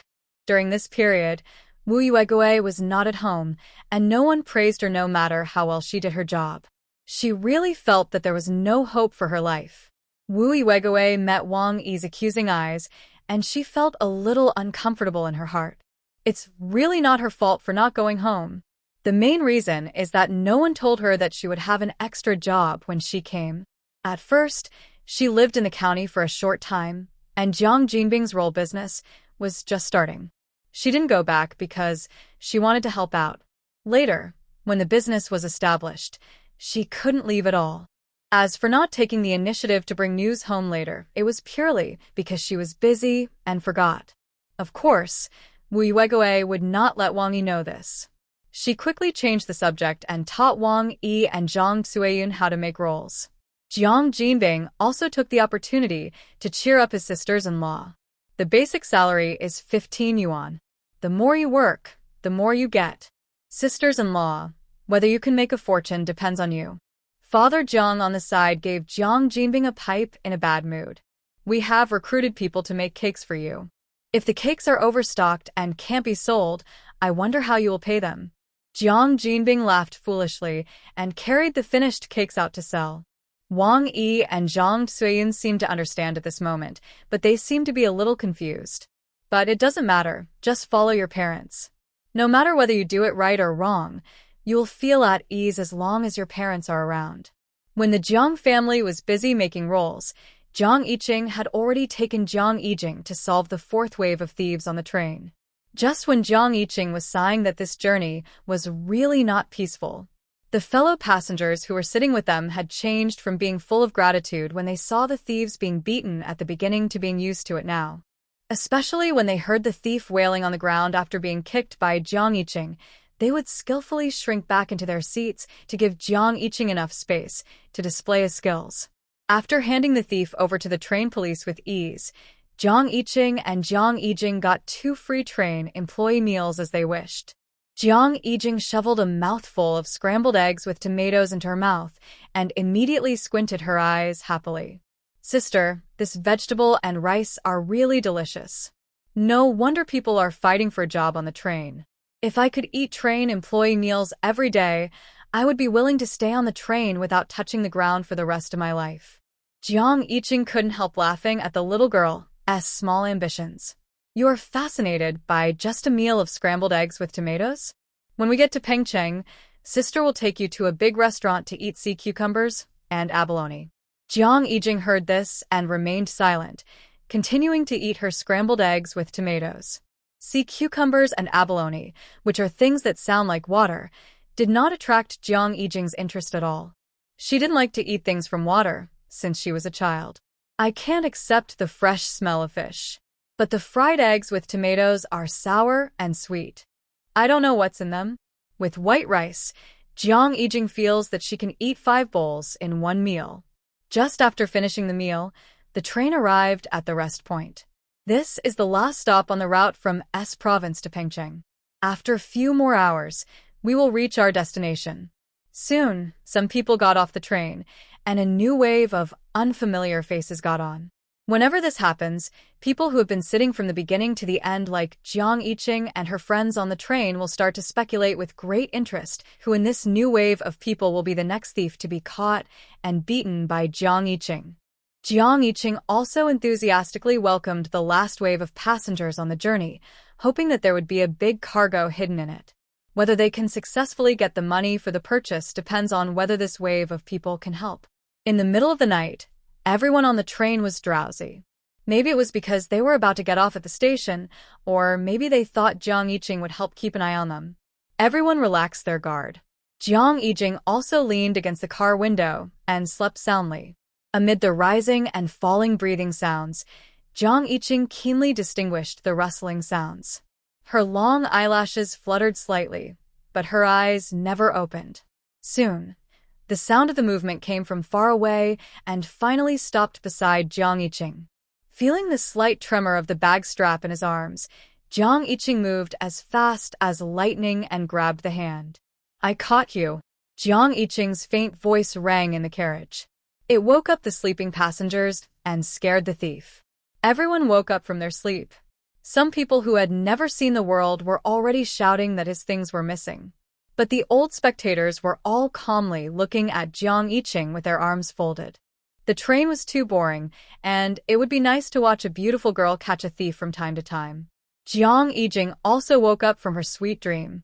She yawned and watched her sister catch the thief boredly. The thief finally reacted. He swung his arm violently and tried to pull back his hand. As a result, he used too much force and his whole arm was instantly dislocated. The thief's face turned the color of liver from the pain. His eyes were a little blurry and he didn't even have the strength to shake. When he tried to hold back the pain and looked at Jiang Yiqing's face, he met a pair of eyes that seemed to be smiling but not smiling. The thief was instantly broken. Who knows? He was caught by a scary and strong woman, and his arm was broken while he was working. Is this considered a work injury?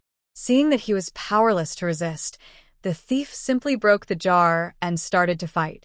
Anyway, he couldn't run away, so he might as well wait for the brothers to rescue him when the train arrived.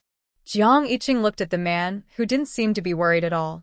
She glanced at a man who was trying to hide his head under the seat not far away.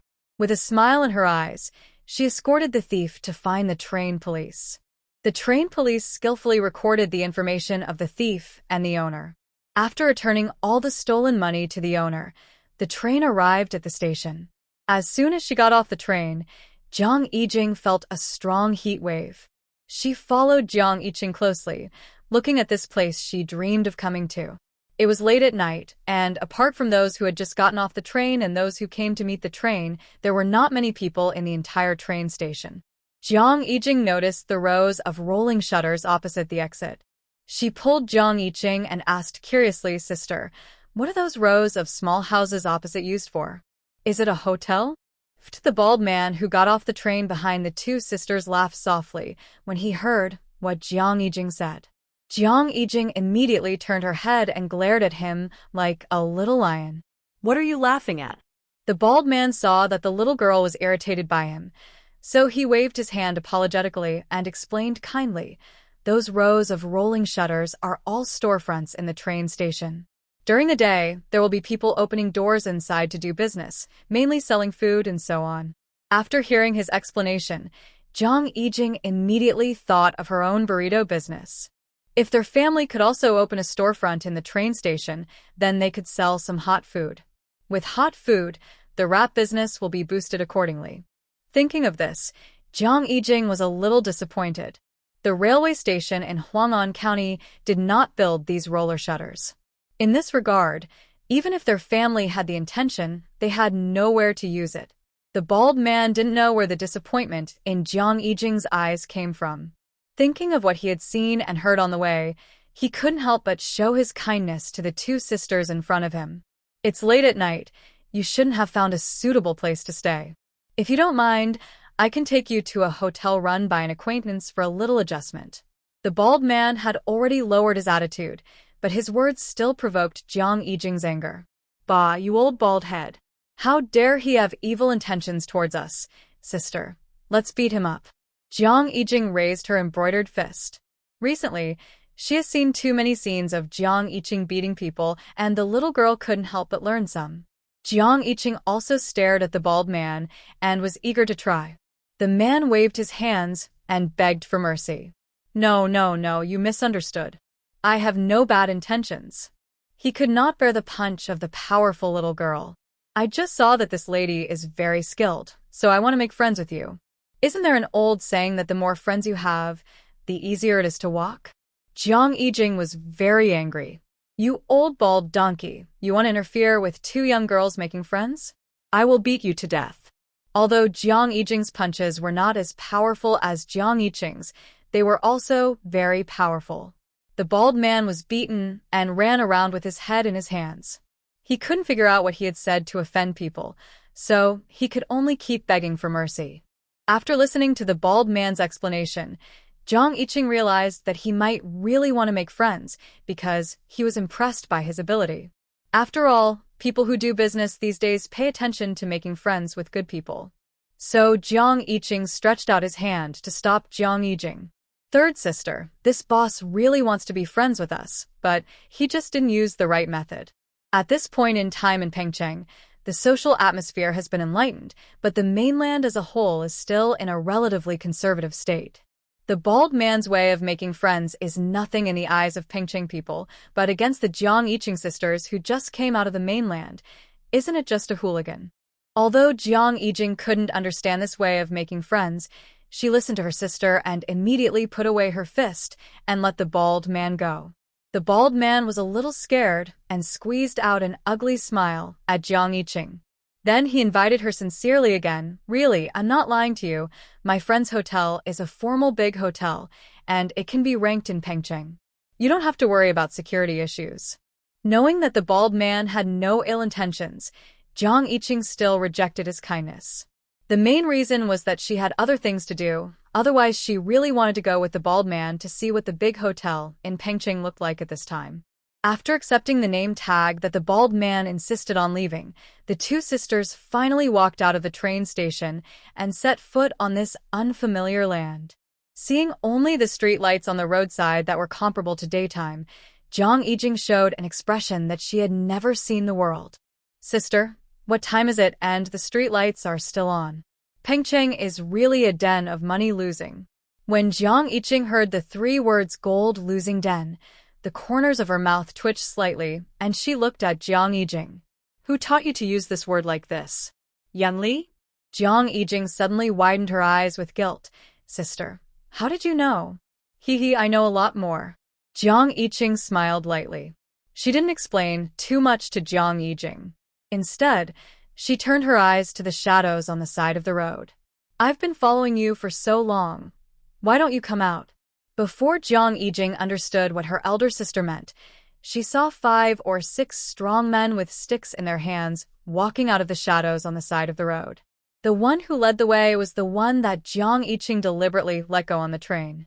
Hee, girls, you're in big trouble if you mess with us. A sturdy man looked at Jiang Yiqing and her sister and then shouted, Brother Kai, why are you wasting time talking to them? Why don't you just knock them out and sell them to the hair salon? Such good stuff. We can definitely make a lot of money if we sell it. Several strong men heard this and laughed strangely at the same time. According to the rules, this man must let his brothers enjoy it before selling it in. Facing the malicious eyes of this group of people, Jiang Yiqing's face was calm. If you observe carefully, there is still some excitement in her eyes. Jiang Yijing also stayed behind her sister obediently. Although her face was nervous, she was not panicked at all. What's more, because she felt too safe to stay with Jiang Yiqing. Even though there were several strong men with sticks staring at her covetously on the opposite side, Jiang Yijing could also spare a little energy at this critical moment to think about what the hair salon they were talking about was. Isn't that a place to do people's hair? How can you sell people in to do people's hair? Before she could figure it out, Brother Kai showed a fierce look on his face and rushed up with his brothers.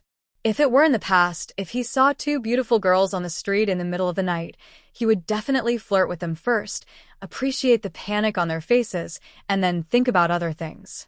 But today, he witnessed with his own eyes how Ma Zi's arm was easily dislocated by the woman in front of him and then twisted to the police, and he couldn't help but feel a little afraid of Jiang Yiqing in his heart.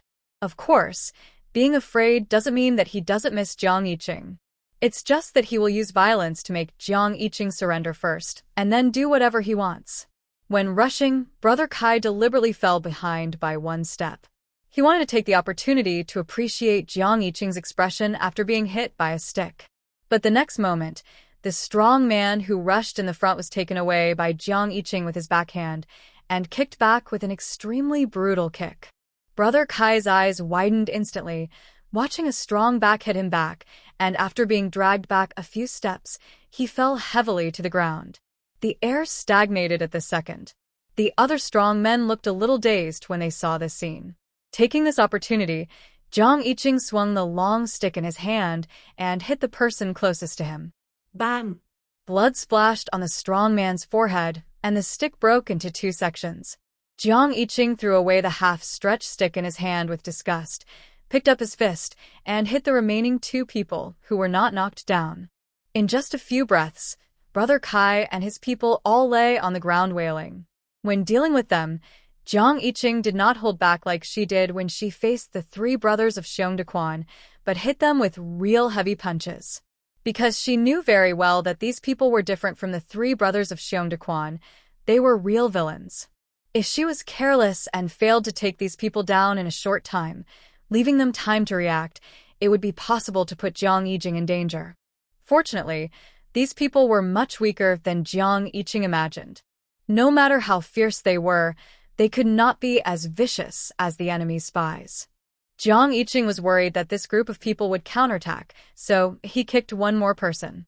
After making sure that they had no strength to fight back, he said with a relaxed expression, "You all know the rules of the underworld, right? Leave me money to buy your life, and I will let you go." Brother Kai had just pushed away the person who was pressing on him, and his leg was kicked off by Jiang Yiqing. He covered his leg and wailed, looking at Jiang Yiqing with resentment.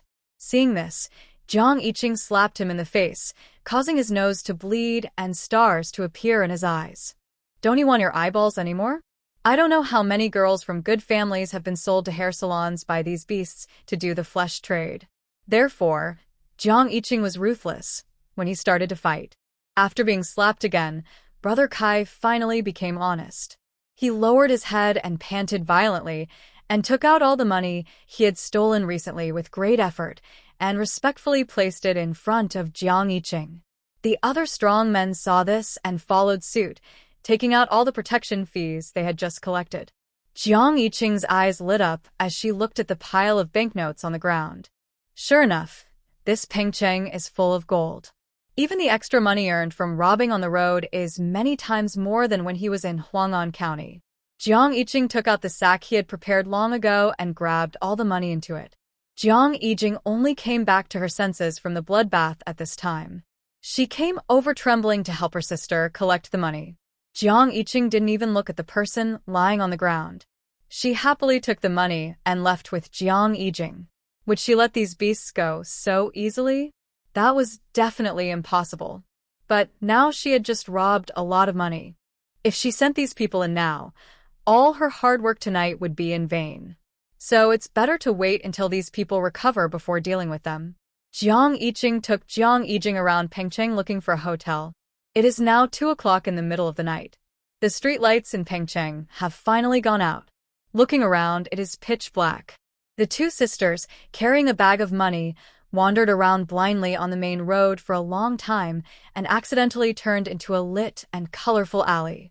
Jiang Yiqing's eyes suddenly lit up. "Sister, there are shops that are still open." Jiang Yiqing frowned when she heard it and looked into the bright alley. Jiang Yiqing has good eyesight and read out the name of the nearest shop to them first: Celebrity Hair Salon, Foot Washing, Massage, Special Services. "I guarantee you will be satisfied." Jiang Yiqing's face turned black when she heard this. What kind of strange fate is this? How did they end up on a street of flesh trade? Jiang Yiqing asked excitedly, "Sister, what is special service? Can we go in and take a look?" Jiang Yiqing's feet slipped when she heard it, and she almost fell. Fearing that the little girl would continue to say shocking things, Jiang Yiqing grabbed her arm and tried to leave. As a result, before she turned around, she saw a weak man staggering out of the celebrity hair salon. Behind him was a charming woman in cool clothes, who shouted in a coquettish tone, "Dear, see you tomorrow night." The man immediately turned around, kissed the woman on the face with a lustful look, and said in a sticky tone, "Darling, wait for your brother to spoil you again." As soon as the man walked away, Jiang Yiqing leaned against the wall and retched. She swore that the man just now was the most disgusting she had ever seen in her life, no doubt about it. The woman in the hair salon couldn't help but cover her mouth and laugh when she heard the noise. "Which little girl, who has never seen the world, are you from? How did you run into here? Be careful not to escape if you leave too late." Even the dumbest person would understand at this moment that this alley was not simple. Jiang Yijing couldn't help but hold her sister's arm for comfort. Seeing this, Jiang Yijing imitated the little girl who knew nothing about the world and said obediently, "Sister, we don't know how we got here. Can you show us the way?" She felt that the woman in front of them had no obvious hostility towards them, so she asked tentatively. The woman in the hair salon didn't seem to want to embarrass them and pointed to the road behind them very neatly. "Just follow this road and return the same way. Remember, don't come in again next time." Jiang Yijing immediately turned around and took Jiang Yijing away. After walking 2 steps, she turned back and smiled sweetly. "Sister, you are a good person, and good people will be rewarded." After that, she quickly pulled Jiang Yijing out of the alley. The woman in the hair salon was stunned because of Jiang Yijing's last words before leaving. Until someone called her in, she said to herself, "How can a bad woman like me be rewarded?" Jiang Yijing kept pulling Jiang Yijing away from the alley, and then he let go of her hand. "Don't get close to that alley just now. Including if you encounter a place similar to that alley in the future, don't step into it." Seeing that Jiang Yijing's words were very serious, Jiang Yijing immediately nodded heavily. Finally, she whispered, "Sister, why? Is that place scary? Even if you encounter it, you have to run fast." Seeing Jiang Yijing's curiosity, Jiang Yijing didn't hide anything and told her clearly what that kind of place was used for. She wouldn't keep silent just because something was difficult to talk about.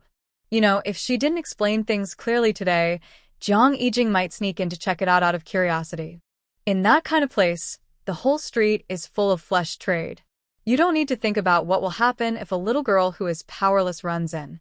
They met a person with a conscience tonight, so they were lucky to escape. Otherwise, if that woman shouted, even if Jiang Yijing went in by herself, it would take a lot of effort to come out intact. Not to mention that she brought Jiang Yijing, a scumbag, with her. After listening to Jiang Yijing's description of such a place, Jiang Yijing's face suddenly turned extremely pale. She finally understood what the group of men meant when they said they wanted to sell them to the hair salon. She also understood that Yang Li was probably doing the same job as the lady in the hair salon. What's more, Yang Li wanted to trick her into working in that kind of place. It was a hot summer day, but Jiang Yijing was sweating coldly. She tightly grasped Jiang Yijing's arm, and her frightened heart was comforted. After a long silence, she asked softly, "Sister, did you know that I wanted to go to Yangqing with Yang Li a long time ago?" Jiang Yijing nodded and betrayed Jiang Yining without hesitation. "Yes, it was Lao Er who first discovered that you were not in a good state, and then told me." Jiang Yijing remembered that night when Jiang Yining asked her in a roundabout way about who she ran out to see, and then Jiang Yijing suddenly told her that he was coming to Pengcheng. She couldn't help but put her head on Jiang Yijing's arm. "Sister, did you decide to bring me to Pengcheng just to stop me from following Yang Li to Yangqing?" "No." Jiang Yijing denied it immediately. "I was going to Pengcheng anyway, and I brought you with me just for the sake of convenience." Jiang Yijing was so angry at Jiang Yijing's words that she pouted. She angrily retracted her head and stopped talking to Jiang Yijing. Jiang Yijing looked at the little girl with a swollen face and smiled in a very good mood. The two sisters didn't find a small hotel until dawn. They finally woke up the proprietress, who was still sleeping, and booked a standard room for a huge sum of 10 yuan a day. As soon as they entered the room, they didn't care about resting, and first poured out the money in the sack and counted it. There were more than 2,300 yuan in total. Jiang Yijing covered her mouth and fell on the quilt, laughing silently. Forgive her for being so ignorant. She had never seen so much money in her life. She didn't expect to earn so much money by robbing. Should she learn how to beat people from her elder sister? Jiang Yijing was also visibly excited. This money was almost catching up with the family assets she had saved for 3 years in Huang'an County. Fortunately, she had saved some money on the train, otherwise how could she get such a lot of capital? Adding the 1,000 she brought when she came, she now has 3,003. This money is enough for her to start from scratch. With such a huge amount of money, Jiang Yijing was so nervous that she couldn't sleep. Jiang Yijing didn't care about her and lay on the bed and slept soundly. Just leave one person awake to watch things. They had to go to Dongmen Street early to purchase goods in the evening. The two of them took turns to sleep first. Seeing that her elder sister fell asleep, Jiang Yijing poured out the money in the sack and counted it again. She counted and smiled foolishly. At the same time, a group of people from the Jiang family sat in the main hall. Jiang Jinbing also held a handful of money in his hand, and his face was as smiling as a chrysanthemum. Today is the first day of salary payment since the establishment of our family's wrap business. Are you happy? Happy? The three brothers Xiong Dequan laughed and clapped very respectfully. Do we have the confidence to do better in the future? Yes, the voices of the three brothers of the Xiong family can shake down the roof. Seeing him nagging, Wu Yuegui immediately urged him unhappily. Don't waste time. Pay it quickly. Oh, okay. Since his mother didn't give him face, Jiang Jinbing's mobilization meeting was a bit difficult to hold. He quickly took out the small notebook that recorded everyone's attendance to calculate the accounts. Wu Yuegui, the basic salary is 15 yuan, the attendance is 30 days, and the commission. The total salary for this month is 105 yuan. After saying that, he counted out a handful of small change and handed it to Wu Yuegui. When Wu Yuegui heard that she could have so much, her hands began to tremble. She trembled and held the gun. Her expression was very excited. This was the most money she had ever made in her life. The others also watched this scene eagerly, then turned their heads to continue staring at Jiang Jinbing. Jiang Jinbing spat on his hand and continued to count the money. The second one is for you, Dad, a total of 90 yuan. Old man Jiang couldn't make rolls as fast as the women in the family, so he earned less than Wu Yuegui. Even so, it was enough to make this old farmer, who had been digging for food in the fields all his life, choke up. Next came Jiang Yinings, the three brothers of the Xiong family, and Jiang Yijings. Jiang Yijing was not at home, but her money was also counted out and put aside. Even Jiang Jinbu, who came at the end of last month and worked for only 2 days, received a salary of 7 yuan. This made Wang Yi, Zhang Cuiyun, and others who were watching the show on the side a little restless. At first, they sneered at the fact that Jiang Jinbing would pay wages, but now they could only watch eagerly. Zhang Cuiyun couldn't help at first. She stretched her neck and asked, Old Three, what about ours? Jiang Jinbing was busy crossing out the names of people whose wages had been settled from the attendance book. When he heard Zhang Cuiyun ask this, he immediately looked up and smiled. Second sister-in-law, when you came, it was already this month, and this month's wages will not be paid until the next day. Zhang Cuiyun was not willing to give up. Can't you give us the wages for these 2 days first? Others have money, but she feels itchy when she has no money. Wang Yi also looked at this side eagerly. She also wanted to know if she could get some in advance. Jiang Jinbing immediately shook his head when he heard this. That won't work. After working for a full month, the wages will be paid at the beginning of next month. This is the rule. Even if we are relatives, we have to abide by it. What a joke. If he gives it now, what if the first and second sister-in-law run away halfway? Where can he find such a suitable labor force? Of course, he won't pay them wages first and let them go forward. This is also the reason why Jiang Jinbing specially let them watch him pay wages today. Only with desire can there be motivation. Zhang Cuiyun heard what Jiang Jinbing said, and the corner of her mouth curled slightly, and she stopped talking. Since the salary will not be paid until next month, let's do it. Now that we are here and have gained more experience, we must try the feeling of earning 100 yuan a month. It is obvious that Wang Yi has the same idea as her. The two sisters-in-law looked at each other, and Wang Yi stood up and said, Let's go make rolls. Zhang Cuiyun immediately followed. She didn't want to stay here and watch others get paid.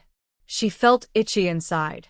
Seeing that the two of them were so serious about their work, the others also put their wages in their pockets and went to the kitchen to grab work. Especially Jiang Yujie and Jiang Zhenfa, they were vying to ask Uncle San where they were going to sell rolls today. Jiang Jinbing's face was wrinkled with smile. He was happy to see everyone's positive attitude. With everyone in this state of mind, what are we afraid of not being able to get anything done? He hurriedly arranged everyone's work for the day, and then he put his hands behind his back, took the attendance book, and went back to the house to find Dong Yuhong. In addition to paying everyone's salary today, we also need to calculate the total account for this month to see how much we have earned. In the room, Dong Yuhong was using an abacus to make a clacking sound, with a big smile on her face, looking a little silly. She was already slightly pregnant, so she hadn't been out for a walk during this period. Jiang Jinbing closed the doors and windows, rubbed his hands, and came over to ask in a low voice, "Hong Hong, have you figured it out?" Dong Yuhong also imitated him and whispered, "Brother Bing, I have figured it out.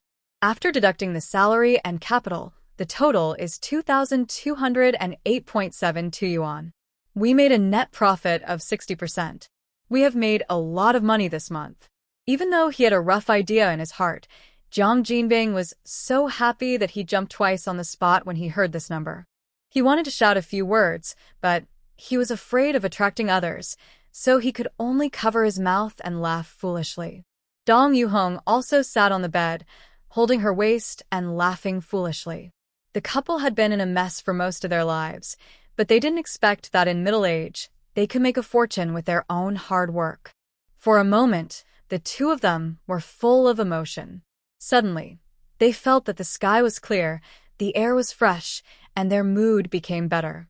They felt that there was nothing in the world that was worth their trouble. The two of them stayed in the house and smiled foolishly for a long time. When their emotions finally stabilized, Jiang Jinbing took out a few pieces of cloth and started to wrap the money.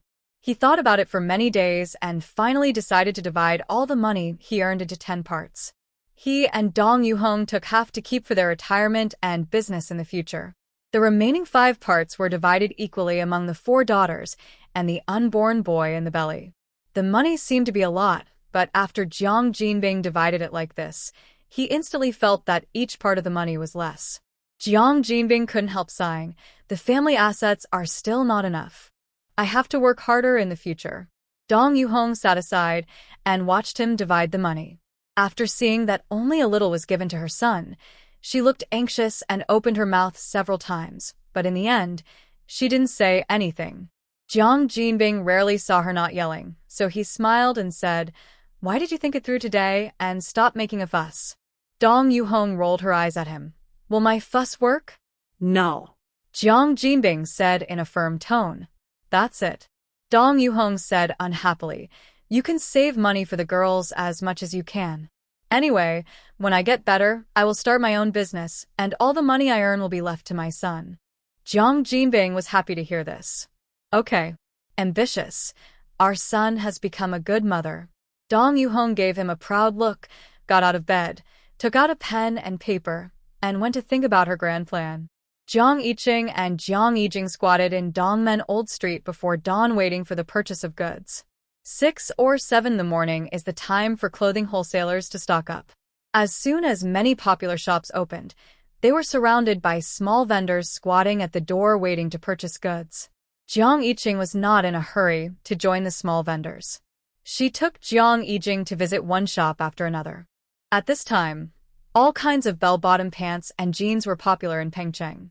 If a wholesaler happened to have bell-bottom pants made of denim fabric, it would definitely become the focus of all small vendors. However, in just half an hour, Jiang Yiqing had seen 2 such shops being sold out by small vendors. It just so happened that her target this time was also this type of pants. She was worried that if she waited any longer, the stocks of all wholesalers would be snatched up, so Jiang Yiqing was ready to take action.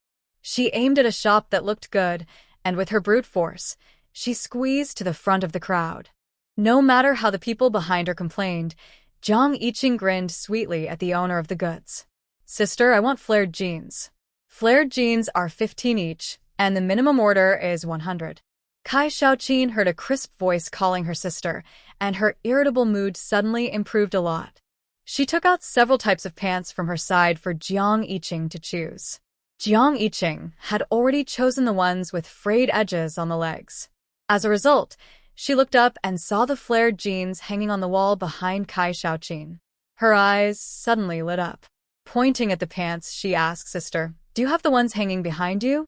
Kai Shaoqin turned her head and took a look, and then a hint of surprise flashed in her eyes. She didn't expect that someone had the same vision as her. She brought these flared jeans back from Hong Kong 2 days ago, and no one asked about them after they were hung on the wall for so long. She was very optimistic about this type of pants. But now the fashion in Pyeongchang is big flared pants, so no one has asked about these pants for 2 days after they were brought back. Yes. While thinking, Kai Xiaoqin answered with her mouth. Jiang Yiqing's eyes suddenly curved with laughter. How many are there? I want to take 200 first. Kai Xiaoqin estimated her inventory and said straightforwardly, okay, but the purchase price of these pants is 20. Jiang Yiqing immediately felt pitiful when she heard that. Sister, can you make it cheaper? You see, other pants with more materials are only 15 yuan each. You will just leave them there and collect dust. Sell them to me for 15 yuan. Was so angry when she heard Jiang Yiqing bargaining so hard. Although not many people buy these pants now, she will find someone to promote them in a few days, and they will definitely sell out. Now she is selling them at a low price to this little girl. Isn't it obvious that she will lose money?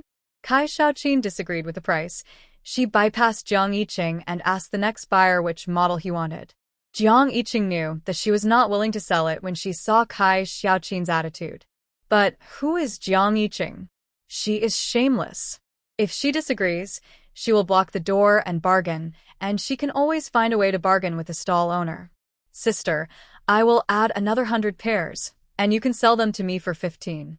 What if no one likes these pants? You still have to find someone to promote them yourself. This time is money. How much less money you will make if you wait 2 more days? Just give it to me. I will promote it for you for free. Kai Xiaoqin saw the little girl blocking the door of her store, chattering, one set after another, as if she wanted to bargain with her. She felt helpless. But she really didn't want to let the little girl get away with it so cheaply, so she opened her mouth and said, 15 each, starting from 500. She didn't believe that the girl could take so much at once. The next second, she heard Jiang Yiqing's crisp answer, okay. Jiang Yiqing was afraid that the stall owner would regret it, so she quickly waved to Jiang Yiqing outside the crowd, signaling her to take back the money in the sack. After the small vendors behind knew that Jiang Yiqing was not here to the flared jeans from them, they also hoped to send her away quickly, so they took the initiative to make way for Jiang Yiqing. Kai Xiaoqin saw that the little girl was working efficiently. She opened the sack and took a look at the money inside. Just when she was about to put on a good face, she heard Jiang Yiqing say, but sister, the money I brought is only enough to buy 300 pairs. Can I come back tomorrow to get the remaining 200 pairs? Kai Xiaoqin's face suddenly darkened. Do you think I look easy to talk to? Sister, I will pay a deposit of 300 for the remaining 200 pairs. Kai Xiaoqin's face suddenly turned from cloudy to sunny. Of course. After saying that, she quickly asked the clerk to count the money and take the goods. No matter how you look at it, this matter is a benefit for herself. Kai Xiaoqin would be a fool if she disagreed. If the girl doesn't come tomorrow, she will make 300 yuan for nothing. If she comes, it will be even better. If she sells 200 more pairs of pants, she can make more than 1,000 yuan. One hand pays the money, and the other hand delivers the goods. Kai Xiaoqin saw that Jiang Yiqing was working quickly, so she pulled out 2 short-sleeve shirts from a pile of goods and gave them to Jiang Yiqing. Jiang Yiqing handed the short-sleeved shirt to Jiang Yiqing. She pulled up her pants and walked out of the crowd with a huge sack in one hand. Kai Xiaoqin realized that Jiang Yiqing didn't bring anyone to help pick up the goods. She asked kindly, do you need me to find someone to help you deliver the goods? Yes. Jiang Yiqing immediately turned around and answered without any hesitation. Gai si a gon. She shouldn't have said that.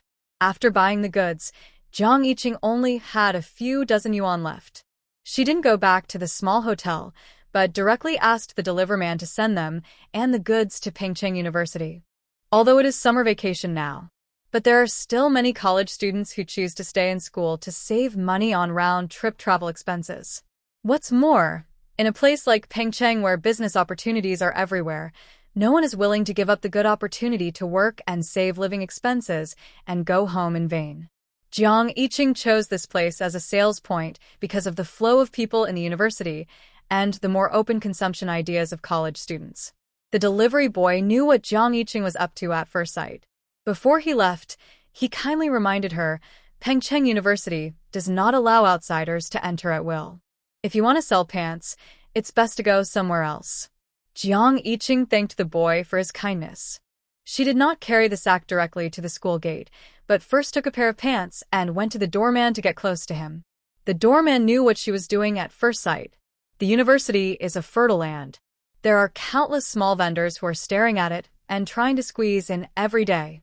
Therefore, he would not open the door for her just because Jiang Yiqing did a little favor.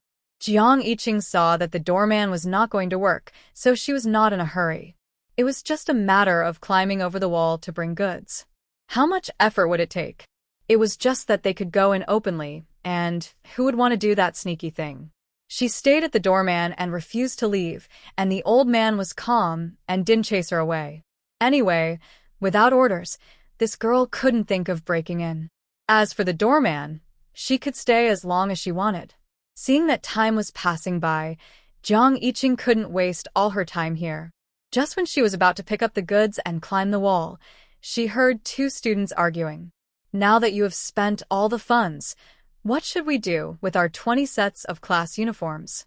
I tell you, before the school party, if you can't get 20 sets of class uniforms, I will report you to the teacher for spending all the class funds privately. The accused student looked anxious. How could he earn money for 20 sets of class uniforms in these 2 or 3 days? He was worried that the teacher would know about this and expel him, and he was so anxious that he almost knelt on the ground to beg for help. Wang Jie, please help me. You can't tell the teacher. But the man named Wang Jie didn't have the money to buy 20 sets of class uniforms, and even if he did, he didn't want to pay for it. So he gritted his teeth and said nothing. Just when the two were at a loss, Jiang Yiqing poked his head in front of him. Student Wang Jie, do you think this white short-sleeved shirt can be used as your class uniform? The two turned their heads at the same time. Wang Jie saw that Jiang Yiqing was a pretty girl, and his expression immediately eased. He took the short-sleeved shirt from Jiang Yiqing's hand, took a look, and replied, "Yes, but we don't have money to buy this pure cotton material. This short-sleeved shirt would cost more than 10 yuan in a store. Even if he took more, it wouldn't be much cheaper." Jiang Yiqing rolled her eyes and grinned. "I'll help you solve the problem of 20 sets of class uniforms. You can find a way to get the doorman to agree to let me come in and sell goods." After that, she pointed to the 2 large sacks placed at the door. Wang Jie immediately understood what Jiang Yiqing did. He pondered for a moment and felt that this could be done, so he asked for a guarantee. "Okay, but I want to see 20 sets of class uniforms today." Jiang Yiqing nodded immediately. "No problem. I'll take you to get the half-sleeves after I sell all the goods." As she said that, she stuffed the half-sleeves in her hand into Wang Jie's arms. Wang Jie touched the soft material of the half-sleeves and felt that if they kept a close eye on them, the little girl would definitely not be able to run away from under their noses, so he agreed to Jiang Yiqing's request. I don't know what Wang Jie talked about with the old man guarding the gatehouse. Anyway, the old man let her go this time. The man who had spent all his class fees now regarded Jiang Yiqing as a savior and took the initiative to help Jiang Yiqing move the sacks. After leaving the goods to Wang Jie, Jiang Yiqing and Jiang Yijing went to the girls' bathroom to change their pants. They were both good-looking, with smooth and tall figures. Once they put on the flared jeans, their thin and straight long legs were highlighted. Before they even left the bathroom, they attracted the attention of many female classmates. Classmate, where did you buy these pants?" The brave girl came up to ask. Jiang Yiqing immediately put on a cute smile. "Hello, beautiful sister, these pants are sold by me." The female classmate was stunned by Jiang Yiqing's words. Although she has always been very confident in her appearance, it is still a wonderful feeling to receive praise from a beautiful girl. As if she had gained some kind of recognition from her peers, the smile on the female classmate's face became sincere in an instant. "Hello, sister, my name is Dana. Can I buy your pants?" "Of course." Jiang Yiqing immediately took Dana to the place where the fire was set. When the female classmates who were interested in the pants saw this, they also followed spontaneously. When Wang Jie and Su Hui saw the sisters who had changed their costumes and were walking towards them, they almost didn't recognize them. It was strange. Just now at the school gate, they also saw that the sisters were good-looking. But how come they couldn't bear to look at them directly after changing their pants? Before Wang Jie and Su Hui could figure out why people could change so much, Jiang Yiqing came with her first business. Sister, my sister and I went to the port early in the morning to grab these pants. They're from Hong Kong. Only our family has them in the whole city of Pengcheng. While looking for the size that fits Dana, Jiang Yiqing praised her own pants. She didn't know that these pants came from Hong Kong, but she was so smart that she really guessed it right. Dana is a girl from a very good family. She took the pants and tried them on herself. Seeing that the size was right and the material was okay, she didn't even ask about the price. She just said, "Give me 2 pairs. I'll wear them alternately." Okay. She didn't even bother to talk, and the first order was already done. Jiang Yiqing didn't care about maintaining her well-behaved appearance. She happily took another pair for Dana. Our pants are 50 yuan each. Sister, you are our first customer, and you bought 2 pairs at once. I'll give you 2 yuan less. You should pay 98. Okay. Dana paid, without hesitation. At the end, she was very satisfied and said, "Sister, I think you have a good eye. Come to me if you have any new styles in the future." Okay, beautiful sister. Jiang Yiqing smiled even sweeter. In just 2 moves, 98 yuan was in hand. Jiang Yiqing, who was standing aside and watching her elder sister perform, was completely stunned. She thought that selling burritos at home was profitable enough. I didn't expect that compared with the pants sold in Pengcheng, it was nothing. Others didn't know, but she followed the purchase process and naturally knew that the purchase price of a pair of pants was only 15 yuan. How could it be more than doubled in just a short time of taking a car and moving to another place? Jiang Yiqing thought that these female college students were a little stupid, but she didn't dare to say it. She was shocked in her heart, worried that what she showed would affect her sister's business, and hurriedly took a big bite of her tongue to clear her mind. Wang Jie and Su Hui were not surprised by this situation. They had been in Pengcheng for more than a year and had long been accustomed to these scenes. But seeing that Jiang Yiqing made nearly 100 yuan in just a few minutes, it would be a lie to say that they were not envious. But they also knew that not everyone had the financial resources and courage to buy 2 large bags of goods at a time. Therefore, they could only stand aside and envy. With Dana taking the lead, many female classmates who followed along were eager to try Jiang Yiqing's 2 large bags of goods. These pants are 50 yuan each, the same price as the wide-leg pants sold at the stalls outside the mall. Although they couldn't take 2 pairs at a time like Dana did, they could still save up money to buy 1 pair to try. Therefore, before Jiang Yiqing put the money she had just earned into the sack, she was immediately surrounded by a group of girls. Without time to communicate in detail, Jiang Yiqing directly stuffed the money into Jiang Yijing's arms and quickly got ready to welcome the guests. Yes, our pants are all from Hong Kong. We are the only one in the whole city that has them. Regardless of size, each pair is 50 yuan. One girl thought that Dana had just bought 2 pairs and had a discount, so she immediately plucked up the courage to ask Jiang Yiqing if she could get a discount if she bought more. Jiang Yiqing nodded and put forward a new discount condition. Buy 1 pair for 50 yuan, and I will give you 1 yuan less for each additional pair you buy. After hearing Jiang Yiqing's answer, the girl's eyes lit up, and she was no longer in a hurry to buy, but turned around and ran to the dormitory building. After a while, she held up a stack of money and rushed into the crowd with great interest. A closer look revealed that there were several girls not far behind her looking around. "I want to buy 8, 3 medium and 5 small. You give me a discount of 8 yuan. The girl shouted as she entered the crowd. Her ostentatious appearance directly focused everyone's attention on her. Jiang Yiqing knew at a glance that she had returned to the dormitory to get people to buy in a group. She did not expose her, but pretended to know nothing and helped to find the goods swiftly. Others also understood it belatedly. Seeing that Jiang Yiqing approved of this way of buying, many people who had not yet received the goods immediately returned to the dormitory to get people to buy. Those who bought too early could only regret that they acted too quickly. However, in just a short while, Jiang Yiqing was surrounded by people in a way that one brought many. Wang Jie and Su Hui were directly squeezed out of the crowd, looking at the purchasing power of this group of girls from the same school with shock. Jiang Yijing, on the other hand, quickly caught up with Jiang Yiqing's pace with her experience in selling burritos. Jiang Yiqing is responsible for attracting customers and finding numbers, and she is responsible for collecting money. The two sisters cooperated perfectly. Soon, the more than 200 pairs of pants that Jiang Yiqing brought were snapped up. The female classmates who didn't buy anything waited eagerly and refused to leave, asking Jiang Yiqing if he would bring goods to sell tomorrow. Jiang Yiqing estimated the number of female classmates in Pengcheng University and felt that they were more than enough to finish all the remaining goods from Kai Shaoqin.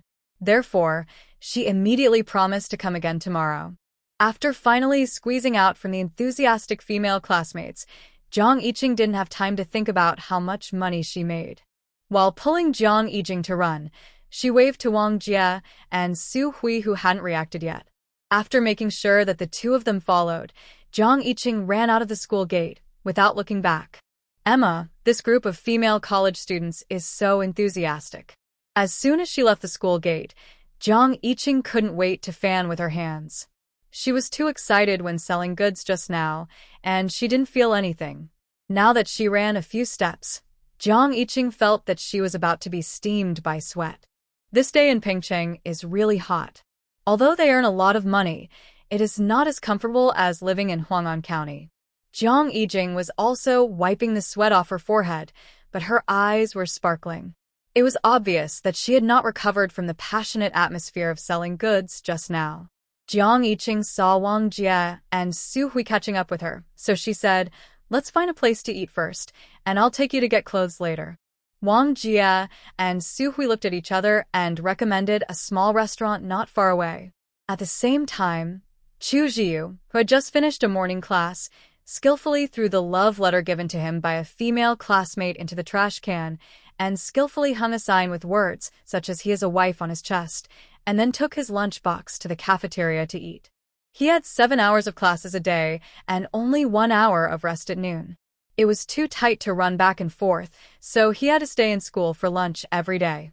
As soon as Chu Jiu entered the cafeteria, many female classmates secretly looked at him. Some bolder female classmates secretly ran over while he was getting food and whispered to him behind his back that they liked him. This kind of behavior annoyed Chu Jiu to no end. It was clearly written on his body that he had a wife, so why did someone still approach him? This made Chu Jiu feel like he was being defiled and sorry for his wife. But every time he turned around, the person was gone, so he couldn't find a suitable opportunity to go crazy. Chu Jiu thought about finishing his meal quickly and going back to the classroom to study. As a result, as soon as he found a seat to sit down, a female classmate sat at his table with a lunchbox. Chu Jiu's mood suddenly darkened. He buried his head and quickly picked up the rice, deliberately making his eating posture ugly, trying to scare the female classmate away. As a result, because his face was too handsome, not only did he fail to scare people away, but the other party misunderstood that he was shy. Not only did the person not leave, but he also quietly moved a long way closer to him. As for the name on his chest, it had long been deliberately ignored. Chu Jiu couldn't hold it anymore. He put away his lunchbox, stood up, pointed at the sign on himself, and said, "My female classmate, I have a wife. Please keep a safe distance from me." The female classmate was shyly holding her face, secretly happy that she was sitting at the same table with the person she liked. When Chu Jiu said it so loudly and directly, her face turned red instantly. I didn't mean to sit next to you. I said I have a wife." Chu Jiu continued to stare at the female classmate, emphasizing that he had a wife. She couldn't see the sign, and there were so many seats around, but she didn't sit down. People were about to hit him in the face, and he was still pretending to be stupid. He had to give him a chance to go crazy, right? Chu Jiu's action directly attracted the attention of all the students in the cafeteria. The girl was stared at by everyone with strange eyes, and her face was almost buried in her chest. Wei Yanhong saw this situation and immediately stood up to help. "Classmate, the seats in the cafeteria are public places. I have a wife." Without waiting for Wei Yanhong to finish her words, Chu Jiu jumped away from them and emphasized loudly again. The sly look directly stimulated the female classmate to scream wow and ran out crying. Wei Yanhong did not stop the female classmate from running away, so she could only continue to argue with Chu Jiu. You don't have to treat a girl like this, right? Don't talk to me, I have a wife. Chu Jiu didn't listen to her. He flicked his arms and jumped back a step. That posture looked like he was stimulated by something, and he didn't look like a normal person. Wei Yanhong was speechless for a moment. She understood that this person was one of those ordinary men who like to be self-righteous in the future. Whenever a girl looked at him, he would imagine that the other party was secretly in love with him. For such a crazy person, it would be bad luck to meet him. Therefore, Wei Yanhong said 3 dry sentences, okay. Then she quietly retreated to her seat. Chu Ziyu retrieved his lunchbox with one hand, and after shouting to the boys who looked at him as if he were a ghost that he had a wife, he calmly found a clean table and sat down to eat. This time, there was finally no obscure and strange eyes staring at him. Instead, many people looked at him as if he was a fool coming out of a small white building.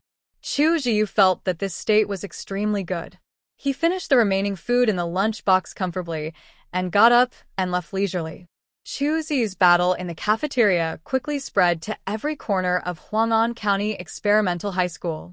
After hearing that it appeared in the review class, many teachers from other classes also ran over to check. After seeing it, they left with a look of regret. What a handsome boy! How could he be a lunatic? Jiang Yiqing didn't know that Chu Ziyu, in order to protect his chastity, did not hesitate to give his family a series of titles such as mental illness, bad character, and not giving face to girls. At this moment, she was taking Wang Jie and Su Hui back to Dongmen Old Street to get the remaining goods from Kai Shaoqin. The battle in the morning made Jiang Yiqing a lot of money.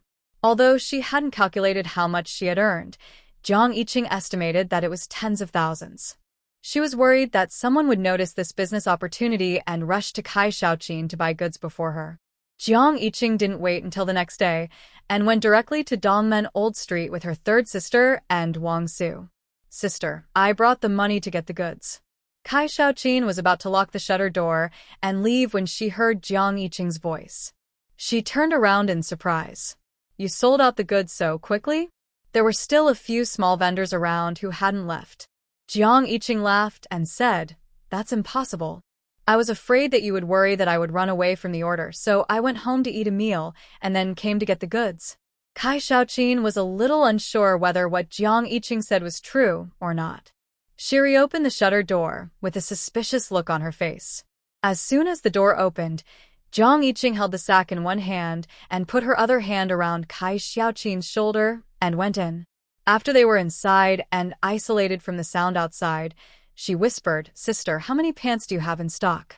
If she said that, Kai Shaoqin would understand. Kai Shaoqin glanced at Jiang Yiqing and then smiled. Little girl has a big appetite. What, do you want to eat them all? Yes.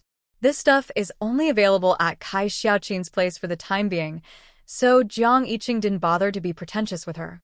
Sister, how much stock do you have left? I'll buy it all. As she said that, she threw the sack of money at Kai Shaoqin's feet. Here are more than 10,000. See how much you can get at a discount. If you have any left after you finish them, I will order them all. The money will be delivered by tomorrow afternoon at the latest. If you don't do business, you're a rascal. Kai Shaoqin was also a straightforward person, and she explained directly to Jiang Yiqing. I brought this stuff back from Hong Kong. There aren't many of them, only about 800 in stock. If you want them, I'll give them to you at 13 yuan apiece. Take whatever you have today, and if no one asks for the rest, I won't recommend it to anyone. Okay. Jiang Yiqing nodded immediately. After the discussion, Kai Shaoqin began to count the money in the sack. At this time, all the guys in the warehouse had left, so she had to do everything by herself. While helping to count, Jiang Yiqing glanced at the pile of miscellaneous clothes piled in the corner of Kai Shaoqin's warehouse. If she remembered correctly, Kai Shaoqin had taken out the 2 pure cotton short-sleeve shirts from that pile in the morning. She pointed at the pile and said, Sister, how much do you sell that pile of clothes for? Kai Shaoqin was counting the money. When she heard her ask, she glanced at it casually and said, Those are the loose pieces left after the bulk goods were sold. Some are missing sizes, some are dirty, and it's not worth it for merchants to wholesale in large quantities. If you want them, I'll charge you 2 yuan per piece. Okay. Jiang Yiqing nodded hurriedly. She got a big bargain. Not wanting to waste even a moment, Jiang Yiqing went directly to the door and called Jiang Yijing to come in to help count the money. She plunged into the pile of clothes to look for treasures. She first picked out the 20 pieces of pure cotton short-sleeve shirts that she promised to Wang Jie and Su Hui and put them aside, and then picked out the ones she would sell tomorrow. Most of these clothes were made of pure cotton, and they would cost at least 7 or 8 yuan if sold outside. If Kai Shaoqin spread the news, who knows how many people who were short of money but wanted to do small business would come to her door to scramble for them. Jiang Yiqing understood that Kai Shaoqin was giving her some small profits, hoping that their business cooperation would last a long time. Therefore, she took them without mercy and picked the best ones. She had to wait until she flew first before she could repay Kai Shaoqin for her support, right? More than 10,000 banknotes were not a small amount. When Kai Shaoqin counted them all and found the corresponding goods, it was already late outside. There was no phone in the warehouse to contact the cargo transporters. Jiang Yiqing simply requisitioned Wang Jie and Su Hui. The number of these 800 pieces of goods was not large, but when stacked together, they were 4 times more than in the morning. Even if Jiang Yiqing was strong enough, it was unrealistic to carry them back with just her 2 hands. Just when she was worrying about how to transport the goods back, Kai Shaoqin drove over in a white truck. 50 in the city, 100 outside the city. Do you want to go? Jiang Yiqing looked at the mighty and domineering truck and couldn't help but sigh in her heart. It's good to have money, and you can get any job. She didn't hesitate and jumped directly on the passenger seat of the truck. Let's go. Oh, the money first, and settle it together later. Jiang Yijing took Wang Jie and Su Hui into the car. Kai Shaoqin stepped on the accelerator, dropped off Wang Jie and Su Hui at Pingcheng University, and then drove towards the destination reported by Jiang Yiqing. It only took about an hour to arrive at the small hotel. Kai Shaoqin got off the car and saw the shabby environment and immediately shook her head in disapproval. Now that you have money, you should choose a better place to stay. This place is the easiest to encounter food and drink. If you are not careful, you will fall into a ditch. Jiang Yiqing smiled and said casually, I will definitely change it when I have money. Seeing that she didn't care, Kai Shaoqin didn't say anything more. She could only wish her good luck tonight in her heart. The goods have been delivered and Kai Shaoqin didn't stay long. She helped unload the goods on the roadside and left. Jiang Yiqing carried a bag of goods in one hand and delivered it to the small courtyard of the hotel, while Jiang Yijing stayed there to guard it. The proprietress of the hotel heard the noise and came out with a twisted waist. I thought you 2 sisters would not come back, Jiang Yiqing said with a smile while carrying a large sack in one hand to the room upstairs. How can that be possible? Who can offer a lower room price than my sister? The proprietress looked at Jiang Yiqing in surprise as she climbed the stairs with a person-high sack in her expression. She simply ignored Jiang Yiqing's sarcasm about the high house prices and kept asking what was in the sack. Annoyed by the questions, Jiang Yiqing put down the goods and stared at the boss lady, which made her back creepy. Then she suddenly smiled. What could it be? Of course, it's the very popular flared jeans sold outside. She patted the sack and said mysteriously, there are more than these. My sister and I are waiting to sell this batch of goods so that we can go home and have a prosperous new year. When the boss lady heard Jiang Yiqing say that the sack was full of jeans, her eyes immediately lit up. Jiang Yiqing pretended to look down and didn't see it and turned around to move other goods. Soon all the sacks were carried into the house by Jiang Yiqing, and the small room of less than 10 square meters was filled to the brim. The 2 sisters didn't even have a place to stay. The proprietress didn't know what she had in mind, but she came over with a smug face and said that they were allowed to put some of the goods in the main room downstairs. Jiang Yiqing didn't need to say anything. Jiang Yijing rejected her bluntly. If we put it downstairs, what if it's all gone tomorrow morning? Who will it belong to? Everyone can see that the proprietress has bad intentions. The proprietress was a little embarrassed by being confronted. Seeing that she was about to lose control of the expression on her face and her true colors were exposed, Jiang Yiqing immediately stood up to smooth things over. My sister is young and has no control over her words. Sister, please bear with her. Jiang Yiqing appeased her and coaxed her downstairs and checked the surrounding environment by the way. Then she hummed a little song and went upstairs leisurely. It got dark quickly, and it was already pitch black without turning on the lights.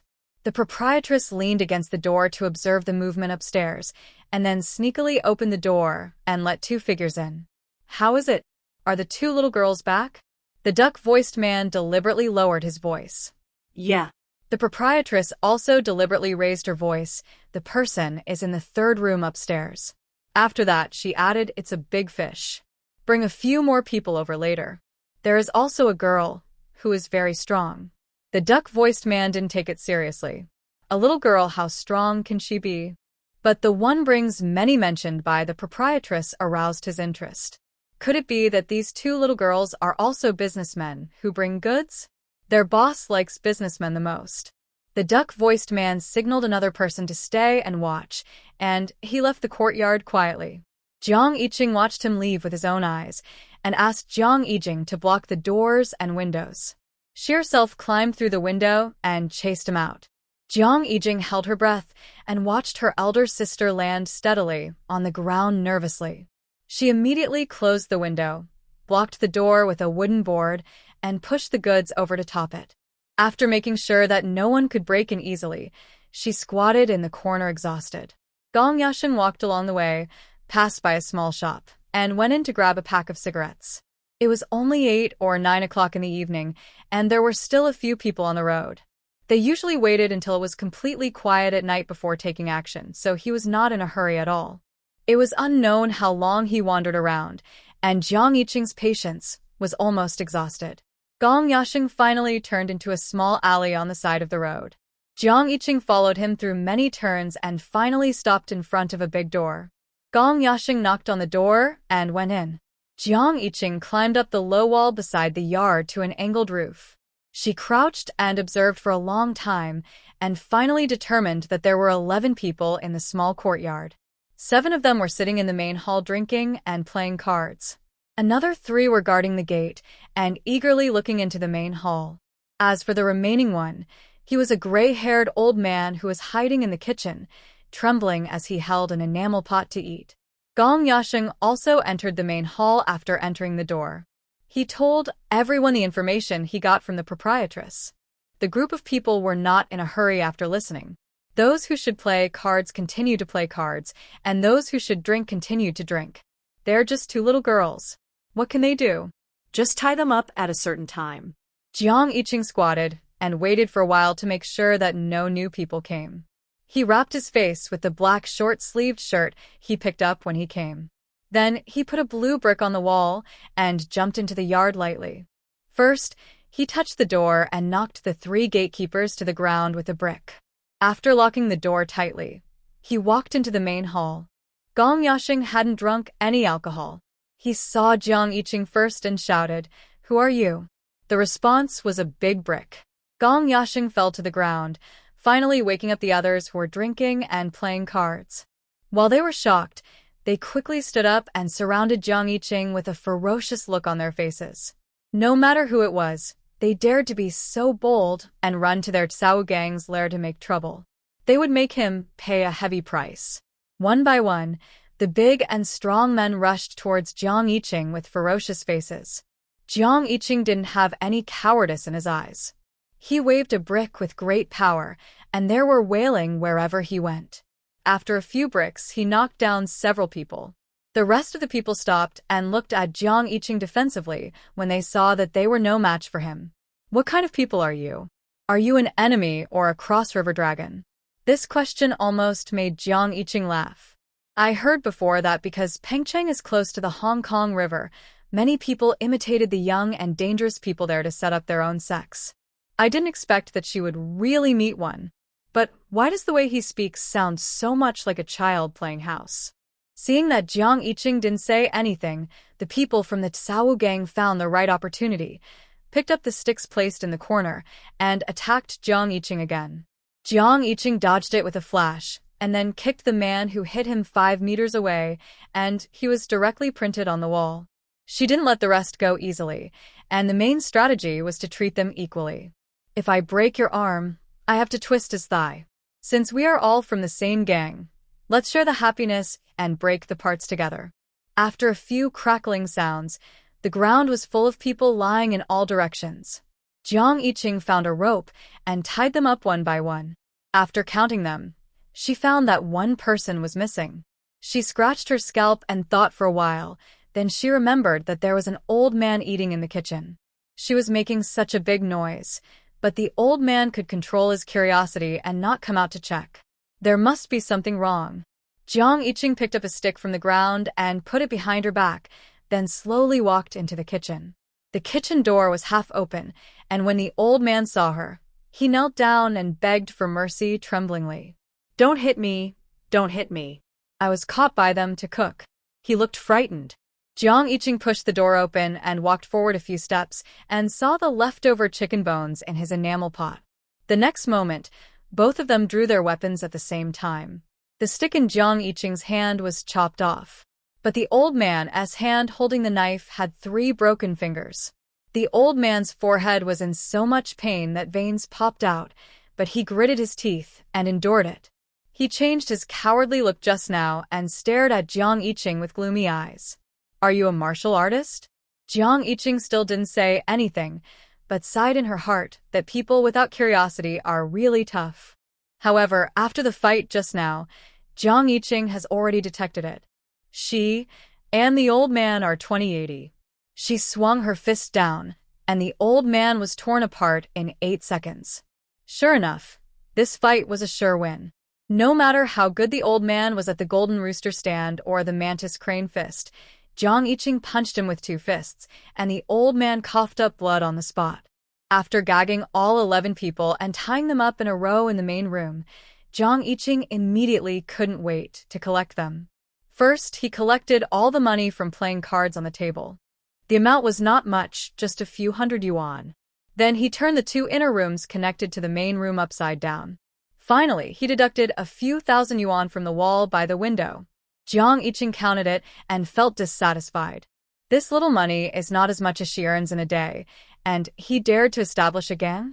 No wonder he can only live in such a shabby place. Jiang Yiqing, who felt that her time was wasted, really wanted to run to the main hall and spit at the old man. But considering that she was a serious businessman, she couldn't be caught fighting. So Jiang Yiqing gritted her teeth and endured the anger. She reluctantly stepped on 11 people and walked out. After passing the kitchen, she fell back with a suspicious look. This old man, she beat all his minions to a pulp, but he didn't move. Is there a secret hidden in the kitchen? Jiang Yiqing didn't intend to miss any possibility of making a fortune. She kicked down the kitchen door and walked in swaggeringly. The old man lying in the main hall saw her movements, and his eyes were filled with poison. Jiang Yiqing knocked and finally dug out a square mahogany box where the old man had sat before.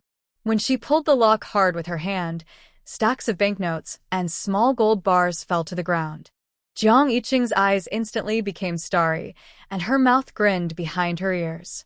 She almost imitated the people of Pingcheng and shouted a few times, "I'm rich, I'm rich." The innkeeper's wife and the man who stayed to watch the guests had several battles in the room. Until the moon was at its zenith, there was no sign of the man with a duck voice bringing people over. Thinking of the big sacks of goods, the proprietress became impatient. She pushed the man who was as tired as a dead cow and asked him if he had anything that could make people faint. The man nodded. The proprietress immediately urged him to go upstairs and take action first. The 2 of them tiptoed to the room that Jiang Yiqing and Jiang Yijing had booked. The man took out a bamboo tube and blew the powdery substance in through the of the door. A few minutes later, the man violently kicked the door open. Jiang Yijing was startled by the sound, and then heard the cursing voice of the proprietress. Those 2 little ran away secretly. Listening to the cursing voice of the proprietress, Jiang Yijing curled up on the ground and dared not move. It was not until the proprietress left with the man that she knelt on the ground and gasped for air. The night fell into silence again. It seemed like a long time had passed, but it also seemed like only a few minutes. Jiang Yijing heard the rustling footsteps again. Someone was knocking on the doors of all the rooms on the second floor one by one. "Is anyone there, sister?" Jiang Yijing stood up suddenly when she heard the voice. The person was Kai Xiaoqin. She was about to speak up and say that she was here, but suddenly she remembered that the two of them were not familiar with each other. Even a neighbor like Yang Li, who grew up with her, wanted to trick her out and sell her, let alone someone she had only met twice. Thinking of this, Jiang Yijing squatted back down. As long as her sister didn't come back, no matter who was outside, she couldn't move. Kai Xiaoqin knocked around and saw that no one responded, and her heart kept sinking. Originally, she reminded Jiang Yijing and her sister today that they would be scolded if they continued to live here, which was already the most righteous thing she could do. But after she got home, the more she thought about it, the more she felt uneasy. What if the two sisters didn't realize how serious it was to be bullied, and didn't take her words seriously at all? What if something really happened? As a woman, Kai Xiaoqin felt that she would live in self-blame for the rest of her life if she hurt others because she failed to give adequate warnings. So she asked someone to come here again in the middle of the night. And now all the bad expectations seemed to have come true. The door of the inn was wide open, but there was no one inside. Kai Xiaoqin walked out holding the wall. She didn't dare to imagine what they would encounter. The guy who parked the car came over and asked Sister Kai, "How is it?" Kai Xiaoqin shook her head with an extremely ugly expression. She took a deep breath and said in a heavy tone, "Let's call the police first." After that, she returned to the car, and the guy hurriedly climbed back into the driver's seat, started the engine, and drove towards the Public Security Bureau. As the car started, Kai Xiaoqin saw a man carrying a box slowly walking towards her not far ahead. The box was so exaggerated that it could easily hold 2 living people. Kai Xiaoqin was startled and hurriedly shouted, "Stop, stop." The waiter was startled and stepped on the brakes. Kai Xiaoqin jumped out of the car and ran to the side of the man carrying the boxes. Seeing her running straight towards him, the man carrying the boxes also ran forward desperately as if he had done something wrong. This made Kai Xiaoqin more convinced that the box contained the kidnapped Jiang sisters. She chased them even harder, and the two of them chased each other in the dark. Kai Xiaoqin ran too fast, her feet were not firmly planted, and she stumbled and fell to the ground. The waiter exclaimed and ran over, "Sister Kai, are you okay?" Kai Xiaoqin stood up with difficulty, her left foot throbbing with pain, and she couldn't stand steadily. She looked for the man carrying the boxes fiercely. It turned out that the man didn't continue to run. Not only that, he turned back with the box. Kai Xiaoqin pushed the waiter hurriedly. "Go and catch him." Hearing this, the waiter gritted his teeth and walked towards the figure who turned back. "It's really you? Why is it you?" 2 voices said in unison. Jiang Yijing came back to confirm because the voices sounded like Kai Xiaoqin and the waiter. Kai Xiaoqin was stunned when she heard Jiang Yijing's voice. She asked tentatively, "Jiang Yijing?" "Sister, it's me." Jiang Yijing walked around the waiter and came towards Kai Xiaoqin carrying the box. Kai Xiaoqin saw that it was really Jiang Yijing, and the heaviness all over her body instantly relaxed. "What's the matter with you? What are you doing outside in the middle of the night?" There was a reproach in her tone, and a hint of relief. Jiang Yijing scratched her nose when she heard it, her eyes wandering. "Oh, I'm just exercising."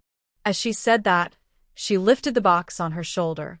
"This is to exercise my ability to carry goods, and it will also make it easier for me to quickly take the goods and run away when I am chased by the urban management." Jiang Yijing talked nonsense without blinking. Kai Xiaoqin then realized that Jiang Yijing was running with a large mahogany box on his back. While she was surprised at Jiang Yijing's strength, she instinctively felt that she was hiding something from her. So she subconsciously wanted to get to the bottom of it. But when the words came to her mouth, she was forced to hold them down. What does other people's secrets have to do with her? She came here tonight just to have a clear conscience. No matter whether Jiang Yijing was really exercising or hiding something by running with a box in the middle of the night. But that was his own business, and in the final analysis, it had nothing to do with her. Thinking of this, Kai Xiaoqin avoided the topic of Jiang Yiqing appearing on the street in the middle of the night and turned to talk about other things. I went to the inn to find you just now and found that the door was open, but there was no one inside. Did something happen? After hearing what she said, Jiang Yiqing immediately understood that it must be the proprietress who discovered that they were missing and took people out to look for them.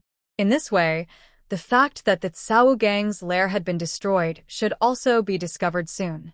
While thinking, Jiang Yiqing answered Kai Xiaoqin's words. I don't know if others have gone out, but my sister must still be in there. Kai Xiaoqin didn't quite believe it.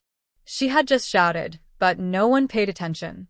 But seeing that Jiang Yiqing was very sure, she had no choice but to limp with Jiang Yiqing back to the inn to look for people. As they walked, Jiang Yiqing asked Sister, "Why did you come so late?" Kai Xiaoqin did not answer. Seeing this, the waiter quickly interrupted. It's because Sister Kai is kind-hearted and worried that something might happen to you living in such an unreliable place, so she woke me up in the middle of the night to look for you. Jiang Yiqing patted Kai Xiaoqin gently when he heard it, his eyes curved into a crescent shape. Sister, I appreciate your kindness. We are good sisters from now on. If you have any problem, just call me. The man wanted to scold Jiang Yiqing. Who are you to call Sister Kai a sister? But before he could say anything, Kai Xiaoqin responded. Okay. Just as she was talking, they arrived at the inn. The door was still open, as if welcoming anyone to come in. Jiang Yiqing easily carried the box upstairs and knocked on the door. Jingjing, open the door quickly, I'm back. When Jiang Yiqing heard Jiang Yiqing's voice, she immediately got up and moved the covering at the door. Then she opened the door and threw herself into Jiang Yiqing's arms. Sister, you are finally back. Jiang Yiqing was carrying a box and was almost thrown to the ground by the little girl. She steadied her body and comforted. You are so old and still crying. Aren't you ashamed? Jiang Yiqing didn't say anything to choke her, but pouted her lips and stepped back a little aggrievedly. Fortunately, the eldest sister had foresight and secretly took her to the next room. Otherwise, they must have been harmed by the proprietress now. Kai Xiaoqin saw Jiang Yiqing coming out of the room and immediately understood the little girl didn't open the door because she was worried that she was not a good person. She was not angry about this, but admired the sisters in her heart for being more self-protective than she thought. It was getting later and later, and the waiter yawned, interrupting the sisters' love. Kai Xiaoqin raised her hand to look at her watch in the moonlight and asked, What should we do tonight? Should we continue to stay here for one night, or find another place? Of course, we had to run away. Jiang Yiqing pointed at the wide-open gate and said, It's so dangerous that the gate is not locked, so let's go. Kai Xiaoqin also had the same idea. Several people immediately began to move the goods in the room to the car. After the people and the goods were safely in the car, Jiang Yiqing took out the business card given by the bald man from her pocket, pointed to the address on the back of the business card and said, Sister, let us go to the most luxurious Good Luck Hotel in Pengcheng. I heard that the public security there is very good. Kai Xiaoqin couldn't help but raise her eyebrows after hearing Jiang Yiqing's suggestion. Good Luck Hotel is really good, especially in terms of price. She didn't mention this to Jiang Yiqing, but only told the waiter to drive according to the address. There was another bumpy ride, which almost made Jiang Yiqing fall asleep. The waiter yawned and said, We're here. Jiang Yiqing woke up with a start. The 5-story hotel, with extremely magnificent decoration, was shining in the dark night. The sight of Jiang Yiqing and Jiang Yijing, 2 country bumpkins, was so dazzling that they were blinded. They jumped out of the car and walked inside. A waiter came up to them. Are you guys here to stay?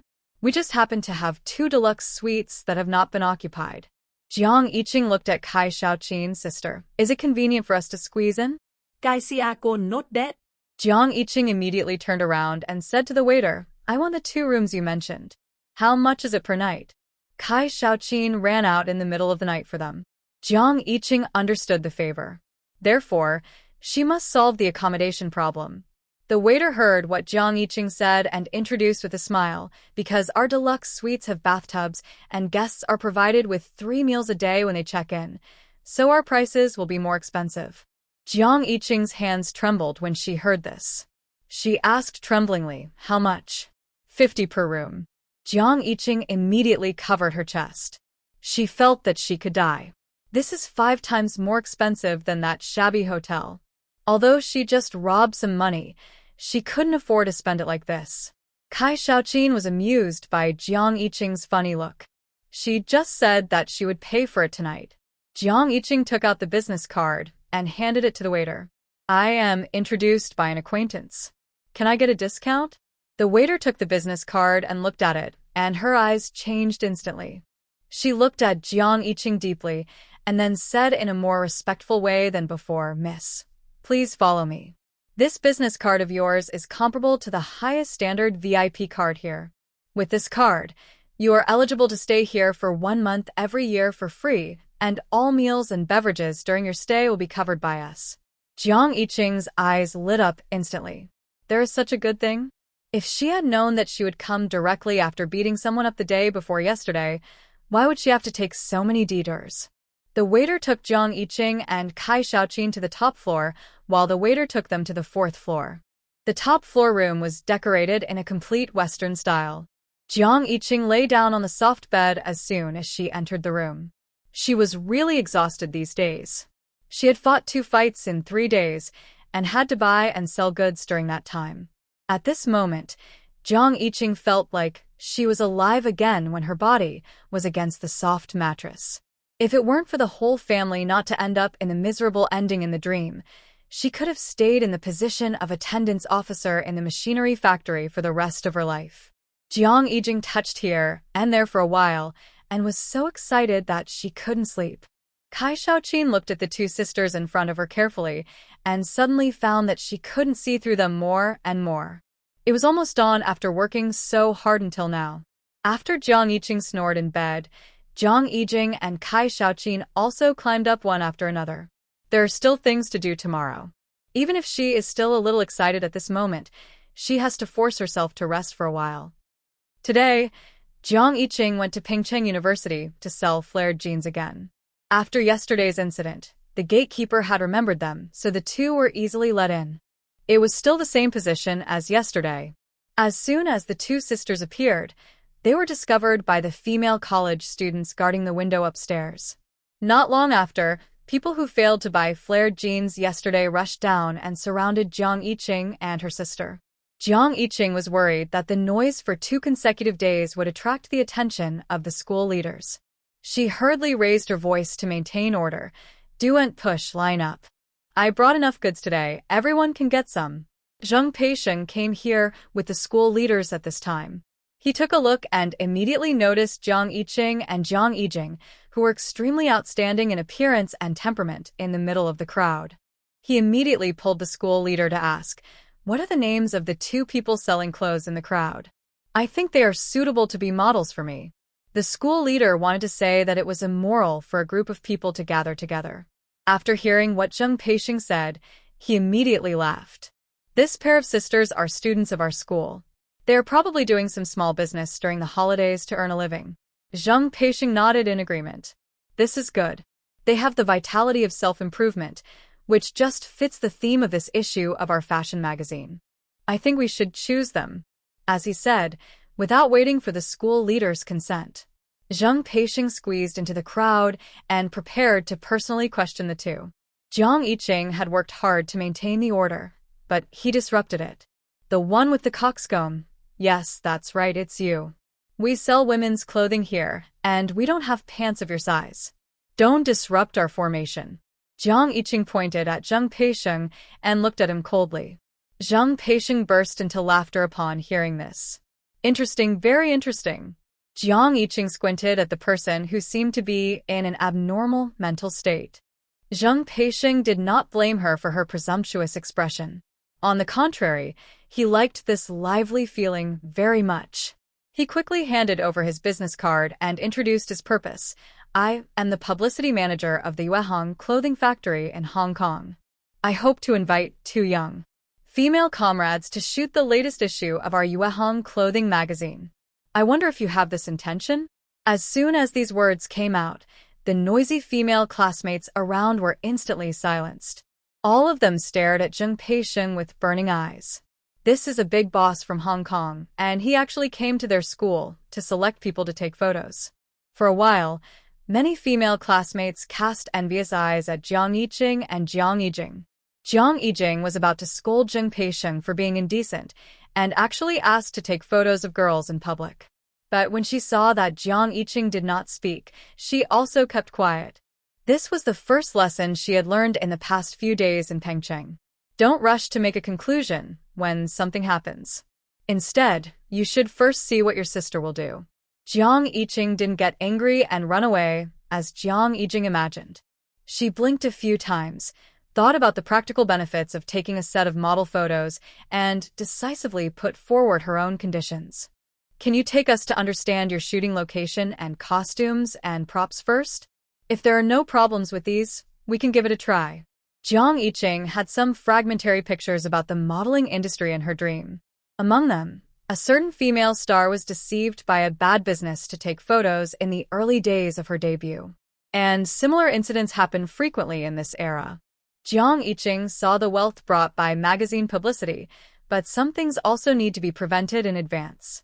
Zheng Peisheng was slightly surprised at Jiang Yiqing's understanding of the modeling industry after hearing what Jiang Yiqing said, and then nodded and agreed. Of course, these things should have been told to you in advance. Not only that, we can also discuss in detail about salary compensation. At this point, it was not appropriate for Jiang Yiqing to continue to stay here to sell pants. She immediately followed Zheng Peisheng to the shooting location that had been booked before to understand the situation. The location of the shooting was set in the performance room of Pengcheng University at the beginning. During the whole process of the visit, the school leaders of Pengcheng University followed him. Until now, he didn't know that the sisters Jiang Yiqing and Jiang Yijing were not students of his school at all. Jiang Yiqing noticed this, but she didn't remind him maliciously. There was no problem with the shooting location, which was a normal indoor lighting shooting and outdoor shooting. The makeup and promotional clothing were more open, but they were not. Judging from the world in Jiang Yiqing's dream, this style of dressing will be popular all over the country in the near future. After confirming that there were no major problems with the venue and clothing, the next step was to sit in the hotel and discuss the remuneration. Zheng Peisheng didn't like to be sloppy, so he gave a reasonable offer. Because you are newcomers and our shooting period is not long, I am willing to give you a price of 300 yuan per person. This price is already very high according to the market price. Many unknown newcomers may only get a few dozen yuan for one appearance. Zheng Peisheng offered a very high price directly because he was really impressed by the two sisters' appearance and temperament, which showed their potential to become famous. Jiang Yiqing had not yet learned about the modeling industry, so she knew nothing about the current market. But none of this mattered. She only needed to know that after the magazine was shot, it would be seen by many people. So she asked, "Can you tell me in which regions the magazine will be sold?" Zheng Peisheng hesitated for a moment before saying, "This magazine will be distributed all over the country." He thought Jiang Yiqing would ask for a higher price because of the vast distribution area. But the next moment, he heard Jiang Yiqing make a strange request. "After the magazine is printed, can you give me 100 copies for free? I know this request may be a bit excessive, but I really want to send the magazine to my relatives and friends so that they can admire the glory of our sisters." Zheng Peisheng's brain crashed when he heard this. He couldn't help but pick his ears to see if he was hallucinating. Is this something a normal and respectable girl can say? And look up to the glory. Do you think you are a great hero who saves the world? But seeing the firmness and affirmation in Jiang Yiqing's eyes, Zheng Peisheng believed that what she said was true. In an instant, Zheng Peisheng was amused by Jiang Yiqing.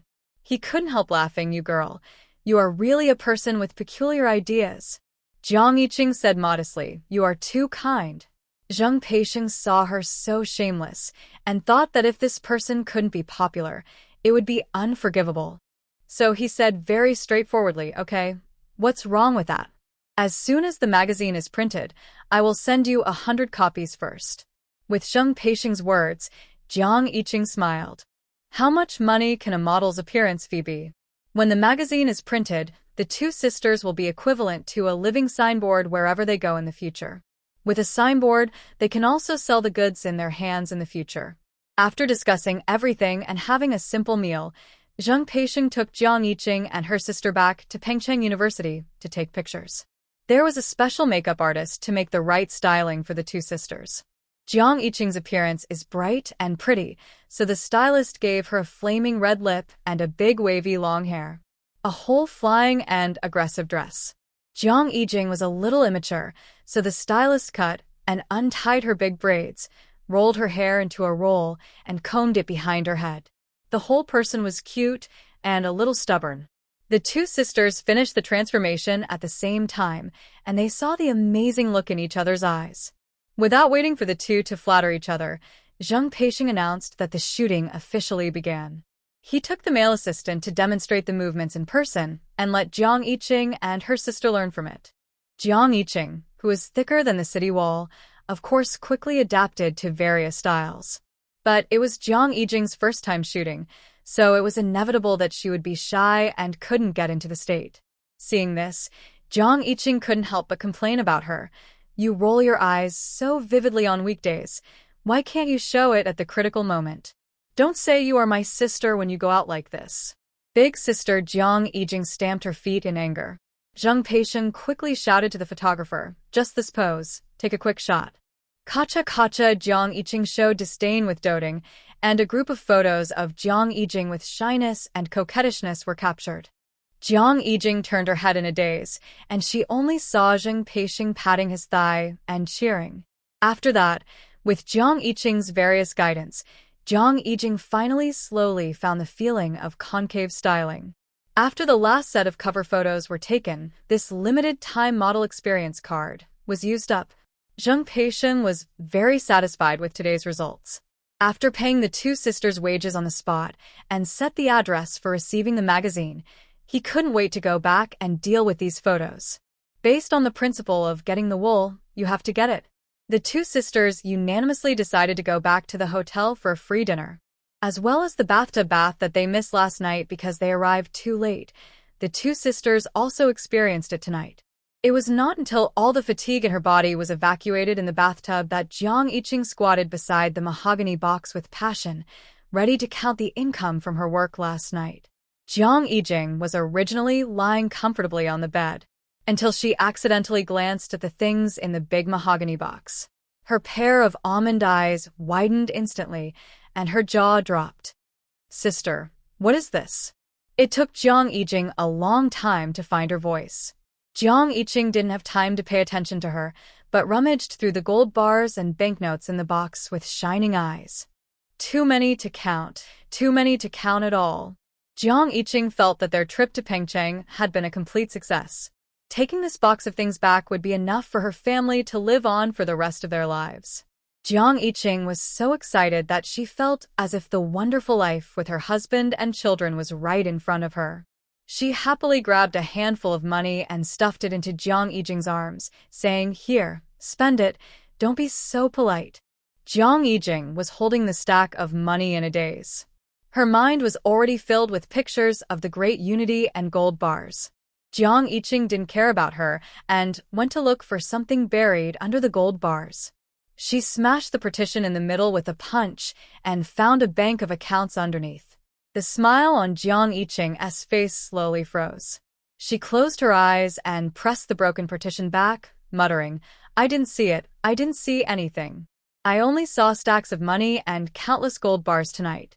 Jiang Yijing, who finally came back to her senses from her daze, looked at Jiang Yiqing's distracted look, thinking that she was stimulated by the box of money.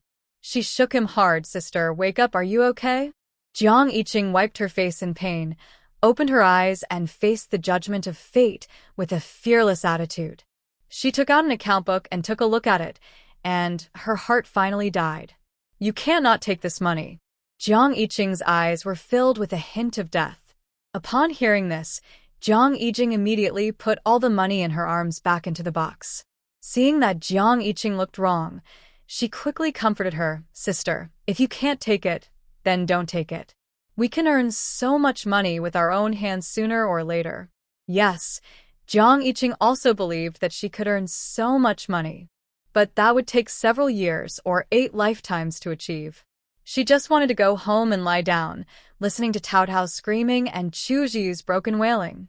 Thinking of this, Jiang Yiqing felt that she could still save her wealth. So she stood up again and went to look through the account books. She wanted to see how she could legally get this treasure into her arms. After she finished reading them one by one, she gave up completely. It was because the things covered here were too big. She was afraid that she would choke to death if she forced herself to eat them. These account books were all transaction accounts of the Cao Gang and the underground black forces in Pengcheng. It not only involved gray income such as usury and protection fees, but also involved a series of problems such as homicide, human trafficking, and flesh trade. Apart from anything else, just for those who died in vain and the poor women who were abducted into the hair salon, she couldn't hide these evidences in order to embezzle this ill-gotten wealth.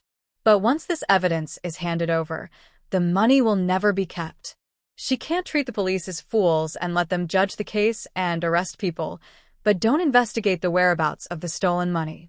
Jiang Yiqing shook her head and shook off all the unrealistic fantasies in her head. These account books must be handed over to the government. But how? Who should be handed over? This is something worth thinking about. The underground black forces in Pengcheng dared to be so rampant, which meant that there must be a protective umbrella behind them. If these things were given to the wrong person, not only would they not be able to save the people in danger, but they might also bring her family into an irretrievable situation. Jiang Yiqing locked all the things back into the box and sat back on the bed with a serious expression. After a long time, she said to Jiang Yiqing, "Don't tell anyone about what happened tonight. Also, you come out with me now." Jiang Yiqing also realized the seriousness of the matter. She nodded, avoided the box from a distance, and went around Jiang Yiqing. The two sisters took advantage of the night to look for a telephone booth on the roadside. After finding it, Jiang Yiqing went in to make a call, and Jiang Yiqing stood outside to help her guard with a nervous expression. "Hello, is this Uncle Qin? I don't know how to solve something, and I need your help." Jiang Yiqing explained the whole story to Qin Jiansong. After Qin Jiansong said that he would send someone to solve it, Jiang Yiqing hung up the phone. She sighed, and with a listless look, she took Jiang Yiqing back to the hotel to sleep. She had to get up early tomorrow to sell jeans. Sure enough, the fortune teller was right. She was not destined to get rich. If she wanted to be rich, she couldn't rely on robbing and beating people. She had to work diligently. Once the VIP room of Good Luck was checked in, no one in the hotel could enter without the guest's permission. Therefore, Jiang Yiqing didn't move the mahogany box at will. She just waited obediently for Qin Jiansong to send someone to take over. The two sisters experienced the ups and downs from sudden wealth to extreme poverty in one night. Lying back to back, they couldn't fall asleep. Jiang Yiqing was thinking about how to make money quickly next. Jiang Yiqing recounted what she had seen and heard in the past few days. The two of them were quietly immersed in their own world until they fell asleep. At dawn, Jiang Yiqing carried the goods to the nearby square. Yesterday, he seized a good opportunity from Pengcheng University. The doorman definitely won't let them in today. Fortunately, she only stayed in the university for 2 days. The reputation of flared jeans should not have spread all over Pengcheng. Therefore, she should find more places with more women and more traffic these days, and she should be able to do good business. Learning from the experience of yesterday's magazine shooting, Jiang Yiqing came prepared today. She deliberately wore a bright red cotton short-sleeve shirt, paired with flared jeans, and tucked the hem into the waistband, which made her look capable and fashionable. Jiang Yiqing also changed into a pure white short-sleeved shirt like her sister.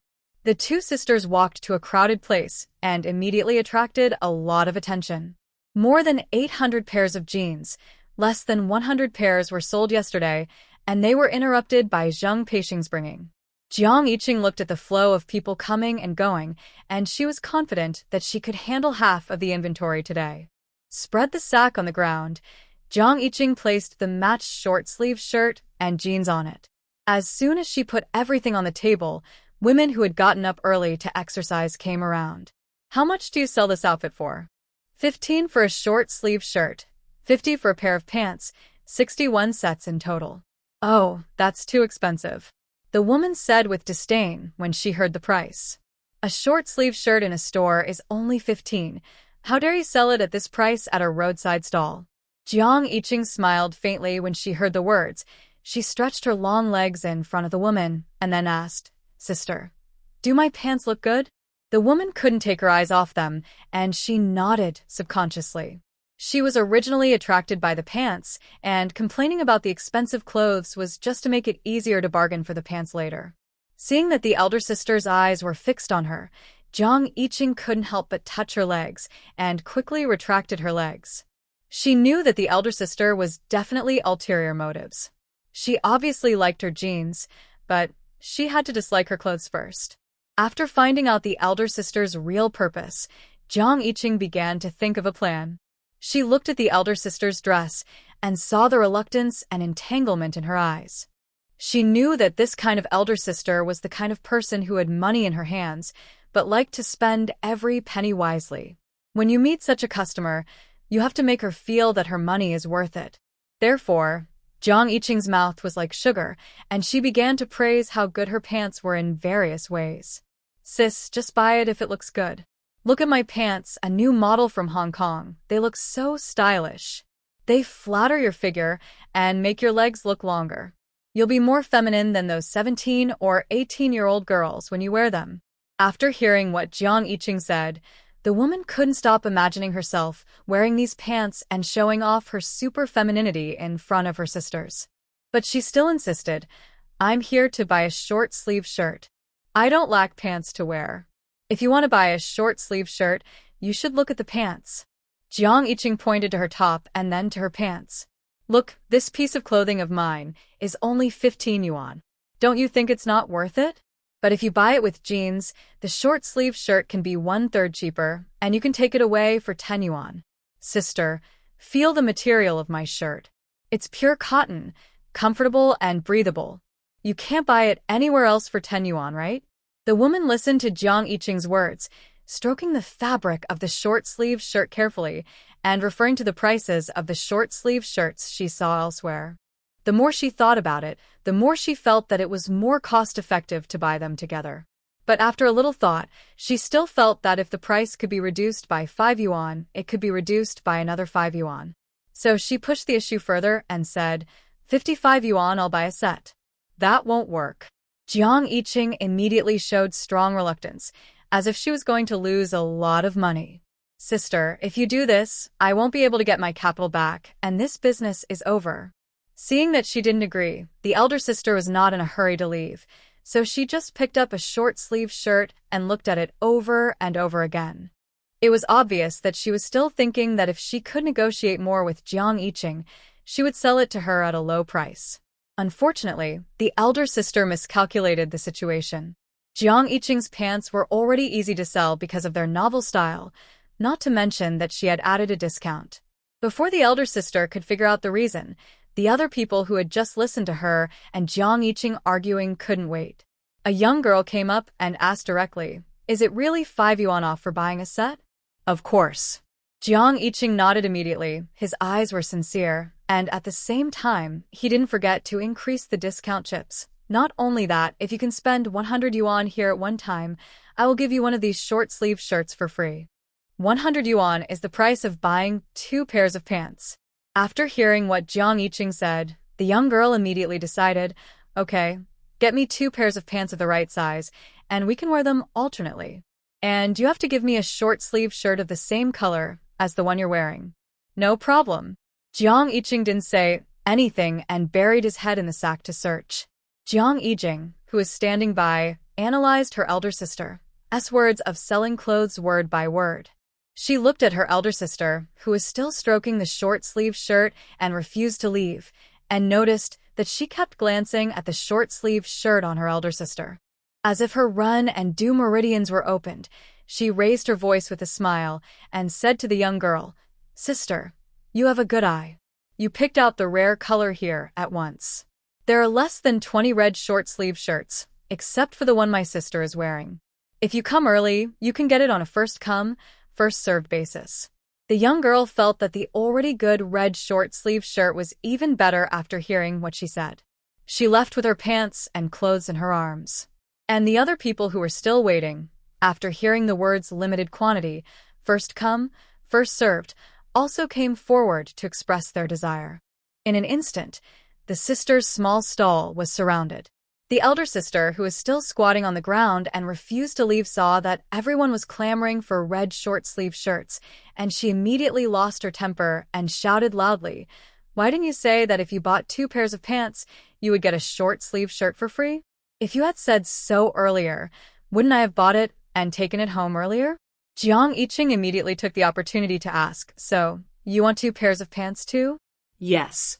The elder sister gritted her teeth and said, as if she had made up her mind, 2 pairs of pants, plus a red short-sleeved shirt. Okay.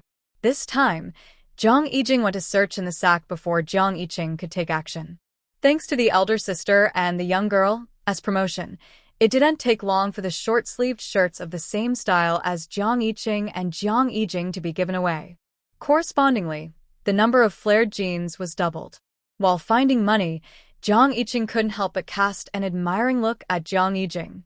Her words "first come, first served, limited quantity" were the direct factors that stimulated the customer's desire to buy. I didn't expect this little girl to be so talented in selling things.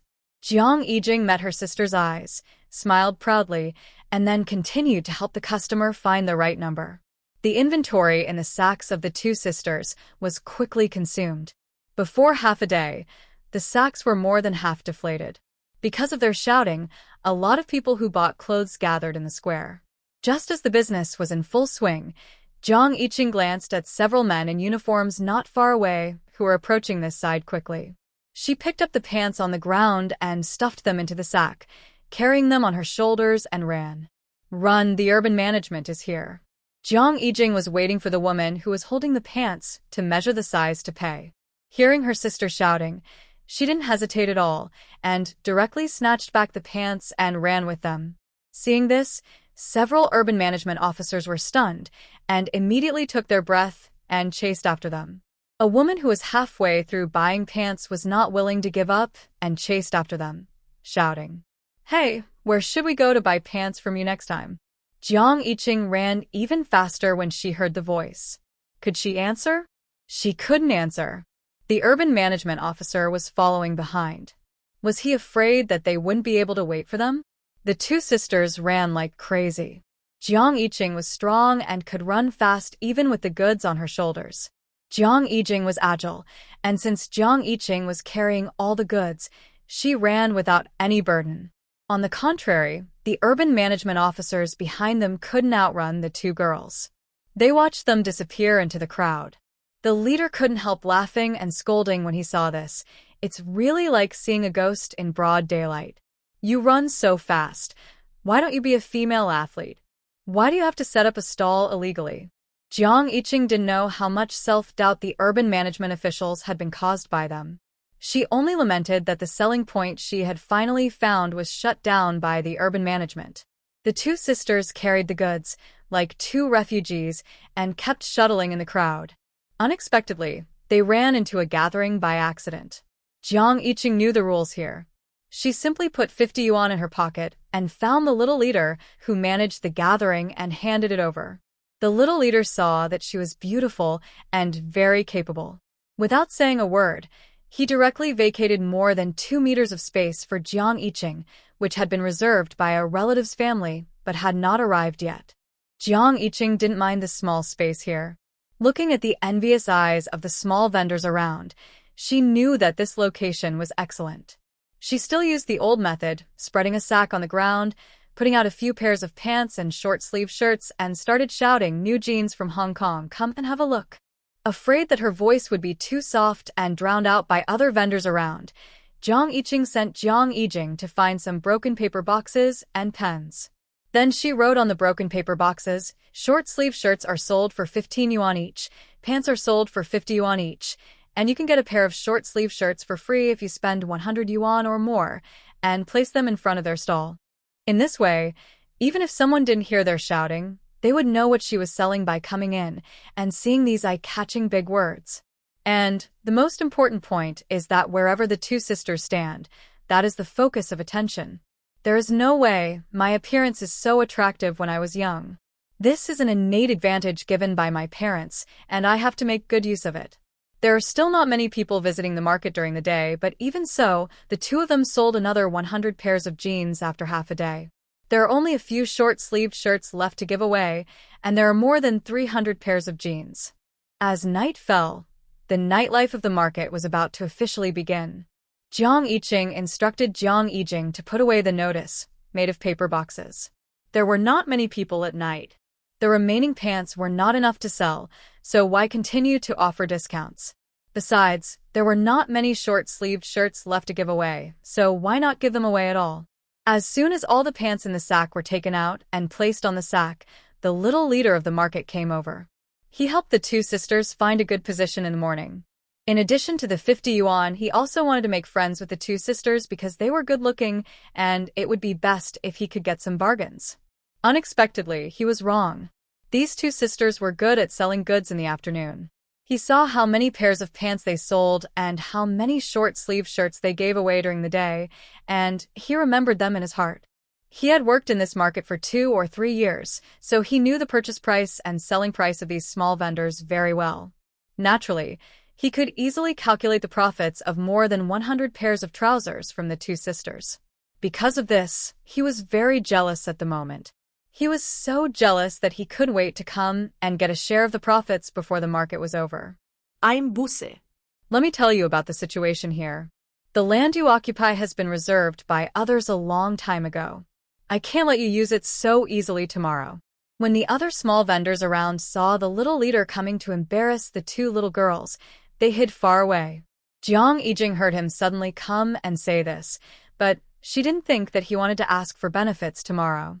She only thought in her heart that they would definitely sell out the last bit of goods tonight. It's not certain whether they can get the next batch of goods to sell tomorrow. Therefore, there is no need to consider whether they can occupy a good position. Jiang Yiqing understood the little leader's purpose instantly. She laughed and said, "Yes, yes, thanks to you we were able to get a bargain today. You are such a good person." She said words of gratitude, but she did not take any action. The little leader's face suddenly darkened. He sneered at Jiang Yiqing and her sister for a few times and left with an unclear expression. The rally had just started today, and he had plenty of time to let them know who was the boss at the rally. Jiang Yiqing still had a smile on her face. She watched the little leader leave triumphantly and thought about how to put a sack on him and his head off after the rally tonight. Even if Jiang Yiqing was slow, she realized that the little leader had bad intentions. She couldn't help but whispered to Jiang Yiqing's sister, "What's going on? Didn't you praise us for being good this morning? Why did you change your face in the evening?" Greedy snake swallows elephant. Jiang Yiqing's face was normal, but the words that came out of her mouth were murderous. Jiang Yijing knew immediately that this little leader was going to be in big trouble. Thinking of the bloody scene of the big sister beating someone up before, Jiang Yijing inexplicably looked forward to the beating incident that would happen tonight. What to do? She seemed to envy her big sister more and more for her strong body and ability to fight and kill. While she was daydreaming, the first batch of customers at night poured into the gathering. Most of them were female workers who had just got off work nearby. After working on the assembly line all day, they heard that there was a gathering here, so they all came to relax after work. The small vendors also followed their arrival and shouted hard. Jiang Yijing was not to be outdone. Without waiting for Jiang Yiqing's command, she spontaneously shouted loudly, "New jeans from Hong Kong. Limited quantity. First come, first served."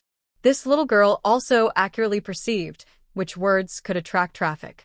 She didn't shout other cumbersome words, but directly shouted these two incisive sentences. Half of the people at this gathering were selling clothes, so naturally many vendors had brought in flared jeans to sell. Because of this, the market for flared jeans nearby is actually somewhat saturated. Therefore, when some people heard that there were new jeans from Hong Kong, they couldn't help but come over to check it out. As a result, when they arrived, they saw the clothes worn by Jiang Yiqing and her sister, and they couldn't take their eyes off them. "How much are these pants?" With the first person taking the lead, it was as if some kind of mechanism was opened, and many people gathered around to ask about the price of the flared jeans. The two sisters were busy again. The two shouted until their mouths were dry and finally cleared out the last pair of flared jeans a few minutes before the rally was about to close. The little leader waited for them at the exit. "Is business good today?" he couldn't help but say sarcastically. "Of course." Jiang Yijing looked proud. Jiang Yiching followed and waved to him friendly. "See you tomorrow." The little leader saw that there were still people nearby who had not finished walking, and in the end, he didn't dare to stop them blatantly. However, even if they cannot be stopped today, as long as they still want to sell clothes at the market, they will never be able to get around him. While thinking about how to deal with his sisters tomorrow, the little leader returned to the market and recorded the small vendors who had occupied the seats without paying him the filial piety money. These people are the ones he will focus on in the next few days. The little leader waited until everyone was gone before he walked home leisurely. The job of managing the market is powerful and lucrative, and it can be said that he is both face and money. The only thing that made him feel unsatisfactory is that he returns home too late every night. It should be time for him to make children with his wife, but he has to stay to clean up the mess for these cheap small vendors. As a result, he has not been able to have a child for several years after marriage. Thinking of this, the little leader suddenly felt that the original filial piety money could not make up for his losses. He must increase the filial piety money when he goes to work tomorrow. He made up his mind and quickened his pace to go home. As soon as he turned the corner, he was greeted by a sack covering his head. "Who is it?" The little leader shouted angrily and then reacted quickly, trying to take off the sack on his head. Seeing this, Jiang Yijing was anxious, and before Jiang Yiching could make a move, he picked up a stick and hit the back of the little leader's head. The little leader screamed and squatted on the ground with his head in his hands. Then there was a fierce beating and kicking like a storm. Jiang Yiching stared at the little third child in amazement. He wondered if he was too violent on weekdays, so that the third child had learned 70% to 80% of her. Although this little girl's fists are not big, she hits so hard that it hurts. Seeing this little leader holding his head and screaming, the sound is almost as loud as the killing of the New Year pig during the New Year. You can tell that he must be in great pain. Jiang Yiching stood aside, quietly admiring his sister's violent aesthetics under the night. Jiang Yijing was anxious about why her sister didn't take action. She was about to run out of strength. Soon, the strength in Jiang Yijing's hands became weaker due to physical exhaustion. While the little leader was wailing, he actually wanted to take this opportunity to fight back. But what was Jiang Yiching doing standing aside? Of course, she was supporting her own child. When she saw the little leader move, she immediately took off his two arms. Immediately, the only sound left on the deserted street was the little leader's howling. It's still the old rule of the underworld: you have to pay a toll if you borrow the road. Although this street was not built by Jiang Yiching, she can get the toll. Jiang Yiching didn't stand there to waste time. She directly stripped the little leader of his body, leaving only the sack covering his head and the red shorts covering his shame. She threw the clothes and pants to the homeless man under the bridge on the side of the road. She put the money in her pocket. The two sisters were busy and returned to good luck at 1 o'clock in the middle of the night. Their eyelids were so sleepy that they were fighting, but they still managed to count the money they made today. With a total capital of 10,000 yuan, they bought more than 800 pairs of pants and more than 200 pure cotton short-sleeve shirts from Kai Shaoqin and made a total profit of 42,827 yuan after selling them. But the more than 40,000 yuan also included the money for the pants and short-sleeve shirts that had not been paid.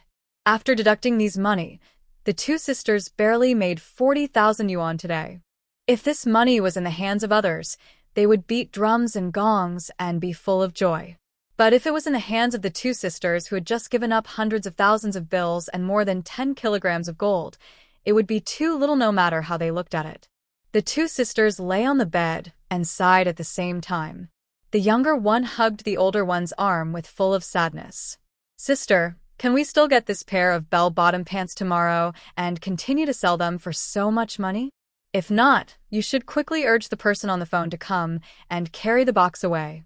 Otherwise, I'm really worried that I will take the money in it and run away to the deep mountains and old forests." Jiang Yiching couldn't help sneering when she heard it. "Then your path will be narrow. If you run to the deep mountains and old forests, Will you still have a place to spend all the money? Jiang Yijing rolled her eyes and thought about it. There is really no place to spend money in the deep mountains. If that's the case, then the 40,000 yuan earned by herself is more fragrant. Jiang Yijing felt that her heart was suddenly enlightened. So she leaned on Jiang Yiqing comfortably and closed her eyes to sleep. But after counseling her sister, Jiang Yiqing couldn't fall asleep. Her mind was full of comparing 40,000 yuan with a large box. If she hadn't seen that box of things, she would have been satisfied to go back with 40,000 yuan this time. But she happened to see the money, and it almost became hers. How could Jiang Yiqing, who valued money like her life, let it go easily? She racked her brains to think about how to make up for the huge gap from hundreds of thousands of bills to 40,000 yuan without capital and connections. Before she could figure it out, Brother Zhou Gong came to keep the appointment. Forget it. Let Zhou Gong take over and help her think in her dreams. Before the rooster crowed, Jiang Yiqing hummed with dark circles under her eyes. Sister, wake up. Jiang Yijing took a towel soaked in cold water and wiped her face. Jiang Yiqing shuddered and opened her eyes as wide as possible. Then she stared at the energetic little Jinger with a face full of resentment. Isn't it just 5 years apart? How can the third child finish a whole day's work and still be so lively that he calls her to get up the next day? Jiang Yiqing felt that God owed her a strong body like steel, but she couldn't get it back. After a simple wash and a free breakfast downstairs, the two sisters took 3 buses again and went to Kai Xiaoqin's place. After finally arriving at the place, they saw that Kai Xiaoqin's warehouse was already surrounded by small vendors. Sister Kai, the flared jeans that were selling well in the market yesterday are from you, right? A bunch of small vendors surrounded Kai Xiaoqin and kept asking, do they still remember that the pants were hanging behind Kai Xiaoqin 2 days ago? How come they are gone after just 2 days? Facing their eager questions, Kai Xiaoqin's face was not anxious at all, and she only replied lightly, the pants are indeed out of stock now, but if you really want them, you can pay a deposit first, and I will immediately find someone to transfer the goods here. When she said this, the small vendors around her were speechless. Everyone took as much as they paid, and wholesalers did not sell on credit, and they also took the goods when they paid. Suddenly, someone asked them to pay a deposit first and then deliver the goods. What if they were cheated? They were all small businesses. Even if they only paid a deposit, it would be a considerable expense. If Kai Xiaoqin took the money and ran away, wouldn't they lose a lot of money? The risk was too great, and all the small vendors didn't dare to try it easily. Kai Xiaoqin had expected this to happen, but fortunately, she didn't put all her hopes on them. So she just said lightly, if you don't pay the deposit, you can only wait slowly. When I have the money to get the goods, I can give you the goods. When the small vendors heard this, they immediately stopped putting their hopes on her and turned to ask other wholesalers if there were other ways. Kai Xiaoqin didn't stop them. She just watched these people leave in front of her. Jiang Yiqing and her sister waited not far away and waited until all the people left before coming over. Kai Xiaoqin invited them into the warehouse and sighed before she said anything. I still like the way you two do things. It's quick and efficient. It's much better than those people who want to make money but don't want to take risks. Jiang Yiqing didn't reply to her words, just pretending to be obedient like when they first met. Kai Xiaoqin glared at the person pretending to be obedient and then told her purpose. Do you want to do something big with me? How? Jiang Yiqing raised his eyebrows and asked lightly. Could it be that Kai Xiaoqin is Zhou Gongbengong? She just talked about it yesterday, and now she is giving her a chance? Kai Xiaoqin said seriously, I will transfer 50,000 orders from Hong Kong and wholesale them to you at a price of 13 yuan per order. How to sell and how much to sell during the period are all up to you. The premise is that you need to give me money to help me get this batch of goods. Is this your purpose? Jiang Yiqing instantly understood the reason why Kai Xiaoqin asked those small vendors to pay a deposit first. Kai Xiaoqin is ambitious. She saw the market for flared jeans, so she wanted to take advantage of the time difference, monopolize the market in a short period of time, and make a big profit. But the money for purchasing goods was not enough, so she wanted to see if she could find a few powerful vendors to cooperate with her. Unfortunately, Those vendors were too cautious and did not dare to take risks easily. Yes, Kai Xiaoqin was willing to admit it. I don't have enough money on hand, and I need someone to help me. Otherwise, I can take such a good opportunity all by myself. She said this frankly. 50,000 orders of goods, all of which would cost hundreds of thousands. She did need some money, and this sum in her eyes was really not much, but it just happened that she couldn't take it out now. But the trend of flared jeans could not wait until she had all the money to start. At present, the name of flared jeans has been promoted by the sisters Jiang Yiqing and Jiang Yijing. Today, many small vendors came to inquire, and soon they would alarm the local textile factories. In just 10 days or half a month, they would be able to produce a batch of enough pants to occupy all the markets in Pengcheng and even the surrounding towns. By that time, flared jeans can only become as ubiquitous as bell-bottom pants today. Even if she could still make a little money to support her family, the big market had been divided up. But this time, the opportunity was clearly in Kai Xiaoqin's hands. How could she bear to give up the meat pie she had obtained and continue to eat the leftovers of others? And based on Kai Xiaoqin's experience, once she could seize the opportunity of this opportunity, she would have the opportunity to share in the corresponding opportunities in the aftermath. Jiang Yiqing thought carefully about whether this was feasible. The more she thought about it, the more she realized that if she wanted to make hundreds of thousands of dollars at one time, this was really a great opportunity. Kai Xiaoqin saw the intention in her eyes and then asked with a smile, "How about it? Do you want to do it?" Jiang Yiqing thought about the box of money that she saw but couldn't get and finally gritted her teeth and said straightforwardly, "Let's do it." "Okay." Kai Xiaoqin clapped her hands excitedly. Then he said, "I will write a receipt now. As long as you pay the money, the goods will arrive the day after tomorrow at the earliest." At that moment, Jiang Yiqing did not hesitate and directly handed over all the more than 40,000 yuan of belongings he brought to Kai Xiaoqin.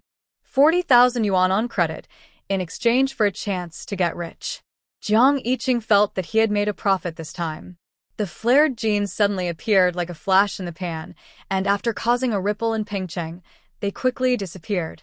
In the 2 days of waiting for the goods to arrive, Jiang Yiqing saw many small vendors asking around like crazy about the traces of flared jeans, but returned disappointed. Major textile cities also heard the news and began to work overtime to rush to make flared jeans. Seeing that this style of pants was becoming more and more famous in the vendor circle, many small vendors who had previously refused to pay a deposit before taking the goods seemed to have figured it out and turned back and took the initiative to talk to Kai Xiaoqin about this matter. In response, Kai Xiaoqin agreed to all of them. The more funds she gathered, the more she could earn back. She wished more people would send her startup capital. It was already afternoon when the cargo ship arrived. Jiang Yiqing and Jiang Yijing followed Kai Xiaoqin to Pengcheng Bay to pick up the goods. The person who negotiated with Kai Xiaoqin was a white man. They spoke foreign languages, and Jiang Yiqing and Jiang Yijing, two poor students, could not understand them at all. This temporarily put an end to Jiang Yiqing's idea of negotiating with the white man from Hong Kong. At this moment, every extra quarter of an hour of delay will cause the rapid loss of win time. Therefore, Jiang Yiqing no longer paid too much attention to the white man who delivered the goods.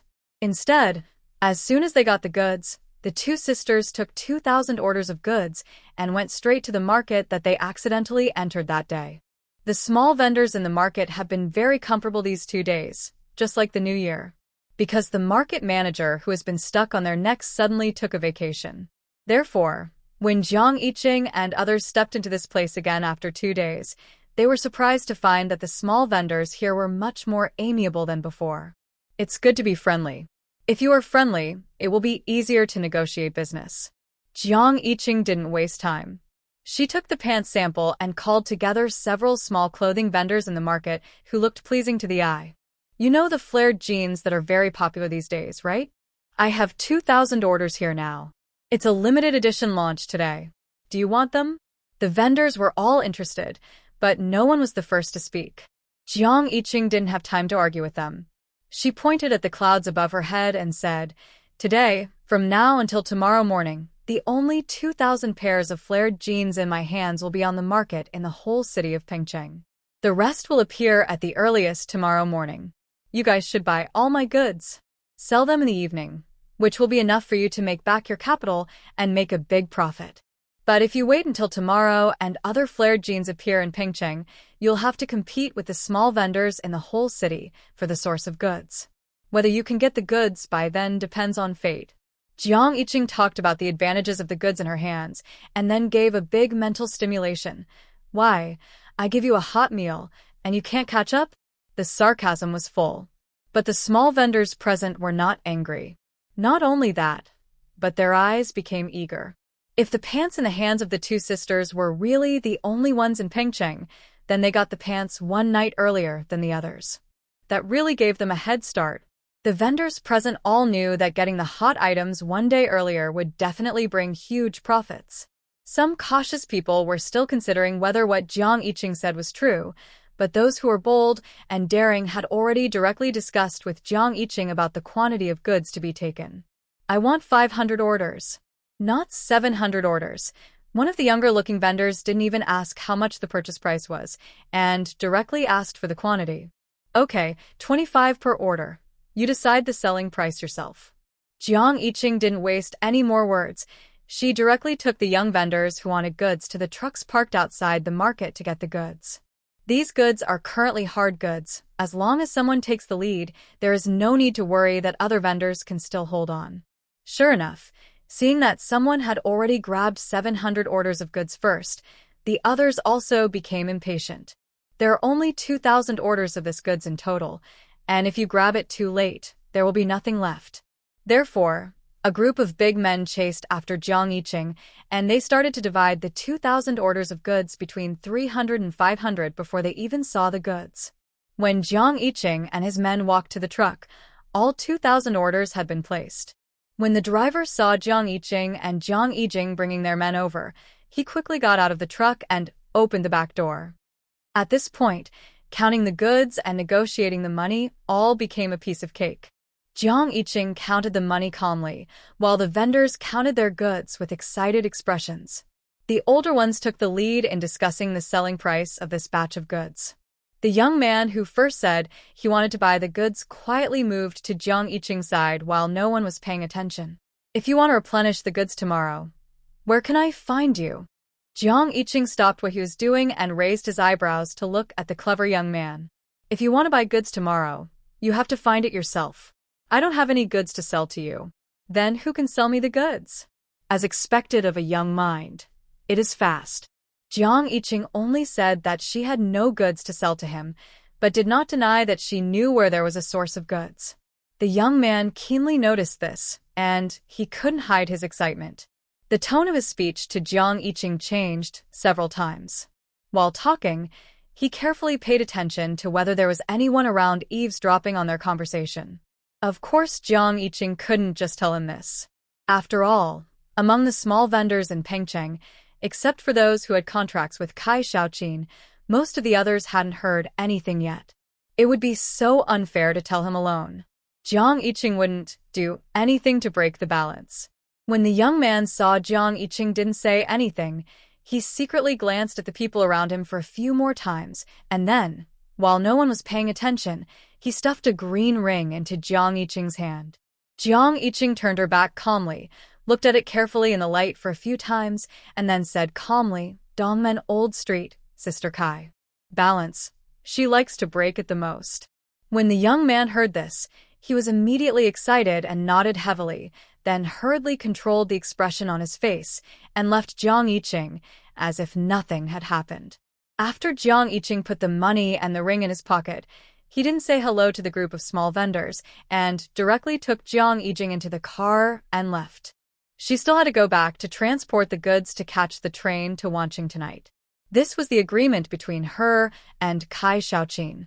She could only distribute 2,000 orders of her 50,000 orders in Pengcheng at most. The rest had to be sold in neighboring cities. As for the market inside Pengcheng, Kai Shaoqin gave it to other small vendors who placed orders with her. The two sisters returned to Dongmen Old Street and began to carry the goods onto the truck. Wancheng was close to Pingcheng, and any news here could be transmitted there in a very short time. Therefore, Jiang Yiqing's first stop for distributing goods was Wancheng. She planned to take 5,000 orders there to test the waters. She borrowed Kai Xiaoqin's truck, and the clerk followed Jiang Yiqing to run 2 trips before delivering all 5,000 orders. After the last batch of goods was unloaded, the 2 sisters did not go back with him, but squatted at the entrance of Pengcheng railway station, sweating profusely, slurping the boiled instant noodles bought from nearby small vendors. The 5,000 orders had been negotiated with the train transportation management personnel, and all were stored in the train's freight car. They would go to Wancheng with the freight car. Jiang Yiqing drank the noodle soup in a few gulps and returned the bowl to the instant noodle vendor. Jiang Yiqing smacked her lips, reluctant to finish the last broth in one gulp. Sister, this instant noodle is really delicious. When I go home, I'll take a few boxes back. Okay. Jiang Yiqing took the tissue she got from the vendor and wiped the soup stains from the corners of her mouth. At the same time, she reached out to grab the little girl's bowl and returned it to the vendor. Don't waste time. Get in the car first. After you finish this, don't even mention asking you to take a few boxes of instant noodles back. We 2 sisters can go back to Huang'an County and open a shop specializing in instant noodles. Jiang Yiqing wiped the corners of her mouth and followed Jiang Yiqing, her eyes shining, but her words were extremely arrogant. No, selling instant noodles is just like our parents selling burritos, working hard every day but making little money. If we want to open one, we should open a big shopping mall in the county, just like the one in Pengcheng that has several floors selling clothes and shoes. Then we will just rent out the shops and let those small vendors move in. Oh. You are so ambitious. You look down on those who sell burritos? Jiang Yiqing laughed foolishly when she heard that. Isn't she learning from her elder sister? She used to think that she could make a lot of money if she could sell burritos in Pengcheng. But now, she thinks she can make a lot of money by following her elder sister. It was midnight when the 2 sisters arrived in Wancheng. This time they did not leave the station rashly and run around outside, but stayed in the waiting area of the station to guard the goods. These 5,000 orders are all handfuls of money.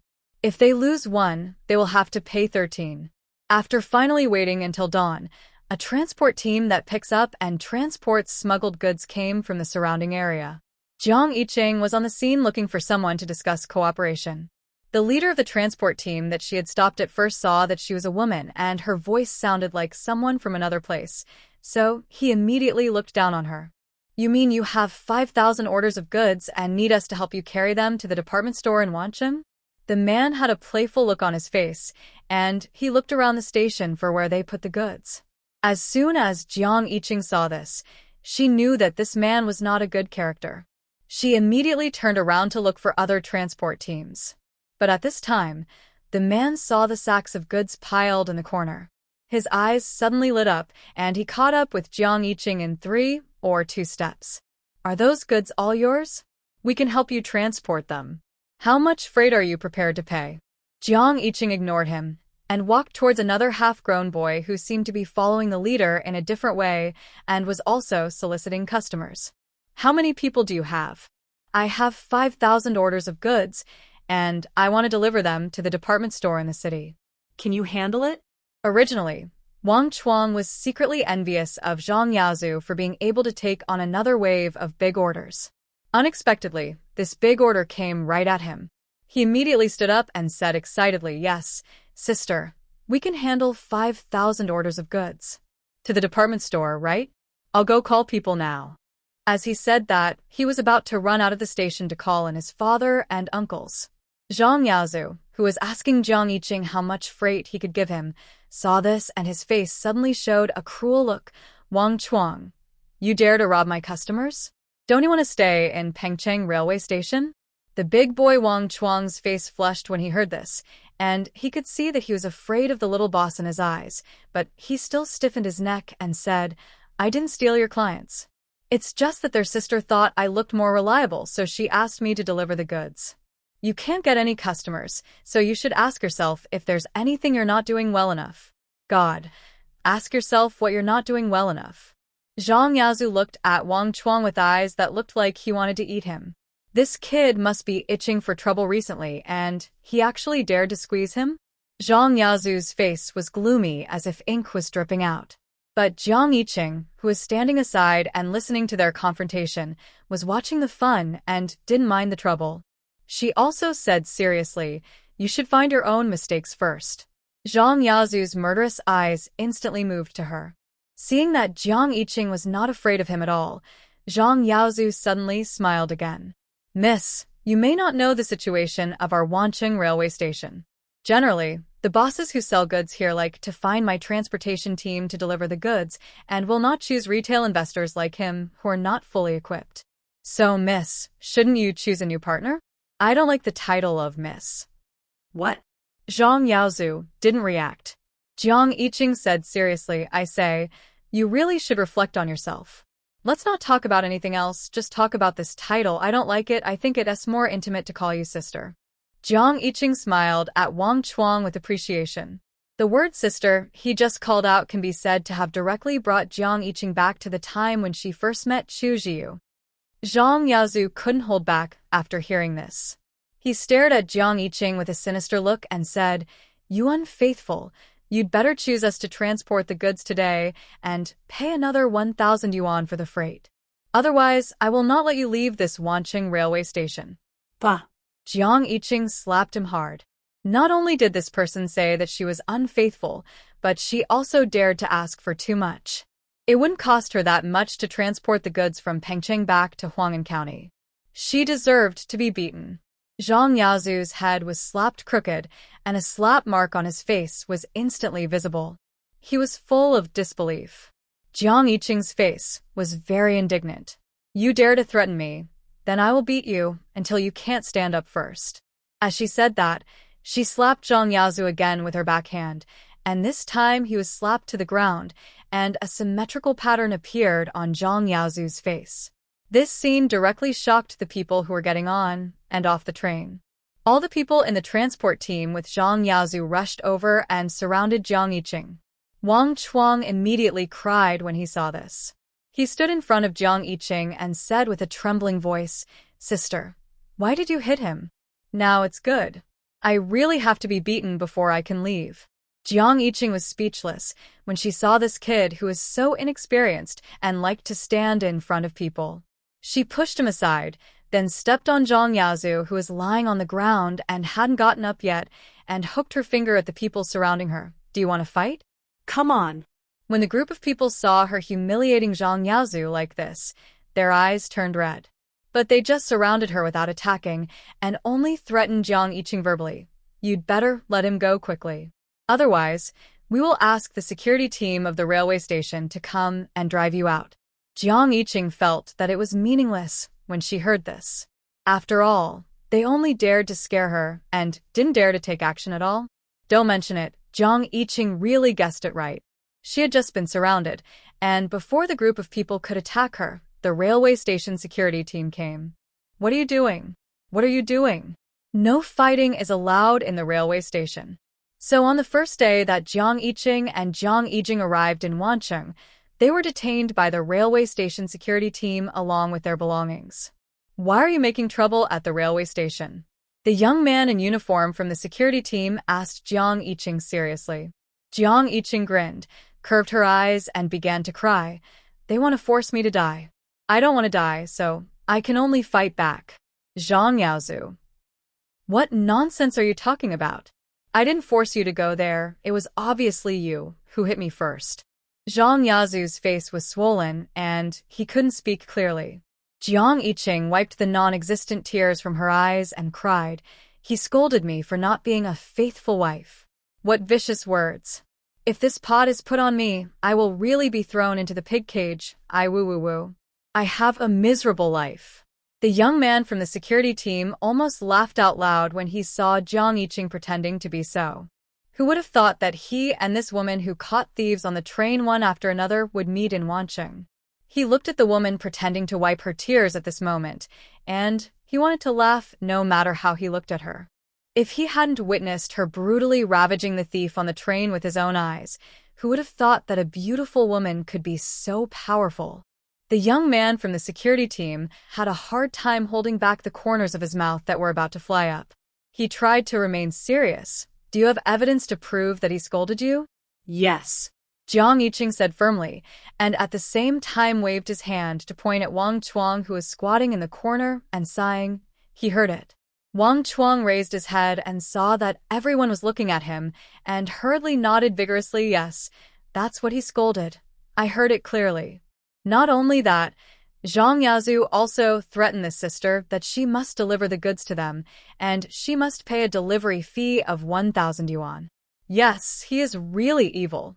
Jiang Yiqing continued to howl after he started talking, covering up Zhang Yazu's sophistry.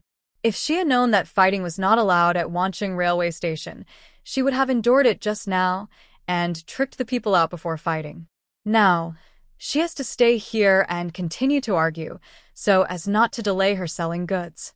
Jiang Yiqing calculated in her heart how much less goods she would sell and how much money she would lose for every minute and second she delayed, and she was about to cry as she calculated. When the security team saw her bereaved look, and immediately did not want to embarrass her anymore.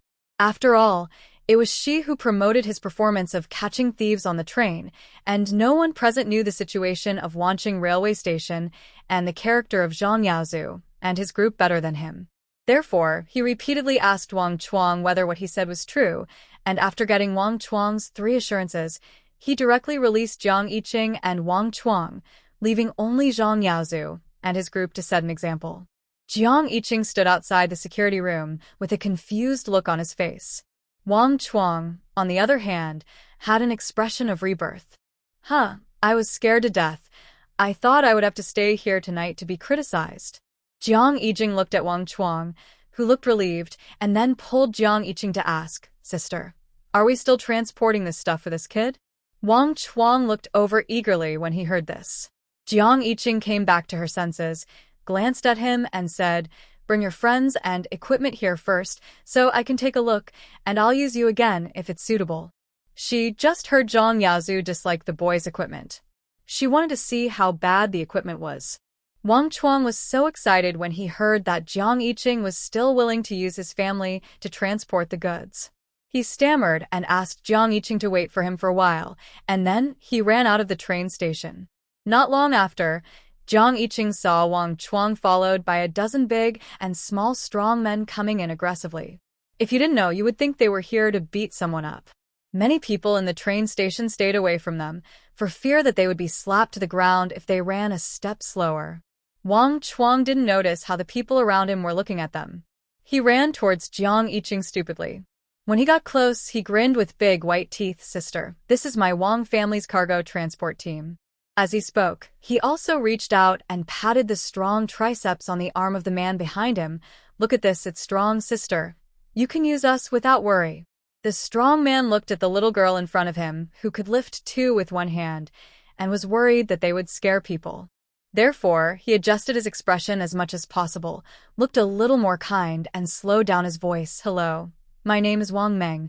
Where is the goods you need to transport? We can start now. Jiang Yiqing looked at the dozen or so muscular men in front of him and felt that they must be very powerful when carrying goods, so he nodded with satisfaction. Just when he told them to go to the back to carry the goods, he suddenly found that he didn't see their equipment. She immediately looked suspicious. Where are your trucks for transporting goods? You can't have none, right? The distance from the train station to the department store is not far, but it's not close either. How long will it take to move it there with manpower? Wang Chuang lowered his head in embarrassment when he heard this, and Wang Meng also looked a little embarrassed. He scratched his short hair and said awkwardly, Yes, there is a truck, it's behind.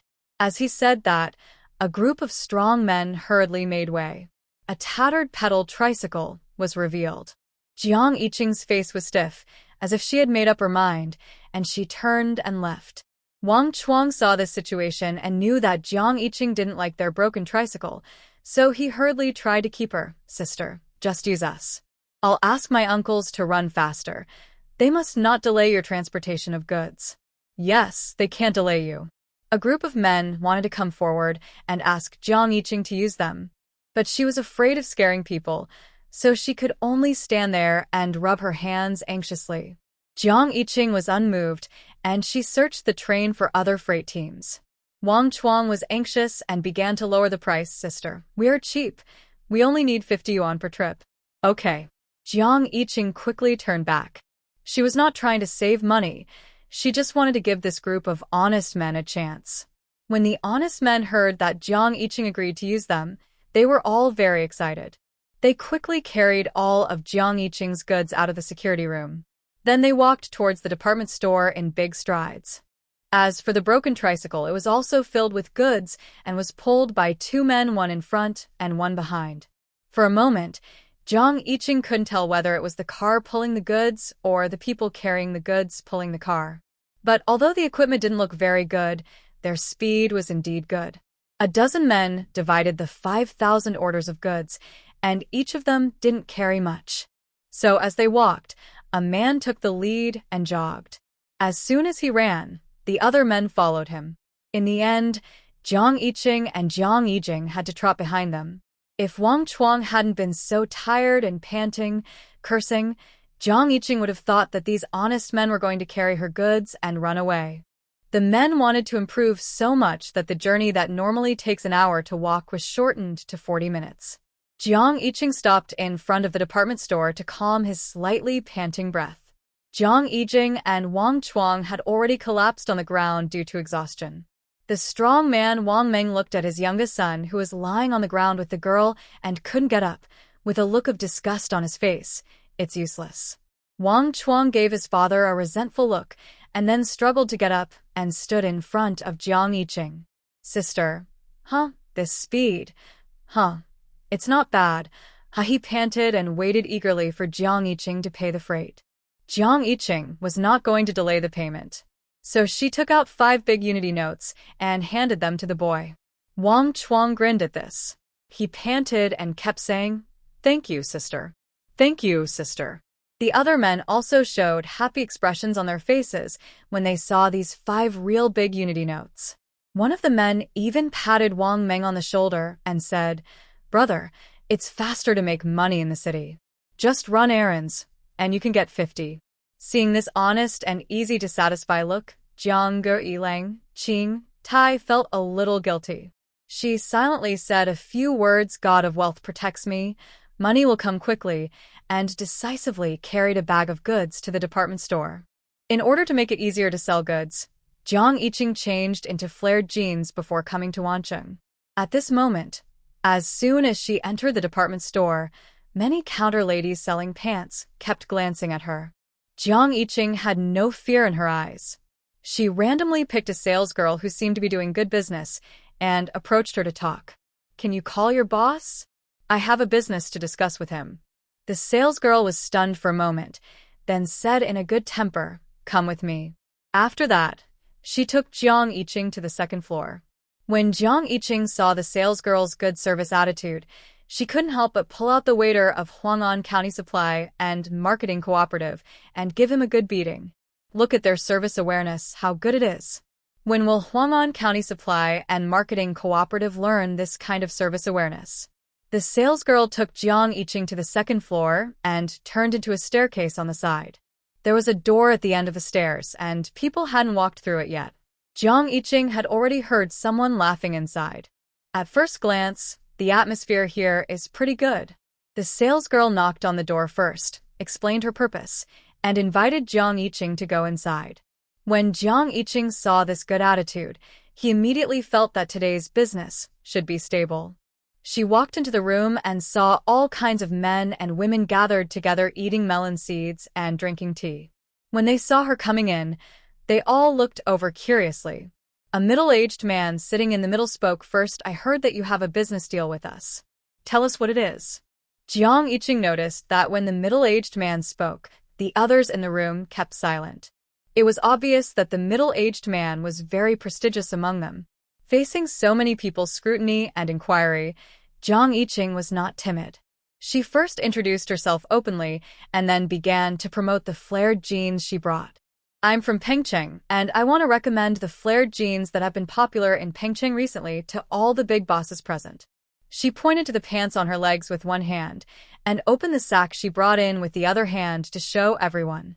After hearing what she said, the people present saw that the pants she was wearing were indeed very good-looking, so they all came over to take a look at the goods. The middle-aged man looked at her pants, then at the goods in the sack, frowned and thought for a moment before asking, "You just said that these pants are a hit in Pengcheng? How do you prove this?"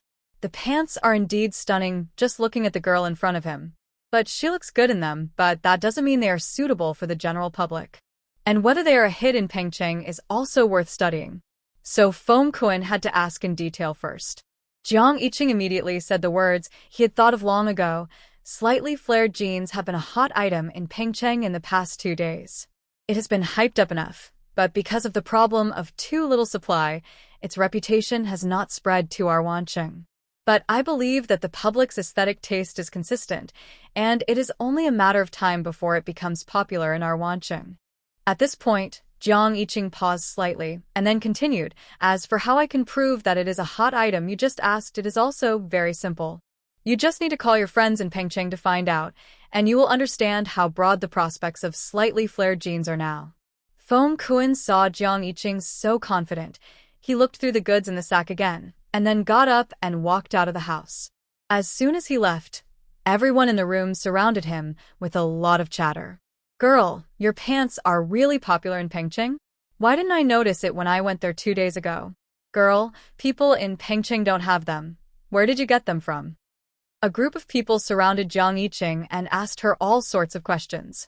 They all wanted to get more useful information from Jiang Yiqing, and at the same time, this information would also determine how much of the goods each of them would take after Foam Kun found out the news. Seeing their enthusiasm, Jiang Yiqing immediately revealed all the information that was beneficial to her, such as that her pants were from Hong Kong and that she was the only one who had them in Pengcheng. A group of people surrounded Jiang Yiqing and listened to her excitedly. At the same time, in the room upstairs, Foam Kun finally got through to his old friend in Pengcheng. It could be heard that the old friend on the other end of the phone was busy talking about something, and his voice was quite noisy. Foam Kun waited for another half a minute before someone on the other end answered him. "Ah, what did you say? I'm scrambling for goods here, and I can't hear clearly." Foam Kun saw this and hurriedly shouted, "I said, a girl came to me with a sack of flared jeans to sell, saying that these pants are very popular over there, and I want to ask if it's true." What pants?" The person on the other end of the phone became excited after hearing what he said. "It's flared jeans." Foam Kun repeated again. The person on the other end of the phone went crazy instantly. "It's popular. Of course it's popular. I'm telling you, Lao Feng, get it. You must get it. Do you know that I can't get the goods here? If you don't want it, leave the goods for me." Foam Kun hung up the phone immediately after hearing this. "Leave? Leave what? These pants are popular." Of course, he quickly got them. If the pants can be popular in Pengcheng, are you afraid that they won't be popular when they are shipped to Wancheng? He put down the phone and ran downstairs quickly. As a result, he ran into his nephew as soon as he went out. "Uncle, why are you always so flustered?" When Foam Xiaojang saw Foam Kun so flustered, he stopped him immediately. Foam Kun was afraid that Jiang Yiqing could not wait to leave, so he rushed forward without having time to explain to Foam Xiaojang in detail. As a result, the more anxious he was, the more Foam Xiaojang did not want to let him go easily. In the end, he even stretched out his arms to hug him and would not let him go. "Uncle, why are you so anxious? You can scare away good business." Hearing this, Foam Kun slowed down immediately. Yes, what if he scares people away? Seeing that he was really calm and not anxious, Foam Xiaojang's eyes lit up, and he took the opportunity to ask what happened. Foam Kun didn't hide anything from his own nephew. He told him about Jiang Yiqing selling flared jeans and his old friends in Pengcheng snatching pants. Foam Xiaojang got anxious when he heard this. He just got a batch of bell-bottom pants and planned to sell them to the counter owners here with the influence of Foam Kun in Wancheng department store. If they buy those flared jeans first, will there be money to buy his pants? No, this business must not be allowed to succeed. Foam Xiaojang's eyes rolled around, and seeing that Foam Kun was about to enter the room on the second floor, he stopped him. "Uncle, please listen to me before you go in." Foam Kun was a little anxious, but Foam Xiaojang was even more anxious. He dragged Feng Kuan to a corner where there was no one. Uncle, do you want our friends to get this batch of pants at a very low price? If so, please let me handle the negotiation of this business. Feng Kuan didn't believe that his nephew could do it. But Feng Xiaozheng repeatedly assured him that he would succeed with his own method. Feng Kuan thought about it and acquiesced to his request. Soon, Feng Xiaozheng walked in with a pace of 5 or 6 people. He looked Jiang Yiqing up and down, and then said arrogantly, "You're the salesman from Pengcheng, right? Tell me, how much do you plan to sell a pair of pants to us?" When Jiang Yiqing saw his attitude, she knew that this business was likely to fail. But she still said everything she should say. "My pants are sold out in Pengcheng, and I don't bargain in Wancheng. 25 a pair." What? Are you kidding me? What kind of pants dare to ask for such a high price? Feng Xiaozheng started to yell as soon as Jiang Yiqing said the price. 25 is not enough. 15 for one pair, otherwise you'd better find someone else to buy your pants. Feng Xiaozheng opened his mouth directly, and he was extremely arrogant. It was as if he expected that Jiang Yiqing could only lower the price to sell the pants to them. When Jiang Yiqing heard this, she laughed out of anger. 15 for one pair, it was almost as low as the cost price. This person didn't want to make a deal at all. She put away the smile on her face and asked lightly, "Did that person just now have the same idea as you?" Feng Xiaozheng rolled his eyes and sneered, "Of course." "Okay." Jiang Yiqing said, "No more nonsense." She picked up the sack and left. As soon as she went out, she ran into Feng Kuan, who was hiding in the corridor. When Feng Kuan saw her come out, he wanted to ask how the talk went. But he saw that her expression was not normal. Just as he was wondering if there was something wrong, he saw Jiang Yiqing passing by him without looking at him. Feng Kuan's face suddenly became ugly. He hurried into the house to ask about the situation. When Feng Xiaozheng in the house saw him come in, he immediately said proudly, "Uncle, you and the bosses can wait with peace of mind.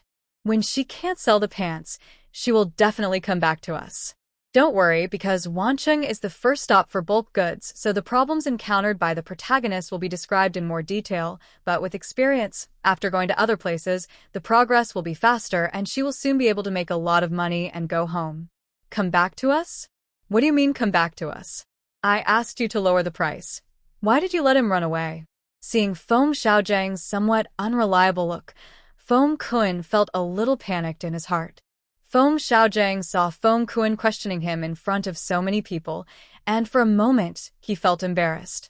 But thinking of his ultimate goal, he still kept a smile and said to Feng Kuan, "Don't worry, Uncle, I know what I am doing. This person can't stay in Wancheng for a few days. In the end, if the goods can't be sold, he will definitely come to us again." Feng Kuan frowned and was about to ask Feng Xiaozheng what he had just said. Then he heard a woman in the room ask first, "Brother Kuan, are those flared jeans really popular in Pengcheng?" Tenku nodded silently. When the woman heard him say this, she slapped her thigh, and her face became extremely ugly. Oh no, this wave offended a golden egg-laying person. The faces of the others also darkened, and the whole room was no longer lively and friendly. No one said anything to blame Feng Xiaozheng, but their dark expressions showed that he was wrong. When Feng Xiaozheng saw this, he couldn't hold on to his smile. "It's just a pair of pants that are popular in Pengcheng. It may not be popular in Wancheng." Feng Xiaozheng defended himself without confidence. Others didn't want to listen to him, but looked at Feng Kuan directly. "Brother Kuan, how do we solve this problem? What if these pants are really popular here, then we will lose a lot of money. So should we find a way to organize a meeting and invite the people back to talk again?" Everyone still wanted to save face for Feng Kuan, so they went to him to make a decision as soon as possible. Feng Kuan didn't care to continue asking what Feng Xiaozheng had just said. He frowned, thinking that he should really invite the people back to talk again. He thought for a moment, and just as he was about to speak, Feng Xiaozheng rushed over and held him down again. "Uncle, you can't ask them to come back. If you ask them to come back, my plan will be useless." After saying that, he quickly turned around and looked at the others. "Uncles, aunts, brothers and sisters, please trust me for once. Use my method, I can definitely lower the price of these pants. Then tell me how you can lower the price." Are you going to ask them to agree to sell you the popular pants at the cost price right away? How can you be so shameless? The woman who asked the question first couldn't help but lose her temper. She stood up and angrily scolded Feng Xiaojing. She even sprayed saliva all over his face. Feng Xiaojing rubbed his face, trying to suppress his nausea and anger, and tried to make his nonsense sound reasonable. Sisters, you see, this woman is new to our Wancheng, and she will definitely not be able to figure out our layout for a while. So she will definitely not find a suitable buyer in the short term, right? As long as she can't sell the goods in a short period of time, she will inevitably be anxious. Wait until this moment, and then we will take the initiative to ask her to lower the price of 25 per piece and ask where the source of goods is. In this case, is it very likely that she will agree to our request? Everyone obviously did not think highly of Feng Xiaojing's plan. Therefore, someone mocked, what if she is not in a hurry to sell the goods and wants to stay and slowly look for buyers? Then wait for me to use a little trick to force her not to dare to stay in Wancheng for too long. Feng Xiaojing said with a lewd look. As soon as he finished speaking, the people in the room cast contemptuous glances at him. Some women couldn't help but spit at him. But at the same time, no one mentioned inviting Jiang Yiqing back to discuss the deal. Instead, they all turned the topic to the supply of flared jeans. If they can really control this wave of supply, maybe they can create another business miracle in Wancheng, just like when they hyped up jeans. The room returned to the friendly atmosphere of drinking tea and eating melon seeds at the beginning. Jiang Yiqing, who walked out of the department store with the goods, didn't know that someone wanted to plot against her the first time they met. As she walked, she thought about how to open up the market for flared jeans in Wancheng. She looked up and saw Wang Chuang and his group still guarding Jiang Yiqing diligently, vigilantly preventing any gangsters from stealing the goods. She raised her eyebrows and walked straight towards Wang Meng. Uncle, let's talk about a deal. Wang Meng suddenly heard Jiang Yiqing talking, and the honest man hurriedly turned around and asked, You say.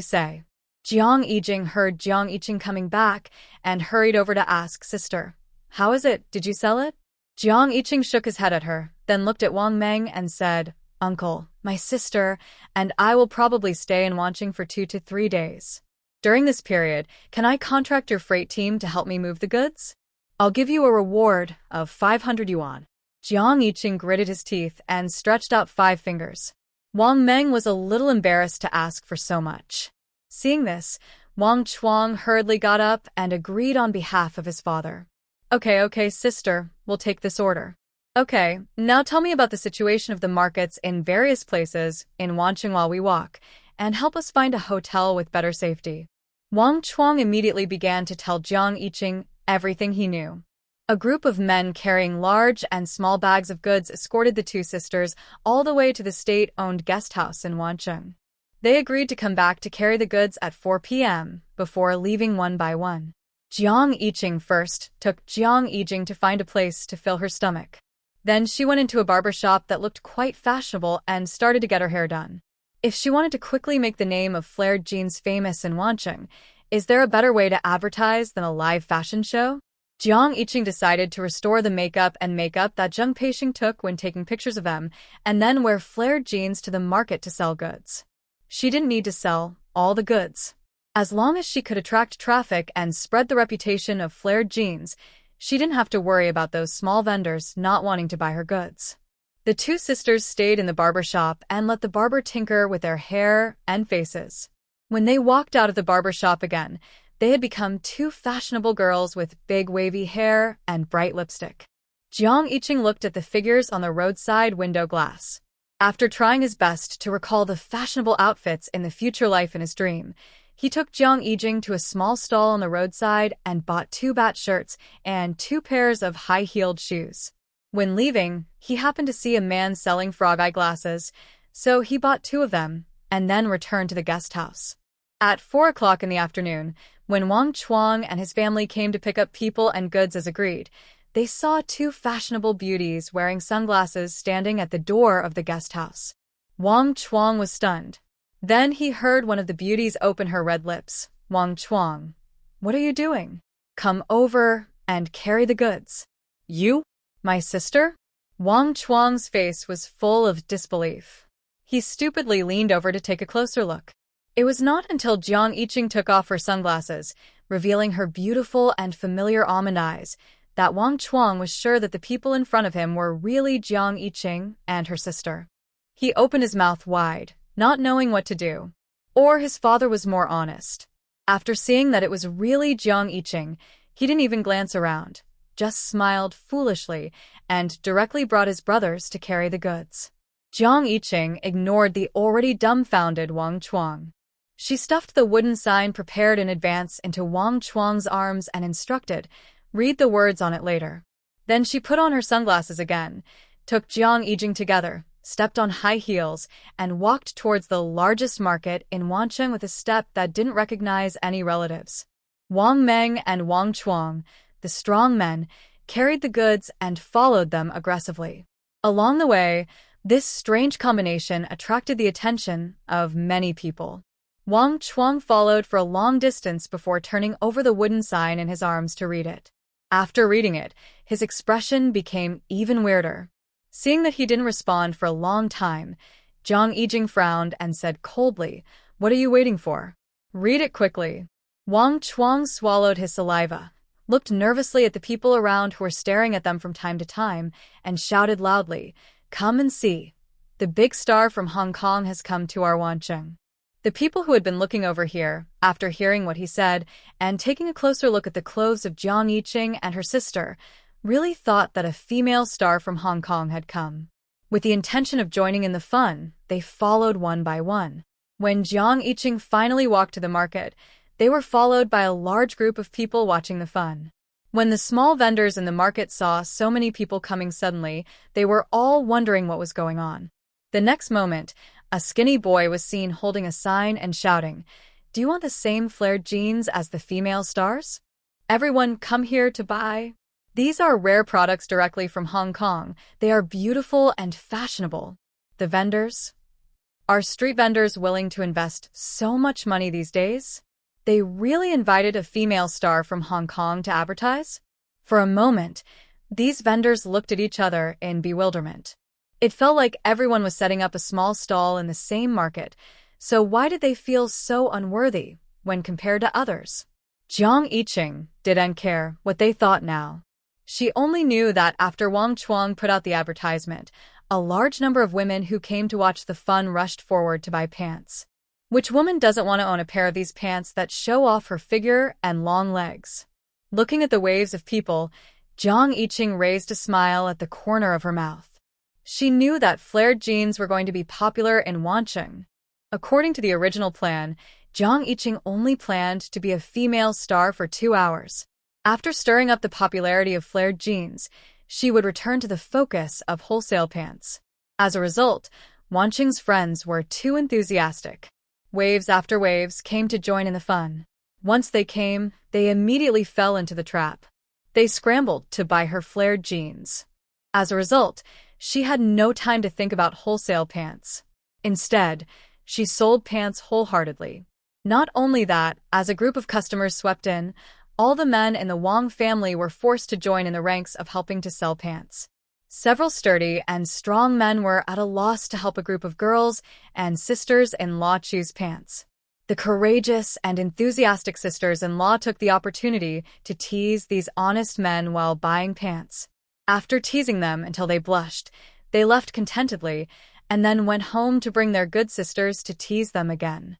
In the end, it was Wang Meng and his men who gradually became the focus of customers' attention. The popularity was even higher than that of Jiang Yiqing and Jiang Yijing, two big stars who claimed to be from Hong Kong. Wang Chuang also found a new track that suits him. With his quick eyes, hands, and sweet mouth, he was able to stand on his own and successfully became the sales champion. The goods were sold for 4 or 5 hours in a row, until Jiang Yiqing and Jiang Yijing also went out to find goods and sell them, and their voices were hoarse, and then it gradually ended. After the customers left one after another, Jiang Yiqing looked at the place where the goods were stored. Wow, 1/3 of the inventory was gone. She turned around and looked around, and wanted to discuss the wholesale of pants with the nearby small vendors while the momentum was strong. As a result, at a glance, the small vendors around had already left. What else can I do if I don't leave? Are they going to watch your family sell goods like crazy, and they are hiding in the crowd with envy and jealousy? Jiang Yiqing had no choice but to ask Wang Meng and others to take the goods back to the guest house. When she arrived at the guest house, Jiang Yiqing knew that she could not sell so many goods tonight without the help of the men of the Wang family. So, this was not the time for her to be stingy. She generously gave each person 100 yuan. This generous gesture shocked the honest man Wang Meng. He kept saying that he didn't need it, and just gave them 500 yuan for 3 days as the first reservation. But Jiang Yiqing was afraid that she had taken advantage of the honest man's labor for nothing and woke up in the middle of the night and slapped herself in guilt. So she forcefully stuffed the money into Wang Meng's arms. Wang Meng was really honest, and he was moved to tears by Jiang Yiqing's heroic gesture. He immediately wanted to stay at the door of the guest house to keep watch for Jiang Yiqing.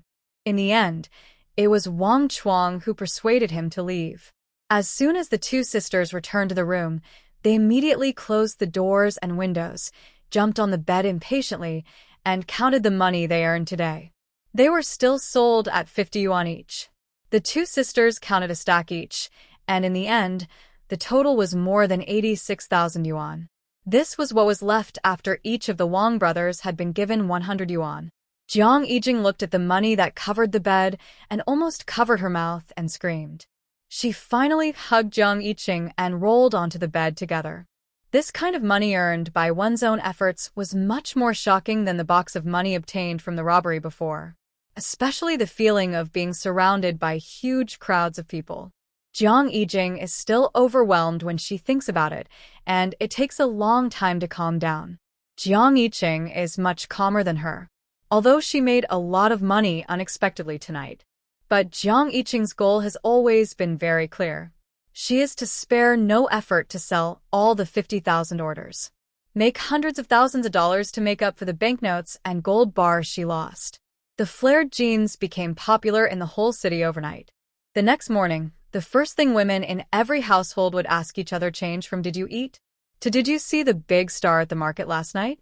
Did you buy the latest flared jeans?"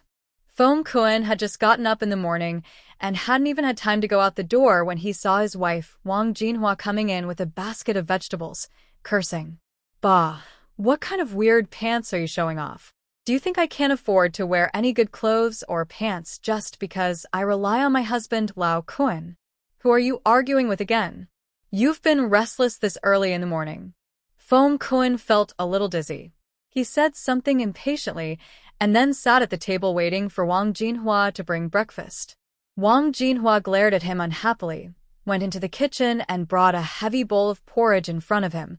"Let me ask you, your department store has new models of jeans. Why don't you bring me a pair? Do you know how embarrassed I was in front of Song Jiaodi just now?" Foam Kun didn't understand what Wang Jinhua was angry about.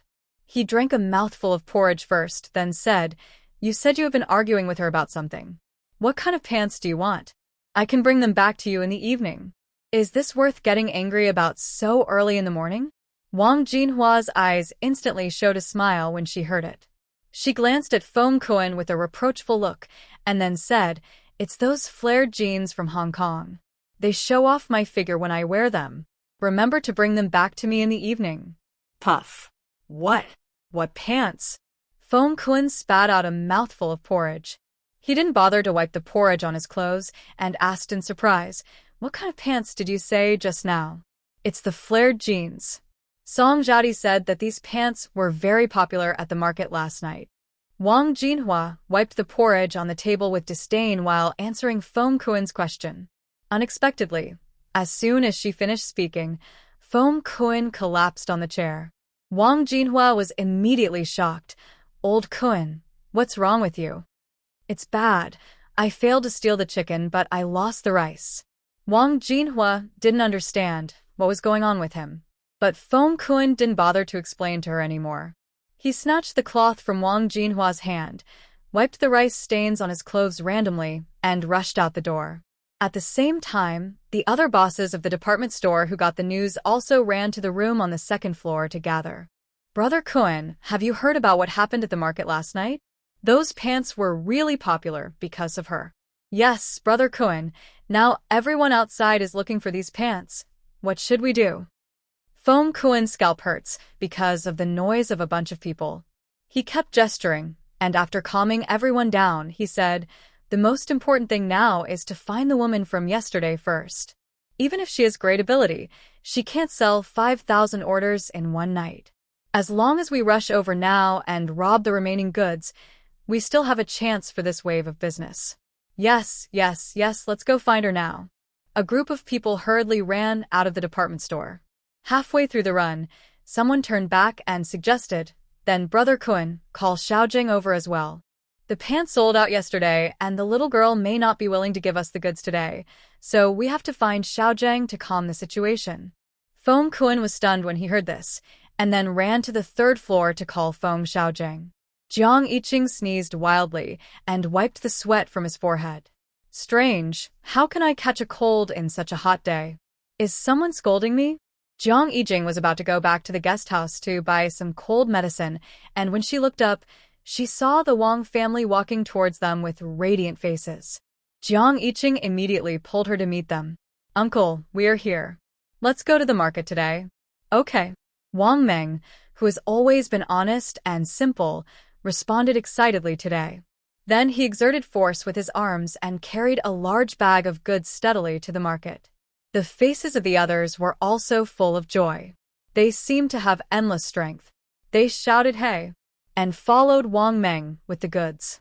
Only Wang Chuang came to Jiang Yiqing empty-handed without taking anything. Sister, why don't you pretend to be a female star today? Jiang Yiqing raised her eyebrows. Why? Do you want to follow the big stars? That's not the case. Wang Chuang scratched his head and said with a chuckle, I just think you are so amazing, so I want to see if you have any new ways to sell all the goods. Huh? Do you want to steal your skills? Jiang Yiqing pretended to be angry. Wang Chuang was at a loss for words. Sister, no, I just want to learn from you. I see that you can make a lot of money selling goods, so I want to try it myself in the future. Yeah. Jiang Yiqing patted Wang Chuang's shoulder and said in a light voice, then you have to open your eyes today. After that, she walked to the market with her head held high.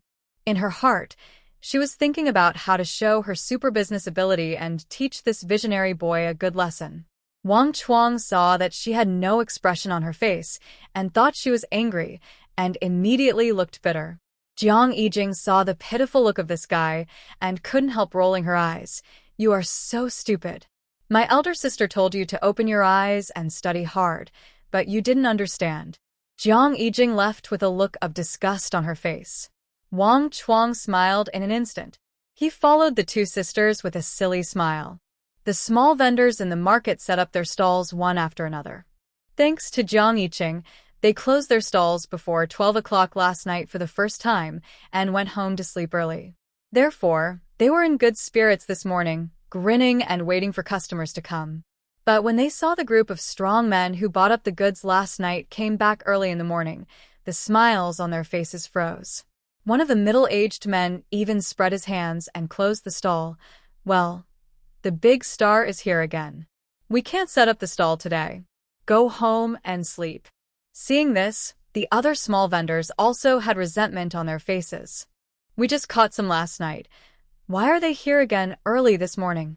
They ate all the meat and bones, and didn't even want to let them drink the soup.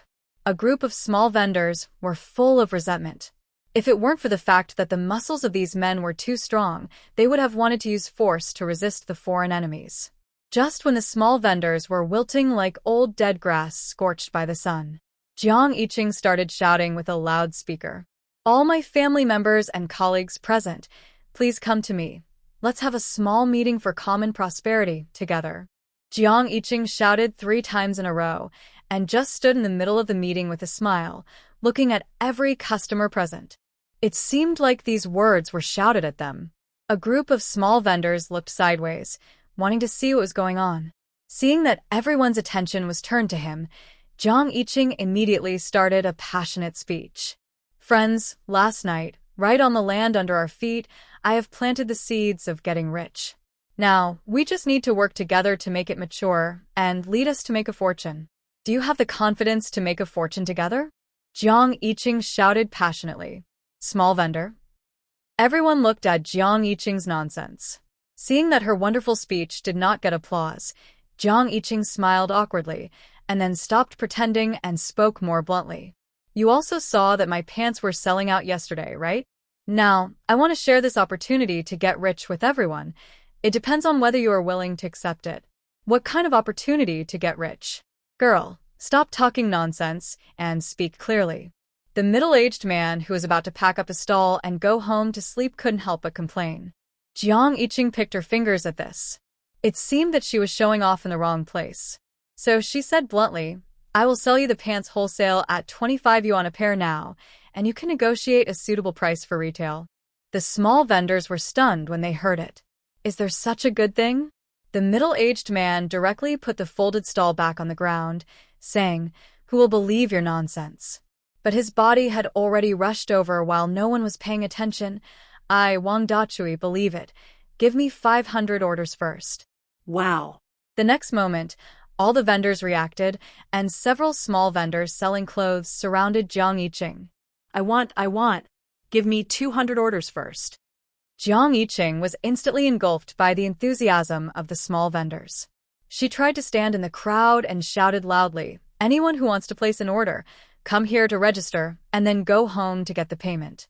Cash and goods, no credit.